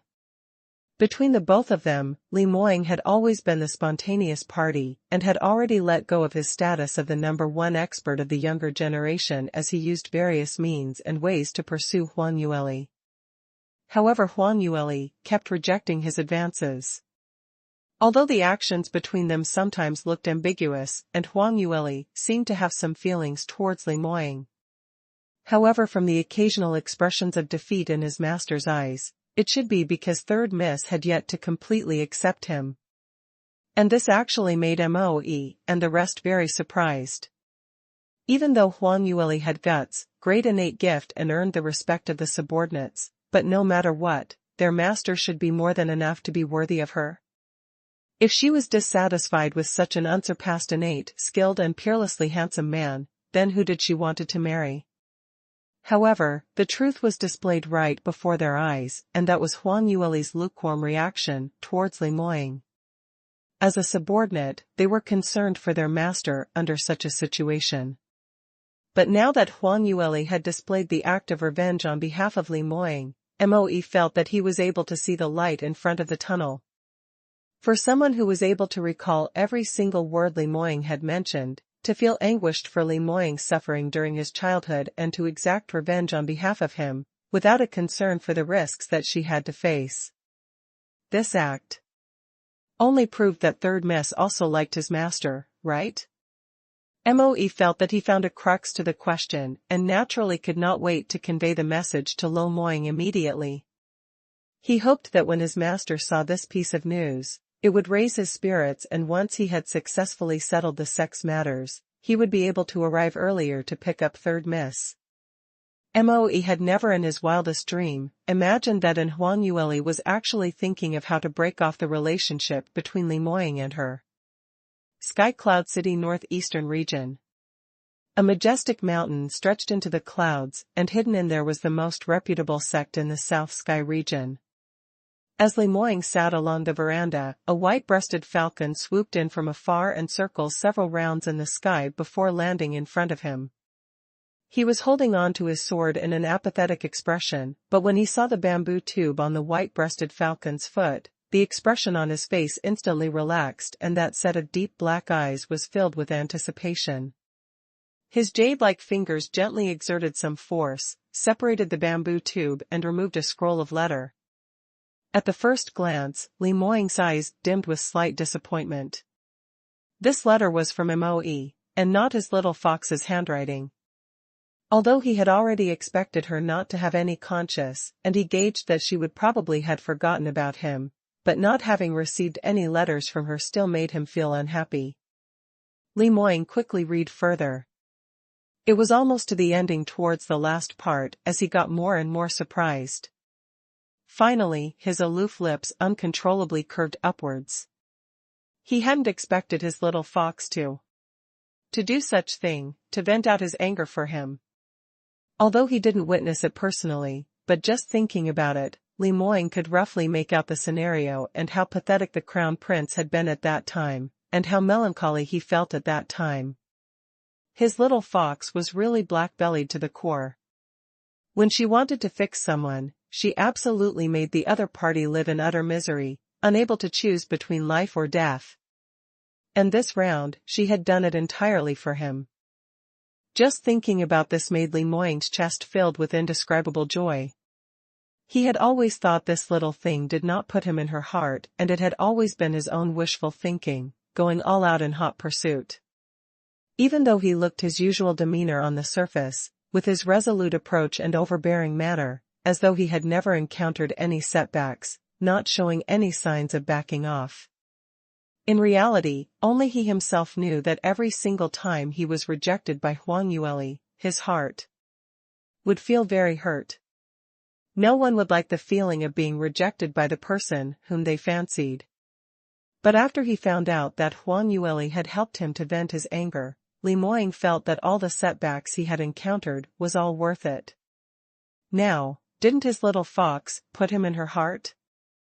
Otherwise, why would she took the initiative to care about how he felt? Perhaps to the person she liked, there was just this tiny little bit of feeling.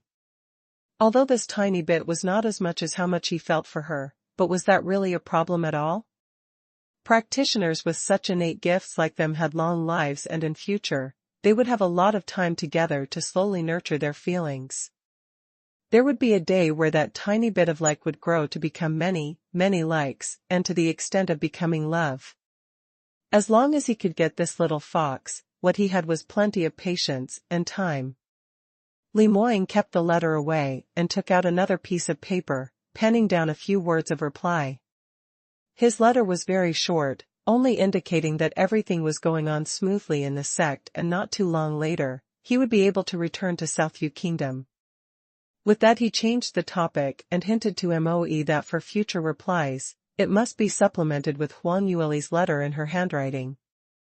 With that, he stuffed the letter back into the bamboo tube and hung it back onto the white-breasted falcon's leg. Go, he said as he released the falcon into the sky with a wave of his hand. Looking at the white-breasted falcon spread its wings and skitter into the sky, Li Moying's smile hanging on his lips had not vanished. That little thing's mouth was usually very rigid and had never given him any nice words, but in the end when he wasn't looking, she had defended him. Looks like her usual rejections were. Just because she was shy? Senior big brother. So you were here. When Li Moying was daydreaming, a lady's voice echoed from his back suddenly.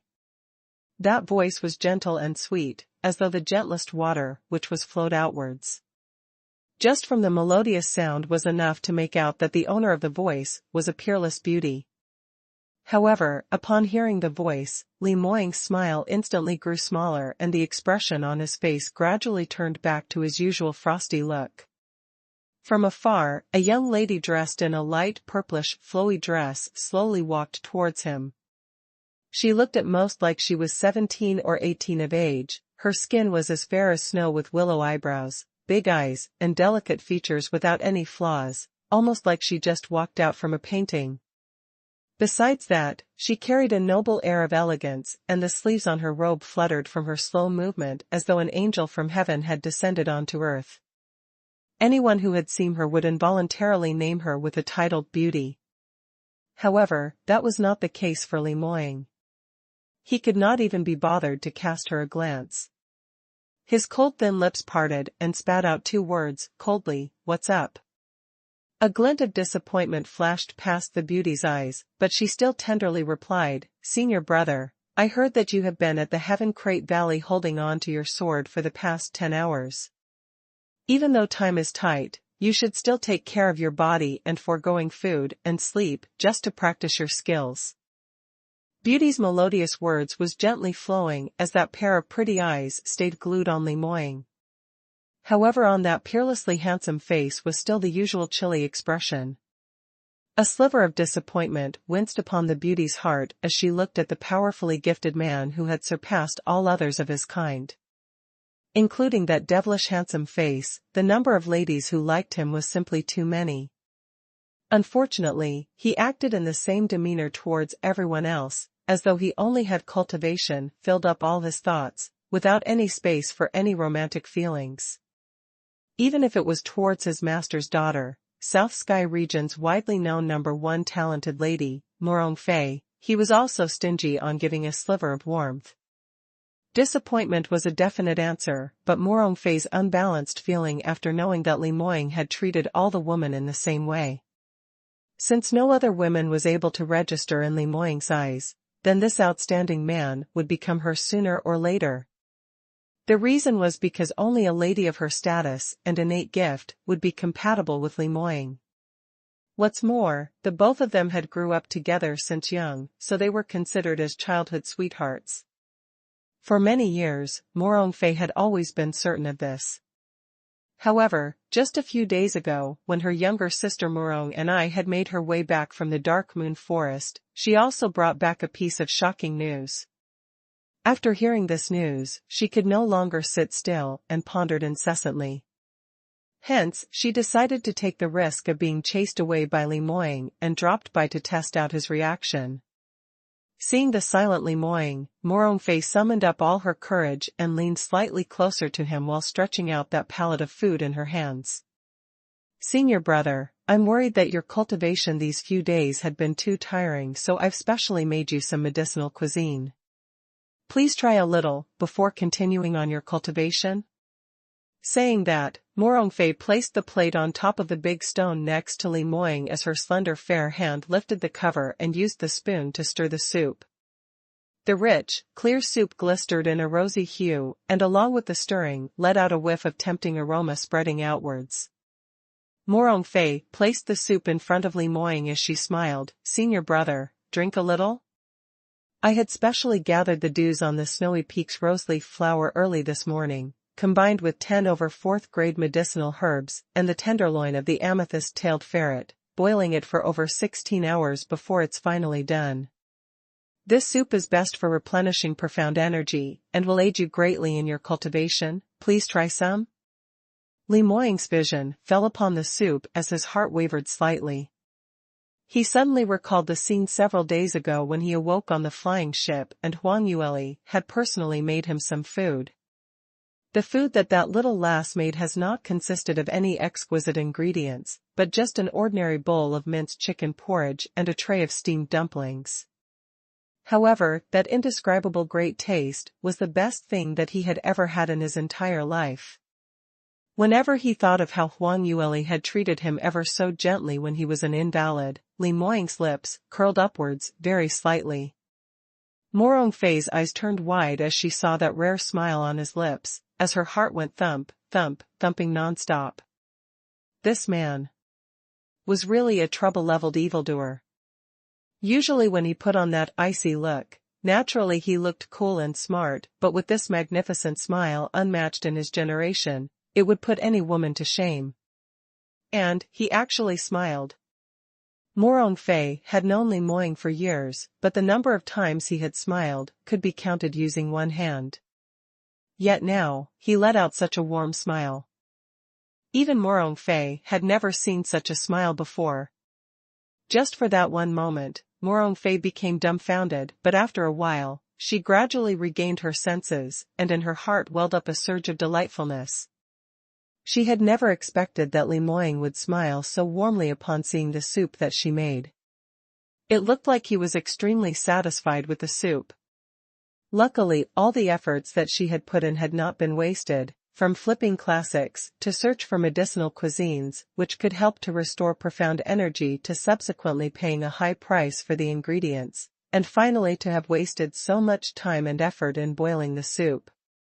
Morong Fei shyly lowered her chin as she replied coyly, "Senior brother, don't just look. Try some?"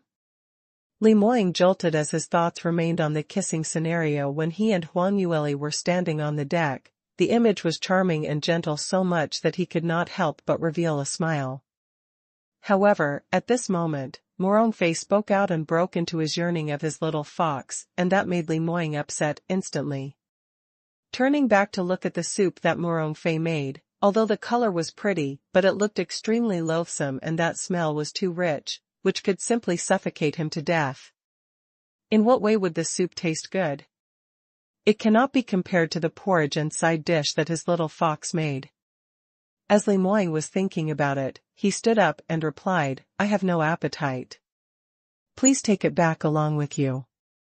I want to continue practicing my swordplay." Astonishment filled up Morong Fei's face as she could not understand why had Li Moying's expression suddenly changed. Why had that warm and gentle expression suddenly disappear within a blink of an eye and changed into that usual chilly demeanor? But Morong Fei didn't feel that Li Moying was upset. After all, Li Moying had just smiled. That shows that he was satisfied with the soup. Perhaps the reason for him not wanting to drink now was because of the immense pressure, and all his thoughts were concentrated on cultivation, and not wasting any moment on food. Senior brother had always been like this. Not only did he have an exceedingly refined innate gift, he had also been cultivating hard as always, which was why he was able to become the #1 expert among the South Sky region's younger generation. When she thought of this, Morong Fei's heart started to hoist the feeling of admiration. She used the most gentlest tone that she ever had and tried asking again, "Senior brother, you really shouldn't neglect your own well-being like this. Even though our sect and the West Sky region's #1 sect have a wager, and it's going to start in a month's time, as you are our most important chip in the entire sect and will definitely be fighting in the final round, but do you need to push yourself that tightly? Surely you will have some time to finish up the soup, right?" Silence responded to her query as Li Moying had already lifted his amethyst light sword and walked towards the reflective cliff, preparing to practice his swordplay once more. Morong Fei chased after him hurriedly, holding that bowl of soup in her hand and bringing it to Li Moying once again. "Senior brother, please just try one mouth. You won't need much time." "Ah." When Morong Fei had rushed upwards, she suddenly came very close. Li Moying smelled that indistinct fragrance coming from her, and his brows suddenly flashed a sliver of disgust. These large sex daughters simply loved to empty the entire bottle of perfume onto themselves. But no matter what, they cannot be compared to the natural sweet fragrance coming from his little fox. He only needed to go near Huang Yueli slightly, and he would be drawn in by that fragrance, unable to control his urge to lean in closer and closer, bit by bit. But the fragrance on Morong Fei was simply overpowering, and that made him feel unbearably vulgar, totally unable to accept it. Li Moying inclined his head towards the side in an attempt to evade, but coincidentally, Morong Fei was still holding on to the bowl of soup while rushing towards him. He lost his patience and stuck out his hand. A loud shattering sound resounded. The ceramic bowl was smashed onto the ground by him and instantly broke into several pieces, whereas the soup in the bowl had spilled all over the ground. Say, senior brother. Morong Fei was filled with disbelief as she stared at Li Moying blankly. Wasn't he just smiling just a moment ago? Didn't that mean that he was satisfied with the soup she made? Why then, did he not only not drink, and, he even pushed it away? Morong Fei blinked her eyes as the rim of her eyes started to turn red. For a popular lady who was held to the skies, she would usually be surrounded by many suitors who couldn't wait to please her. If she were to cast them just one more glance, those talented youths would be ecstatic till they won't be able to sleep. However, such a popular lady like her only had eyes for Li Moying. She was willing to remain meek and subservient, to dirty her hands in the kitchen for him, but yet he don't seem to register this into his mind. What Morong Fei was even more unable to accept was after Li Moying had ditched her aside, he coldly said, "I'm now in closed-door cultivation. Who gave you the authority to come in and disturb me? In future, do not come in here again. I will break that person's legs who dares to allow you in." Saying that, Li Moying didn't even bother to cast her a glance, and without a word, he started to meditate, and very quickly, he entered the state of an ata. As Morong Fei looked at his indifferent back, a sliver of embitterment shot into her heart. Something was wrong, very wrong. Earlier when she had come to look for Li Moying, from the distance, she saw Li Moying holding on to a letter, and as he was reading, he smiled brightly. At that moment, she had thought her eyes were failing her. Now that she recalled this scenario, Li Moying was probably really smiling, and he was smiling at that letter. And Li Moying's smile when she had lifted the lid of the soup bowl was probably due to remembering the contents of the letter and not because of the soup she made. It was her showering affection on an uninterested party. But who wrote that letter? Why did such an unfeeling person like Li Moying smile so gently after reading the letter? Could it be that it was exactly like what Morong and I mentioned, that Li Moying had found himself a fiancé in that small South Yu kingdom? And he was extremely gentle and caring, pampering her in all ways? No, this was impossible. How would Li Moying be easily ordered around and to accept the marriage arrangement? Even if there was such a fiancé, just based on Li Moying's blunt character, how would he even smile just because of a letter from a woman? No matter how many times Morong Fei had pondered about this, it seemed impossible. But in her heart, she still could not let it go. She awkwardly left the Heaven Crate Valley where Li Moying was practicing his swordplay, and she was unable to maintain that sweet, gentle smile on her face any further. That peerlessly beautiful face was filled with ice-cold chilly intent. Morong Fei had immediately found her way to Morong Ni's room, who was quietly recuperating inside. Instead of showing care and concern for her sister's injuries, she directly got straight to the point and started shooting out questions. What you said previously, was it all the truth? Senior brother, he really has a fiancé? Morong and I had rarely seen Morong Fei acting in a loss of self-control and impatient manner, and suddenly her heart shot a sliver of joy. To tell the truth, in front of her elder sister whose innate gift and beauty had long surpassed herself, Morong and I had never dared to display her interest in Li Moying. However, deep down in her heart, she could also feel jealousy. Both of them were the sect master's daughters, but she couldn't beat Morong Fei in any segment, so Even the man she fancied had to be given up on a silver platter. However, Morong and I knew that even if she were to fight with her sister, she would not be able to win her. Besides, this sister of hers was not as elegant as she looked. In the past, there were many female disciples who had a liking for Li Moying as well, but subsequently they had disappeared without a trace. Morong and I had long suspected that these matters had something to do with Morong Fei. But it's different now.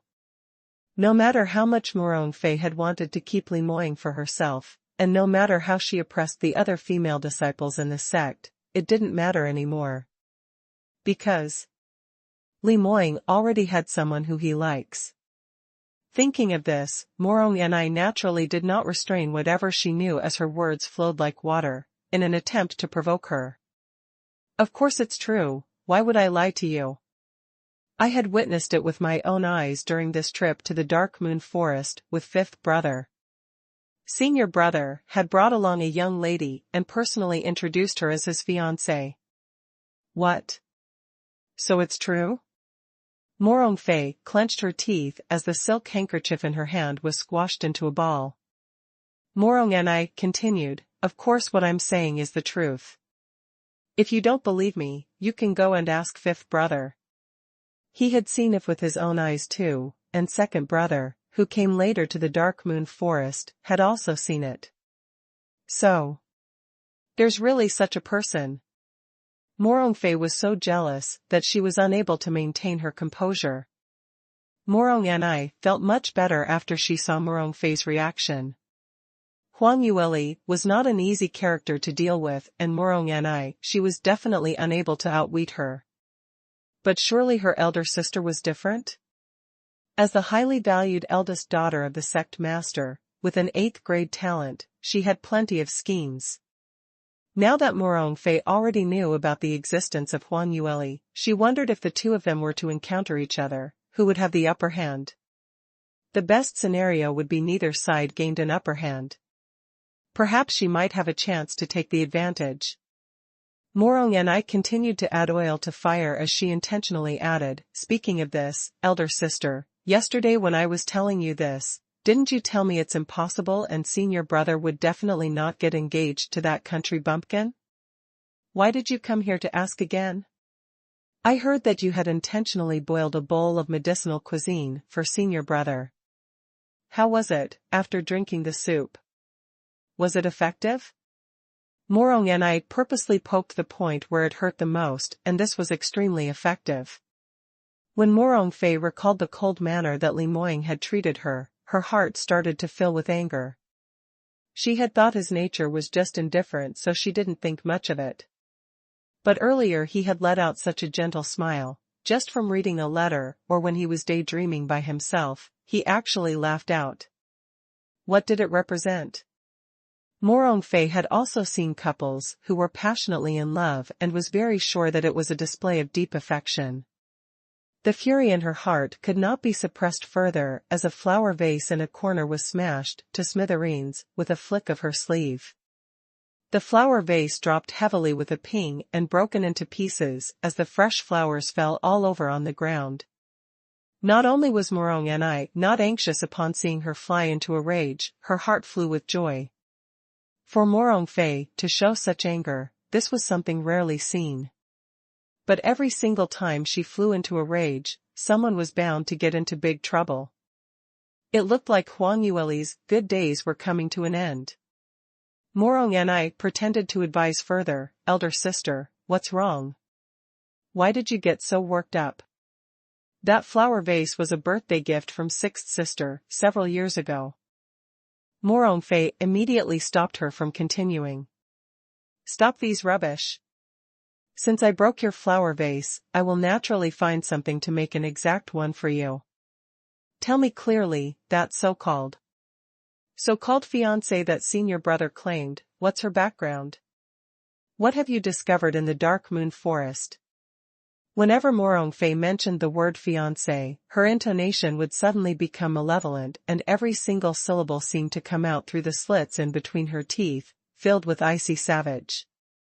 And she was worried that Morong and I would not tell the entire truth, so she added, you better say it properly.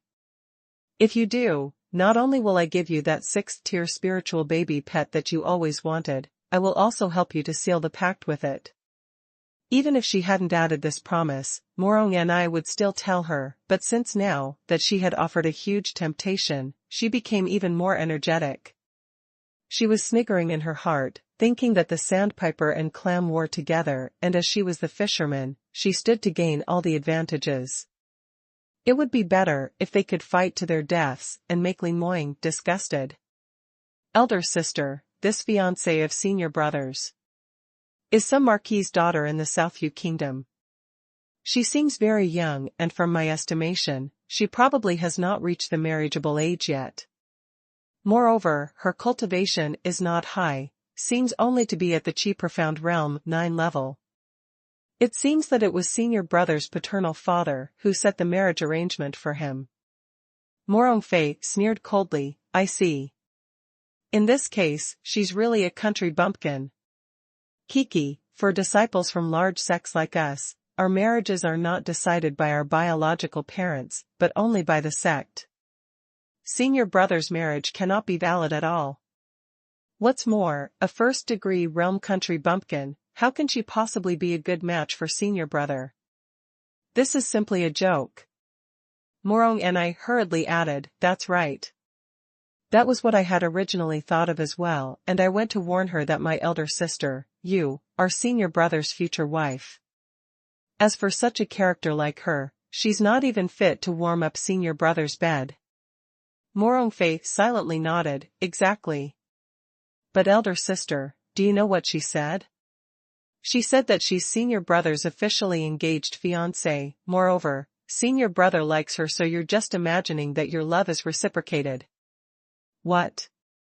This slut, both her status and cultivation are so lowly, and she dares to say this of me? Morong Fei was not someone who was easily instigated, but the person she minded most was Li Moying. It was unfortunate that just 1 hour ago, she had been rejected by Li Moying, and just as she was most embarrassed and hurt, she had to hear of such a news. And what Morong and I had said was essentially the truth. Even though the last sentence was to sow discord, but these words were exactly what Huang Yueli had used to insult Morong Fei. Even if Morong Fei was there in person, Huang Yueli would have said the same things in front of her. Just because it was all the truth, so it sounded like it had happened in that way. Morong and I carried on, picking out parts of her stories, on the happenings in the Dark Moon Forest. She naturally hid the contents on where she had rivaled for affection of Li Moying and mentioned only about how cocky this fiancé was or how she would use Li Moying as a support to bully her and even influence Li Moying's shadow guards and Luo Jiyun to revolve around her.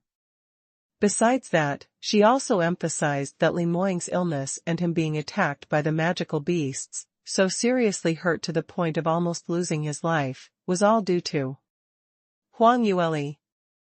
As Morong Fei continued listening, her heart grew with resentment and bewilderedness. What happened to senior brother? How could he allow such a shameless slut to stay beside his side and create havoc?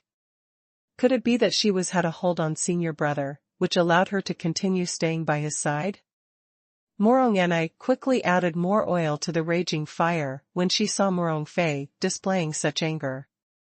Elder sister, from my observation, senior brother seemed to really be infatuated by this little lass. What? How can this be possible? Such an outstanding talent like senior brother has very high standards, so what would be see in this country bumpkin? You are still young, don't be fooled by that shameless slut. She told you that senior brother is infatuated by her, and you actually believe her? Morong Fei didn't believe this, because in the eyes of other daughters from the other sects, and herself held Li Moying in a godly status. If any one of them was able to catch a glance from him, it would have been an extraordinary achievement. This kind of man would definitely stand on the pinnacle of the entire soaring heavens continent. If he didn't even choose Morong Fei, who had an outstanding talent and elegant demeanor among the other ladies, what more a country bumpkin? There was no way she would ever believe these words. Morong and I hastily added, sigh, elder sister, I didn't want to believe this initially too. But you didn't see the attitude that senior brother gave her. I can only say he listens to her every word. I couldn't stand seeing her unbridled manner and merely lashed out a few words, and senior brother almost threw me out of the team. Moreover, fifth brother had already started greeting that lass as sister-in-law, and senior brother didn't rebut him at all. Elder sister, surely you understand what that means, right? What? Junior brother Luo he actually greeted her that? How can it be not true? For a continuous 10 over days, he went going sister-in-law non-stop, and not only did senior brother not correct her, he smiled brightly every single time. Oh yes, elder sister, normally you'd seldom see senior brother smile, right? But in front of that lass, not only did senior brother keep smiling, he also shamelessly followed her around everywhere. When Morong Fei heard such a descriptive narration, the look on her face changed entirely. Earlier, it was just a look of fury, but now it had congealed into seriousness. If it was said that before this, Li Moying was rumored to have several fiancés, she would only feel anger, thinking that the idol in her heart had been dirted by those shameless women. But now when Morong Fei heard these, she felt a sense of crisis. The term sister-in-law was not something that could be used casually. With Li Moying's character, if the other party had not obtained his consent and had linked any other women to his name, he would have flown into a rage long ago. Moreover, Luo Jiyun was a valued talent in the sect. He was an 8th grade talent, and although he was much easygoing as compared to Li Moying, but this kind of talent would also have his own pride. For him to use the term sister-in-law, it could only be incited by Li Moying. In this case, had Li Moying really taken a fancy to this country bumpkin who had popped out of nowhere? But how could this be possible? After so many years, could she have missed out that Li Moying's interest had actually been so different? To have a liking for a country bumpkin? No matter how Morong Fei thought about it, she was unable to sort things out. But she was very sure about one thing. That was, since Li Moying had truly fallen for that lass, then it would get in her way of being together with Li Moying, a huge obstacle. So she absolutely must get rid of this lass. A vicious glint flashed past in Morong Fei's eyes. She turned to face Morong and asked, so there's such a thing? Then do you know what that little lass's name is? Morong and I recalled, I think she's Yuli? I heard senior brother kept addressing her as Lear. Lear. Such an affectionate and ambiguous term, it was obvious that only a couple who were passionately in love would use such a name. Morong Fei was totally unable to link such an addressing term to that cold and aloof senior brother of hers. How would that term ever come out from Li Moying, that cold-like-ice person's mouth? She could not even imagine what kind of situation that would have been. Jealousy rose to its highest point as it filled up Morong Fei's heart. She could no longer bear to stay in Morong Ni's room as she found an excuse and left in a hurry. Morong Fei returned to her own courtyard and started pacing around in the garden. After pacing up and down for several rounds, her heart was still unable to quieten down. She ordered her personal maid over, go, invite senior brother Shui Qingqing now. Very soon, a man dressed in navy blue robe walked in. He saw Morong Fei's silhouette and immediately strode over. Junior sister Morong, why are you looking for me? Morong Fei looked at him and let out a smile. Senior brother Shui, recently I heard that you had successfully mastered the profound 7 arsenopyrite strike, which is one of the most difficult profound skills in our sect. Congratulations. Shui Qingqing was stunned momentarily. Normally, Morong Fei was a very proud woman, and besides carefully trying to please Li Moying, towards the rest of them admirers, she always held an aloof attitude. Now that his goddess was smiling at him, Shui Qingqing suddenly got excited. Could it be that because he had mastered this upper-level profound skill and had displayed his innate skill and power, so it made Morong Fei see him in a different light now? Thanks to junior sister for your compliments. I've been working hard and my luck was slightly better.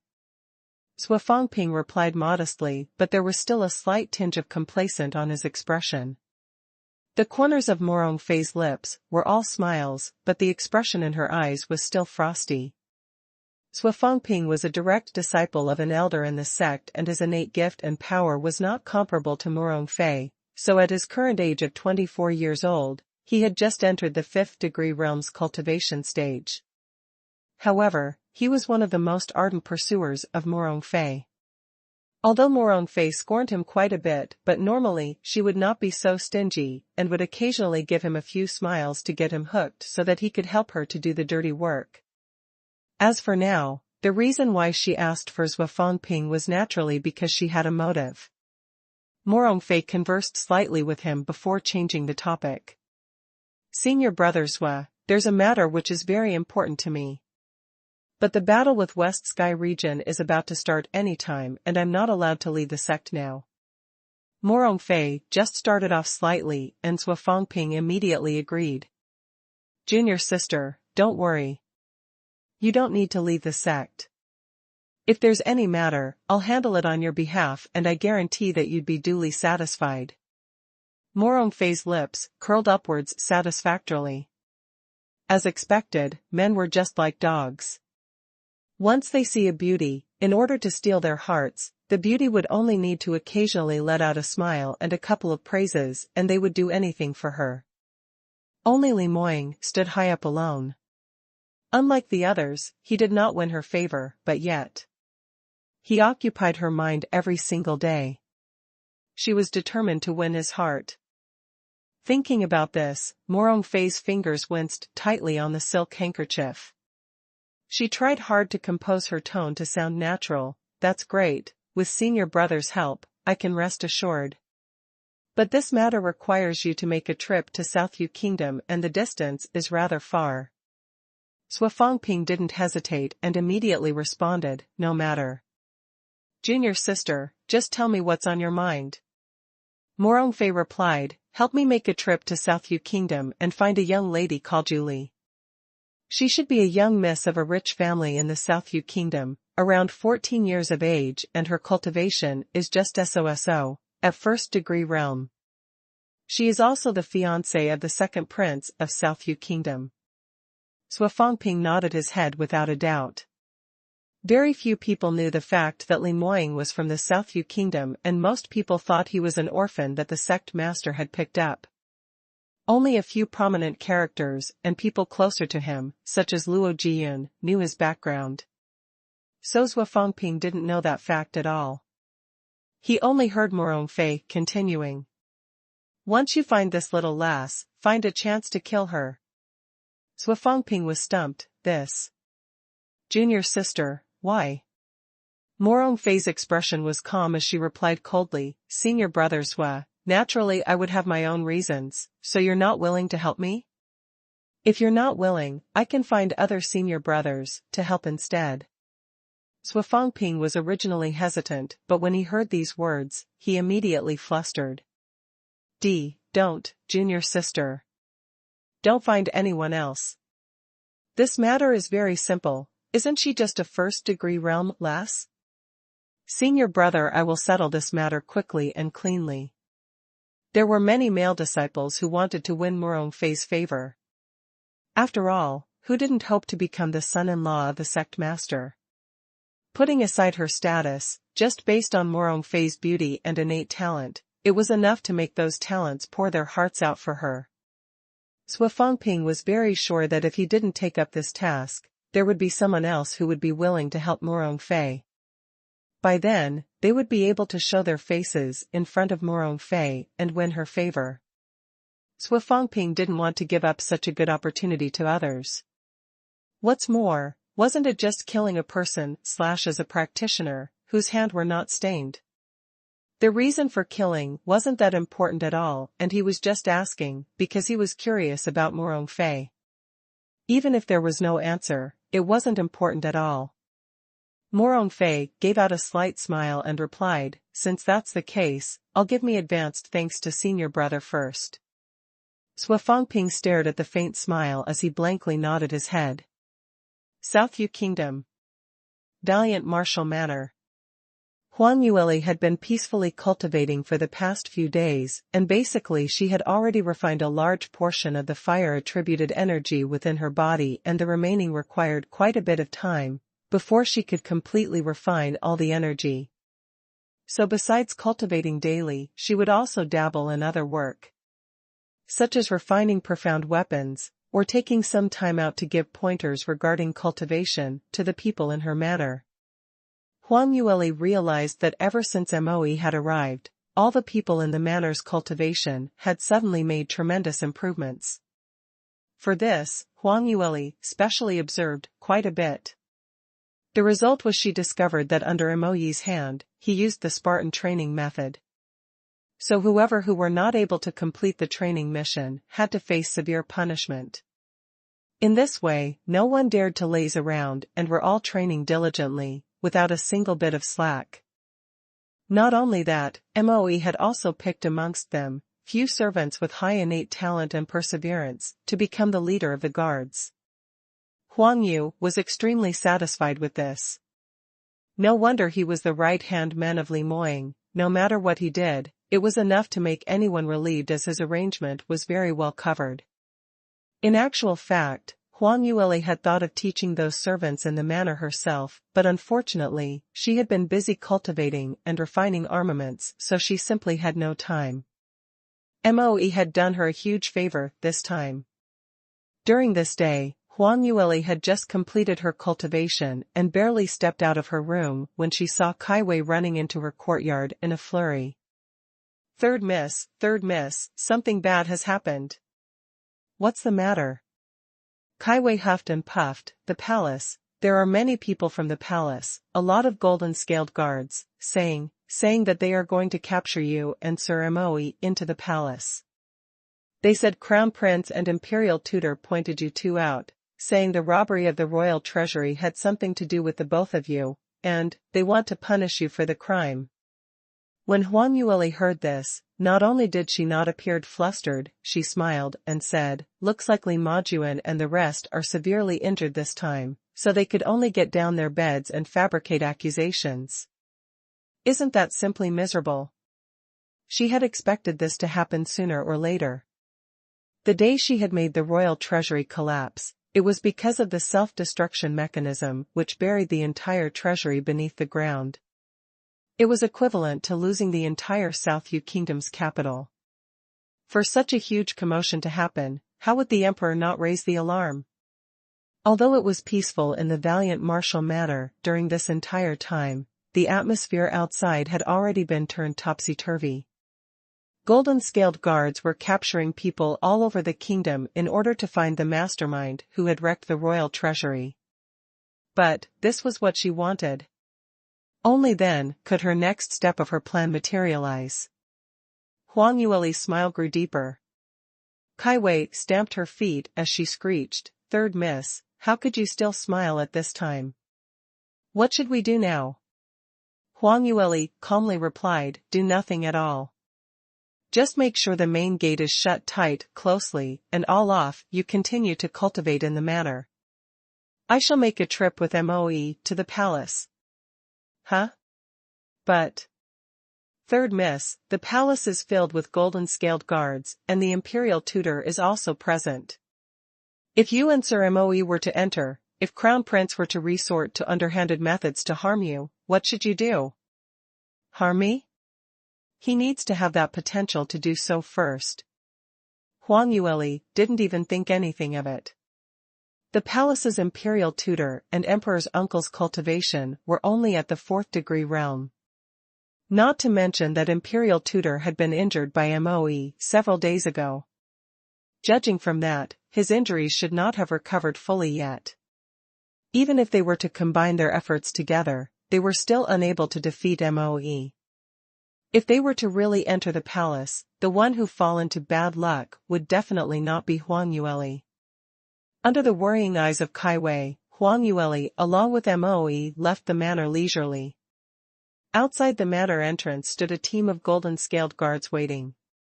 Different from the usual bossy and domineering attitude, these golden-scaled guards had heard what happened in the valiant martial manner on that day, and no one dared to act rashly on Huang Yueli's turf. All of them stood upright, not daring to enter directly. When they saw Huang Yueli coming out, they even bowed politely. The lead commander got off his steed and went forward to politely ask, "Third Miss Bai, the emperor had a verbal edict to invite you and Master Moe into the palace immediately. I will like to trouble you to follow me to enter the palace." Huang Yueli raised her brow as she replied, "Then lead the way." Huang Yueli had not expected the golden-scaled guards to be so courteous along the way, so she couldn't get angry with them. She wasn't an unreasonable person, so when others treated her with respect, she naturally won't make things difficult for them. Once they've entered the palace, she was brought quickly to the main hall. From afar, she had already heard the Empress's wailing and howling. "Your Majesty, oh your Majesty, please seek justice for Majuan. Majuan. He's simply too pitiful." The Empress cried pitifully. "My child, the Crown Prince had his meridians severed by Limoying that brat. He had been bedridden for such a long time, and it was only after Shui finally reached home before he had recovered, but we had never expected that he would be harmed by Ruoli, that source of calamity." Following that was the Emperor's voice. "Enough. We still don't know what is the truth yet. What's more, since Majuan had just recovered, why didn't he stay at home to recuperate? Instead, why did he create trouble for Ruoli? Just what was he trying to do?" "Your Majesty, Ruoli definitely have something to do with Shui incident too." In the midst of the sobbing and shouting, Huang Yueli had already strode into the main hall. Upon hearing the Empress's words, she smiled slightly and cut into her words. "Your Majesty, why am I not able to understand what you're saying? What happened to the 7th princess? Why did you say it has something to do with me?" Empress's crying came to an end spontaneously, and as her eyes were locked dead on Huang Yueli as she spun around. Gnashing her teeth, she hissed, "Ruoli, you still dare to come here?" Huang Yueli innocently blinked her big eyes as she replied, "Your Majesty, His Majesty summoned for me, how can I not come? And why don't I dare to come? Earlier when I was at the door, I could hear your Majesty claiming that I had harmed the 7th princess. Where did that come from? You're still pretending." Huang Yueli's calm and composed attitude thoroughly infuriated the Empress. Empress had never thought that this lass had the nerve to deal such a heavy blow to the country's crown prince and the princess, and after everything had been brought to light and she had been captured to be condemned, she was showing an unafraid look. And she still had the cheek to smile. Empress was raging with fury as she swore in her heart that she would thoroughly torture this lass in order to seek revenge for her 2 children. Empress retorted, "You dare to say Shui's matter had nothing to do with you? I have already checked things out clearly. That day, Shui went to your valiant martial manor hoping to reminisce about the past, but in the end, the minute she came back, she turned into that manor. My Shui had treated you as her best friend and looked for you the minute she returned, but how about you? How did you treat her?" Huang Yueli's look turned chilly. This Empress was indeed as shameless as always, distorting the truth deliberately. Li Shui had looked for her because she treated her like her best friend? There's actually such a close female friend who deliberately interrupt other people's advancement? Her big eyes grew wide with exaggeration and a confused expression filled her face. What did she end up as? I really don't know anything? That's right, that day, 7th Princess had indeed visited my manor, but as I was in closed-door cultivation, I didn't have any time to receive her arrival.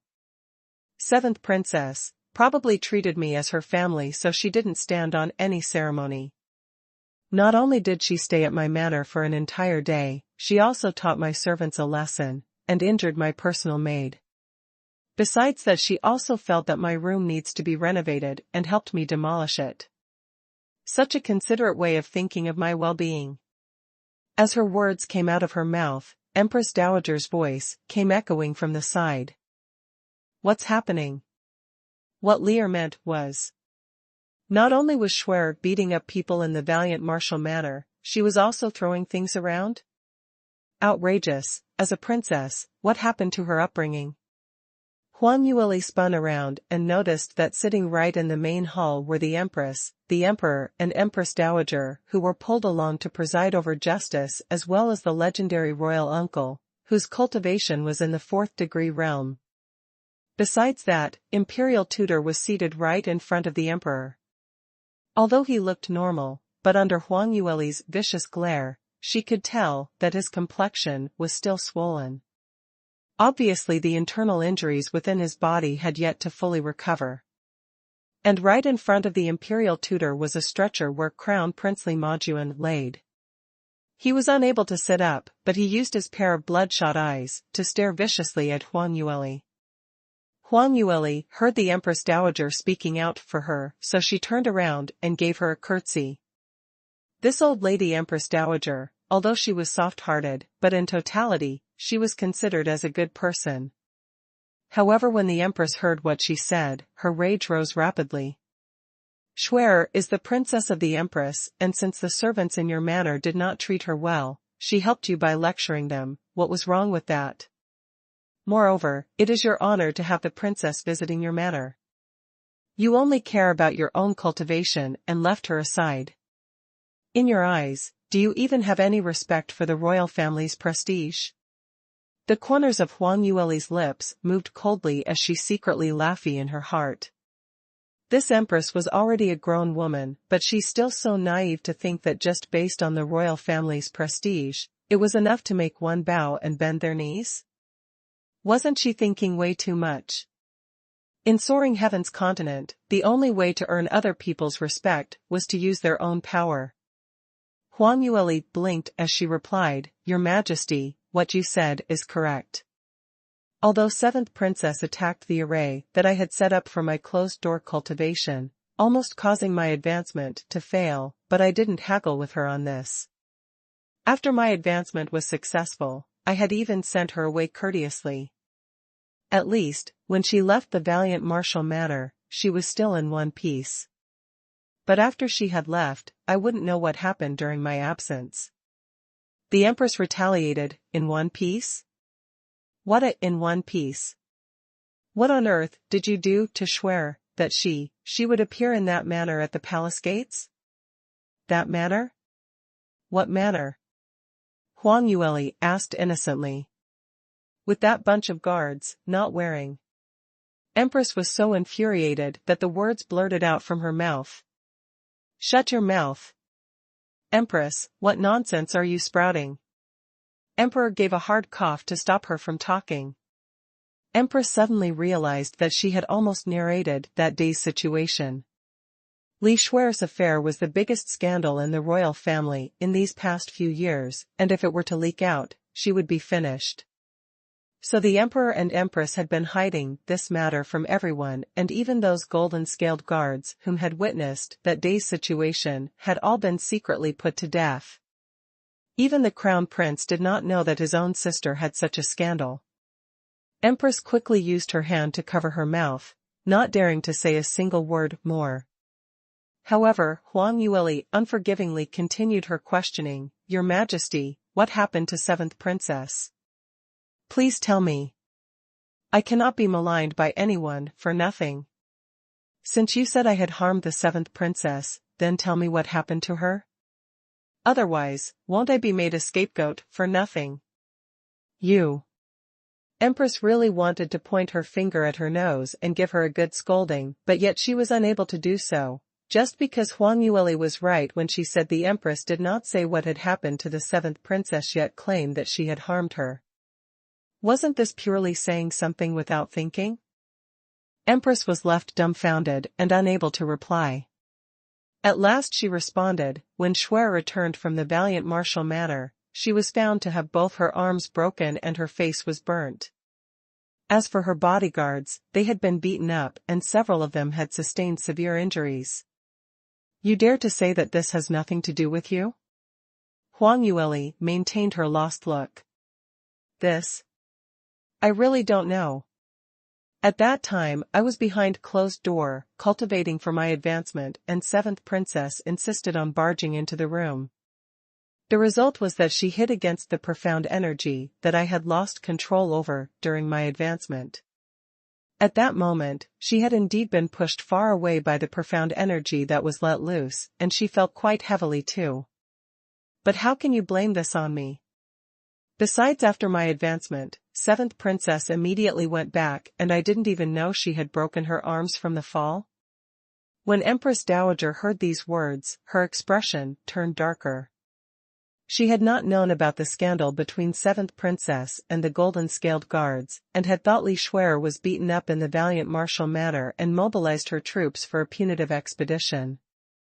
Upon hearing the entire matter, she took Huang Yueli's side immediately. If what Lier said was true, then it would be Shuer's fault. To interrupt one when one was in the middle of advancement might lead to death. Shuer didn't manage to harm anyone, but her luck was bad enough to have met with the impact of the profound energy and cause her own injury. Instead of feeling remorse, you still have the guts to come and complain to me? When the Empress heard what the Empress Dowager said, she secretly gritted her teeth. The words that Empress Dowager had said was obviously blaming her for her lack of discipline. How could Empress Dowager be so biased? It was this wretch who had continuously humiliated her crown prince and seventh princess, and also beaten them to such a devastating manner. It was all that wretch's fault. Suddenly her eyes glimmered as she subconsciously found a flaw to Huang Yueli's answer.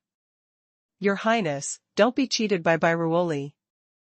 How can you believe when she said she was in advancement? Who does know that at the Peach Blossom banquet 1 month ago, Bairuoli had just advanced to the Qi Profound Realm 9 stage? How much time had passed since then? And she's about to advance? Yet she still dared to claim that she had advanced successfully? Isn't that a blatant lie? Empress stared at Huang Yueli, hoping to see her shocked and helpless expression after she had been exposed. Unfortunately, Huang Yueli still maintained a composed expression except for a glint of ridicule flashing past her eyes. Your Majesty, do you think I'm lying? Isn't it obvious? You're just 14 years old and had already advanced to the second-degree realm. Even if you're a 6th grade talent, your cultivation speed can't be that heaven-defying.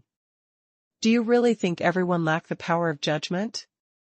You actually dare to just say out without considering the consequences. A frog in the well, this is also considered as heaven-defying? Huang Yueli snickered icily. In the huge sects, there were plenty of 14-year-old in the second-degree realm. What's more, they don't even require 6th grade talent. From a person in a small country at the border, it was no wonder that their knowledge was so short-sighted. And no wonder there were few outstanding experts within the country. Empress had believed that she was lying and kept pressing on. Stop your blatant lies. Since you're so awesome and you claim that you're not lying, then simple enough. Release your profound energy and let everyone take a look. If you don't dare to. Woo. Before Empress could finish her words, she felt a powerful profound energy rushing towards her. Her chest became tight and her expression turned pale white immediately, unable to say a single word. She used her hand and pressed against her chest, unbelieving, looking straight in front of her. Huang Yueli had slightly unleashed the profound energy within her, but as she didn't want to expose her true power, she had only unleashed a power equivalent to the second-degree realm first-stage practitioner's profound energy. Empress's cultivation was not high, only at second-degree realm first level. Under the attack of Huang Yueli's profound energy, she actually felt ill at ease as the qi and blood in her chest surged, and she almost threw up blood. Unbelievably, she glanced at Huang Yueli. You really? The other people present, too, displayed a shocked expression. Emperor asked, astonishing, this is really second-degree realm practitioner's qi. How is this possible? Lier, you've really broken through to the second-degree realm? Huang Yueli nodded, that's right. The day when 7th princess came over, I had just successfully broken through. Initially, I was thinking that since your majesties are both my seniors, I should enter the palace to inform you of this happy occasion. But because seventh princess had almost interrupted my advancement, the profound energy within was unstable, so during this entire duration, I had been cultivating in secrecy. Emperor and Empress Dowager crossed eyes and gave out a joyous expression. 14 years old, and you've already broke through to the second-degree realm. Even among sixth-grade talents practitioners, this is very hard to find. Lear is indeed by Lu Feng's daughter, your talent is extraordinary. Empress Dowager added, Lear is really something. Your future is laid with boundless prospects, and you'd definitely chase up to your father. Hearing the Emperor and Empress Dowager's praises, Empress's face had turned steely green. Li Shuer had been stripped of the princess title and had been impounded in the isolated palace. Even the Empress was not given a chance to see her. So what they knew was after Li Shuer had went to find trouble with Huang Yueli, she had ended up in that state. But they did not know the actual events that had happened. She had never thought that Huang Yueli had coincidentally just broke through to the second-degree realm on that day. The few of them felt something bad was going to happen. Huang Yueli's innate talent had originally surpassed Li Majuan, and she had even taken a step forwards and broke through to the second-degree realm. In this way, she had already left the crown prince behind. As for Li Shuer and the others, they were far more inferior. As her power grew larger, it would become more difficult to deal with her. Originally their intent was to use this opportunity to force Huang Yueli into a dead end. Even if they were not able to give her a death sentence, at least they should be able to lock her in the prison and secretly deal with her. But who would have expected that there was such a plot twist? Such a talented young lady was a huge asset to the entire South Yu kingdom. She was also the future hope for invigorating the country, so Emperor would definitely not bear to sentence her heavily. As expected, after Emperor and Empress Dowager had showered her with praises, the look they gave towards Huang Yueli had turned even more amiable. Lear, I have now understood the situation that you had explained. Shuer was indeed too much. The consequences of interrupting one's advancement is very serious. It is normal that you are upset with her, and as for her getting injured from the reserve impact of your profound energy, she can only blame herself for her own rashness. Empress could tell that the Emperor had no intention of pursuing the matter and hurriedly added, Your Majesty, we have yet to investigate the true facts of this matter yet. Even if Shuer was at fault in the first place, I am not blaming Bairuoli for hurting her. But she cannot do such things to Shuer. Isn't that throwing our royal family's face onto the ground to stomp? This. Lear, don't blame me for being calculative, but this matter, you absolutely must give me an explanation. Emperor immediately became hesitant. Huang Yueli maintained her innocent look. Your Majesties, you had mentioned this several times that I had harmed Li Shuer. I really don't know what's going on. Can't you make it any clearer? With this, Empress was once again held back. That's right, why did she forget again? If that shameless thing that happened to Li Shuer were to spread out, the consequences would be dire. In future, who would dare to marry Li Shuer? Empress had been hoping that Li Shuer would be able to join the big family in Skycloud City, find a good husband and help the crown prince add some points to his status. However, she was not willing to let Huang Yueli off so easily. Just as she was hesitating, Huang Yueli spoke out. Your Majesty, is there something that you cannot speak of? Or it is something difficult to say out? Otherwise, shall we do it this way? Since you insist that I had harmed seventh princess, why not ask her out and have a confrontation directly? Otherwise, get her bodyguards. I have a straight foot and is not afraid of a crooked shoe. The Empress hesitated again. Confrontation? How could she confront? Ever since Li Shuer got into that matter, she had always been locked up in the isolation palace, and her emotions were obviously not stable. If they were to get her to the main hall, it was possible that the minute she opened her mouth, she would narrate everything out right away. In this way, how was she going to maintain her reputation? As for those bodyguards, in order to hide the secret that Li Shuer had lost his chastity, the emperor and empress had already ordered those men to death on that fateful day. Now where were they going to look for witness? Empress looked at Huang Yueli's expression that resembled a smile and yet not a smile and knew that she must be ridiculing her from the depths of her heart, and that angered her even further.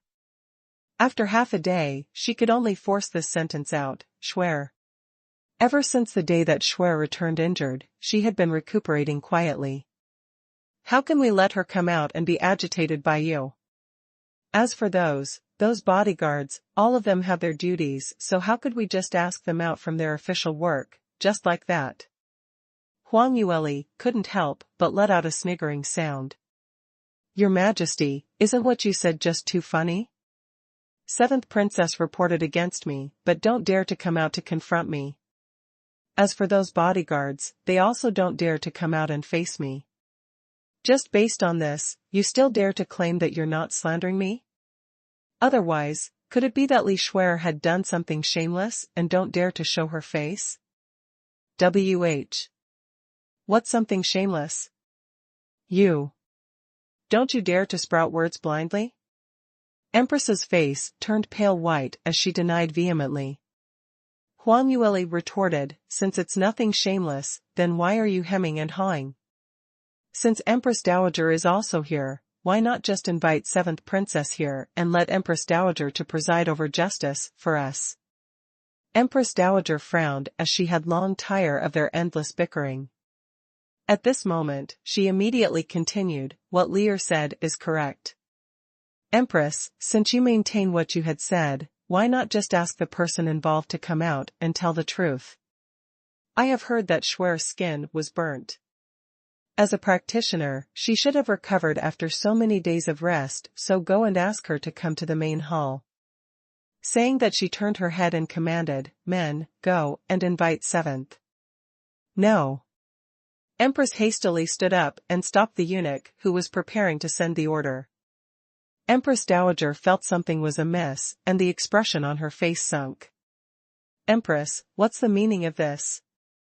Could it be that it was exactly as Lear had said, you're just slandering her? That's not true, Your Highness. I. Empress did not know how to respond as she had scolded Huang Yueli 100,000 times in her heart. This wretched lass, she was entirely filled with evil intentions. She knew that was not able to openly talk about Li Shuer's matter in public and had purposely dragged the Empress Dowager to partake in this. This time, how was she going to get out of this situation? The Empress felt that she was treated unjustly. This matter was obviously caused by Huang Yueli. Li Shuer had said it herself that it was Huang Yueli who had fed her with the abstinence pill, thus causing her to create such a scandal. However, there was nothing the Empress could do about it as Li Shuer could not come out to testify against her. Not only was she not able to convict Huang Yueli of the crime, now it seemed that in the Empress Dowager's eyes, she had intentionally set Huang Yueli up in order to frame her. But whatever she had said was the entire truth. Just as Empress was incomparably oppressed, Emperor's voice rang across the hall. Forget it, Empress. This matter has now come to an end. After he said that to the Empress, he turned towards the Empress Dowager. Queen Mother, Empress only had one daughter Shuer, and now that she's injured, it is only natural that Empress is anxious about her.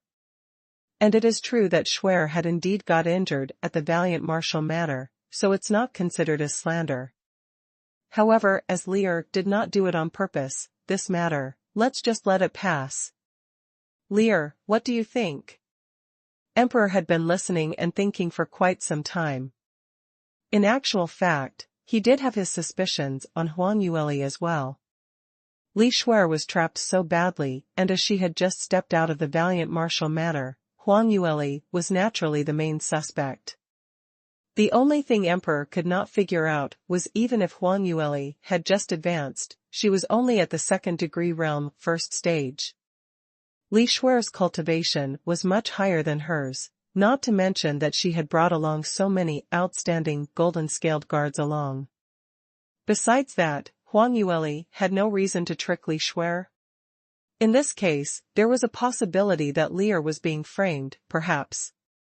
Li Shuer had offended someone in Skycloud City, and that party had sent someone here to exact revenge? Under the circumstances that there wasn't sufficient evidence to pin the crime onto Huang Yueli, if Li Moying were to return in future, he would definitely fly into a rage. Even without Li Moying, just based on Huang Yueli's innate gift alone, Emperor had not wanted to offend her too much. More importantly, Li Shuer and the man had paraded themselves ostentatiously about in town, so this matter absolutely cannot be publicized. If word really got out, then the person who would lose out is Li Shuer, and the ones to make a spectacle of themselves would be the entire royal family. Weighing the pros and cons, Emperor chose to keep the peace. Empress unbelievably raised her head. "Your Majesty, how can we do that? Shuer had been taken such a big disadvantage, we simply cannot let this little slut." "Shut your gap. I have already said let the matter rest. This was originally Shuer's fault. Must you bring up what she did until everyone finds out about it before you will let matters rest?" Empress looked like she was struck by lightning and lowered her head disappointedly. Although the Emperor didn't make it clear, seemingly hinting that it was Shuer's fault for seeking revenge at the valiant Marshal Manor.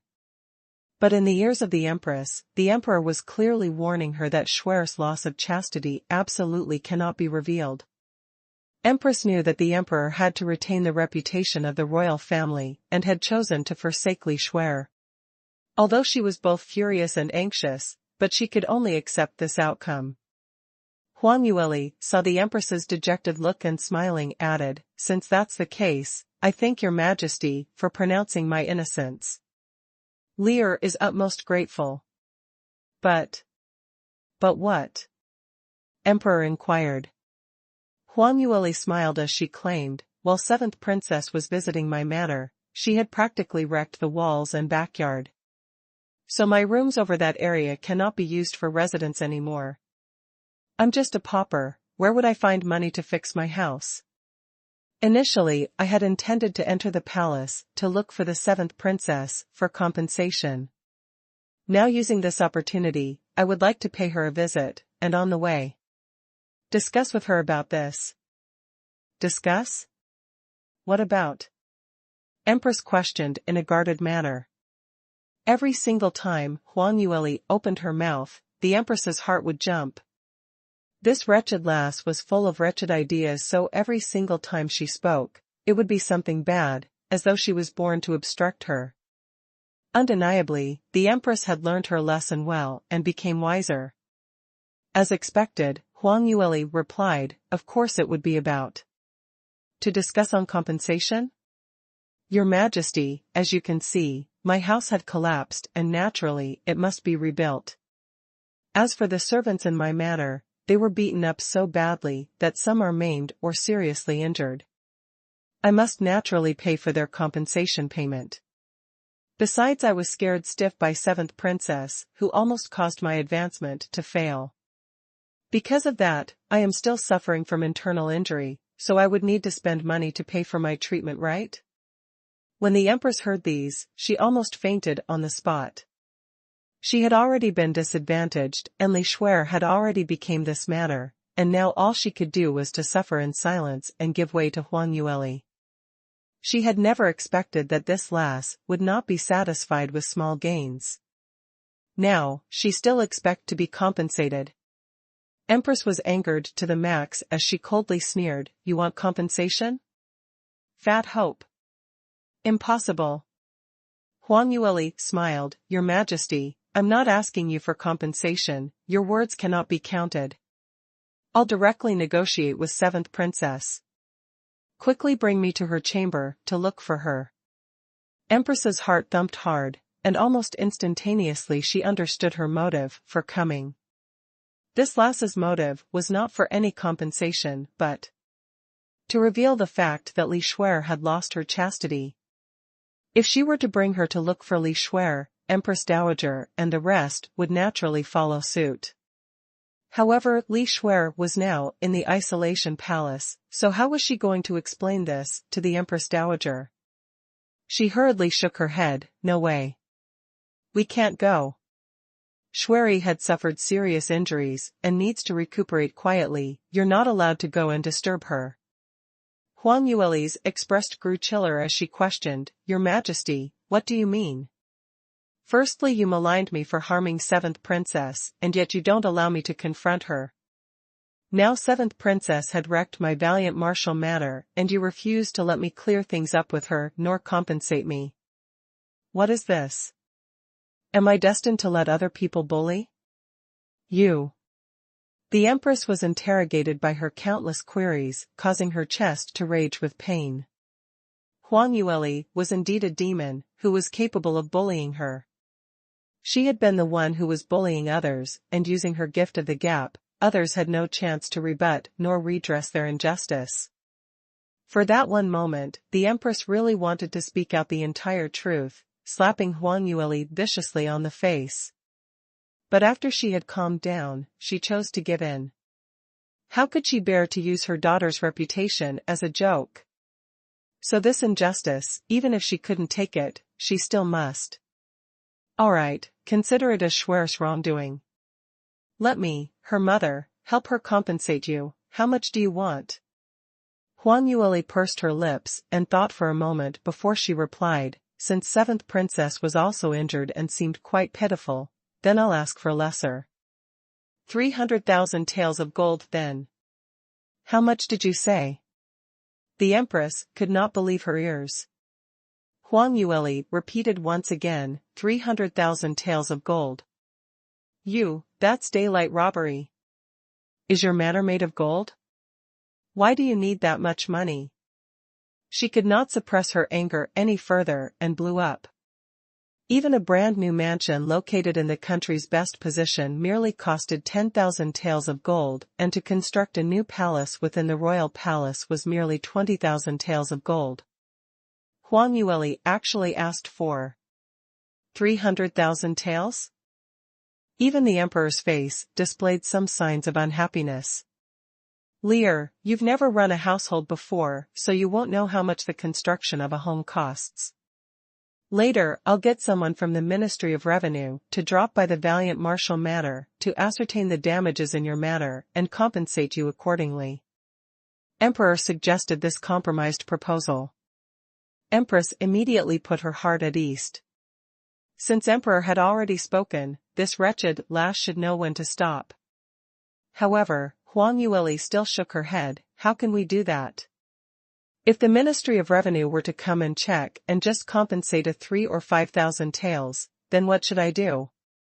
3 or 5,000 taels isn't enough? Who do you think you are? How dare you demand an exorbitant price in the emperor's presence? Huang Yueli patted her chest, displaying a frightened expression, as though she was shocked by the empress's aggressive attitude. Your Majesty, the price I had stated is fair and reasonable. Did you know about this? When 7th Princess came to the manor, I was in closed-door cultivation in the study room, and the courtyard had been set up with a 4th-tier spirit-gathering array. This array was not only set up using 4th-tier materials, it must be driven by 4th-grade crystals before it can work. However, 7th Princess found a team of golden-scaled guards and used all their might to attack the array. Not only did they deplete all the crystal's energy, because of that, it had also broke the array completely, and all those materials cannot be reused. If I were to bring those 4th-tier materials to the auction house, it would at least be auctioned for 300,000 taels of gold. Not forgetting now that the array is broken, where am I going to find such a high-level array master to help me set up another array? I'm just asking for compensation for the array's materials, so I'm already giving a major discount, alright. This. How did it turn out to be like this? Empress was dumbfounded as beads of perspiration started to form on her forehead. If what Huang Yueli said was true, then Li Shuer would have gotten herself into hot soup this time. 300,000 taels of gold. If it had been 2 months ago, Empress would have been able to come out with it. But as Crown Prince was swindled at Thousand Treasure Pavilion previously, she had taken out all her fortune to subsidize him and she had not much left.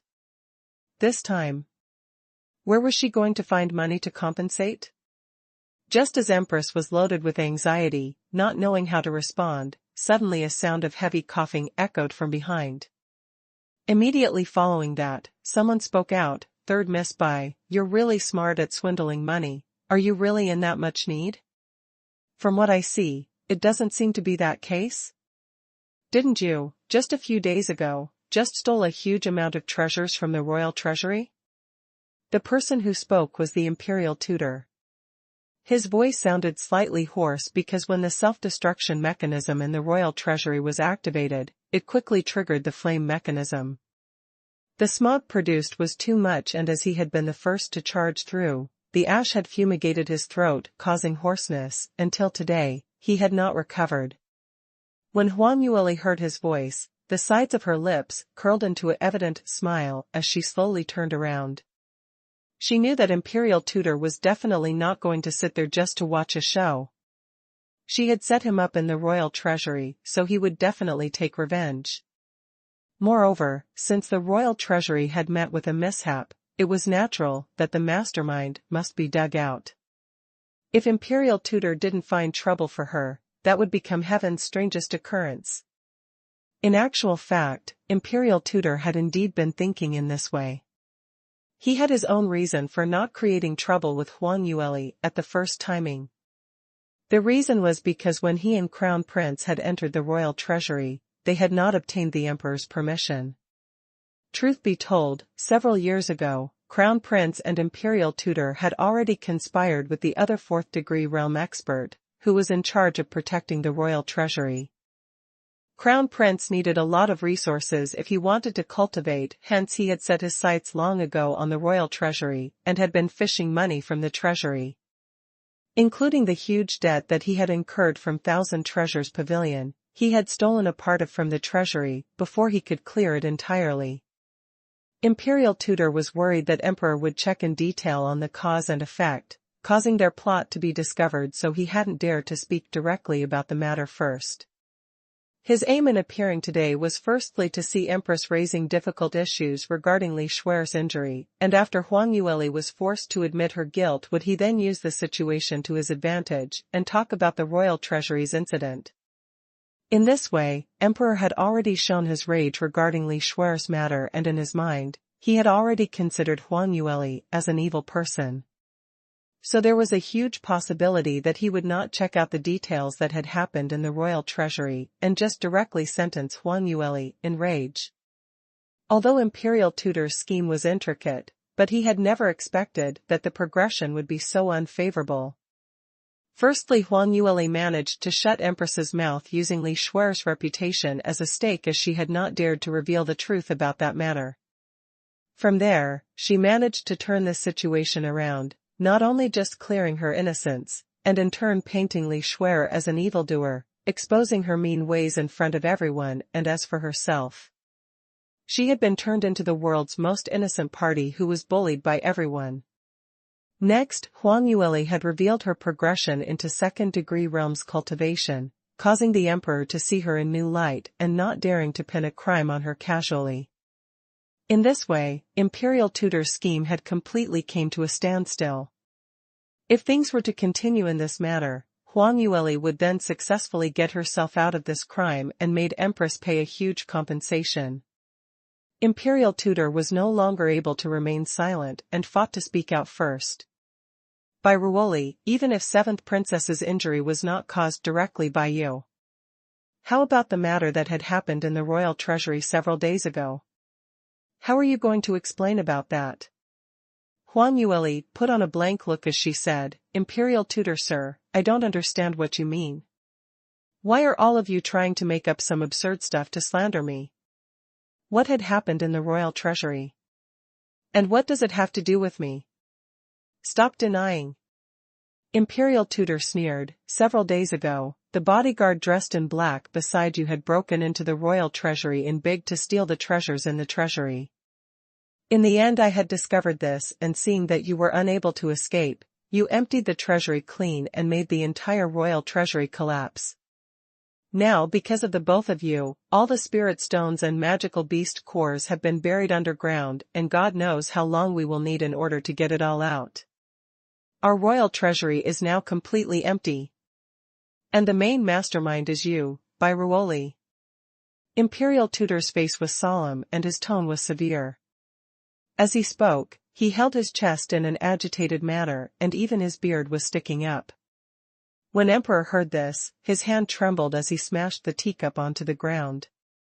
What?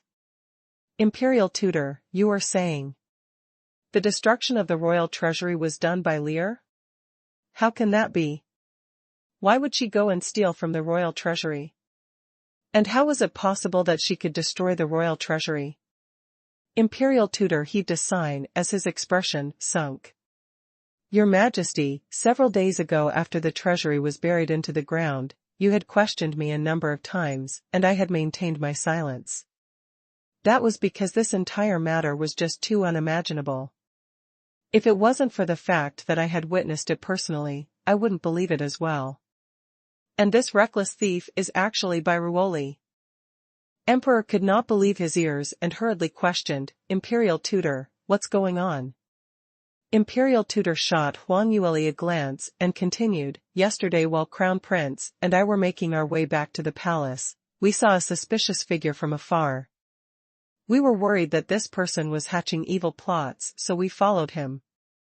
We had never expected that his destination would be the royal treasury. Besides that, he also killed a few golden-scaled guards and sneakily smuggled into the treasury. Crown Prince and I immediately took chase and had an intense fight with him. Just as the thief was about to be taken down, Betrayal appeared. Besides using sneaky moves, she also activated the mechanisms in the treasury. We then realized that this thief was incited by Betrayal to steal the items at the royal treasury. Betrayal realized that she was unable to defeat us and attempted to escape, but we were hot on their tails. Out of sheer desperation, not knowing how she managed to do it, but she actually activated the self-destruction mechanism. The few of us were almost buried alive inside and barely escaped by inches. However, all the treasures in the treasury were all buried underground. As Imperial Tutor was depicting it, his expression was filled with grief and indignation. Your Majesty, you've always treated Third Miss Bai rather well, but she actually repaid you in this manner. She actually did such sneaky things behind your back. Moreover, when she realized that she was unable to bear the responsibility, she actually buried all the treasures that our kingdom had accumulated over the few hundred years. This is simply wanting our kingdom to be destroyed. His words seemed devoted to righteousness that inspired reverence, and momentarily, the Emperor was scared stiff. Emperor's eyes widened with shock as he raged, such a matter actually happened? No wonder when you and the Crown Prince escaped from the treasury, both of you were heavily injured. Emperor turned around and interrogated Huang Yue, Betrayal, what Imperial Tutor had said, is it true? A chilly glint flashed past Huang Yue's eyes. Imperial Tutor was acting as a thief calling thief. They obviously lured Moe to the royal treasury, but had made it look like he was there to steal. Such a story was rather reasonable, but unfortunately no matter how well the story flowed, in Huang Yue's eyes, it was full of loopholes. Besides that, Huang Yue already expected that Imperial Tutor and the Crown Prince had already been in cahoots with the guards at the treasury. Otherwise, how would they be able to freely debauch the royal treasury, and even set up a trap to capture Moe? Even a ghost would not believe this. Originally, the Imperial Tutor and the Crown Prince had already been fixed by Huang Yue to a terrible state, and because she was busy with her cultivation, so she didn't have any time to hit them when they're down. But who would have expected that the Imperial Tutor had that much guts? Even after being fixed by her many times, he had not learned his lesson and still dared to splash dirty water on her. Since that's the case, then don't blame her for not standing on ceremony. Just hope that the Imperial Tutor and the Crown Prince would not come crying and begging her. Huang Yue sniggered coldly and replied, Imperial Tutor, please take responsibility for your words. That day, it was the Crown Prince who went to Thousand Treasure Pavilion to wreck my shop. Besides that, he also took away more than 10 boxes of goods. My bodyguard, Moe, went after them in order to retrieve back the goods, which was why he followed the Crown Prince's men all the way to the royal treasury. The Crown Prince misused his status to buy things without paying, which had already raised eyebrows, and the weirdest thing was he actually moved the stuff into the royal treasury. I found it strange on why the Crown Prince would head towards the royal treasury instead. This was South Yu Kingdom's national treasury and not Crown Prince, your private treasury. When the Crown Prince heard these words, he wiggled around in the stretcher as though he was trying to get up, pointing his finger against her nose to scold her. Unfortunately, no matter how much energy the Crown Prince exerted, his forehead was filled with sweat and in the end, he was still unable to move, so he could only clench his teeth while hissing, "By Ruoli, what do you mean? How dare you slander me like this?" Huang Yueli replied, "I don't mean anything, just telling the truth only." Crown Prince retorted, "This is pure slander. I was obviously captured by your gooer." Cough cough. Crown Prince was infuriated by Huang Yueli, and in a moment of fury, he almost spilled out the truth, so Imperial Tutor pretended to cough to stop him from continuing. Crown Prince abruptly regained his senses, and hastily shut his mouth. Huang Yueli, silent, signed a sense of regret, but she only raised her brows and asked, "Your Highness, why did you stop? What did my bodyguard do to you?" Imperial Tutor sneered, "By Ruoli, don't try to quibble. Crown Prince is the heir apparent to the throne, so what would he see in that miserly shop of yours? And to snatch in broad daylight? Moreover, he moved the things to the royal treasury? For what reason would he do that for?" That's right, I was bewildered as well. In the normal course of events, Crown Prince wouldn't do such things, unless he had some schemes in mind. For example, he may have felt that His Majesty had been sitting on the throne for too long a time, and he cannot wait to ascend the throne, so he treated the royal treasury as his own. That's venomous slander. Crown Prince didn't expect her to say that as he furiously jumped up from the stretched and fell heavily back on it. "By Ruoli, how dare you speak at will? I will never let you off." Saying that, he struggled to get up. "Imperial Father, I am innocent. Please don't listen to By Ruoli's nonsense." I had never had this thinking at all. She knew that she was unable to get off the hook, so she thought of this malicious way to change the subject. "Please investigate properly." Crown Prince stared at Huang Yueli, and that vision of sight seemed to be spewing out flames. Since ancient times, what emperors had been afraid of was someone coveting their title. As the Crown Prince, he was also afraid that other people would say that he cannot wait to ascend the throne, that he wished his imperial father to quickly die. Once this crime had been validated, dethronement of Crown Prince title was just a small matter. If things didn't go well, he might be locked up or even sentenced to death. Even if it was just a rumor without sufficient evidence, the consequences would be severe. After all, emperors were all suspicious, and once they suspect their own sons would conspire against them, then naturally the longer they see, the more unfavorable he would become and could easily pin various crimes onto his head. Crown Prince had never expected Huang Yueli to be so vicious. The minute she came, she gave him such a big hat to wear. This time, he was filled with anxiety until he almost threw up blood.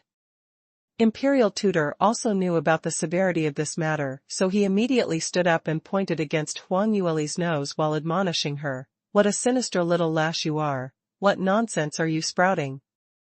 Crown Prince had always been loyal to His Majesty, so why would he do such a thing?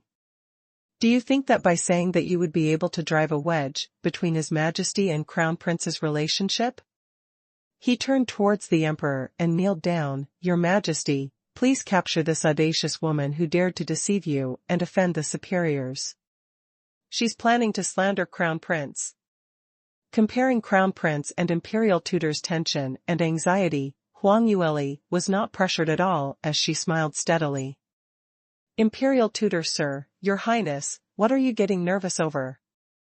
I haven't finished my sentence. If you had never done such a thing, why would you be afraid of me talking about it? Imperial Tutor choked, and as he lifted his head to look at the Emperor, he found his expression looking somewhat different, as though his suspicions had deepened. Huang Yueli's criticisms were simply too devastating. Imperial Tutor knew Huang Yueli was full of tricks and had wanted to shoo her away quickly, but after she had put it in that way, it looked like they were plotting a rebellion. He was extremely nervous that Huang Yueli would reveal the evidence. At once, the Emperor said, Lear, what do you know exactly? Don't be afraid and tell me everything. With me here, no one would dare to threaten you. Imperial Tutor had outsmarted himself, and as he felt nauseous in his heart, he had to continue bearing this feeling and swallowed back the words that he had wanted to rebuke Huang Yueli. At this juncture, no matter what he said was wrong and would only been deemed as having a guilty conscience, so he might as well let Huang Yueli continue speaking. Imperial Tutor shot a don't be rash gaze to Crown Prince, which stopped his rebuttal for now. It was a bogus matter, so what can Huang Yueli make up? By then, they would surely be able to find flaws in her conversation and would definitely be able to clear their names. Huang Yueli turned towards the Emperor and continued, reporting to Your Majesty, each of us sticks to our own version, so just based on our testimony, it's impossible to judge who is speaking the truth. But I have evidence. What evidence? Emperor inquired.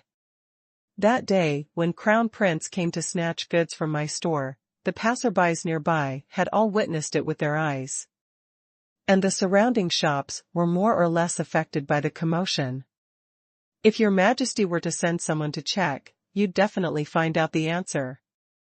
Emperor nodded and summoned a guard, go to Thousand Treasure Pavilion, to check if what Lear said was true. Imperial Tutor sneered, this can be counted as evidence?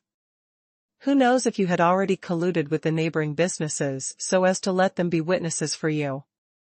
Huang Yueli smiled indifferently, whether it's collusion or not, His Majesty will be able to judge. Imperial Tutor's words have no substance behind it, so how accurate could that be? Imperial Tutor came to a standstill, because he was perceived once again as though he held a guilty conscience. Whatever he said didn't sound right. However, besides Imperial Tutor, another person couldn't figure it out. Empress Dowager raised her eyebrow, Lear, it's not that I don't believe you. But the Crown Prince's character had always been pretty good, and he had never shown this kind of behavior of forcibly occupying other people's assets, previously. Even if your Thousand Treasure Pavilion was the largest auction house in the kingdom, what motive did he had to risk the danger of being disdained by others and rob your store? Huang Yueli replied, Your Highness, there's something that you don't know of. 2 months ago, Crown Prince had once participated in Thousand Treasure Pavilion's auction and successfully bided for a set of profound armor.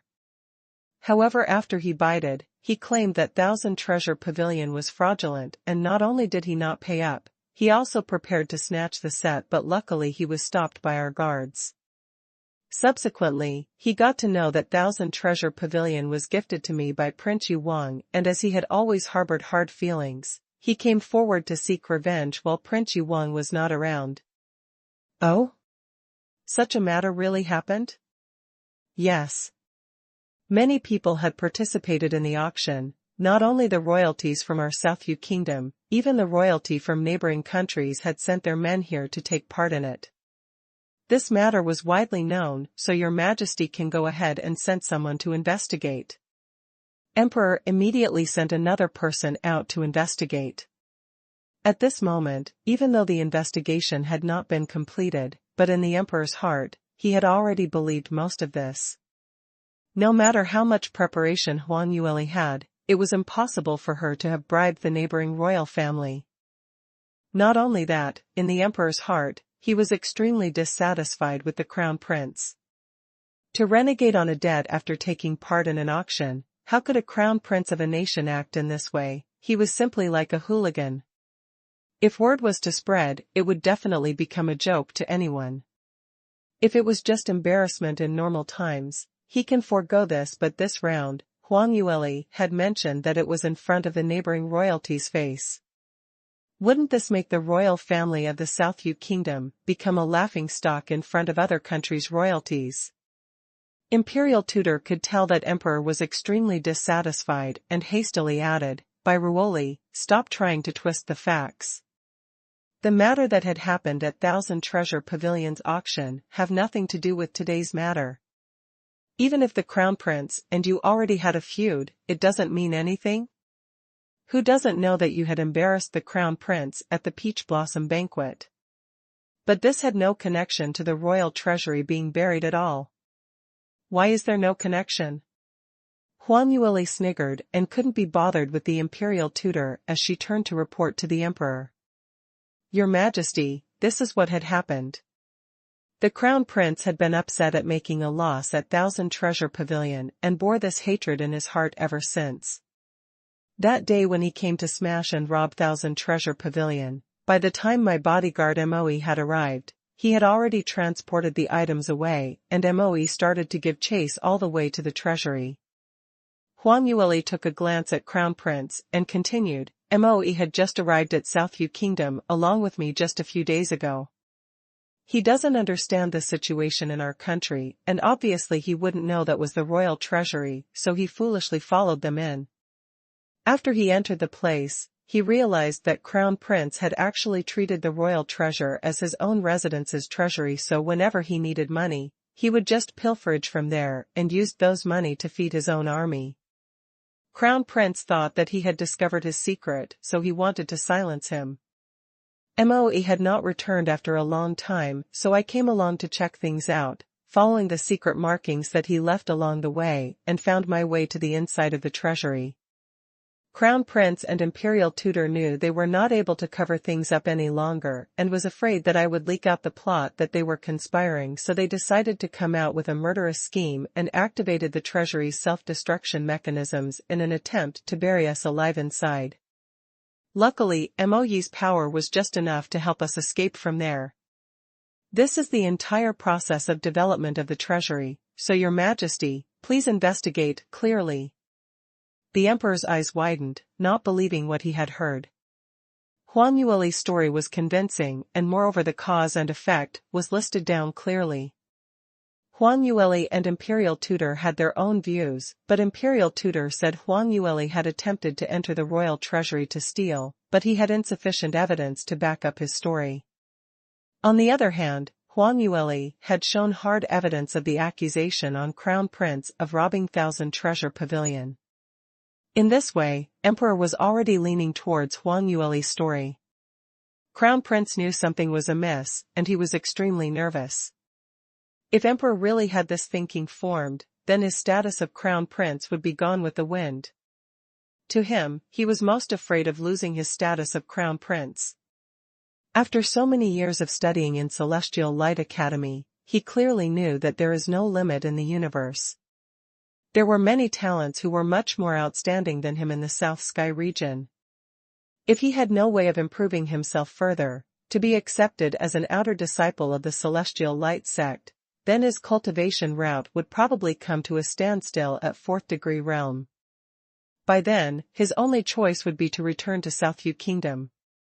In this way, at least he would be able to ascend as South Yu Kingdom's emperor, and his future would be filled with endless riches. But if he were to lose the royal throne's right of inheritance and driven out of South Yu Kingdom, then he would be no different from the normal vagrant practitioners.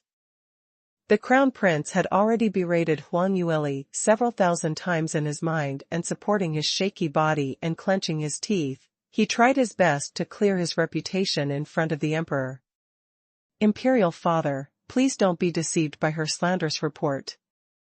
The situation was different from how she put it. I was bitter about the unbearable grievances, so it was true that I brought my men to Thousand Treasure Pavilion to create a stir. But I have never ever plotted a rebellion. The Royal Treasury's incident was not due to me. It was all due to this slut by Ruoli." Empress also knelt down and lamented, "That's right, Your Majesty. Ma Juan would never do this kind of thing. Enough. Emperor was extremely frustrated by their endless crying and complaining. Instead of coming up with evidence, all they could do was to lament. Did they think that he, as an emperor, had no brains and was unable to tell between right and wrong? Emperor swept the audience with a chilly glance and said, "Lear has already provided witness for her part, how about Imperial Tutor's evidence?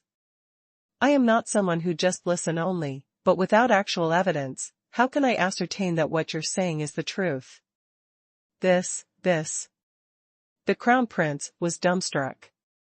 During the battle that day, Huang Yueli acted almighty and arrogant and even admitted that she had trespassed once into the royal treasury and took away several valuables. But she had not left any evidence behind. Even the other golden-scaled guards who assisted the imperial tutor to attack Moe were all buried alive in the treasury. Imperial tutor creased his eyebrows, unable to make anything out. It was only at this juncture that they shockingly realized that they had unknowingly been led round in circles by Huang Yueli, falling into her trap. It was obvious that since Huang Yueli removed all the valuable treasures, she was also afraid of being discovered, so she had intentionally let the Crown Prince and Imperial Tutor out from the treasury. Her main aim was to make them her scapegoat. It was indeed their fault in the first place, as they had intentionally lured Huang Yueli's bodyguard into the royal treasury, so everyone would affirm that no matter what happened in the royal treasury, it was their wrongdoing. No one would ever believe that Huang Yueli was the one who had taken away all the treasures and destroyed all evidence by burying it into the ground. The Crown Prince and Imperial Tutor were not able to defend themselves, but Huang Yueli had more to say. The sides of her lips curled up ever so little as she slowly reported, "There's another important proof, and that is not many people knew about the self-destruction mechanism in the royal treasury, so why would it suddenly be activated? The Crown Prince and Imperial Tutor keep insisting that I'm the one who destroyed the royal treasury. But I'm not a member of the royal family, so how would I know such a huge secret?" Emperor was stunned as these words seemed to strike like lightning into his chest. That's true, the self-destruction mechanism in the royal treasury was the biggest secret concerning the fate of the nation, so how would a lass like Huang Yueli know about it? On the other hand, Imperial Tutor and the Crown Prince were mostly likely to have a chance to obtain information about this secret, especially the Crown Prince, as he had plenty of chances to enter the Imperial study and obtain the distribution map of the mechanisms. So the person who activated the self-destruction mechanism was definitely not Huang Yueli. As for the Crown Prince and Imperial Tutor, since they had the guts to go to this extent and steal the distribution map from his imperial study, they must be up to no good, and this evidently showed that they harbored plans to revolt. Emperor was already sure on this point as his expression turned green, and clutching his chest, he stretched out his fingers and pointed at the Crown Prince, trembling nonstop and unable to speak. You are an unfilial son." The Crown Prince was frightened till his soul almost flew out of his body and explained repeatedly, "Imperial Father, I was not the one who activated the self-destruction mechanism, it's not me. It was by Ruoli. It's really her, it has nothing to do with me." However, no matter how he explained, Emperor refused to believe him. How could the Emperor ever believe that Huang Yueli was an armament master whose potential had gone beyond his imagination and was able to easily crack all of the royal treasury's mechanisms? In his eyes, Huang Yueli was merely a 14-year-old young lady. She had also not exposed her innate gift as an armament master, so who would even think of that possibility? Besides that, the mechanisms in the royal treasury were personally set up by a 7th-rank armament master when Shui Kingdom was at its peak, and from then till now, several hundred years had passed. Unless a 8th-rank armament master were to show up, then there would be a possibility that these mechanisms could be cracked. But why would this type of person appear in Shui Kingdom? Therefore, upon hearing his explanation, Emperor's anger was not appeased, but instead grew. "Enough, you're such a pig-head. How can you even come out with this lie? This only shows that you're usually full of lies. I had been wrong about you all along and didn't manage to realize that you have improper intentions. No, it's not true, I. The Crown Prince was unable to explain himself clearly, and he had already used up all his energy as his entire meridians and acupoints were damaged. Under the psychological attack, he threw up a big mouthful of blood. Imperial Tutor hastily explained, "Your Majesty, it didn't happen in that way. What the Crown Prince said was true. That time when we were about to be defeated by Byruoli and her bodyguard, she was the one who activated the mechanism in the treasury, it really was her." Emperor sneered as he was completely disappointed by Imperial Tutor and the Crown Prince. He spoke in a frosty tone, "Oh? It was Byruoli? You meant that Byruoli was able to fish out information from my mouth on how to activate the self-destruct mechanism, or are you trying to tell me that she is a 8th rank armament master? Which possibility do you think it is?" "This. Neither. I don't get it as well, but that's enough. Stop spouting nonsense. Your schemes have been completely exposed and you still dare to deny." The Emperor was brimming with anger, refusing to listen to any explanation.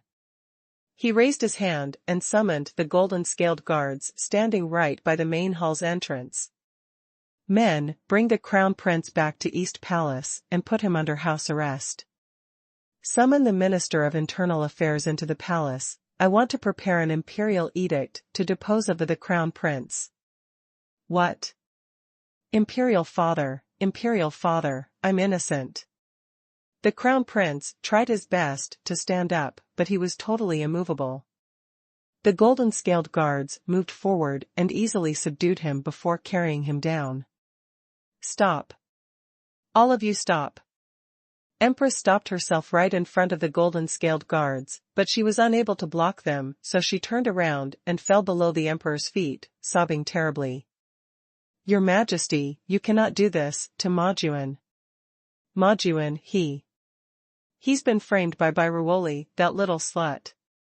This little slut has treacherous intent. What she's doing is obviously to let Li Moying replace Majuan as the Crown Prince, so she set up a scheme to frame Majuan." Huang Yueli sniggered, "What a joke. With Moying's innate gift and power, would he even bother about the South Yu Kingdom's throne? Only people with weak powers like Li Majuan would view the Crown Prince status as invaluable. Byruoli, you little slut." Empress suddenly turned around and stared daggers at her. The expression on Huang Yueli's face was as indifferent as before. "Your Majesty, you're the motherly figure of the nation and is deemed as the role model for all the women in our nation. How could you act like a shrew and say out such obscenities, which are simply not suitable for the ear? His Majesty's face have all been lost by you. Enough. Men, bring Empress back to her palace for her to calm down. If she's not able to, then she don't need to keep her role as the Empress anymore." Emperor looking at Empress chillingly as he spoke in a frosty tone. In his heart, suspicions had already formed against the Empress.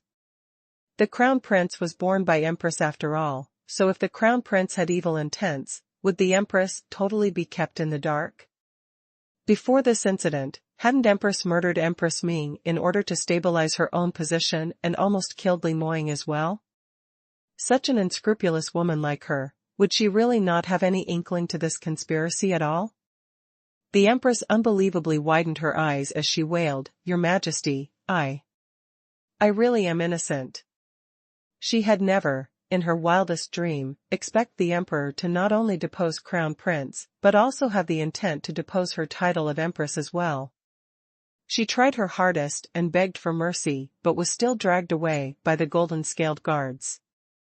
Before her departure, her gaze stopped tenaciously on Huang Yueli as her heart was filled with grievance.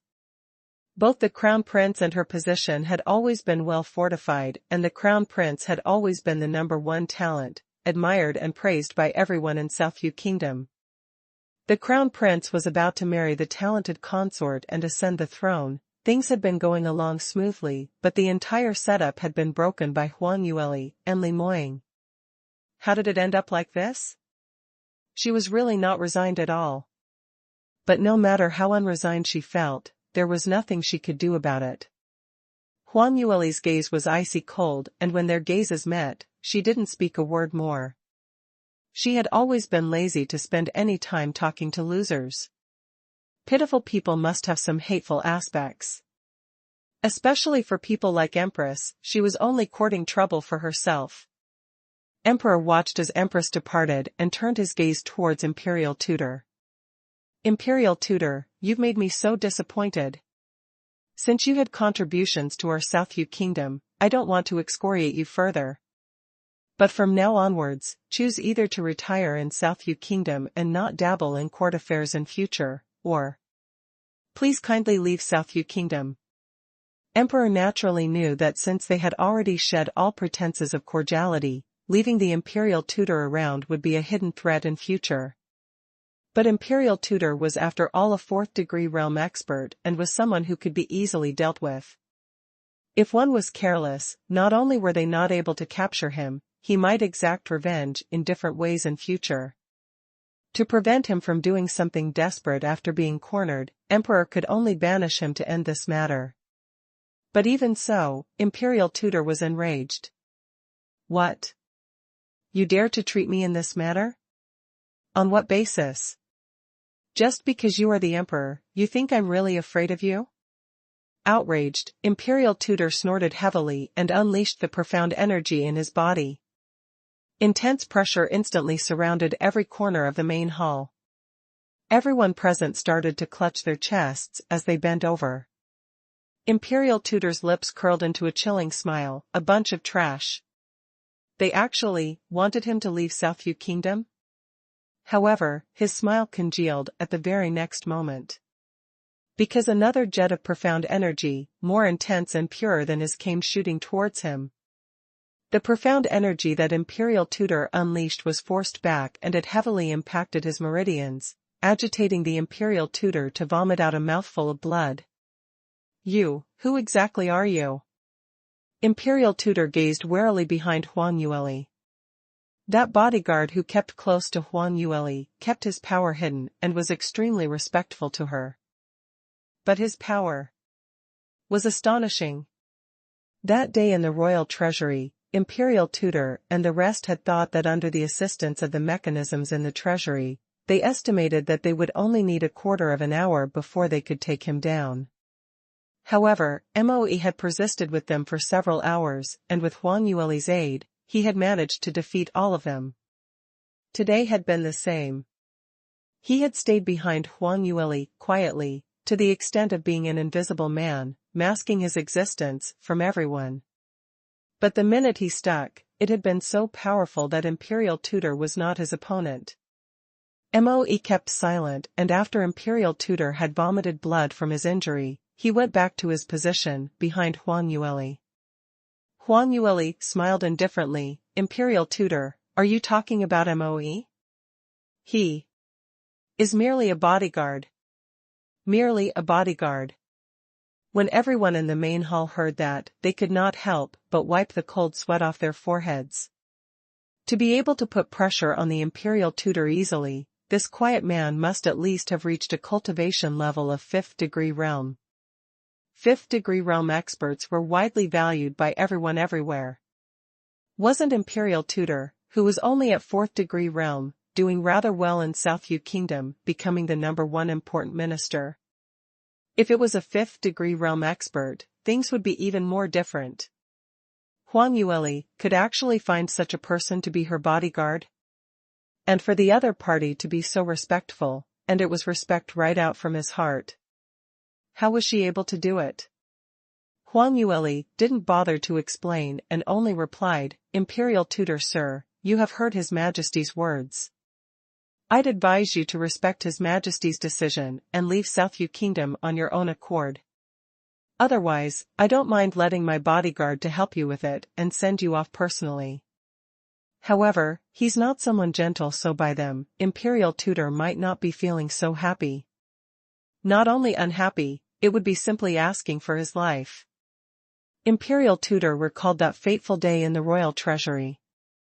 When Moe struck out, he had tied so many of them into a rice dumpling and put Crown Prince into a gunny sack, dragging him all the way from his palace to the treasury.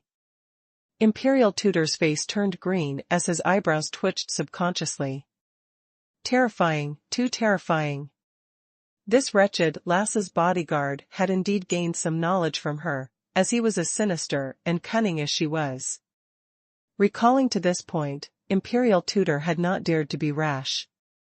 He swept his sleeves heavily. All right, I will leave now. Today's matter, I will keep it at the back of my mind. Even if you come begging me in future to return, that's plain wishful thinking. Huang Yueli smiled sweetly and replied, don't worry, no one will be that desperate. Imperial Tutor, oops, that's not right, you're no longer the Imperial Tutor. Old man, be careful on your way out. You're so old already, so don't blame it on me if you fall or bang anything on your way out. Imperial Tutor was already on his way out of the main hall, but when he heard these words, his legs stumbled and he almost fell over. He turned around and gave Huang Yueli a ferocious stare but didn't dare to say anything and left dejectedly. After this farce had ended, Huang Yueli didn't want to stay any longer and immediately requested to leave. In one day, Emperor had deposed of Crown Prince and Empress and banished the Imperial Tutor. This was the most shocking matter in the entire South Yu Kingdom. The palace had immediately turned disorderly. On Huang Yueli and Moe's way out from the royal palace, they had already seen several chaotic scenes. However, these had nothing to do with Huang Yueli. She and Moe headed back to Valiant Marshal Manor and as expected, she received another gaze of worship from Moe. Third Miss, you're indeed an outstanding intelligent person. When I saw the Crown Prince and Imperial Tutor today, I had thought that the matter in the royal treasury would be exposed and we would need to kill our way out. I never expected that with your words, not only did you foil Imperial Tutor's plot, but also deposed the Crown Prince directly. Moe's praises had indeed came from his inner heart. Before this, the most black-bellied and resourceful person he had ever seen was Li Moying. In Moe's eyes, there was no woman who was worthy of his master. At most, they could only try to stay within the range in terms of innate talent in cultivation. As for other aspects, they don't even need to wish for it. But as fact had proven itself, there were still women who were worthy of Li Moying.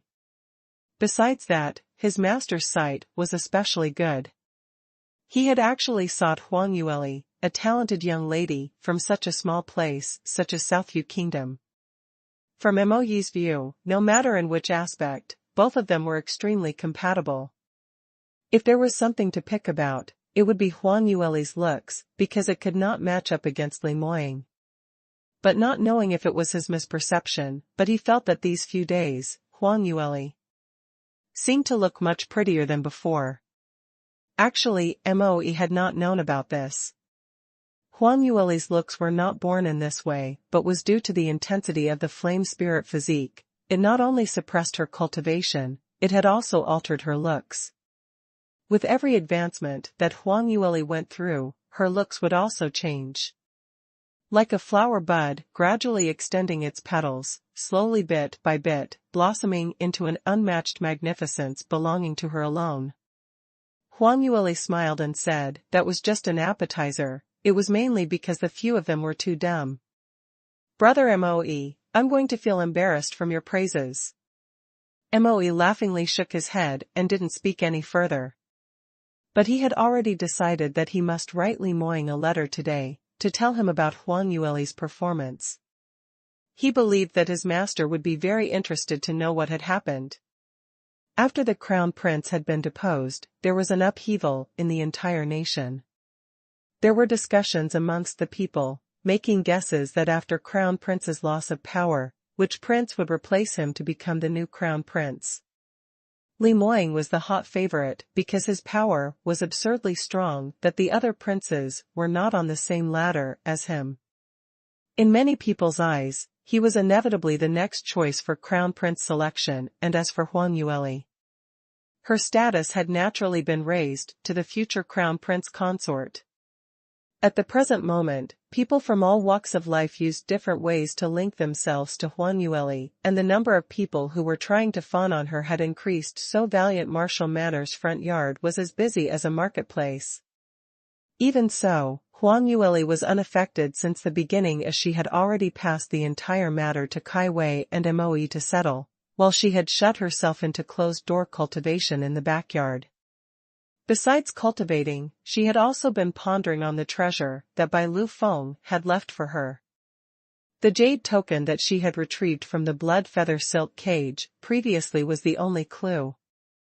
On this particular day, Huanyueli brought out the jade token, and while she was about to carefully inspect it when Moe coincidentally walked in. When he saw the jade token in Huanyueli's hand from afar, Moe let out an astonished expression. Huanyueli realized that something was wrong and asked puzzledly, "Brother Moe, what's wrong with you?"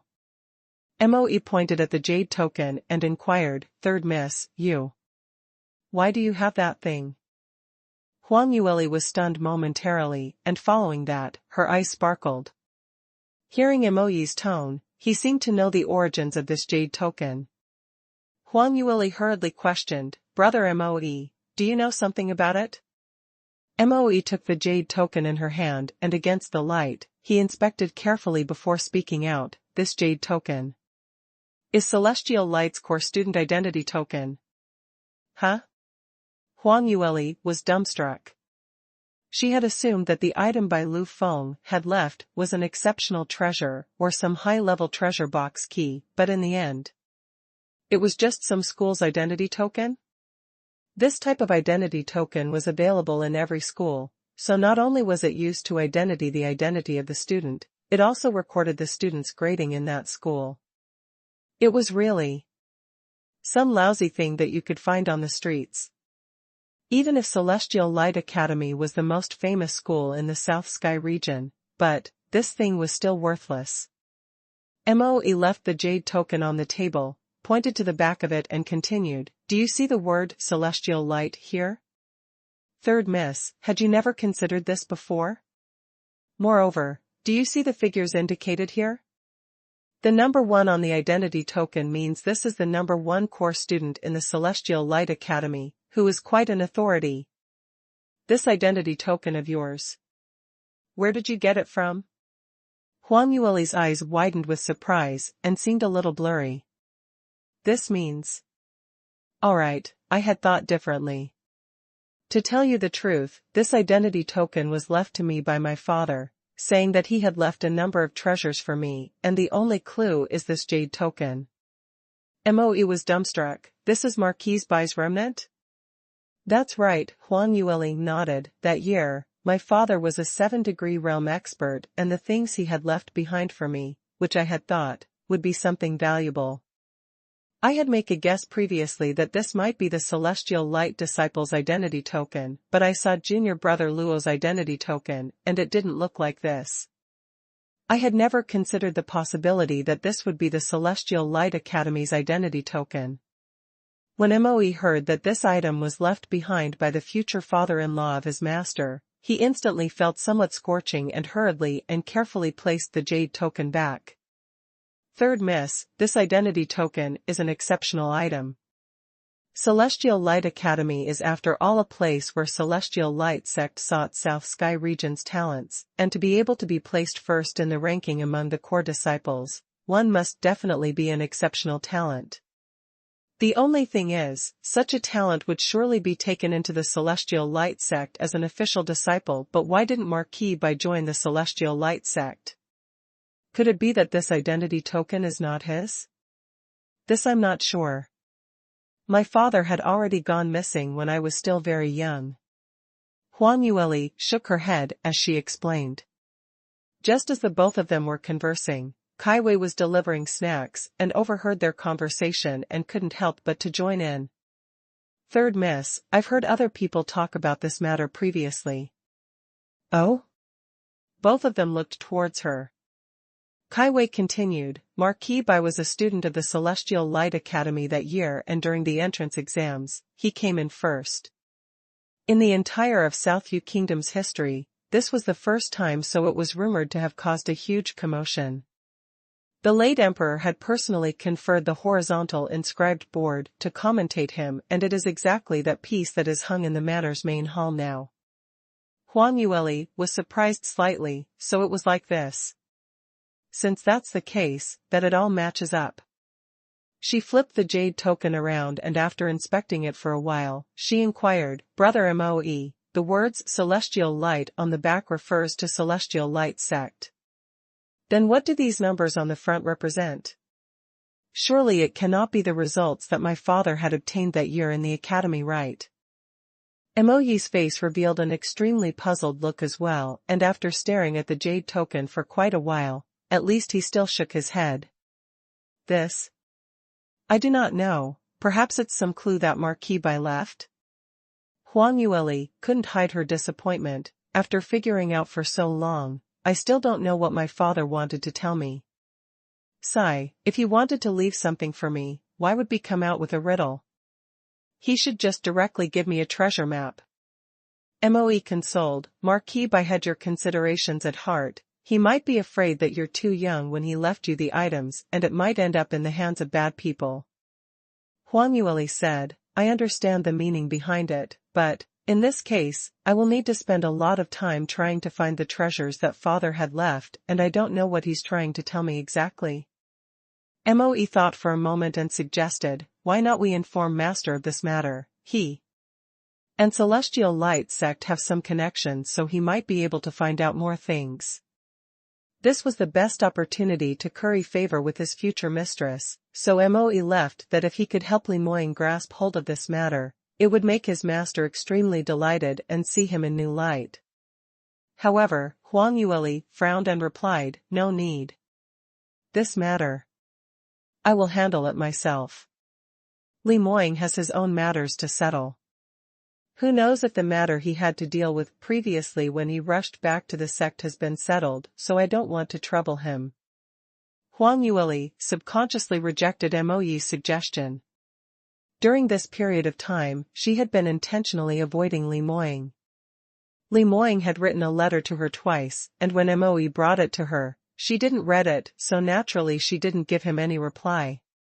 Since it was decided that she would draw the line between Limoying and herself, she would not seek Limoying's help. Otherwise, the relationship between the both of them would never be cut, and she had no way of reciprocating Limoying's feelings, yet still seek his help. Wouldn't it be considered as using him? Moe hurriedly replied, it's no trouble. Master had always been concerned about Third Miss's predicament. The sex matters would be resolved sooner or later, it's just a matter of time. However, Huang Yueli didn't continue from there and very quickly, she changed topics. Since there are no other clues, then the only way would be to start from Celestial Light Academy. I have thought of several ways to smuggle into Celestial Light Academy. Oh right, I had heard Bai Ruoqi mention several times that she was preparing for this year's enrollment into Celestial Light Academy. When is the enrollment period? Huang Yueli summoned Kaiwei to go out and find more information. By evening time, Kaiwei reported back. Third Miss, I've already found out that all academies in South Sky region open their enrollment period for newbies in May, and by then, all talents from various countries in the South Sky region will gather in Sky Cloud City, fighting to be enrolled into the academy of their choice. There are quite a number of people in the Southview Kingdom who will be traveling to Sky Cloud City to enroll. Oh really? Besides Bai Ruoqi, who else will be going? Huang Yueli questioned. Kaiwei replied, there are many other people. All those under 16 years of age with at least third-grade talent are all preparing to try their luck at the Sky Cloud City, and fight for the opportunity to enter one of the academies. However, Celestial Light Academy is the #1 school in the South Sky region, and only Second Miss might have a slight chance of being selected. As for the others, they all know that they would not be selected, so they're preparing to enroll for other academies. After Huang Yueli had obtained reliable news, she did a rough calculation. It was nearing the end of March, and there was slightly more than a month before the start of enrollment of Celestial Light Academy. From Southview Kingdom to Skycloud City, the journey would take around a month or so. So to speak, the latest time they need to travel to Skycloud City would be at most 10 days later. She needed to use these 10 days of time efficiently. Firstly, Huang Yueli still needed to further stabilize her cultivation and also to refine a large number of profound armaments, in case of a possible period of need. After all, this trip to Skycloud City was one of the largest and prosperous cities among the South Sky region, and there were plentiful experts everywhere, unlike the small nation like Southview Kingdom.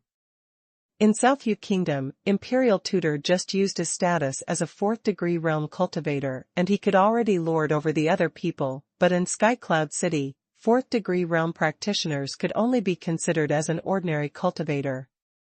Only 6th-degree realm practitioners were barely considered as top exponents, while 7th-degree realm practitioners could also been found. To be able to have the power to take root in Skycloud City, one must have at least an 8th-degree realm practitioner as a base, and those influential powerhouses have several 8th-degree realm practitioners, and sometimes even 9th-degree realm experts. Therefore, after entering Skycloud City, she must be extremely careful. So making preparations in advance was necessary. Besides that, Huang Yueli also selected some servants who had a much higher innate talent than the rest. Along with Kai Wei, she let them to undergo special training under MOE. She had been preparing to bring these people along to Skycloud City, so it was absolutely necessary for them to strengthen up. What was worth mentioning was under MOE's Spartan training and Huang Yueli's endless supply of third-grade pills, these servants managed to obtain a breakthrough within a short period of time. Especially Kai Wei, she was already a Qi Profound Realm 4th-level practitioner. 10 days passed by quickly. Huang Yueli settled the affairs in the manor and asked for manager Sun of the 1,000 Treasure Pavilion, and after exhorting repeatedly, she prepared for her departure for the next morning. However, on this evening, when Huang Yueli was still packing her luggage, Moe hastily rushed in. Third miss. Something bad had happened. Huang Yueli seldom saw Moe so agitated and started to feel worried. Brother Moe, calm down. Tell me slowly what had happened. Moe reported, earlier, Master sent a white-breasted falcon to deliver urgent news, saying he had met with some trouble in the sect and wants all of the dispersed shadow guards to return immediately. It's the first time I have received such an order, so from the looks of it, Master must have met with a mountable problem. Huang Yueli's brows creased when she heard that. How could this happen? There's actually something which could stump Li Moying? Will he be in danger? Just thinking that Li Moying might have met with some intractable trouble, or even be in danger, Huang Yueli started to tense up. Moe was filled with worries as well, but he didn't want to let Huang Yueli worry too much. Third miss, don't worry. With Master's capability, no one will be able to easily touch him. He should be able to successfully overcome those small matters. But in this way, I cannot disobey his commands and must return to the sect immediately. My apologies, I had originally promised to send Third Miss to the Skycloud City. Huang Yueli replied, mine is just a small matter, just going on a trip and attending the entrance examinations, not to go for some expedition trial, so I don't need anyone to send me there. It's better that you place your emphasis on Li Moying's matter first. After consideration, Huang Yueli didn't feel at ease and said, do you want me to follow you back to the sect? I feel ill at least. Furthermore, even though my cultivation cannot be matched against yours, but in terms of array formation or refinery of armaments, I have some academic attainments, so perhaps I might come in handy? Moe shook his head and refused vehemently. Third Miss, I appreciate your good intentions, and I thank you on behalf of my master. But Master had specially mentioned that he wishes for you to go for the entrance examinations in Skycloud City and not follow me back. Please don't be offended, but you're the love of my master's life, however, your cultivation level is just too different. If anyone were to figure this out and use you to threaten Master instead, it would only make him divert his attention. So it would be best if you stayed behind. Huang Yueli pursed her lips indignantly, but what Moe said was the truth, and she could not deny it. Her cultivation level is now at defensive profound realm 9 level, and in combination with the profound armament in her hands, it was more than enough to deal with 4th degree realm practitioners. But for enemies to be able to pressurize Li Moying would obviously be practitioners with 7th degree realm and above, which is clearly not on the same level as the current her. So if she were to insist on following, then it would really create problem for Li Moying. Hence she could only nod her head, that's fine as well. Please be careful on your trip. I have some profound armaments and hidden contraptions which I had refined, and pills as well. Do bring it along. Moe hastily rejected, how can I take these? Third miss, you're already going to Sky Cloud City on your own, what if you meet with trouble on the way? Please keep these for yourselves. Don't worry, Master would definitely not get into any trouble. Moe had flatly declined for the longest time and eventually he only accepted some pills for emergency use. As for profound armaments, he rejected accepting it all the way. Before dawn, Missouri had already left throughout the night. Huang Yueli looked at his departing silhouette, but her heart had already flown to thousands of miles away. She wondered how Li Moying was. To have issued an urgent order to recall all the shadow guards, he must be in exceptional danger. Huang Yueli frowned and felt that her heart was empty.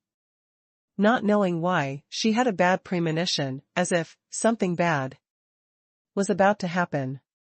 In a pavilion in the outskirts of South Yu Kingdom, a gracefully poised, youthful jade-like beauty leaned against the parapet, looking afar.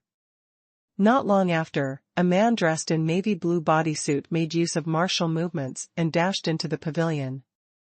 The beauty hurriedly welcomed the man. Senior brother Sui, how is it? Sui Fangping let out a smile. Junior sister Morong is indeed spot on. After that shadow guard received your letter, he did not have any suspicions, and thought senior brother Li had indeed gotten into trouble, so he had already left for the sect in the middle of the night. Morong Fei's lips curled up into a chilly smile. That's great, just great. In this way, there are no top exponents, beside Bairuoli, that wretched lass? That is indeed so. Sui Fangping nodded. The guards and personal maid that Bairuoli brought along had terrible cultivation levels, and only that shadow guard had exceptional cultivation. Now that he had left, Bairuoli is now at the mercy of others. Morong Fei agitatedly walked back and forth in the pavilion as she couldn't help but broke out into a wide smile. Things are going very smoothly. Senior brother Sui, it's all thanks to your help. Now once Bairuoli leaves the kingdom, then you can take action. A murderous intent flashed past Morong Fei's eyes. Dared to snatch her man? This slut was simply looking for death. Sui Fangping was puzzled and inquired, Junior sister Morong, Bairuoli is just a 2nd degree realm practitioner and her power is exceptionally low, so to kill her takes no effort at all. I can help you kill her immediately, why should we wait till tomorrow? Morong Fei shook her head. Senior brother Sui, there's some things that you don't know about, things are not that simple. Anyway, please do as I say. Once the matter is done, you will have my utmost gratitude. Naturally, there was some reason to not harm Huang Yueli in South Yu Kingdom.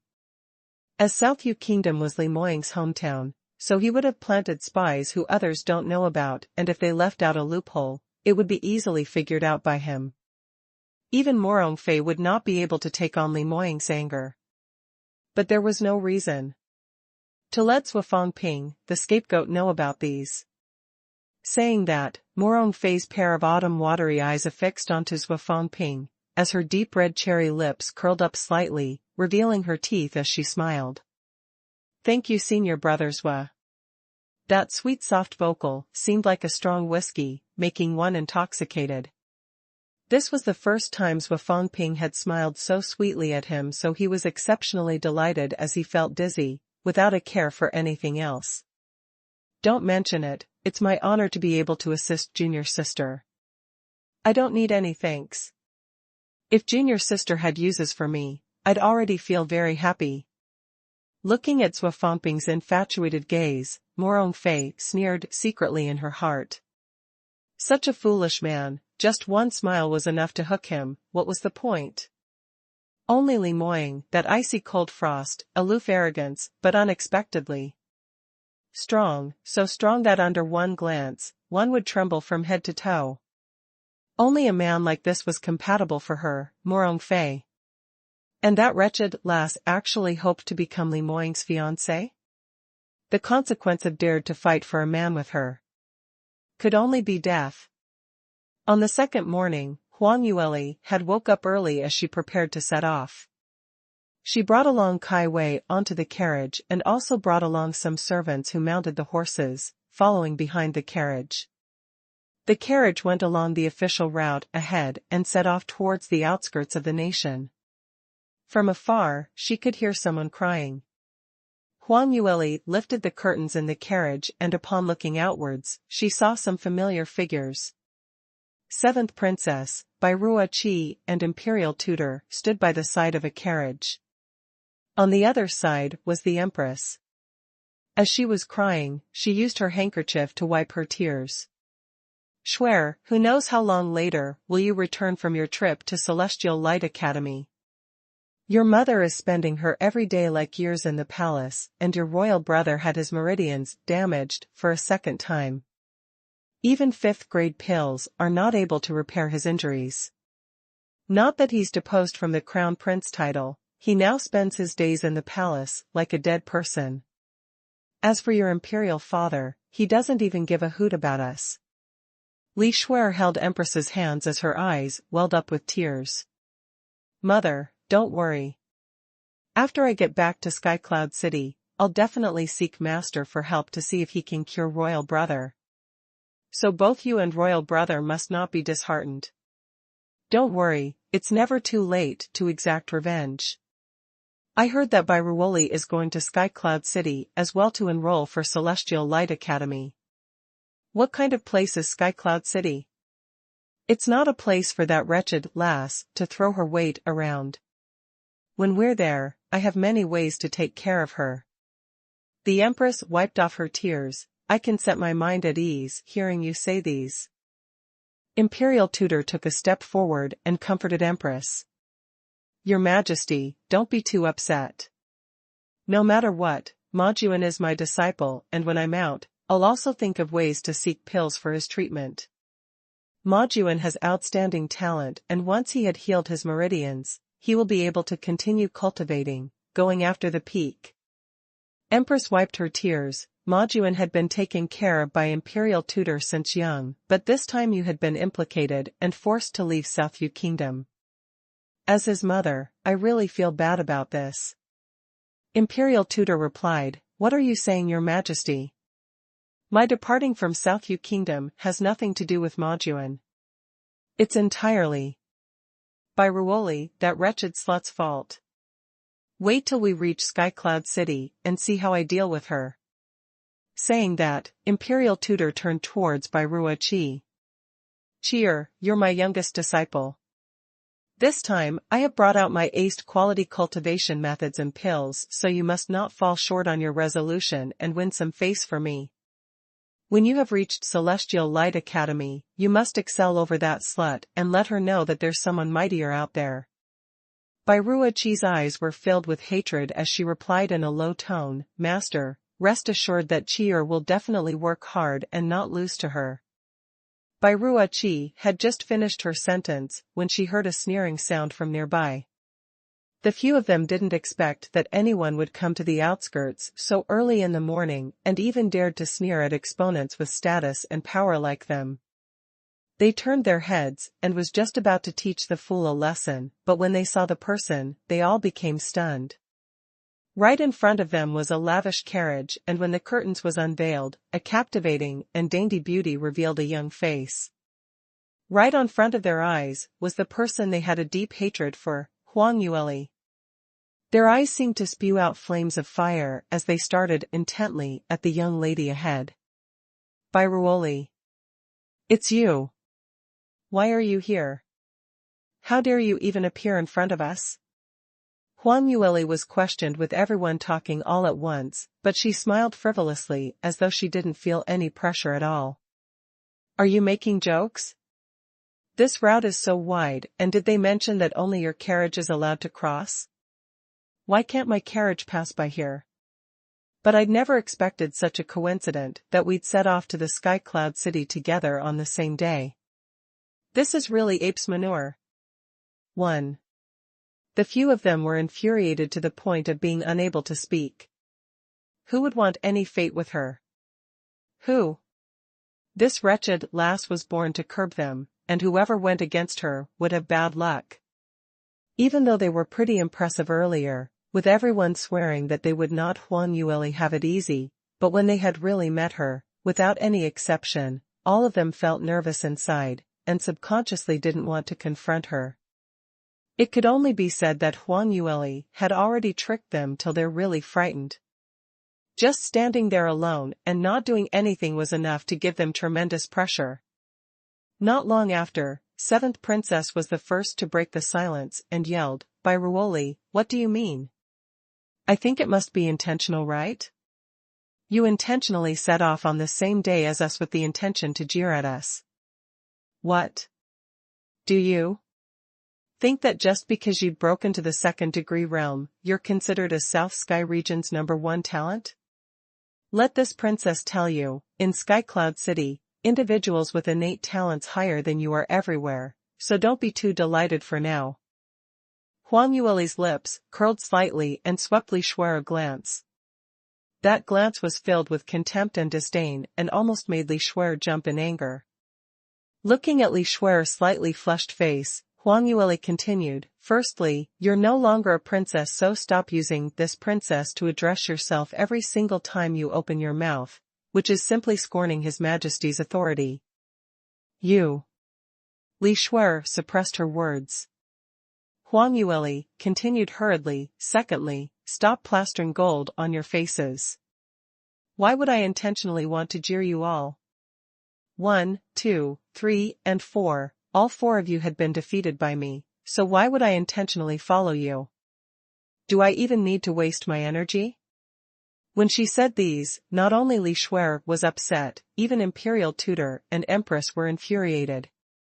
However, Huang Yueli had not finished talking. "Thirdly, I had no intention to bother about you all, but each of you kept saying that you want to take care of me when we reach Sky Cloud City, to teach me a lesson. I feel that based on these words alone, I have to come and show my face, otherwise you might be mistaken that I'm really afraid of you. How about this? I'm standing here right now. Whoever wants to teach me a lesson, you don't need to wait till we reach Sky Cloud City. Come on and do it now." Her tone was light and the expression was tranquil and calm, as though she didn't put these few people in her eyes. The few of them present were raging with anger. All of them were of great stature and had always been respected and worshipped by others, so when had they ever been subjected to such ridicule? Moreover, the most infuriating thing was Huang Yueli was obviously despising them, and yet they were unable to retaliate because they really couldn't beat her. Even though they couldn't wait to kill her on the spot, but none of them could do anything to Huang Yueli. Amongst them, the most upset one was Imperial Tutor. He was a 4th-degree realm expert through and through, and especially in the past 200 years or so, he had always stayed in South Yu Kingdom and had been looked up at by everyone here. In his eyes, Huang Yueli was just a younger generation youth, and no matter how much innate talent she had, wasn't she only in 1st-degree realm? One finger of his was more than enough to crush her. However, this 2nd-degree realm youth had tripped him head over heels several times, and not only did he lose his reputation, he was also banished from South Yu Kingdom. The most infuriating thing was Huang Yueli actually treated him as her defeated foe, and the intonation she used with him was filled with contempt. Imperial Tutor's face turned steely green as he couldn't help but clutched his fists. The profound energy within his body was slightly uncontrollable and was gradually raging up, to a point of divulging outside his body. Bairuoqi was standing beside Imperial Tutor, and when she felt the pressure that Imperial Tutor had unintentionally leaked out, her face turned pale and she took a few steps backwards, somewhat unable to hang on. Li Shuer had a shock as well and secretly tugged on Imperial Tutor's sleeve. In a low voice, she told him, "Imperial Tutor sir, you must not be rash. Don't forget, although this Bairuoli is only in 2nd degree realm, but she had a 5th degree realm bodyguard beside her. If you were to sow something to her now, it is simply looking for trouble and will give her a chance to embarrass you later. Please absolutely bear with this for now."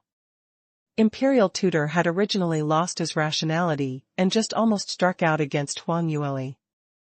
But when he heard Li Shuer's words, he seemed to have awoken from shock and broke out in sweat. He subconsciously turned to look at Huang Yueli and found that she was also staring at him. Huang Yueli sat in quietly in solace inside her carriage and stared at him frostily. Her expression was as per normal, as though she was not affected at all by the profound energy that he had unleashed. However, Li Shuer and the Empress, who were similarly 2nd degree realm practitioners, had already turned pale. Imperial Tutor stared at Huang Yueli as a battle broke out in his mind. Of course, he naturally hated Huang Yueli and wanted badly to exact immediate revenge, but just as what Li Shuer mentioned, the bodyguard beside Huang Yueli was just too powerful, someone who he cannot afford to rile up. Imperial Tutor hesitated for a moment and gradually reclaimed his unleashed profound energy. With a steely green face, he snorted heavily. Immediately after that, he turned around and headed back to his carriage. Li Shuer and Bairuoqi looked at each other in the eye, nodded towards Empress and hurriedly made their ways to the carriage. Even the Empress did not dare to continue staying here and hastily mounted her carriage, traveling towards the direction of the capital. Within a quarter of an hour, everyone seemed to have caught fire on their buttocks and ran away. Huang Yueli suddenly felt dull and putting down the curtains, she waved her hand, "So disappointing, they left just like that? Earlier when I heard their overbearing tones, I had thought they really intended to rebel. Who knows that they are still hanging on to their usual way of bullying the weak. Really having a heart of a thief, but no equivalent guts. TSK, not that I want to say them, but their resolution is so weak. Being beaten up by me is just a small matter, I'm afraid that their way of cultivation would be affected somewhat." She knocked on the wall of the carriage, "Forget it, let's be on our way as well." The carriage started on its way on the path again. Kai Wei had been sitting in the corner of the carriage and once she saw Li Shuer's carriage disappearing in the line of sight, she patted her chest as she heaved a sigh of relief. "Phew, at least we have shaken off 7th Princess and the rest. Earlier I was really scared that Imperial Tutor almost struck. Luckily, he still doesn't know Brother Moe had already left. If he knew, I'm afraid that we might have lost our lives earlier. That was simply too dangerous, too dangerous." Huang Yueli swept her a glance. "What? You're looking down on your miss? Isn't he just a 4th degree realm old man? What's so great about that? Towards this kind of old fool, he's still beneath your miss." Kai Wei coughed drying and quickly added, yes, miss, you're the #1 talent in our South Yu Kingdom. Naturally you're extremely powerful." She avoided the heavy topic and although on the surface she was praising Huang Yueli, but if one were to pay attention closely, one would be able to tell that she did not believe what Huang Yueli said one bit. But it's no wonder because in the eyes of a normal person, 4th degree realm practitioners were very powerful and Huang Yueli was just in 2nd degree realm. For her to leapt 2 huge realms and challenge the famed Imperial Tutor? It's simply daydreaming. Huang Yueli casted Kai Wei a glance and although she knew she didn't believe what she said, she didn't explain further. The carriage was speeding on the pathway for an entire day and night and besides stopping to make their meals, they didn't make any additional delays. It was until at night when the party had finally reached a small town. Huang Yueli took out her map and said, "Let's take a rest here today." According to the signs on the map, this should be the only town in the surrounding area that we can rest for the night. Out of this area, we will need to travel 500 miles before we reach another village. Otherwise, we will need to camp out in the wild. Kaiwei looked around and excitedly pointed towards the front. Third Miss, there seems to be an inn up ahead. I shall go and reserve a room now and let the inn receive us. Kaiwei went to the inn to book a room, whereas Huang Yueli went window shopping around the small town. This was a habit that she had built up from her past life. No matter where she visited, she would go for a tour first. No one could be sure that in these remote little villages or towns, there wouldn't be any rare speciality or materials. Many top-quality materials in the Sky Emperor city were hyped up to rocket-high prices, whereas it could be easily purchased at a very low price at its place of origin. This time, Huang Yueli's luck had indeed been not bad. Hidden in a corner of the bazaar at a little stall, she collected a 4th-level fire attribute material, Firestone.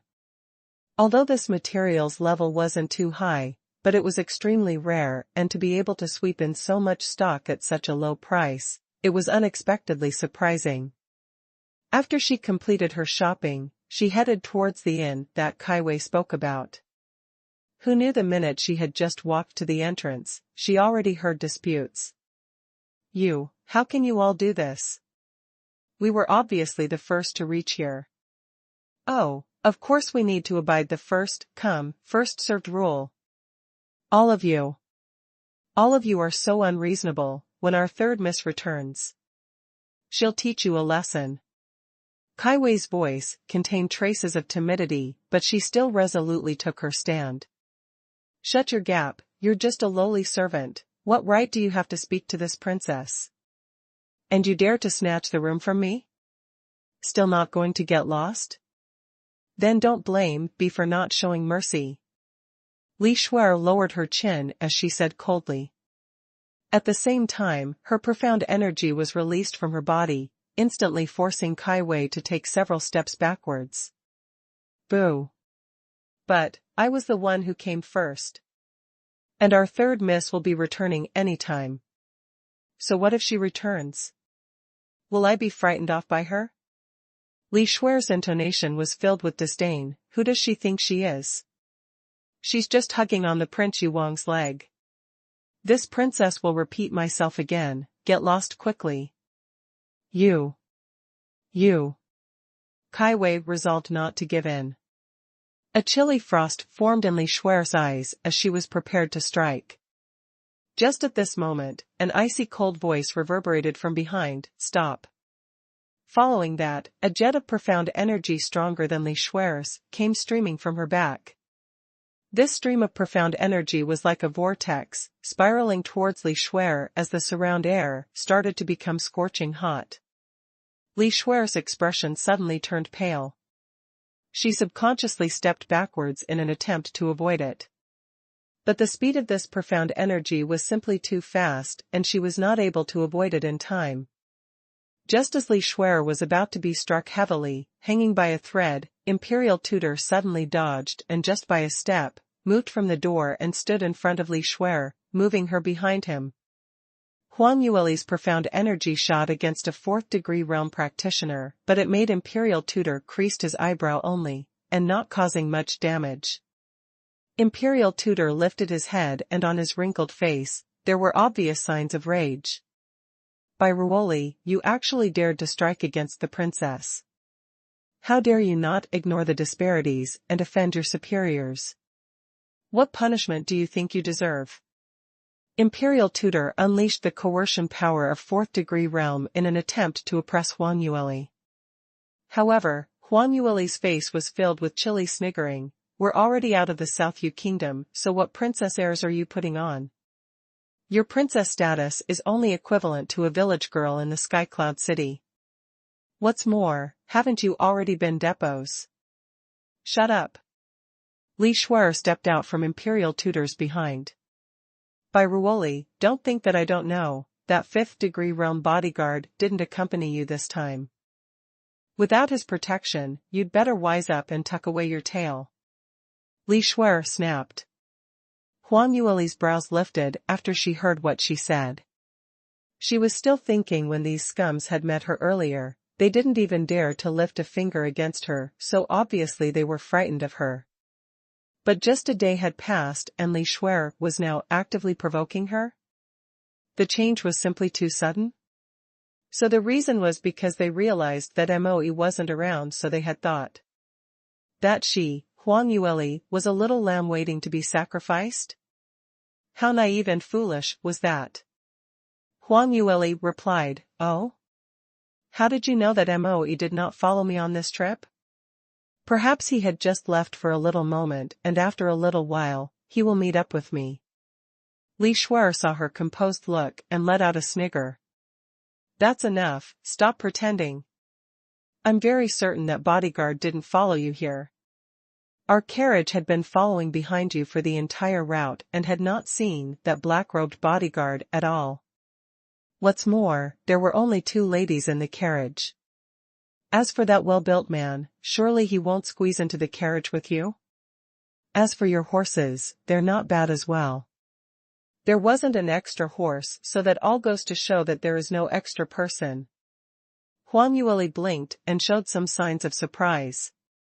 No wonder Li Shuer was accepted as an armament master's apprentice. Her intelligence was indeed much higher as compared to Bai Ruoqi. You're dead sure? Huang Yueli smiled unperturbedly. Li Shuer retorted, what? Still trying to put on a show to scare us off? I'm telling you, it's impossible. Today there's only one superior room left in this inn, and you have to let us have it. Otherwise, don't blame us for not impolite to you. Without that black-robed bodyguard, you don't even have any second-degree realm practitioners under you, right? How are you going to deal with Imperial Tutor? Huang Yueli nodded when she heard her clear and logical explanation. Yes, your analysis is correct. According to your thinking, I should indeed tuck my tail away and hide myself. Not only should I give up the tomb to you, it would be best if I helped to pay for your bills as well. After all, you have a 4th-degree realm practitioner whom I cannot afford to offend. Li Shuer lifted her chin as she said arrogantly, since you're so tactful, we are not unreasonable people as well. Unfortunately, I don't know how tactful is written. Besides that, unfortunately, I'm not a reasonable person. Huang Yueli swept them with a cold glance as the smile on her face had completely disappeared. You can all scram, this superior room. I want it. Innkeeper, this is the payment for tonight, so give me the room key. She slammed an ingot of silver onto the table. Initially, Huang Yueli was not so finicky, and whether she stayed in the superior room or not, it wasn't something she was too bothered with. But since Li Shuer and gang had intentionally provoked her, thinking to fight with her, then she purposely would not give in. She wasn't the Holy Mother, so how could she let those who intentionally provoke her so many times off that easily? Li Shuer's face turned green when she heard this. How dare you reject the proffered wine and ask for the punishment wine? Now that we've already left the South Yu Kingdom, even if you were to die in the middle of the journey, my second royal brother would not know that we did it, and will not exact revenge for you. If you know what's good for you, you better scram now. Innkeeper, this room belongs to us, so give me the key now. Saying that, Li Shuer also smashed an ingot of silver onto the counter, which let out a bam sound. Both sides were ready to draw daggers, and left the shopkeeper, who was standing by side shivering. The shopkeeper was an ordinary person, and to him, even though the person was only a 2nd-degree realm practitioner, he didn't dare to offend them. Now that there's so many of them and they were really to fight it out, it had long left him turn green with fright. Now that these young ladies were both powerful with exceptional looks, they had both slammed ingots of silver right before him and were staring at him with a pair of chilly eyes. It was as though if he made a decision which did not match their wishes, they might just strike out against him. Shopkeeper's heart was already weeping, thinking that these ladies were too much. If they wanted to fight, why can't they leave his little shop to settle this? He was only out to make a living, so who had he offended? However, both sides were pressurizing him, with no intent to let him off. Shopkeeper was filled with fear and trepidation as he assessed the situation and commented in a small voice. "I say, this young lady, although you're a powerful practitioner too, but the senior's cultivation over there seemed to be much higher than yours. You're still young, so why be discredited at this point of time? I shall pass the key over to them instead." These words were meant for Huang Yueli. After all, on this end she was a second-degree realm practitioner, while on the other end, there seemed to be several second-degree realm practitioners plus the existence of a fourth-degree realm practitioner. Wasn't there a huge disparity between the two powers? You could call him a wallflower, but he was just an ordinary man, and all he wanted was to protect his shop and his own life. "You are much more reasonable than that little slut, Betrayal." Li Shui's face broke out into a smile when she heard the shopkeeper said that. She glanced at Huang Yueli delightfully and stretched out her hand to retrieve the key from the counter. However, just before her fingers could even feel the key, it was snatched away by someone. Huang Yueli held out her hand and grabbed the key in her hand. "You, let go. That's mine." Li Shui stretched out her hand to snatch, but Huang Yueli's fingers contracted and held the key in her palm. At the same time, a jet of scorching fire attributed profound energy shot outwards. Li Shui knew things were going astray and also performed her profound skill, attacking her. Two gusts of profound energy smashed against each other within the shortest time possible, and immediately a winner was born. Li Shui couldn't match up against Huang Yueli's perfected profound energy and was defeated instantly. Fire attributed profound energy pushed hard and struck onto Li Shui's chest. "Umph!" Li Shui let out a series of dull moaning as her body flew outwards uncontrollably. Seventh Princess. "Shui!" Qi and Imperial Tutor cried out in shock, and Imperial Tutor had on the first moment flew out to catch Li Shui's falling figure. He pushed Li Shui into Qi's arms and without stopped, he shot out a palm strike towards Huang Yueli's chest. "You little slut, it seems that you won't shed tears till you see the coffin. How dare you hurt her in front of me? Do you really think I cannot do anything to you?" Imperial Tutor was infuriated and displayed his ultimate profound skill, Pentium Thunderstrike. This profound skill was surly and overbearing, savage and rigid, and had been the ultimate skill that Imperial Tutor used to gain fame 200 years ago. Utilizing one's ultimate skill to deal with a second-degree realm practitioner was originally an embarrassing matter. However, at this moment of time, Imperial Tutor didn't have the time to consider if it was an embarrassing matter or not. He only knew that Huang Yueli, this lass, was extremely abnormal. No matter if her cultivation realm was much lower than him, but once he was not careful, the possibility of failing in her hands was very large. Imperial Tutor had used all his power in this one strike, but the ending was out of his expectation. Huang Yueli didn't hide nor move, but only waved her hand gently. Imperial Tutor saw a silver light flashed past, and by the time he was able to see clearly, a total of 18 flying daggers had already formed into a battle array, sealing of his left, right, up and down with no possible way out. Imperial Tutor was not able to evade, and judging by the dull sea moss green shimmering on the flying daggers, it was likely tempered with deadly poison. One's life might be in danger if one had grazed just a little bit. Imperial Tutor had no choice but to forcefully retract his attack, turning into a defensive position. But in this way, although he had successfully avoided the flyer dagger's attack, the retraction of his profound energy irrigated back into his meridians, causing a backlash, which resulted in him spitting out a mouthful of blood on the spot. Under another wave of Huang Yueli's deft porcelain hands, that thin like cicada set of flying daggers retracted back into her arms. Imperial Tutor had suppressed the second mouthful of blood, but upon seeing this, he couldn't help but spat out that suppressed blood. Th. Just how powerful was that? A profound armament so powerful that could restrain a fourth-degree realm expert and to be able to retract and reuse? Wasn't she undefeatable with that set of profound armament?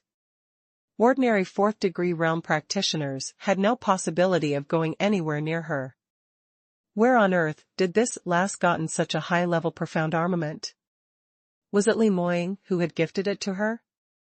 Never in his wildest dreams would the imperial tutor ever thought that Huang Yueli was a fifth-rank armament master, so she had refined plenty of items like this, in various patterns as well. If imperial tutor refused to give in and continued to fight it out with her, she didn't mind to offer him the chance of trying it out individually. Luckily, imperial tutor weighed the pros and cons and felt that it was not advantageous to go into a conflict with her in this little town, so he managed to oppress his anger. Humph, such an ill-bred lass. No matter what, I'm still your senior, how dare you use your flying daggers against me? Do you even know a single bit of morals? Huang Yueli twirled the set of keys with her little finger and dangled it in front of her. Old man, you're too modest. If we're going to talk about upbringing and morals, how can I be compared to you?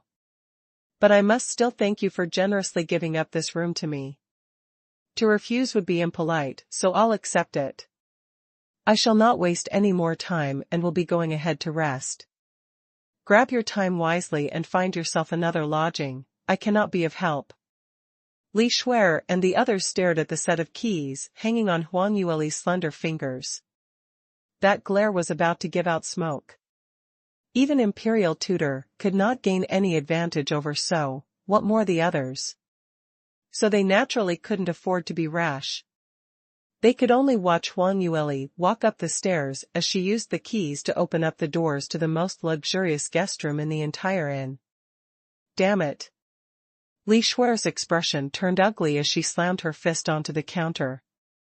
Bai Ruoqi had a cold expression on her face as she watched the door of the superior room shut tightly.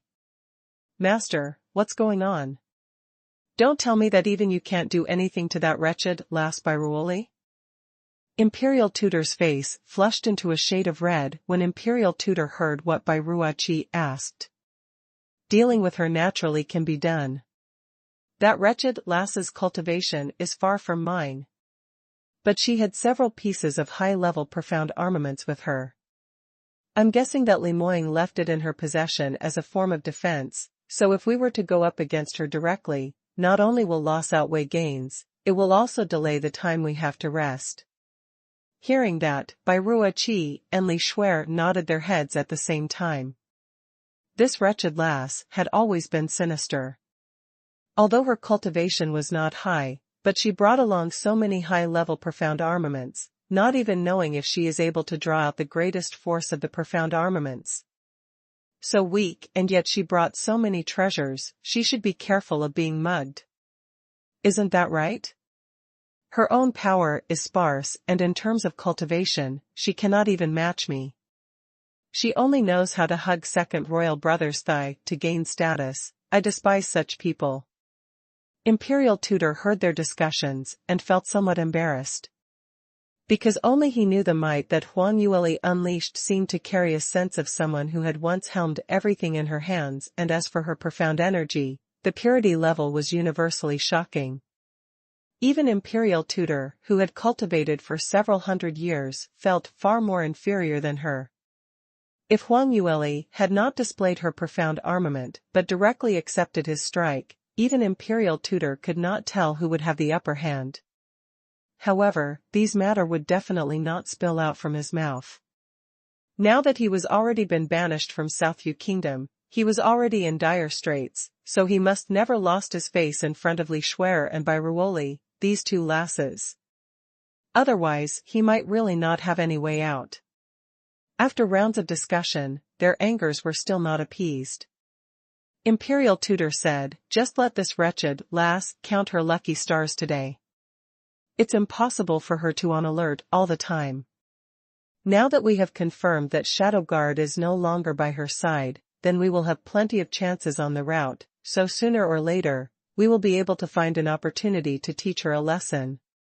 Li Shui nodded as her lips curled upwards evilly. That's really great.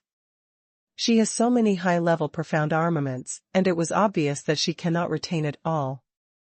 After we have dealt with her, we can make full use of it. That's a windfall. Yes, that flying dagger said earlier, I wonder which armament master had refined it. It looked simply mystical. We must put our hands on it. No matter what, night had fallen, and even if they wanted to continue on their journey, it was not possible. Li Shuer and the rest could only choose to settle down in a standard guest room. In the superior room, Huang Yueli was listening to Kai Wei's depiction of Li Shuer and the others' evil ways and words. Third Miss, you didn't see it with your own eyes. Seventh Princess and the rest have not given up yet, and earlier, they were still discussing downstairs that next time we meet on the route, they would find opportunities to teach you a lesson that you will never forget, and they even had their eyes on that set of flying daggers that you own, saying they would definitely lay their hands on it. That tone sounded like Third Miss, your profound armament was already in their possession. Pooey. Never seen anyone that thick-skinned before. Huang Yueli looked at her agitated look and found it amusing as she shook her head. All right, stop getting angry over such people. They can only daydream. If they have the ability, I would definitely. Saying that, Huang Yueli suddenly stopped talking. Her heart leapt as she subconsciously gazed towards the main door, and her eyebrow was slightly creased. Kai Wei was shocked by her abnormal look and hurriedly questioned, Third Miss, what happened to you? Kai Wei stared at the entrance for a moment, suddenly got up and walking to the side of the door, she pulled it open. The corridor outside the room was empty. She put her head out to take a look at the surroundings, but didn't see any suspicious figure. Huang Yueli closed the door firmly and walked back to her original seat, her expression seemed to be lost in thought. Kai Wei was frightened and quickly inquired again, Third Miss, what's the matter with you? Is there really someone outside the door? Huang Yueli shook her head, nothing, perhaps I'm just too sensitive and had some misperception. However, after the candle flame extinguished, Huang Yueli laid on the bed and another weird feeling appeared, as though she was being spied on. But yet she was unable to pinpoint what was wrong. She had been vigilant and didn't sleep too deeply for the entire night. Until the next morning dawn, nothing had happened. Could it be that it was really my misperception?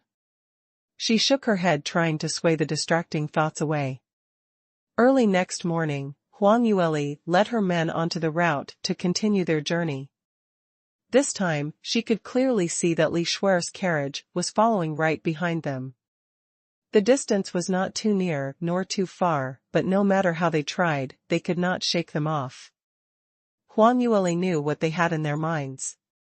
She gauged that they were waiting for an opportunity to assassinate her and mug the profound armaments in her possession. Towards this sort of thinking, Huang Yueli only found it amusing and didn't put it on her mind. The more worrying thing was the weird feeling that she encountered last night. Even though she couldn't find the cause, but her many years of past experience told her that there was a problem somewhere. It was noontime when the carriage halted for a rest, and under the shade of a tree, they stopped to groom, ate and rest for a little while. Kai Wei distributed the flat bread and ham that she had taken out from her bag. Huang Yueli took a piece as well and was just about to deliver it to her mouth when her heart stopped at this very moment. An indescribable fear arose from her heart. She subconsciously turned around and at the same time, took out the powerful thunder flame ball, 3 pieces in total, and threw it behind her back all at the same time. Bam! Bam! Bam! Shocking crepitation could be heard and intense flames immediately arose, shooting out into the sky. Amidst the flames, a sword tip suddenly appeared and with lightning-fast speed, pierced towards Huang Yueli's chest area. This strike was extremely fast and it was a swift and fierce attack. The strike was wrapped in powerful profound energy and the surrounding air quivered by the movements, letting out an ear-splitting sound of breaking the void space. After Huang Yueli threw out the thunder flame balls, the flying daggers followed next immediately and sword spells were consecutively launched. At the same time, her body was rapidly retreating and using a touch of her toes, she displayed her footwork as she retreated far away. She had displayed all her methods not to defeat the opponent but to delay the other party by a few breaths' time, so that she could have the chance to escape. The reason was because at the moment they crossed hands, she could clearly feel that the opponent this round was extremely strong and had already surpassed the boundary which she could handle. She had no chance of winning. Not only that, the chances of escaping was extremely little. At such a precarious moment, Huang Yueli's inner heart still retained calmness. As the disparity between their cultivation levels were too huge, no matter how much effort she put into escaping, it was impossible to shake the opponent away. Although Huang Yueli had taken action first, but it could only stop the other party momentarily. Using just this bit of time, there was no way she could run too far a distance away. The disparity between their speed was too large. It would only take a short moment for the other party to chase up to her. Therefore, Huang Yueli's line of sight had fallen onto the few carriages following behind them. She squirmed her eyes and thought secretly, "Who asked you to keep following me, even intending to scheme against me? Since trouble had come knocking on the door, for you to become my scapegoat is something you deserved." Without stopping, she displayed her footworks and rushed towards the direction of Li Shuer's carriages. The unforeseen event that Huang Yueli met here was extremely sudden. Li Shuer and the rest had seen it happening from afar, but before they could react, in that one instance of lightning and firestone speed, Huang Yueli had already flew charging towards them. It was until she appeared at the front of the carriage, before the few of them made screeches of surprise. Huang Yueli directly stepped onto the carriage's roof and jumped ahead, and at the same time, while leaping into the air, she continuously threw out several hidden weapons. The horses leading the carriages were in shock. One of the flying dagger which Huang Yueli threw out had stabbed deeply into the horse's back, and as the steed was in pain, it immediately raised its head, neighing non-stop, and charged wildly towards the front. The horse leading the carriage charged out directly, totally uncontrollable. Those sitting in the carriage were already scared stiff. Li Shuer shouted, "Stop the carriage! Quickly stop the carriage! Why are these horses running around wildly? Why are their speed getting faster and faster? Quickly stop, otherwise the carriage will overturn." The coachman convulsed with fear as he replied in a quavering voice, "Your Highness. Unable to stop, these horses seem to have gone mad, and we are going to smash against something." Bai Ruoqi was tumbled into confusion.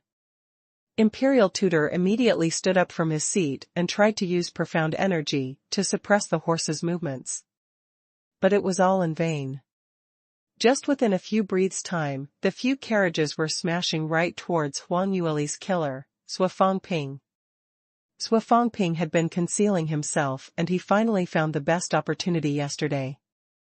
In this desolate area outside the city, no one would notice if a few people had died. The most amazing thing was, as Imperial Tutor and several others were present, he only needed to kill everyone there and made it look like both parties had got into a conflict and ended up in mutual destruction. So even if Li Moying managed to find his way here, he could only accept this conclusion, would not suspect him. Shui Qingqing waited for Huang Yueli to stop and rest and put his greatest effort into this attack. Originally he was 100% sure that Huang Yueli would definitely die on the spot, not even able to make a cry for help, under that one strike of his. After all, the disparity between 2nd and 5th degree realm was too huge.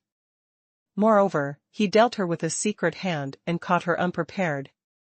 However, reality seemed to be topsy-turvy from Shui Qingqing's imagination. He was just preparing to go near Huang Yueli, and while concealing his presence, prepared himself for an opportunity to attack. But this young lady seemed to have noticed something and opened her eyes abruptly. Shui Qingqing knew something was amiss and immediately chose to strike first. However, this lass's reaction was faster, by 100 times of what he could imagine. It only took a blink of an eye where she had continuously threw out countless profound armaments, especially that powerful thunder flame ball, directly onto his face. Shui Qingqing had not expected such a matter to happen. Huang Yueli was already detected his presence even before he struck out. Shui Qingqing was an extremely rare, dark attributed practitioner, so in terms of concealment and assignation, he had an exceptional innate talent. Even same-level practitioners were not able to detect his presence. However, this seemingly weak lass, whom he could crush with just one finger, had actually discovered him? How did she do it? The more ridiculous thing was the profound armaments that this lass threw out were all 5th-grade items. The power concealed in these 5th-grade armament weapons were exceptionally high and were more than enough to cause damage to peak 5th-level practitioners. Luckily, Shui Qingqing was quick in his response, and after he immediately avoided the place where the thunder flame ball had dropped, otherwise his face could have been ruined. Even so, Shui Qingqing's arm was grazed by a flying dagger and was bleeding. His face had also been hit by the ashes of the thunder flame ball's explosion and was full of dust, looking especially discomposed. Shui Qingqing had never expected himself to be hurt by a second-degree realm lass. As one of the direct descendant disciples, not only did he have exceptional cultivation methods, profound skills and treasures were much better than the others. So same-level practitioners were not his match at all. He had never imagined that this time he would be hurt by such a weak lass. Shui Qingqing's expression turned ugly, feeling a loss of face. His intent to kill grew stronger and couldn't wait to tear Huang Yueli into 2 halves at the first moment possible. But Huang Yueli's reaction was simply too fast. At the time when she used the thunder flame ball to force his retreat, she had already flew a great distance away. Shui Qingqing rushed out from the black smoke, feeling exasperated while chasing after her. Just as their distance was narrowing, Shui Qingqing's eyes flashed a chilly glint. "You wretched lass, no wonder junior sister Morong wants you dead so badly, you're not a good thing after all. Too bad, today will be your death anniversary." Just at this moment, Huang Yueli's silhouette wavered and rushed into Li Shuer's carriages. The horses leading the carriages instantly turned mad and ran wildly, carrying the carriage and collided towards Shui Qingqing. The speed of the carriage was simply too fast. The wheels in the carriage sped so fast that dust from the ground made the visibility of the surroundings to become blurry. Shui Qingqing's speed was extremely fast too, and by the time he had reached, even though he knew he would crash into them, there was no way to stop at all. Bam! A huge sound reverberated and Shui Qingqing had already collided with the galloping horse carriages. Profound energy was unleashed from Shui Qingqing's body and instantly formed a protective bubble, encapsulating his entire body. But he flew several meters away from this impactful crash and simultaneously a mouthful of blood flushed towards his throat. He forcefully swallowed back that mouthful of blood but felt that his entire body was filled with pain. Apparently, he had sustained rather severe internal injury. However, with his 5th-degree realm power, this injury would recover in time and would not hinder his actions. On the other end, Li Shui and the rest were not that lucky. Their carriage was originally not any profound armament and was slightly toucher and lavish than usual. Upon the impactful crash against Shui Qingqing, half of the horses that were pulling the carriages were dead as the body of the carriage completely split open. As for those sitting in the carriage, they were already tumbled in all directions by the sudden speed of the horses, and at this moment, all of them came rolling down the carriage. To tumble down from a speeding carriage was an extremely dangerous thing, and even though those on the carriage were not weak practitioners, however, under the circumstances of being caught off guard, they were not able to deploy their profound energy to protect their body, so all of them fell heavily onto the ground. Besides that, as the speed of the carriage was extremely fast, after they fell onto the ground, they were not able to stop and started rolling several rounds far, far away before they collided with a thick, huge tree trunk. Bam.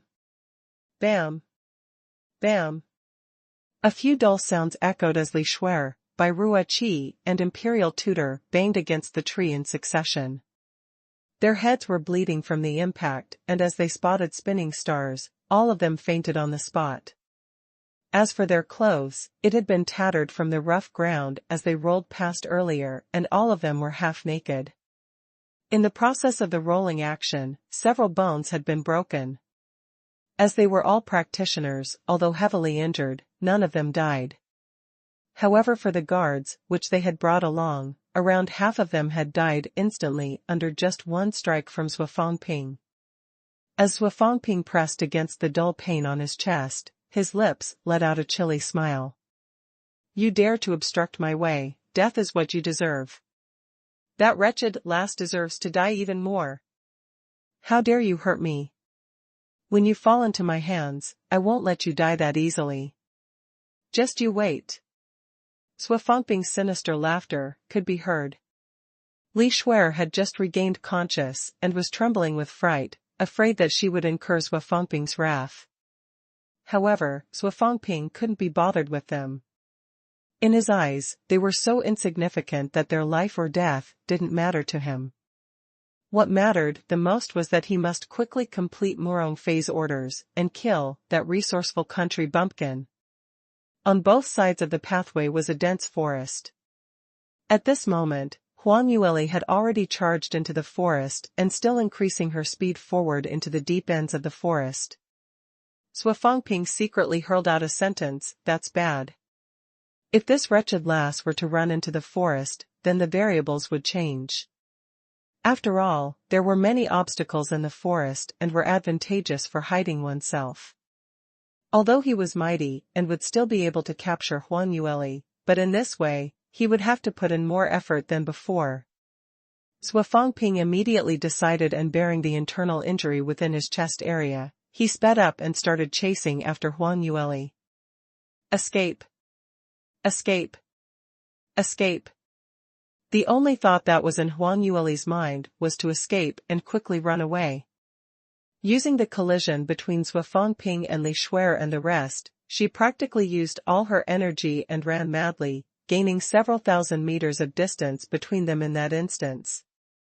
But she was very sure of the disparity in cultivation between Shui Qingqing and herself, so no matter how fast she ran or how many obstacles she created, it might end up in a waste of effort. However, she had no other choice. The only thing she could do now was to take one step at a time. After she had hidden herself in the forest, the leeway for her resistance would become much bigger as hiding spots were now easier to spot, and she could make better use of the profound armaments in her possession. Hearing the screeching and cursing sound from behind, Huang Yueli increased her footsteps. However, the minute Huang Yueli entered the forest, her eyes suddenly turned dark. As thought night had fallen in that instant, she was not able to anything suddenly. The tall trees and all of the surroundings seemed to have disappeared. Besides that, the raucous noises from the surroundings have all disappeared as well and became exceptionally quiet, so quiet that it stirred up a sense of uneasiness in one's heart.